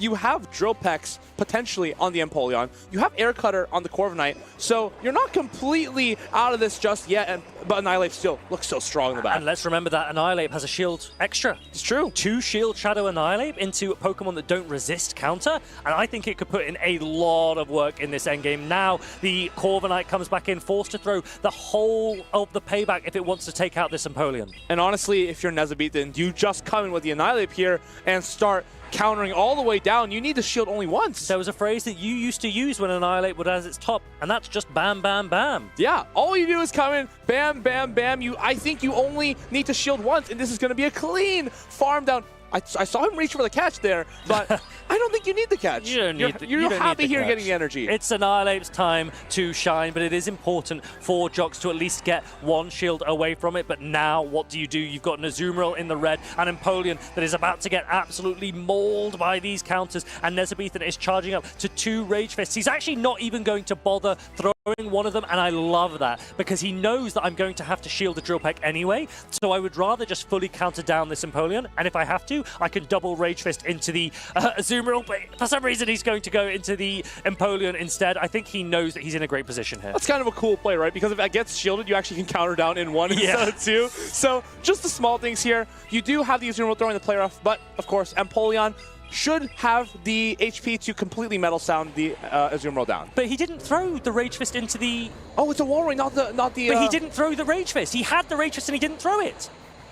Ooh, I think this goes down to the bubble, right? I think the bubble's enough to knock it out. Or could he have gone for Powder Snow? He didn't throw the Rage Fist. Could he have simultaneously knocked Shield out? knockout, shield knockout. No way, right? No. Azumarill has way too much HP. It's a Pokemon where at the highest bulk can get over 190 health. So 1 HP on the Azumarill is going to be very hard to get to. Doesn't throw the Rage, just maybe forgot what energy the Azumarill was at. Maybe he just thought that game was a lock. I simply cannot believe it. But I think... He can't believe it either, right? I think the only thing that I can think is that Nezabethan is so used to throwing on optimal timing that maybe he went for He's just locked into the mentality that he needs to do one counter and throw with no regard to how much energy the Azumarill has. Yeah, and I understand it. I completely sympathize. A lot of us are locked that. into that mentality. I'm not going to lie, right? Yeah, like, you think the Azumarill's coming in and it's going to do a bubble and it's going to throw on optimal timing, so I should do a counter. And I think that he just completely, at that point, he lost at that the plot. stage, had overlooked. And I think probably he should have thrown the Rage Fist earlier into the Empoleon. And should he even be scared, right? Like, I still feel like Annihilate is so strong in this matchup where you can easily still come back here. There's nothing to be worried about as long as he can mentally clear himself from thinking about that mistake, which is by no means an easy task. Well, this is the thing. We've mentioned in the past that when something doesn't go your way, one of the key factors next is the mentality. You to smile, be able right? To reset, like, to you be smile able to and just, act like it didn't even happen. Yeah, exactly. To completely compose yourself and don't let any frustrations from the previous game affect the next one. And Nezabethan really needs to take as much time as he can to reset here, even if he needs to spend the entire 2 minutes just to sit there and not even think about the team. It's still optimal. It is so much still available to Nezabethan. He had a great matchup there. He still has plenty of ways to get his way back in. We've seen it time and time again. Going down one game, winning the next two. But what will make the difference is the way in which you approach it mentally, and then in terms of the way that that translates into your gameplay. Even though he just lost there, he now needs to convince himself that it didn't even happen. Because the first step of fooling your opponent is to fool yourself. That can be the case, and honestly, Jox needs to ride off the opportunity. Sometimes your opponents make mistakes, and you need to take advantage of them. And Jox needs to see that there is an opportunity, a glimmer of golden light that he can capitalize on and progress to day 2 himself. He just needs one more victory, and he will be in day 2 here at Birmingham. This is a person who's already won a special championship in Buenos Aires last year. Of course, Jox here has more to play for, looking for that regional title. He has made many top 8 at the World Championships as well, and he's looking for more.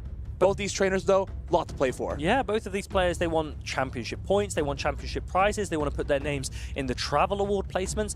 No one has worlds guaranteed yet. Like, this can be really, really critical at this stage for these players in Birmingham. So it's going to be a big, big matchup, a big game number 2. And 2 big Gourgeist. There we go. It's underway. Gourgeist Mirror, here we go. This is such a difficult matchup to conceptualize, right? Not only is it difficult whether you throw Seed Bomb or Shadow Ball, you also have to call hey, is my opponent going to bait at some point, and should I be catching if there's a chance that it's a bait? Well, the thing is, as soon as you start to use shields, the Seed Bomb is enough damage in itself, so I'm interested to see how these players play it, and Nezabethan is now going to go for a Seed Bomb of his own. He has 2 back-to-back, and if Jox calls this, which he does, then that is a really, really big shift. Nezabethan might need to shield again, but he's actually going to go for another Seed Bomb, but I don't know if this knocks out from here.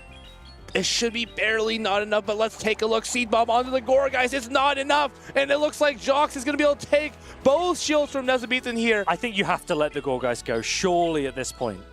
You do, but now you've lost the lead and you've lost the shield. How do you approach the back end of this game? Well, an Empoleon farm down is a pretty good start. That's not bad. That's not bad at all, especially because that Univan Stunfisk is now going to be slightly behind on energy.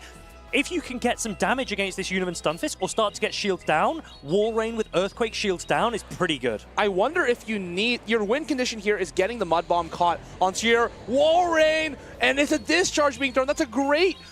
I don't know if that's a read or a prediction or just a direct reaction. Honestly, I don't think it really matters. I think Nezabethan's probably going to be pretty happy that the switch clocks are misaligned ever so slightly, and he does shield what would be super effective damage, but now he's got a little bit of a difficult situation because Earthquakes are very, very slow, and one doesn't threaten a knockout against an Azumarill. But if you can somehow play with the clocks here, save a bunch of energy on the Wall Rain, just enough to threaten the Empoleon on the back end, and maybe dance around Stunfisk. Yes, yeah. And try to catch something here from the Azu back onto your Empoleon, you're definitely still in this game. Okay, so start farming up energy, and then you might need to aggressively go into the Empoleon. Look at this, the switch clocks are misaligned. So now go into the Empoleon as soon as you can, but he's not going to do it.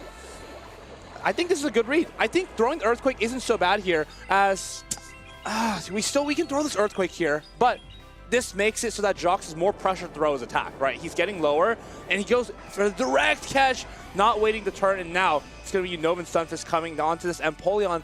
Can it knock out with a Mud Bomb? I think it may be able to, or can Nezabethan reach another Hydro Cannon? I think Mud Bomb could be enough to really pressure this Empoleon. I'm somewhat surprised that Nezabethan didn't take advantage of the misaligned switch clocks and go into Empoleon himself. Jox looks like he's in a great position here in this game number 2. It could be everything he needs to get victory here. Thundershock's now putting that Empoleon in a position where you will not reach another Hydro Cannon, and I'm not sure there's much that Nezabethan can do. Jox reaches the final discharge, and he will see his name in day 2 here at Birmingham. Really, really nice plays. Composed throughout the entire way was Jox. Nezabethan couldn't exactly hang on to it, but I think in that match, you could just do a lot of metal sounds onto the Azumarill, switching immediately, getting as ahead as you possibly can, and making it difficult for him to make a pivot back into Unova Stunfisk. That's exactly why I was a little surprised not to see as soon as Empoleon was available. Because you have 15 seconds to play around, right? Exactly. 15 seconds, it's like a buffet. Yeah. And you can eat as much as you can. Because that Unova Stunfisk, well, it wasn't quite 15 seconds, it was just a little bit less. I think there was one Thundershock and then the throw. 11 seconds 11 if we want to be 12, right? But that's 2 Hydro Cannons. That's comfortably enough time to get the 2 Hydro Cannons. If you take the play rough, not the end of the world, you're even happy with that, because then your Wall Rain in the backline is still great. You still are going to go down to 1 Mud Bomb regardless. And we're such nerds. But, you know, this is why we do what we do. We are absolutely exposing ourselves here. I think don't watch, don't look. But yeah, there would have been an opportunity to get to 2 Hydro Cannons against the Azumarill if he'd come in a little bit aggressively, but it didn't happen. And now Jox is the one that gets to take advantage of that. And it's one thing to outplay your opponents, but it's another thing to just stay consistent and just know all your outs, know all your win conditions of a game, and not be frazzled by anything your opponent throws at you. Anything unexpected, you already know it's going to happen. Like right here, he expects his opponent will try to make a catch. That was earlier. He tried to make the catch of the Mud Bomb onto the Wall Rain, and he's just thinking, hey, if I'm throwing Discharge every single time, I'm at no risk. Discharge is a little worse than Mud Bomb, but it's a lot better to throw Discharge into an Empoleon than a Mud Bomb onto a Wall Rain, which loses me the game. To be fair, I think he saw the Wall Rain.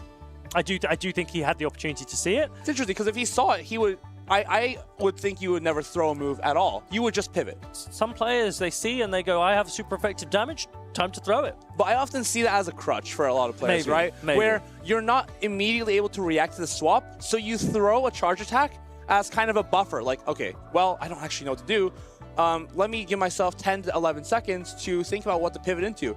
This is something I see very commonly in these regional tournaments, and it's definitely something that all trainers can work on, just knowing that, hey, I've got this in the back line. If I see this, I know exactly what to bring immediately. I mean, I think one of the really exciting things for everyone watching at home is that there's so much that you can learn just from watching these regional championships. So many intricate details and different ways of playing, and I don't think that there is any one correct way of playing. We've seen lots of players approach with completely different play styles. We've had winners over the years that play completely different teams, completely different strategies, and also make completely different decisions in game, especially where we've seen mirror teams. We had that earlier this season with PvP David and Boom, where they ran the exact same team in the grand finals of a regional championship here in Europe. And honestly, I think it's one of the most exciting things to celebrate is the different play styles and mechanisms that different players employ across the championship series. I love always hearing from different players what they'd like to do in the championship series and how they're going to take their tournaments just a little bit further. But for now, we're going to head to Lou and Jox, where we can learn a little bit more about his story.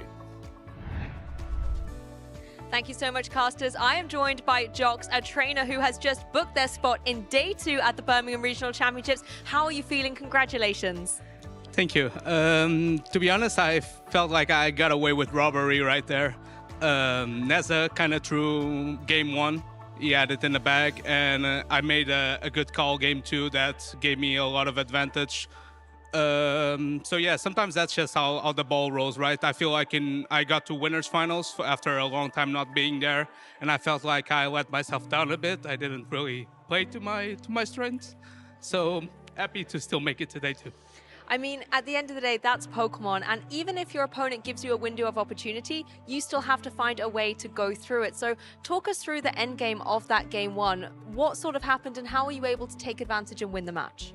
Yeah, I knew it was a tough comp going in because I feel like Annihilate and Walrein are pretty oppressive, and my main Walrein check is Empoleon that obviously hard loses to Annihilate.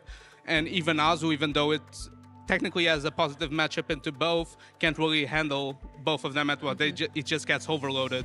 So I felt like I had to, I let the Corviknight just to maybe put some pressure on both his glass cannons. Yes. Trying to maybe get a shield advantage for Empoleon to then throw a Hydro or a Drill Peck into the Annihilate.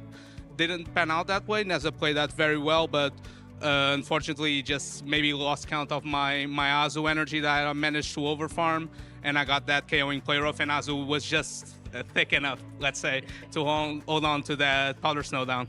Well, Azu has definitely been a little superstar, and I can see it as a plushie here as well. Going to be by your side in day 2 tomorrow.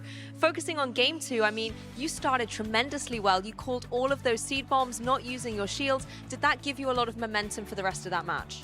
Yeah, I believe it did. As I mentioned, I feel like Annihilate and Walrein were his main threats in this team, so I felt like I couldn't really afford to spend a shield on Gourgeist. I got pretty fortunate that he didn't go for charge attack priority, and I believe he would have won it as well because we had to identify our Gourgeist. Obviously, they go from small to large, yes, or super. And I knew that his Gourgeist was a smaller size, so it would win the charge attack priority. Fortunately, I got shield advantage there, and I felt comfortable. Even if it was indeed a Shadow Ball, it's already nice beam range for a Azumarill. Maybe Unova and Stunfisk can pull some strings in the back, and that's what it did. The electric type damage was very crucial in that matchup. Well, it was fantastic to be able to see you play and make it all the way into day 2. We'll let you go and kind of decompress and get ready for the competition ahead. But before you go, is there any words you would like to end with? Anyone you would like to thank? Yeah, so first of all, thank you to Heather as always, because she's in my corner every day, and I really appreciate you. And thank you to my friends here in Portugal that are always backing me up whenever I go in these adventures to play Pokemon. Means a lot. You don't go unnoticed. Thank you so much. And I can guarantee they will be supporting you every step of the way throughout day 2. Congratulations again. I can't wait to see you in the competition tomorrow. Pokemon trainers, the action is still going here at day 1 at the Birmingham Regional Championships, so don't go anywhere. We're just going to kick it right back to the desk. Thanks, guys. Of course, there's no better feeling than seeing players be humble, be appreciative of all the people who can support them on this journey, on this trainer adventure as they try to catch them on. Here, they're trying to catch a couple of regional titles, maybe some medals, because we are still in the losers finals of the Birmingham Regional Championships. Absolutely. Well done, Jox. Very well spoken. And I really hope to see you do very well tomorrow in day 2. Lots of trainers to look out for. Gourgeist, of course, is going to be one of those, but speaking of meta Pokemon, just Pokemon in general, we have a couple of pretty standard teams coming up here, but a little bit of a surprise. I think we have Shadow Lapras to look forward to. Oh, really? Coming up ahead, Shadow Lapras, perhaps. King OWT, we saw him earlier on facing up against Maximilian P. And I remember distinctly in that game, he ended up matching that onto, was it Jellicent? It wasn't a very good situation for King OWT because it didn't have any moves that it could throw in against it. But otherwise, we've seen Lapras do very, very well today. In what I was saying earlier is a time when we don't really expect to see much of Lapras. Lapras was definitely used a little bit in Toronto, just not the Shadow variants, but I think there's some merit here. As we saw so much Guzzlord recently, it's possible that Shadow Lapras is a nice piece of tech that can actually threaten to one-hit KO the Guzzlord in a couple situations, which may just be significantly better, as before, you could just never get that side wave down, right? It's impossible. Guzzlord has 200 plus HP and you're doing 2 damage at once. Well, here's something you haven't seen much of in any recent tournament. How about the Galarian Corsola area? Do you think that's got any viability in this current meta? I feel like at this regional, we have a bunch of posters up that say, Corsola missing, call if found. Here, looks like Corsola's fine, Corsola's all safe, but still has a lot to be scared of. We see even a Furret on the King OWT team, which is already just a huge dissuasion for Corsola. Like, it makes it hard to justify bringing it as soon as you see one normal, one dark type on your opponent's team. Well, you know what they say, some Pokemon, you try and beat it down a little bit, but will it come back? Of Corsola, it will. I see what you did there. And of course, we see it in the lead here. It's going to be into the Empoleon. This is one of the most favorable matchups for Corsola in the current meta. Its role really is to be neutral into Empoleon, Florges, Altaria, and kind of just completely outbulking all of those. We'll see this Hydro Cannon being launched, but is it going to be King OWT that attempts to make a bit of a risky catch and try to get this Nightshade onto his Furret? Oh, this Hydro Cannon Community Day move does do a lot of damage, but as you can see here, a fantastic catch from King OWT, taking a resisted move. In the short term, this looks good, right? But as the Guzzlord approaches the Furret, it may get a little bit difficult, as now the Guzzlord has a rampage to go on. It's not only going to take this matchup down, but it's going to come out with a lot of energy. How do you address it? You either come into the Altaria and take a lot of damage yourself, or the Empoleon and struggle to farm down. As you can see, the Guzzlord is chomping away at this Furret, gathering so much energy. Swift is going to land here, but it's not even going to be close to Sucker Punch down range. It's going to be the Guzzlord that is almost going to get to 3 charge attacks here. Brutal Swing, number 1, going to be launched. I think you're going to have to spam this next one out immediately, because otherwise Furt will get to another Swift. We're going all the way up to 100 energy, maximum energy, and throwing back to back here to try and take out the residual amount of Furret remaining. Smelio has the Brutal Swing almost ready. Can it reach against the Altaria? It can. This is big, as now Altaria could be in Night Slash range for the Scissor, and that is a very critical matchup, as otherwise it may be a little awkward just not being able to take this Altaria all the way down. Immediate pivot into Scissor. I love this. Hydro Cannon going to be reached from the Empoleon, but it's just one Metal Sound ahead. This could increase the opportunities for the Empoleon to be able to take down the Scissor in the 2-shield scenario. And Smee does still have those 2 shields, used one here, as you can see. The shields have been really left towards the latter stage of this game, but we are going to get a Night Slash off on the Empoleon here, and that's also going to go shielded. It's going to be a little bit complicated here, because as this Empoleon may eventually have the chance to throw the 3rd Hydro Cannon to knock out the Shadow Scissor, it may be difficult to justify throwing it because this catch could be very, very telegraphed. We're getting a call here of a potential catch on the cards. We're going to see how these 2 trainers decide to play out the remainder of this game, throwing just before King OWP got to the move and deciding, I'm going to let this go. I don't need the energy that I've just built up. I'm going to let this one slide. I think that's the only right call to make here, as if you were to shield that and you get the next move caught on an Empoleon or something, or on the Guzzlord, of course, that could be very, very difficult to come back from. But of course, we have the shield advantage. We have the ability to just throw the Sky Attack here on the Shadow Scissor, not too worried about any catch. Waits perfectly for the Bullet Punch to come through, and Sky Attack is now launched on the Scissor. Fantastic timing to throw this just as the Night Slash was reached by Smee. Now Smee's down to a Corsola and the tiny remaining amount of health on the Guzzlord. A potential catch on the cards, but doesn't end up going for it. Throws the move as soon as he gets it, and King WOT, you can see there's visual distress as I don't think he quite remembered the amount of counts that Corsola was on. But honestly, Sky Attack from the Altaria probably wouldn't have been enough to knock that Corsola out either. So it seemed to be a pretty consistent game there. Exactly what we would have expected to happen. But Corsola, pretty strong, honestly, cleaning up that end game. Getting a lot of Astonish damage on the Empoleon was critical as well. And just at the end, being able to knock out the Altaria, being so bulky, so reliable, especially if it's not a Furret. Now, you have to be careful because that catch in the mid-game almost started to flip things around for King WOT. Absolutely. Well, a blast from the past. Corsola coming back, maybe back into the meta. You don't know as things progress, but it ended up doing so well into King OWT's team. Do you think we'll expect to see it in the next game? I'd be surprised to see it again, honestly, because Furret was so prevalent in that game number 1. You see Corsola definitely has 5 targets here, but it's still so hard to justify. especially when Fur's in the picture, I think we just rely on our more neutral options like the Guzzlord, like the Scissor, and Unova Stunfisk, and kind of play it out that way. Let's see what these players do decide on. It's going to be Scissor into the Fur. This is going to be a little bit dependent on how bulky the Shadow Scissor is, if it can get to 2 Night Slashes in the Zero Shield scenario, or does the Fur knock out with the Swift and the Sucker Punches? We're going to find out. Looks to be Swift being thrown off through first here, and Smee's going to let it go. We're going to see how bulky this Scissor is.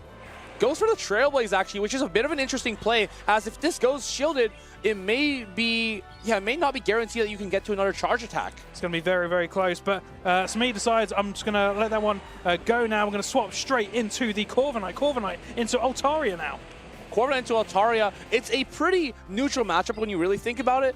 It gets a little worse because sand attacks are double resisted. These paybacks are just barely not enough to knock out in 2, but the flamethrowers put a lot of pressure on to the Corviknight. So Altaria definitely favored a little bit here. We're still behind the shield, so have to keep that in mind. But overall, King OWT should be happy with the situation. Altaria firing off this flamethrower, and it does so much damage into the steel typing of Corviknight. Corviknight retaliating with a payback. Honestly, landing the 2 paybacks here, I feel like Smeyu should be pretty happy with the situation, understanding that he will be able to farm down with either the Guzzlord or the Scissor. The issue here is, can we snipe with a Dragon Tail? I think we should have attempted a Dragon Tail snipe, kind of testing our opponent's reaction speed. Scissor comes in, but it's immediately responded to by Furret. This is going to be the difficulty. We've saved that energy on the Altaria, but are we ever going to be able to use it? Because at the end, we'll lose charge attack priority to any of these Pokemon, and we could just lose all the energy off the bat. Well, it looks like this Furret hasn't got a lot of place to go with these resisted fast move Sucker Punches coming in against Guzzlord. Does throw off the Swift, but the Swift goes shielded. It's Brutal Swing that comes down here. He goes for the... Oh, no! He tries to go for the full farm down, and another Swift is reached. You can see he recognizes that he's made a mistake here. May have to commit this last shield, or doesn't commit this last shield.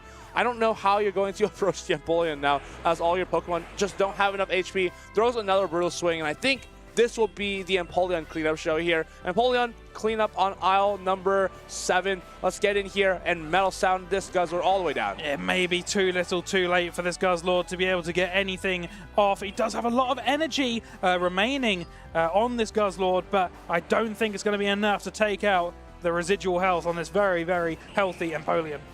A beautiful a catch there, honestly, from the Altaria. Not that it really matters at this point in the game, but it's a very, very comfortable game 2 from King OWT.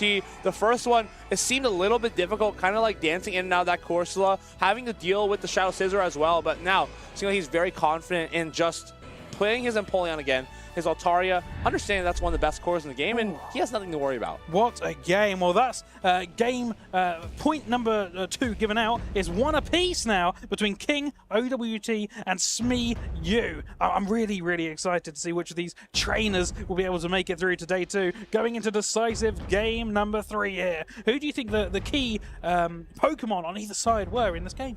For Smeyu, it's definitely going to be the Guzzlord. We haven't seen the Florges be played from King OWT, and we should definitely be taking advantage of that. We should be swapping Guzzlord if we see a little bit of a negative lead, and just making the read that, hey, we're not going to see the Florges. We've played the Scissor every game. We have Pokemon like the Corus, which are just so neutrally strong to the Florges. We can kind of have the luxury of disrespecting it here. Well, is any Pokemon that we haven't seen yet that you think could be detrimental on either side? I think we definitely don't see the Lapras, simply because the Shadow Scissor is a little too prevalent in this set. And Furret is a bit of a toss-up based on whether you think your opponent's going to bring Guzzlord or Corsola. If we leave the Furret on the bench here, I think that's probably the right call, though. Well, choosing the Pokemon is only half the battle. The mental fortitude of these players is the other half. You have to decide... some of you might think of the exact same thought process as you there and think, oh, I'm going to count out this Lapras, but maybe the Lapras might end up being the Pokemon that wins it. Oh, you never know in these games. Lapras definitely can turn the tables on Pokemon like Altaria, like on Empoleon, and even Florges, so it's just so neutral into a lot of that core meta that you can definitely see it being justified here, but it's going to be a different lead situation. We have the Unova Stunfisk leading into the Altaria. It's a pretty neutral lead, still favored for Smeyu. This is decisive game number 3 to decide who makes it in to day 2, and these two trainers are really going to be hungry for it here. We're seeing Stunfisk charging up all that energy alongside the Altaria, but it's the Stunfisk that does throw first. The discharge does come off onto this dragon flying type. What I noticed immediately is that here the Scissor is going to be very critical. Either we win Switch and get our Empoleon onto the opponent's Scissor, or we lose Switch and risk the Scissor being on our Florges. But we have to expect some kind of a Scissor or some kind of a Guzzler in the back, as that's what Smeyu has relied on the past couple games. There's no reason he would deviate from it, as they've been just so good and consistent. Well, we're going to see what happens here through King OWT's decisions. We are seeing the Flamethrower come off again. It did a decent chunk of damage the last time, and Smeyu's deciding to let it go again. It's going to be a great opportunity for him to kind of farm to the max and take a lot of damage, honestly. And taking that damage is great because we're barely going to sneak out of this matchup with a win. And we also have the opportunity to make a charge attack against the next Pokemon. Deciding to let it go, but just about living in there. Oh, that was a very, very close altercation. And now the 1 HP Pokemon Stunfisk, well, there won't be a lot of farm on that, and it will still gain the swap, which Smeyu wants. I mean, this is exactly the situation we're looking for. We're simply looking to gain alignment here, get this Scissor on the floor, just a Chilling Water is going to be reached for. And honestly, I like this. If this gets shielded, there's opportunity for the Empoleon to start sweeping the backline. But this no-shield is brilliant from Smeyu. Now, Empoleon is going to be coming in here, but do we just make an immediate pivot to Guzzlord? No, we don't. Misaligning the clocks here could be the opportunity that King OWT needs, as he will be able to align with the Guzzlord correctly in the backline here. Guzzlord comes onto the Empoleon. And now, if you're Smeyu, you just need to be over-farming constantly, getting ready for that Florges to come back into you. And if it does, you have the Sludge Bomb locked and loaded. Smeyu now using his first of 2 Protect Shields. They're down to 1 Protect Shield remaining each, coming in towards the tail end of this game. And we are seeing the Dark-type move come into King OWT. How much damage is this going to do? Does about 35 to 40% of damage. It's definitely nothing to scoff at. Still, it's now going to be in 1 Brutal Swing range. So this is a great situation. King OWT throws this off, doesn't commit to waiting out that timer, and understands that Brutal Swing is going to be thrown first. But now, he can try to pivot into that floor just and start to get a little bit of work done in terms of a pivot. Does he try to catch the Brutal Swing, though? No, he makes a perfect read. Sludge Bomb is thrown to the Florges, and Smeyu has all the secrets of the sauce here, knocks the Florges out, and now, how do we play the back end here? This Empoleon is going to be so difficult to fast attack down. But if we can throw the Brutal Swing here, we're pretty much good to go. All we have to do is let this Guzzlord go down to a charge attack. We don't come into the Scissor because we can actually get double Hydro Cannon. Oh, we actually come into the Scissor. Is it possible we get double Hydro Cannon? Is this a problem? The Hydro Cannon is about to connect. The first one is going to go shielded, but as you say, is there a double Hydro Cannon on the horizon? This is going to be up to the Guzzlord. Can the Guzzlord finish this game off? We need Resisted Dragon Tail versus Neutral Metal Sound. It's going to all come down to the wire in this final Clash of the Titans. It's Guzzlord versus Empoleon, and they're both on very small amounts of health, and it is Smeyu, the one who takes it away. The Guzzlord just hanging on in there. Absolute relief on his face. You can see how he knew he had the good alignment that entire game, and it still came down to the wire. There's no better feeling than just relief, pure relief here as he makes his first Day 2 finish. We've celebrated so many regional champions throughout this tournament. So many past event winners have fallen and made their way into Day 2, but it's the stories of trainers like Smeyu, which we were even more excited to follow as they make their mark. They carve their place out in the Pokemon Go Championship Series, and I'm so excited to see if he can take it all the way tomorrow in the Birmingham Regional Championships. I really enjoyed those games there. Commiserations to King OWT, a really, really good set of games. We saw quite towards the end of their journey here today. Really well fought games. Unfortunate not to make it to Day 2, but congratulations to Smee for making it to Day number 2. You could see towards the end of that game there, King OWT thought that that Pokemon made a catch and ended up, but it ended up throwing the other move. So you could see on his face that he was quite shocked what move was coming out because he thought it was a catch. But it was a really closely fought contest in the end.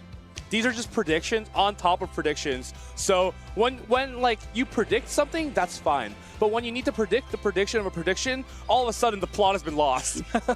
Absolutely. Again, it all comes down to the mental games, and you've got to really read and you've got to think in the moment. And these small decisions that are made in less than a second, right? These tiny decisions that each player makes is what makes or breaks a game. I mean, we know that sometimes you only have 0.5 seconds. That's a turn's duration to react to something. And honestly, that is very, very difficult. You almost have to predict what's going to happen in those cases because it is almost humanly impossible to react within 0.5 seconds. And it all came down to the Guzzlord versus the Empoleon. It really came down to such minute amounts of HP on these Pokemon. Both of them were really, it was a nail-biter. In that final decisive game number 3. We didn't know who was going to win. Even until the very end, it didn't even seem like Smeyu knew who was going to win. He seemed so relieved and was so nervous up until the very end. And all these emotions, all these different things that these trainers are feeling throughout the games, it only adds to the pressure, only adds to the tension, but makes those wins feel just so much more sweet. And it's just made me think. That means there is going to be Galarian Corsola into day 2. Is Galarian Corsola back?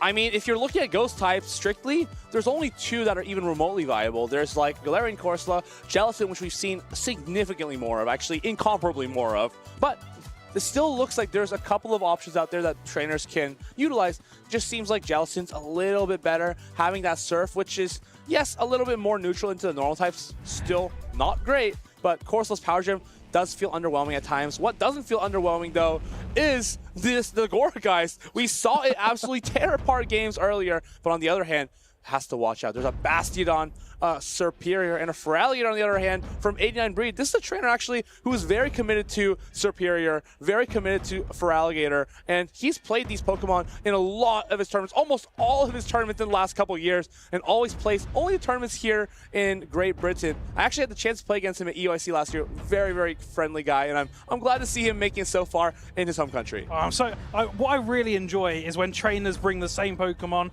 a tournament in, tournament out, because it really shows the bond that these trainers have with their specific Pokemon. And to make it all the way to the losers finals is a real testament to their bond with their Pokemon. While here we see Guzzlord with the Brutal Swing and Dragon Claw.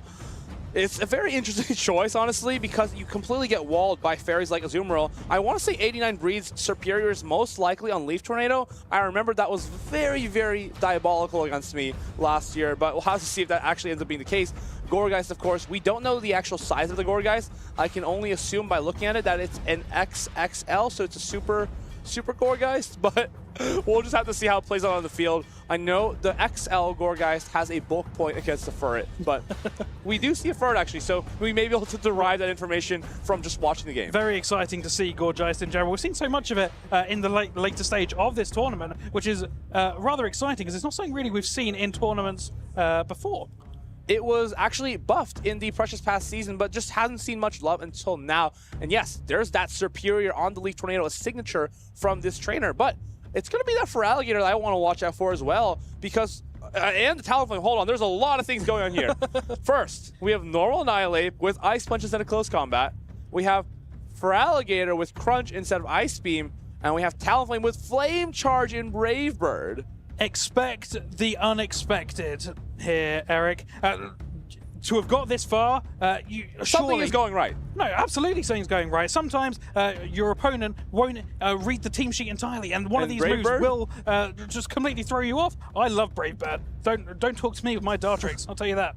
Brave Bird is such a strong neutral attack. Even resisted, it can knock out probably a Shadow Scissor, but we won't be seeing that here. We're going to be seeing actually Steelix in the Bastion. This is typically a good lead for the Shadow Steelix, especially because Arceus Aurelius is carrying Earthquake here and not Crunch. This is going to be a long first incursion here, I believe. But the Flamethrower will do a lot of damage into the Steelix. Steelix is going to launch this Earthquake here. Does 89 Breed respect it? I think you have to, right? Like, there is just no way a Psychic Phase is being thrown here. So we're happy to shield this up and now launch back our own Flamethrower, which honestly does a pretty respectable amount of damage to Steelix. Is there a world in which Basti can start to flip this matchup? The Flamethrower is going all the way through here, and it is going unshielded, dealing around half of the remaining health here on the Steelix. There is a switch between both of these trainers now, and is looking good for the Fairy-type Azumarill. You see that best buddy Annihilate, quite the bond with this Pokemon. It's going to throw out that first Rage Fist, but down 1 shield to 2 against the Azumarill, it's going to be very difficult to come out of this matchup very healthy or even with a boost unless Azumarill decides to completely no-shield everything. Well, Azumarill is a very good fairy type, especially into the fighting, but we have seen these Annihilates today be able to Rage Fist through anything, but on this occasion, Breed is deciding to let that one go and try and re-pivot into something else. It's actually interesting because I would have also felt like Annihilate swap there was pretty solid, understanding that it's very odd for my opponent to lead a Shadow Steelix with Azumarill in the back. It's very, very ABA weak to the Superior.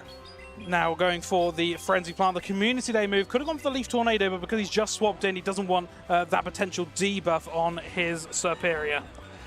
Arceus Aurelius brings the Corviknight into the Superior and looks his opponent in the eyes. Maybe he wanted to taste a little bit of satisfaction from what his opponent may react to seeing that matchup. Doesn't see a reaction though. It's just a poker face here from 89 Breed. Still playing this out like nothing is wrong in the world. Bastion Flamethrower lands onto the Steelix, and now can it get through this Corviknight? I don't think so. The sand attacks are ripping away at the Bastion. Not letting on to anything that he's got up his sleeve is Breed, but it looks like this payback is going to land on the Bastiodon, and it doesn't do as much damage as I would have anticipated. And honestly, it does perfectly little amount of damage as this Flamethrower just won't be able to get to reach.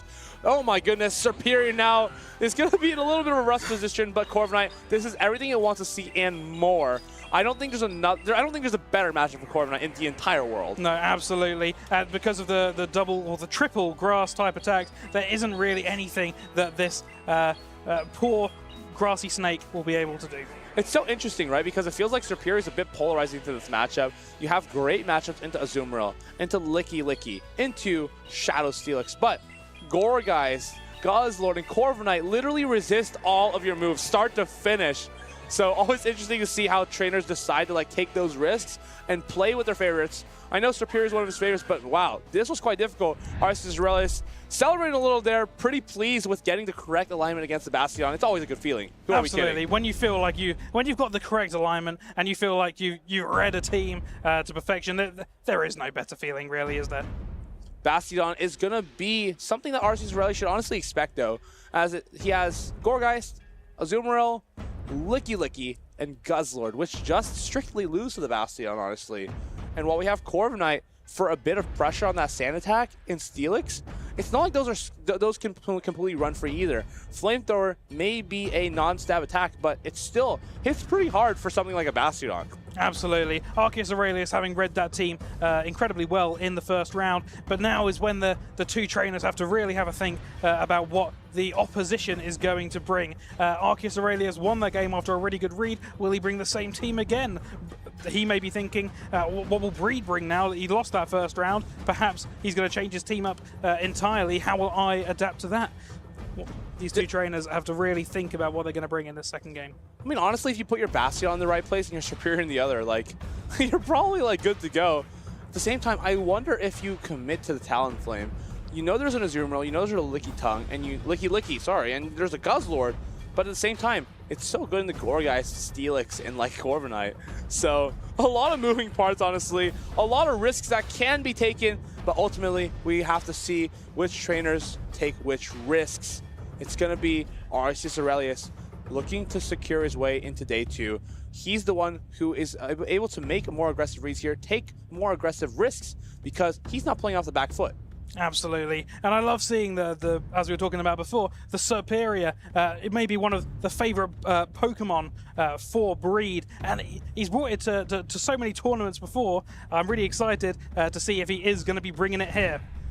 And it looks like he is. Superior has found its home, has found its happy place. Marcus shakes his head. He knows what he's done. He knows exactly the mistake he's made. The Corviknight is swapped. Maybe there's a chance here. Maybe there's a chance. Feraligatr was just brought to the Corviknight. Red alert! Red alert! With that swap so quick, I feel like Breed I felt like he had to make a really instant choice here and didn't end up going for the Talonflame, which would have done more damage. An immediate no shield! No care in the world.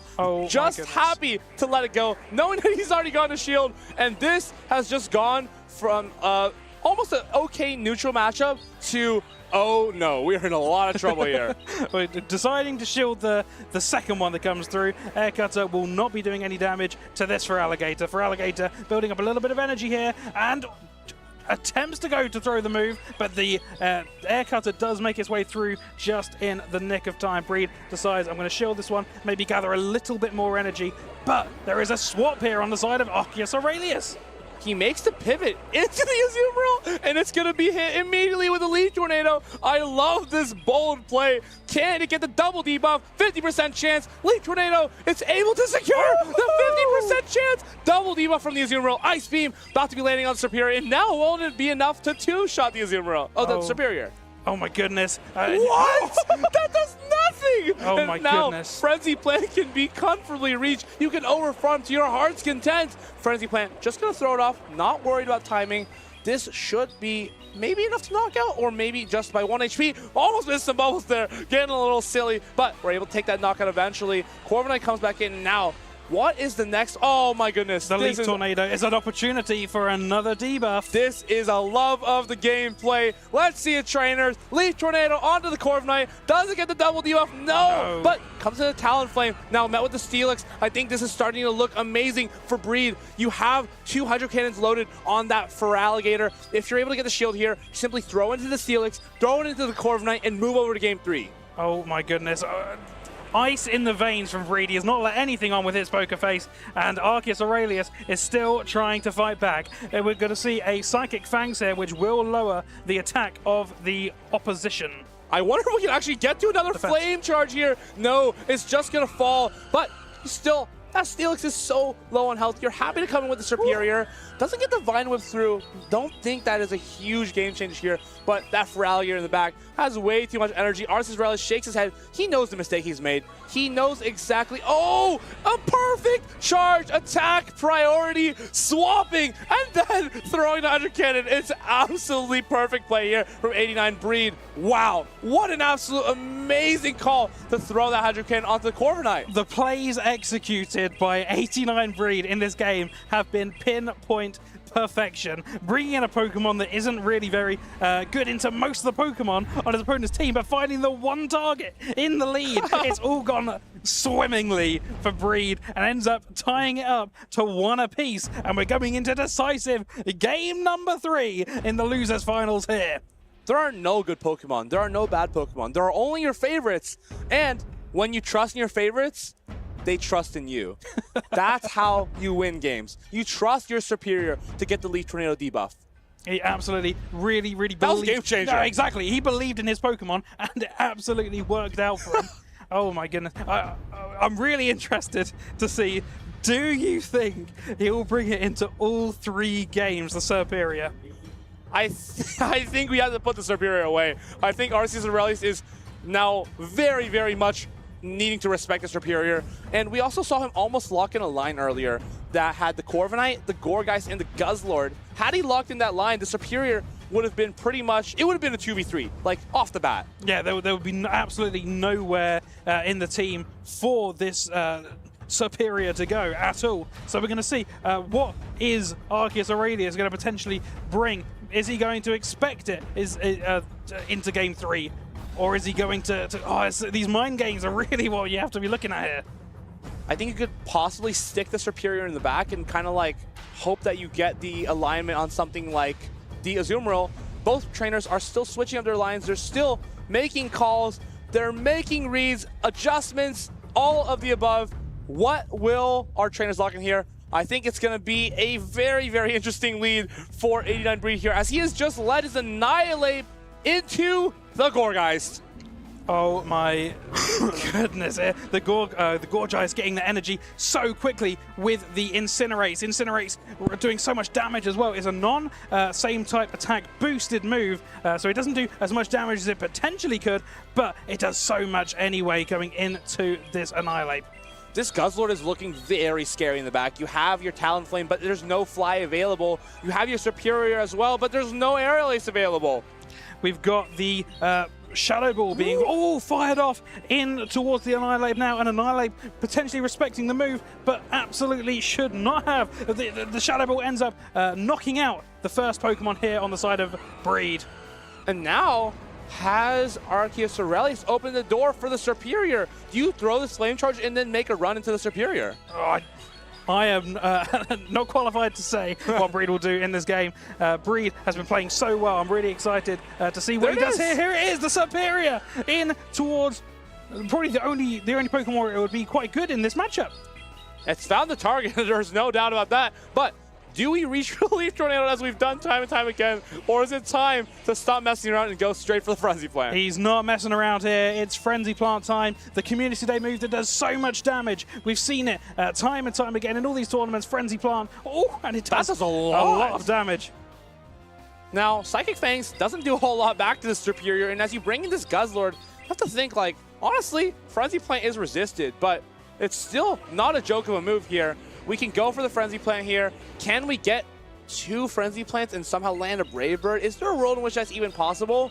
Not sure, but as you go back into the Talonflame, it's going to be Flame Charge that needs to be baited. The Leaf Tornado goes through, and he gets the debuff. There's still promise in this game for Breed as he brings back the Talonflame. I think you're going to have to start shielding something. Don't shield on the Brutal Swing. Talonflame getting lower and lower. Arceus Aurelius seeing the light at the end of the tunnel, seeing that he is almost free from the Bastiodon, and now going to be throwing this Brutal Swing on perfect timing. Does 89 Breed shield? You've got to shield something at this point. Yes, but it's really coming down to the wire here. Decides to use his first of 2 protect shields. Brutal Swing ends up getting shielded. Wow. And a massive catch here from Arceus Aurelius. Ends up taking the Brave Bird on his 1 HP Steelix. And it's all coming down to this now. And now Guzzlord happy to Dragon Tail down the rest of the Talonflame. Superior, it showed up to the game, but it didn't show out. It just wasn't enough in game number 3, but that game number 2, he had that have been sweating as soon as he saw that lead. Breed recognizing that there wasn't enough to shield there his last Pokemon, and Arceus Aurelius ends up winning this losers finals and will make it into day number 2. Very, very exciting. He's so happy, he's cheering. I can hear the audience cheering. A fan favorite for sure. Arceus Aurelius ends up into day number 2.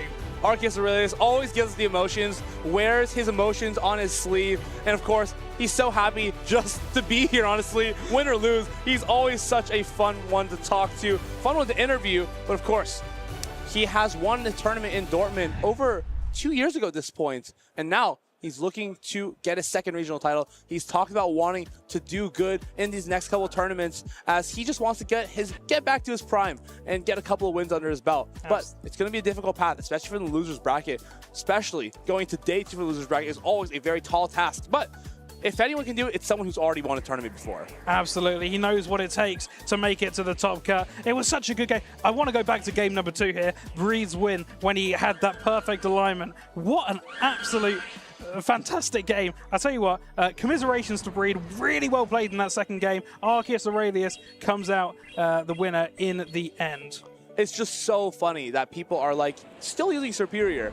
It's not something we see anymore. I mean, much less with Leaf Tornado. But it absolutely worked there and makes you think, like, maybe Superior still has a place on the team. Well, absolutely. We see Galaxica Bolton bring it to every single tournament, and he always does very well. The thing is, like, you're always going to find at least 1 or 2 targets per team. So it's not a completely, like, dead weight bring on a team. You always have something you can do with it, something you can risk with, but there's always just so many issues, right?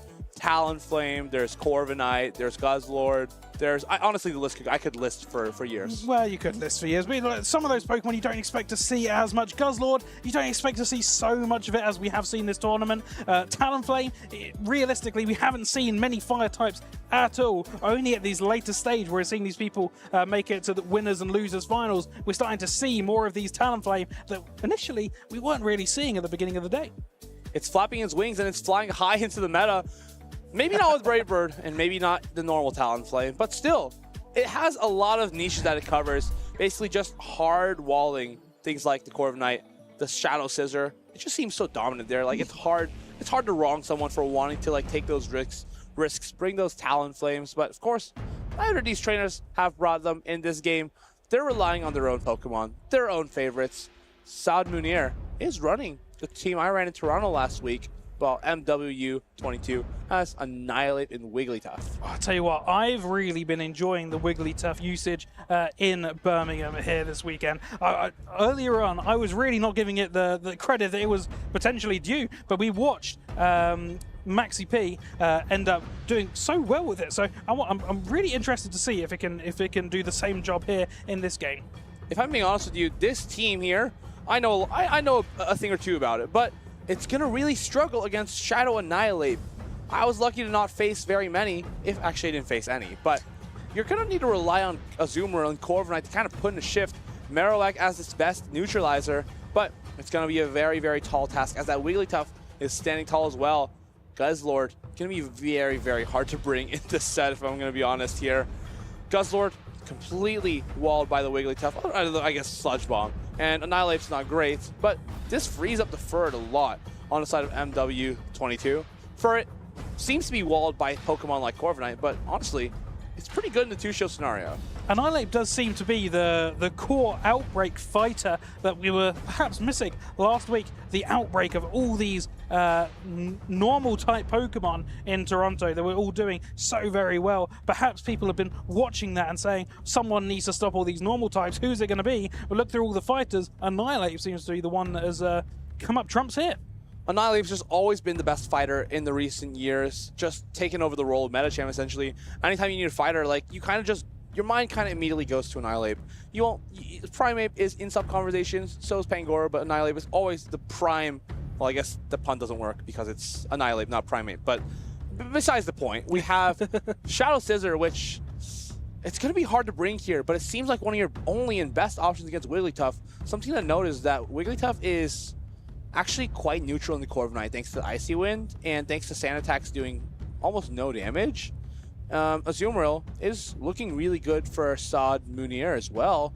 Pretty much only have the fur to like really neutralize it. Steelix, Shadow Form does do a lot of damage in the long run, but it's going to need to put up shields. Well, most of these Pokemon we have seen time and time again today. I'm curious to see what each of these trainers are thinking the opposition is going to use. I would like to see some more Lapras being played later on in the tournament. We do seem to see lots of Lapras making it this far, but not really being utilized at the latter stages.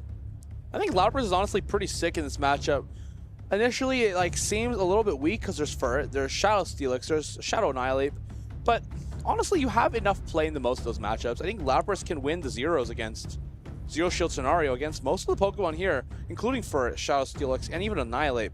I would like to see Lapras be played from Saad Munir, but of course, it's up to him what he ultimately chooses, and he probably has his own way of playing it that may be a little bit different. Does he go for the K-Whack and the Lapras though? No, it goes for the Azumarill, and it's going to be led into the Furret.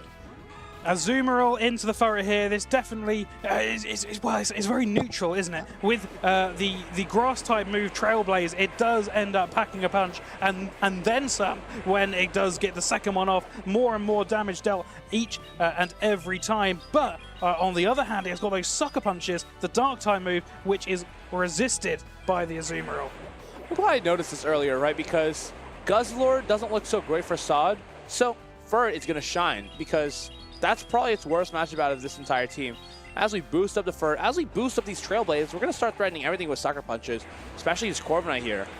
Now, there is an opportunity for MW.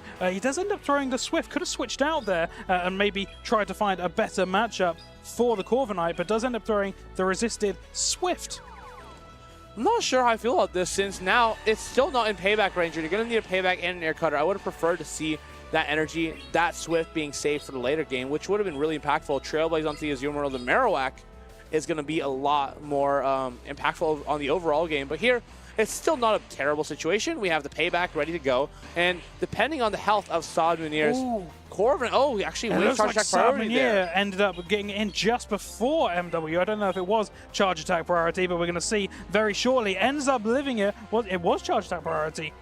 Yeah, it looks like this Corviknight is going to be bulky from the side of MW22.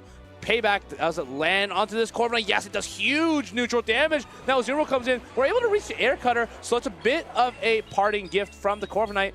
Does this give the Ferd a little bit more room to roam in the back, though? Trailblaze now going to be enough to knock out. Actually, aggressively pivots into Annihilate. I love this play if he can get a full counter down onto the Azumarill. We're going to see how it goes. Both trainers still have both of their shields, but the first one is going to be used here against the Ice Beam. We're going to be trying to counter down, get as much energy as we possibly can in against the Azumarill, but it looks... Oh yeah, just got the Rage Fist in before Azumarill got to the move. Feels like you need to shield this and land this Ice Beam. However, oh yeah, of course, we should go for the player up. It's going to go shielded anyway, but MW22 understands that this Annihilate is his win con. It's so strong against the entire team. We're 1x boosted now, and we have a Marowak to get across. Can we land the Rage Fist, or are we going to go for the harder hitting Ice Punch? No need to go for the Ice Punch. Understands that Rage Fist is going to be enough neutrally to knock this Marowak out. Now, we have to be careful. There could be a catch made on the Bone Club. Goes for it, and it's a very great moment of patience for Saad Munir. Just slaps down the Corviknight. Now you're in a very difficult position. You need to pretty much bring in the Ferret and hope that he throws immediately. MW has lost the boost he had on his Annihilate. It was very close, and we're going to find out the Bone Club is going to be connecting before the Rage Fist does come through. Bone Club onto the Annihilate. I think he'll be able to reach another one against this Ferd, but if not, I think Corviknight and Azumarill just don't have it. Oh, yeah, it's just, I don't think it's enough, right? It's just a Swift, not a Trailblaze. And now, Marowak hangs on, is able to take the knockout, and a 3-ball perfect flex against his opponent, although all three of those Pokemon probably had a shared total of 10 HP. Still, we're getting the job done here in game number 1. Saad Munir is looking to make his day 2 here, 1 game away, and he was able to really dance around that Ferret. Seemed like not the best lead, right? Leading with the Azumarill, with the Marowak in the back into the Ferret, but was able to dance around, play with those neutral charge attacks like the Bone Club, and was eventually able to clear the Ferret from the field of play. It absolutely was unfortunate for MW. I feel like maybe if he had saved that energy on the Ferret, maybe towards the end of the game, it could have got more damage off on Pokemon where the Swift wasn't resisted. Swift just on the Corviknight felt like a little bit weird to me. Could have come into that Corviknight immediately, knowing that, hey, payback was going to be enough anyway. Not going to be enough anyway. Should have gone for the payback and the air cutter on the opposing Corviknight, saving the Swifts, saving, Trailblazes for the Shadow Cancel Marowak and the Azumarill on the backline. Could have been a lot more effective. But Saad Munir, he's come close to making day 2. Last year, he got 17th in Birmingham, just 1 game away in the losers finals. And now, he lost 1-2 to Gokulas in the losers finals, and now he has that chance to seize in the same position right now. If he can win the set, he'll be guaranteeing his spot in day 2 in that top 16. Otherwise, he's going to be top 17, and we're going to have to see where he goes from there. Both these trainers having a good think about what we could possibly bring into the next game. I think maybe what happened with throwing the Swift into the Corviknight, sometimes when I'm playing in Show 6 or in the Go Battle League, sometimes I'll just throw a move just so I can have a little 10-second thinking time.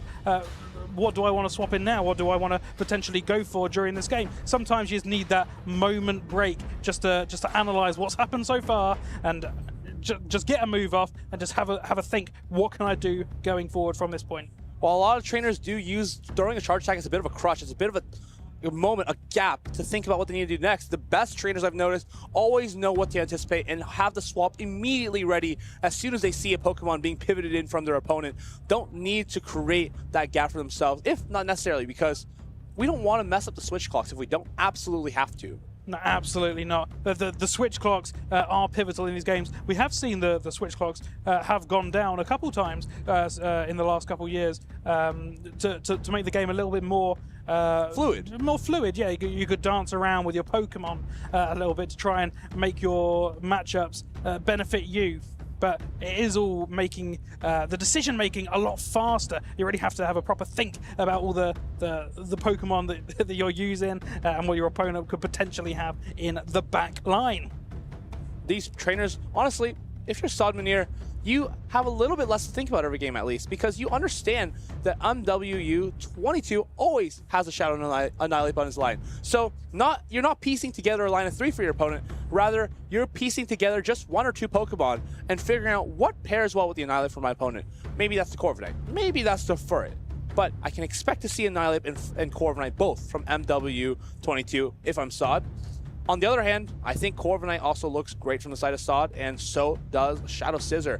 Marowak, also, no real answer. We know Altaria and Corviknight don't really like to take those rock slides, especially in the zero shields. Do you think that no matter what, MW22 is bringing Annihilate? Is that what you're saying? There's no doubt in my mind, right? Because Annihilate, its worst matchup here is what? The Azumarill, the Corviknight?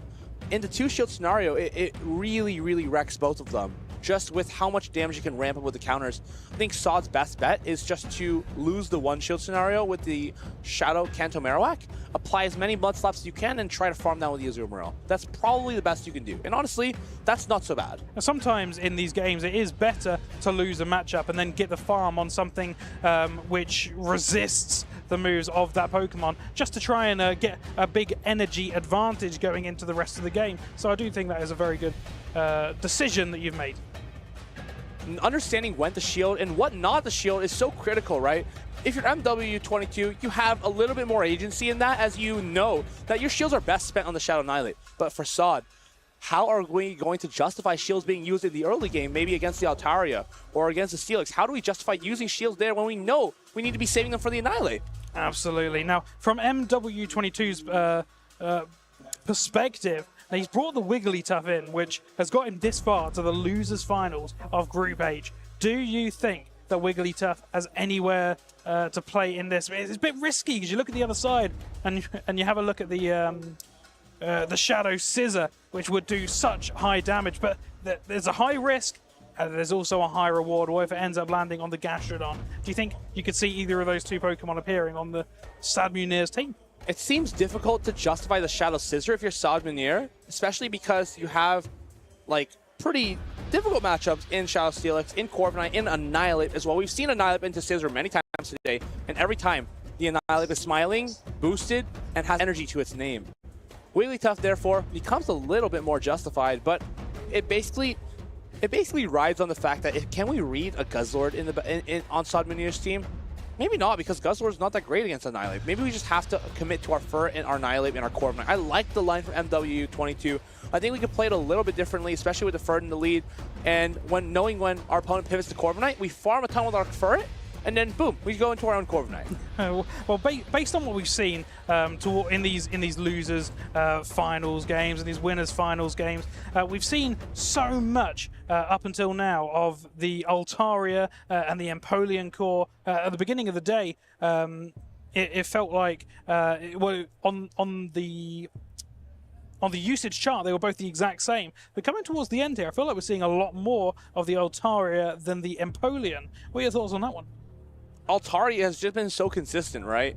We've seen maybe like a handful of ice types this entire tournament, and the ice types don't seem to be making it super far into day 2. I think there's maybe one Alola Ninetales and one Abomasnow, and the Altaria is not fake there either. Like, the Flamethrower can one-hit KO the Abomasnow for one. Alola Ninetales is definitely a lot more solid into it, but still, it just seems like nothing actually beats this big fluffy bird.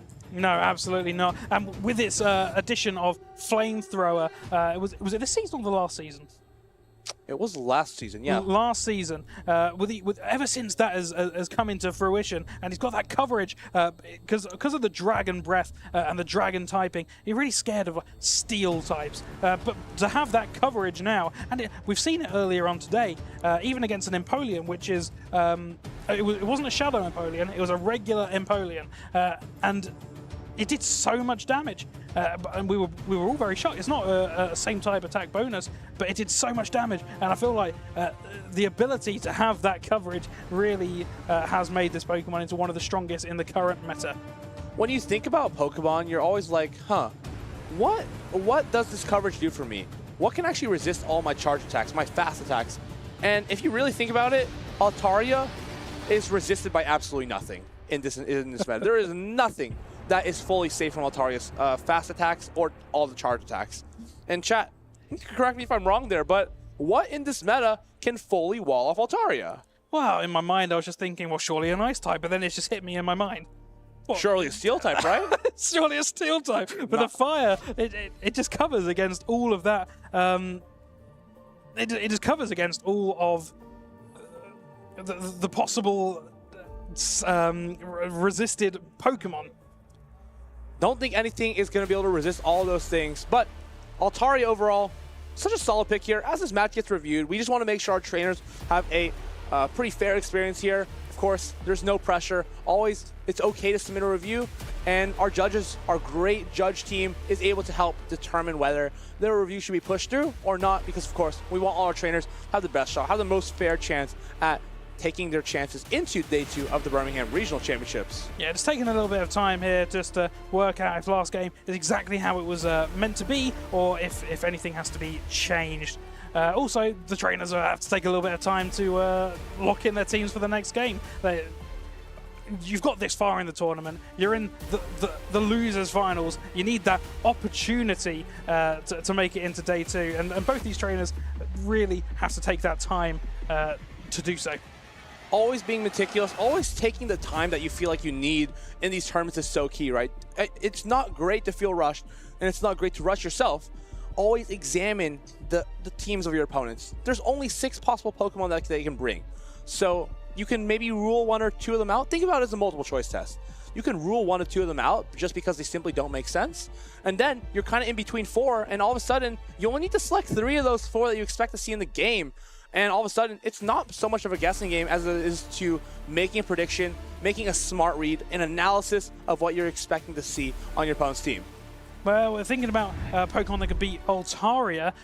Perhaps, you might not like my answer here. What about Carbink? Oh, there we go. There it is. Carbink does get the job done against Altaria. That is one diabolical matchup. In my mind, I was thinking Bastiodon, but then it's got that steel typing, so the Flamethrower will still do a decent amount of damage. But then I was thinking, oh, what's a Pokemon a little bit like Bastiodon? And then it's Carbink. Our chat's doing a great job. I think they identified that one as well. So, Carbink, could it be the meta? I'd probably pass on it, but I can see the vision. Absolutely. Well, you've watched so many games here today. What would you say your definitive favorite Pokemon that you have seen today? It may not have done the best, but a Pokemon that you've seen in the battles, what did you really enjoy watching?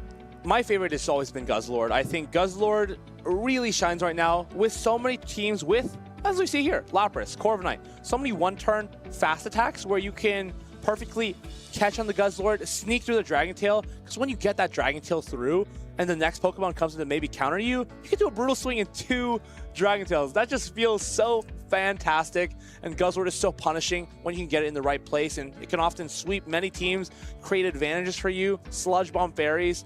Just one of my favorites. It's so much fun to play, and I had a blast playing it last weekend in Toronto. Absolutely. Well, on a Pokemon that I really enjoyed, usually I would be like, oh, I love the Pangoro. I saw it played once, and it didn't do particularly well. However, I would love to watch it do really well. And anyone coming to a tournament, if you're really, really good with Pangoro, I would love to watch that. But my favorite Pokemon that I've watched today is Lapras. Lapras I feel like, has really made a name for itself. Once again, we've not seen it for quite some time, and I'm really happy to see it back in the forefront. And in the forefront is our Losers Finals match, which we're back to 0-0. Seemed like MW22 was granted that rematch there in the review. And we're going to be locking in for our next lines here. Guzzlord, as I said, I really, really enjoy playing it. And I think Saw does as well. We're going to see if he utilizes it here in game number 2. These players have seen each other's lines, and they have pretty much know what they've had quite a while to think about it, if I'm being completely honest with you, right? Well, look, they've played each other once, and what is the chemical X of battling? Knowledge. If you've played your opposition already, you already have that base knowledge. You've also had quite some time to think about what I could have done better in that battle. So both these trainers will come in with the forefront of knowledge that they perhaps didn't have before coming into that first game. I mean, information is the greatest weapon, especially in Pokemon Go tournaments.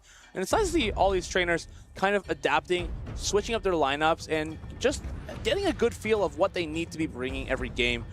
Sodmanir here, though. Let's see if he has the right read. Let's see if he has brought the right thing. But if you're MW22, you know you've brought the Annihilate. So you're pretty comfortable with whichever line you bring, because you know you can always make that pivot if you need.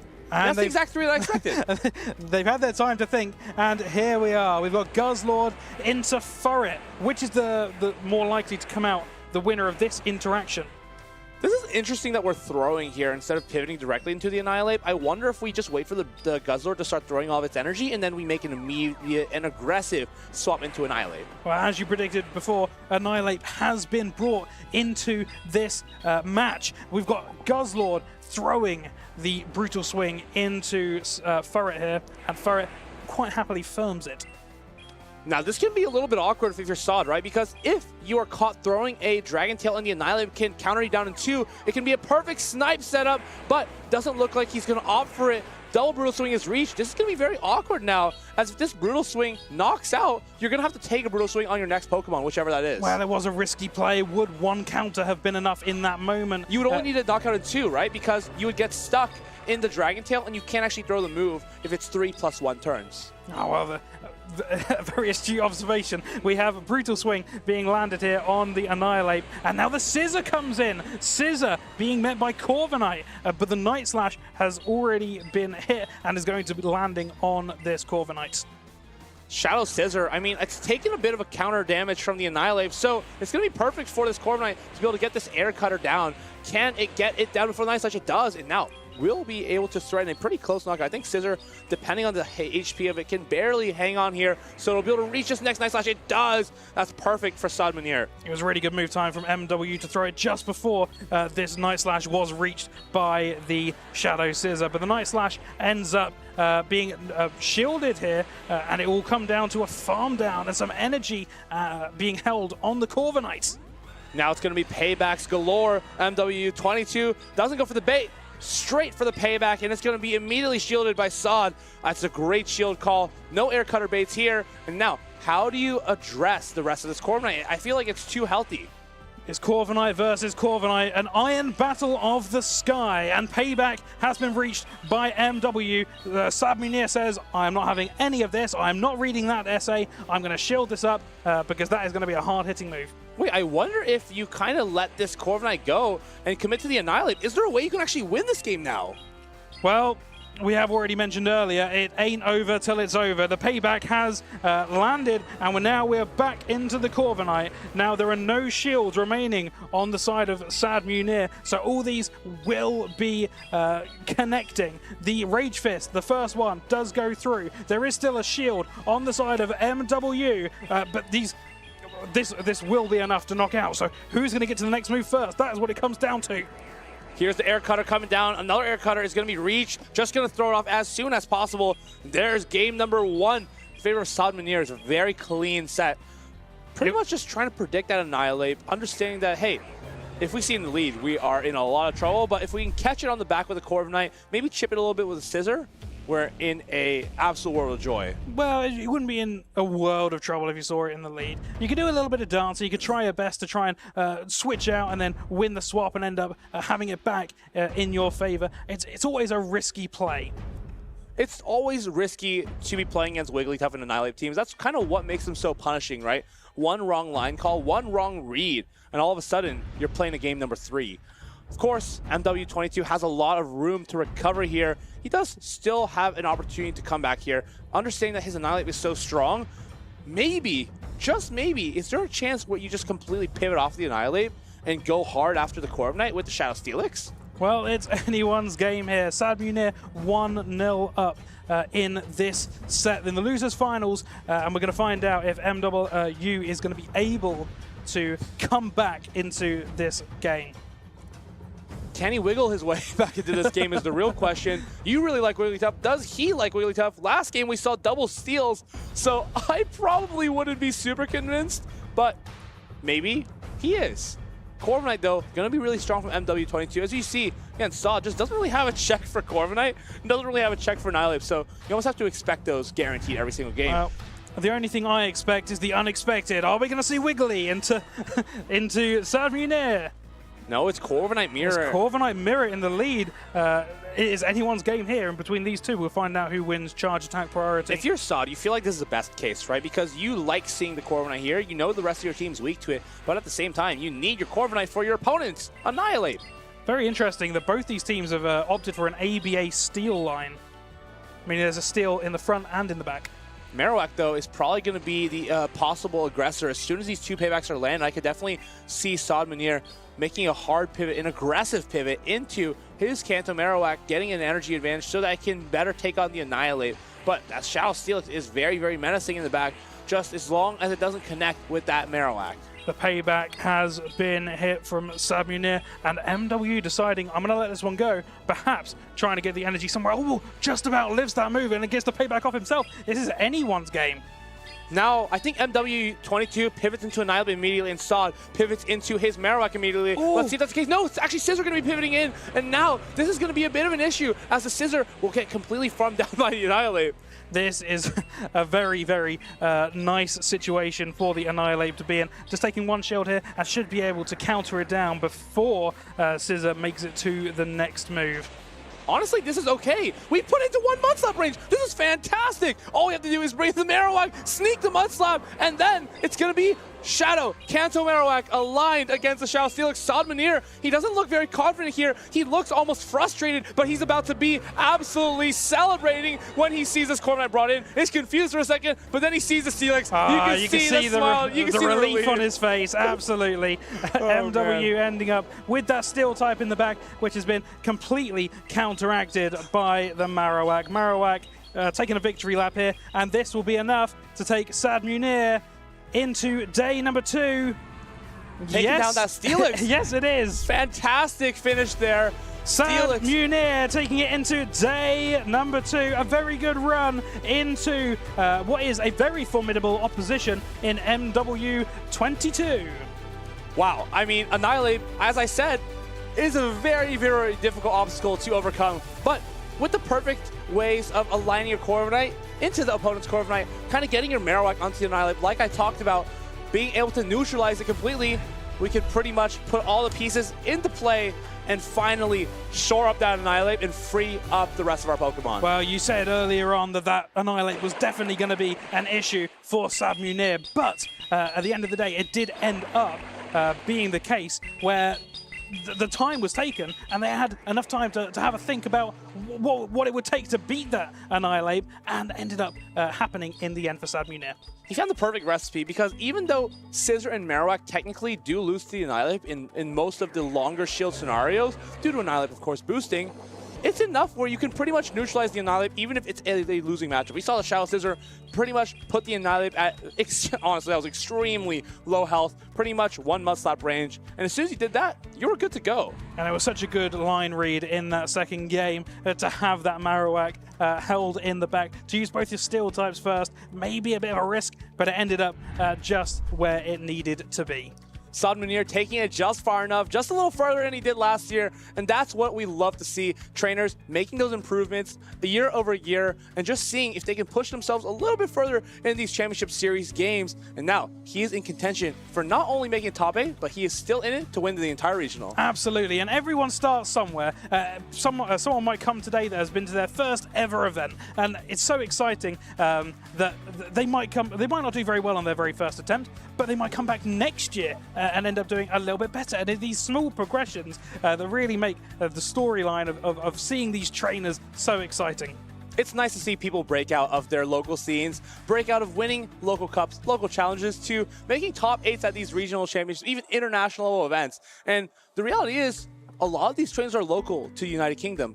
We can most likely expect to see most of them back in EUIC in just 3 weeks. So it'll be interesting to see how they maybe develop, how they learn from their mistakes, or what they learned to hear just in general from how they played well, and take all those strategies, all those skill sets into the European International Championships, where they'll look to fight for even more glory. Yeah, you see some of these trainers that you see in every single event, and they always do so well, and they've been playing and they practice so hard, and sometimes it's quite nice to see a bit of an underdog story where someone who you may never have seen before, well, Jason versus Goliath, so you don't expect someone you've never seen before to take on someone that you see so often, and sometimes it's really enjoyable to see an unlikely winner.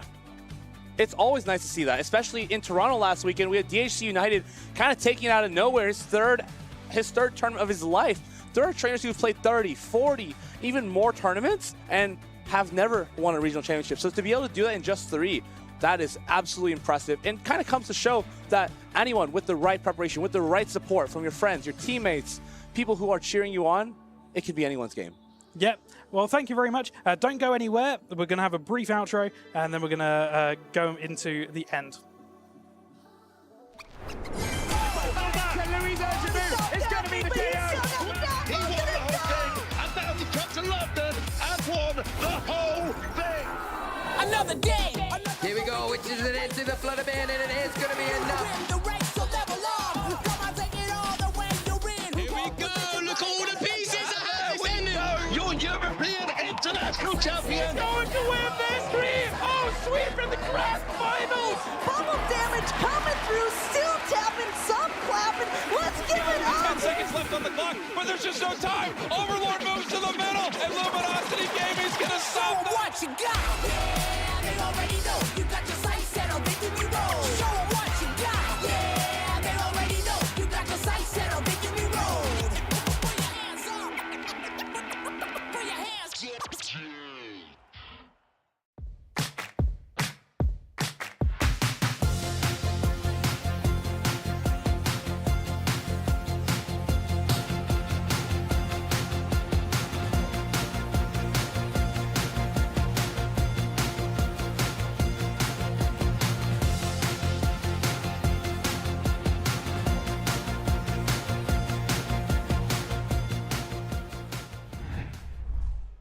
What a day to kick things off in the Precious Paths meta here at the Birmingham Regional Championships. So many things to be really excited about, so many players, so many Pokemon. How are we feeling? It's honestly been such an exciting weekend. We've seen Pokemon like Gourgeist for the first time in the Championship Series. We've seen Pokemon like Shadow Steelix make a resurgence. And of course, all the old guard, Altaria and Polion, all still there. We also saw a Galarian Corsola make it into day 2, which I'm really excited about. And lots of Lapras making it towards the end, which are Pokemon we haven't seen in quite some time. I'm really enjoying seeing not just new Pokemon break into the meta, but some of the old meta Pokemon break back into the current meta. Well, why don't we take a look at just exactly what Pokemon all of the players here in Birmingham opted to use as they try to take on the Precious Paths meta. We've had a look at the day 1 usage. The question for everyone is, will this look the same tomorrow? But a lot of familiar faces here. Yeah, definitely. I mean, that iconic core at the top of the Empoleon and the Altaria really have stolen the show today. But they've had some hot competition, some Pokemon that actually aren't on here, that I think we've shown a lot in our snapshot on the broadcast. Are Pokemon like the Guzzlord, for example, challenging Altaria for being a good dragon type. You've mentioned the Gourgeist as well. We've also just had kind of a surgence of Pokemon like Annihilate. The ghosts are everywhere at the moment. And Jellicent, you know, a Pokemon that came second in Toronto, also making waves here in Birmingham. Well, Eric and I, we casted a match featuring a Shadow Annihilate, and when you look at those top usage Pokemon, I think it does have a lot of play. I'd be really interested and excited to see just how far it can go. And it's gone really far, especially with those Rage Fists. We saw in that last match where it was so difficult for Sod to kind of manage with his Shadow Marowak, with his Shadow Scizor, kind of having no way to break through other than just fast attack pressure, which a lot of these top Pokemon honestly don't have. So it's definitely a ghost type option. Lou, I know you've been a big fan of the ghost types available, even despite all of the normal types here. I think that's the thing, though. Normal types have been pretty popular, and we were definitely expecting to see them come through, but there were a few question marks about where the ghost types were, and also where, I guess, the fighting types are. And that's why I think Annihilate has been a really nice adjustment coming into this, because it can do the best of both in that regard. It has been really, really exciting, and a lot of the players that have done well must be very excited for how far they've come already. Why don't we take a look at the players that you're going to be seeing tomorrow on the winners' side of the bracket. Some really big names, some really big matches to come.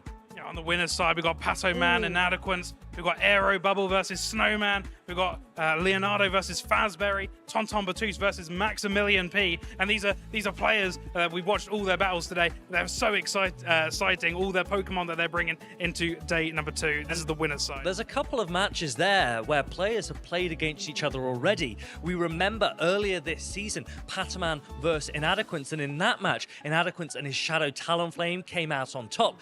Pataman, he has told us that he has not won a regional in a while, even though he's done so fantastically on the international and the world scene. But this could be an opportunity to take down a player who has already won 2 gold medals this season. That would be huge for not only some momentum. I mean, that's the winners round 1. You've got to feel pretty good after in your winners semifinals, and you feel confident to take it all the way. On the bottom side, though, Tauntaun Battus versus Maxi, that is a very, very star-studded match. Tauntaun Battus has won a couple of regionals, I believe, and Maxi still looking for his first. Yeah, some really, really brilliant players, but those that lose their first round, they will drop down to face all of the players that are waiting for them on the losers' side of the bracket. These players cannot afford to lose once more if they want to stay here in this tournament in Birmingham. This is the thing. A lot of these trainers here have really competed through today. They took maybe a loss a little bit earlier on. We saw Arceus Aurelius, for example, get knocked down by Inadequance, but then was so determined, so relieved to be able to make it through into day 2. Limefang as well. Jox had a really emotional end to day 1 here, but really I think is determined to keep proving himself as a competitive trainer into day 2. And it's really interesting to see the familiar names alongside some players that we don't get to see as frequently at this stage of the Championship Series, but they really all need to watch their backs, because in this meta, anyone can come out on top. There's so much diversity, so much variance in play styles, in Pokemon, in strategies, and I cannot wait to see who takes it all the way this weekend. Well, I've really enjoyed watching all these battles. I'm really hopeful to see a lot more Lapras play tomorrow. I really like the Sparkling Aria, the same type attack bonus that it gets. Altaria also being so prevalent in the battles today. Empoleon, I feel like seeing the Empoleon a little bit less compared to the Altaria towards the very, very end. Perhaps that'll be shown in the graphic tomorrow of day 2 usage. Well, when it comes to day 2, we need to all have a think about how these players are going to rest up. I certainly need to rest up this evening. So many really, really exciting matches, but these players have an opportunity because they know who their opponents are tomorrow, and that gives them a lot of time to sit at home and prepare. And preparation from our experience can be really, really key at this stage of a tournament. And not even just playing the matchups over and over, but having the right conversations, talking to the right people, and getting advice from maybe people who you even played against your opponents today. So many ways to use your networks, use those friends that you've made at these international, regional level tournaments, and get the most out of it. Yeah, so make sure that you are tuned in tomorrow. We start at 10:20 European time, so 9:20 for us here in the United Kingdom, and we are really, really excited to see how these players perform. But this is just the midway of the season. We've had so many events already, but there are still so many events to come, so many opportunities for these players to pave their way to the World Championships in San Francisco. That's the thing, it's the last regional championships on the European side of things before the pinnacle of our season at the European International Championships in London, just around the corner in February. Then, of course, there are a few more regionals and special championships as well in play, building up to the North American International Championships, which is the final stop before the World Championships in San Francisco. Everyone's very excited, but if you can not wait until the World Championships in San Francisco, we need to have a little think about what you can do in the meantime, because it's not all just on these broadcasts. We have an entire Twitch schedule of things that you can really get involved with and watch to keep you up to date with all of the Pokemon action. To watch more regional championships action, we have a TCG rerun of the 2026 Pittsburgh Regional Championships from 2 to 5 p.m. on Wednesday. And if you love Pokemon Battle Frontier, you've got that from 2 to 5 p.m. on Tuesday and Thursday. So we hope to see you in those chats. Excited to see what we have in store in the Twitch. Yeah, really, really exciting stuff to keep you on top of everything. But you need to make sure that you know where all the action is. And the best way to do that is to follow on the website, pokemon.com/broadcasts, which sets out our entire schedule, everything that is still available. And also, we've looked at so many social posts. I posted earlier some Pokemon that I want to see. We still want to see a few more from you. So make sure that you are following and posting on socials using #PlayPokemon so that we can feature your posts all across the broadcast tomorrow. There's a lot of exciting things still to come. Absolutely. Make sure to catch all the action on playpokemon.com/broadcast. To reiterate your point, be there or be square. Tomorrow morning, be there or be square. We're going to find out who the winner of Birmingham Regional Championship is. And before we close off, let's have some final words. Either our favorite moments from today or what we're looking forward to most tomorrow.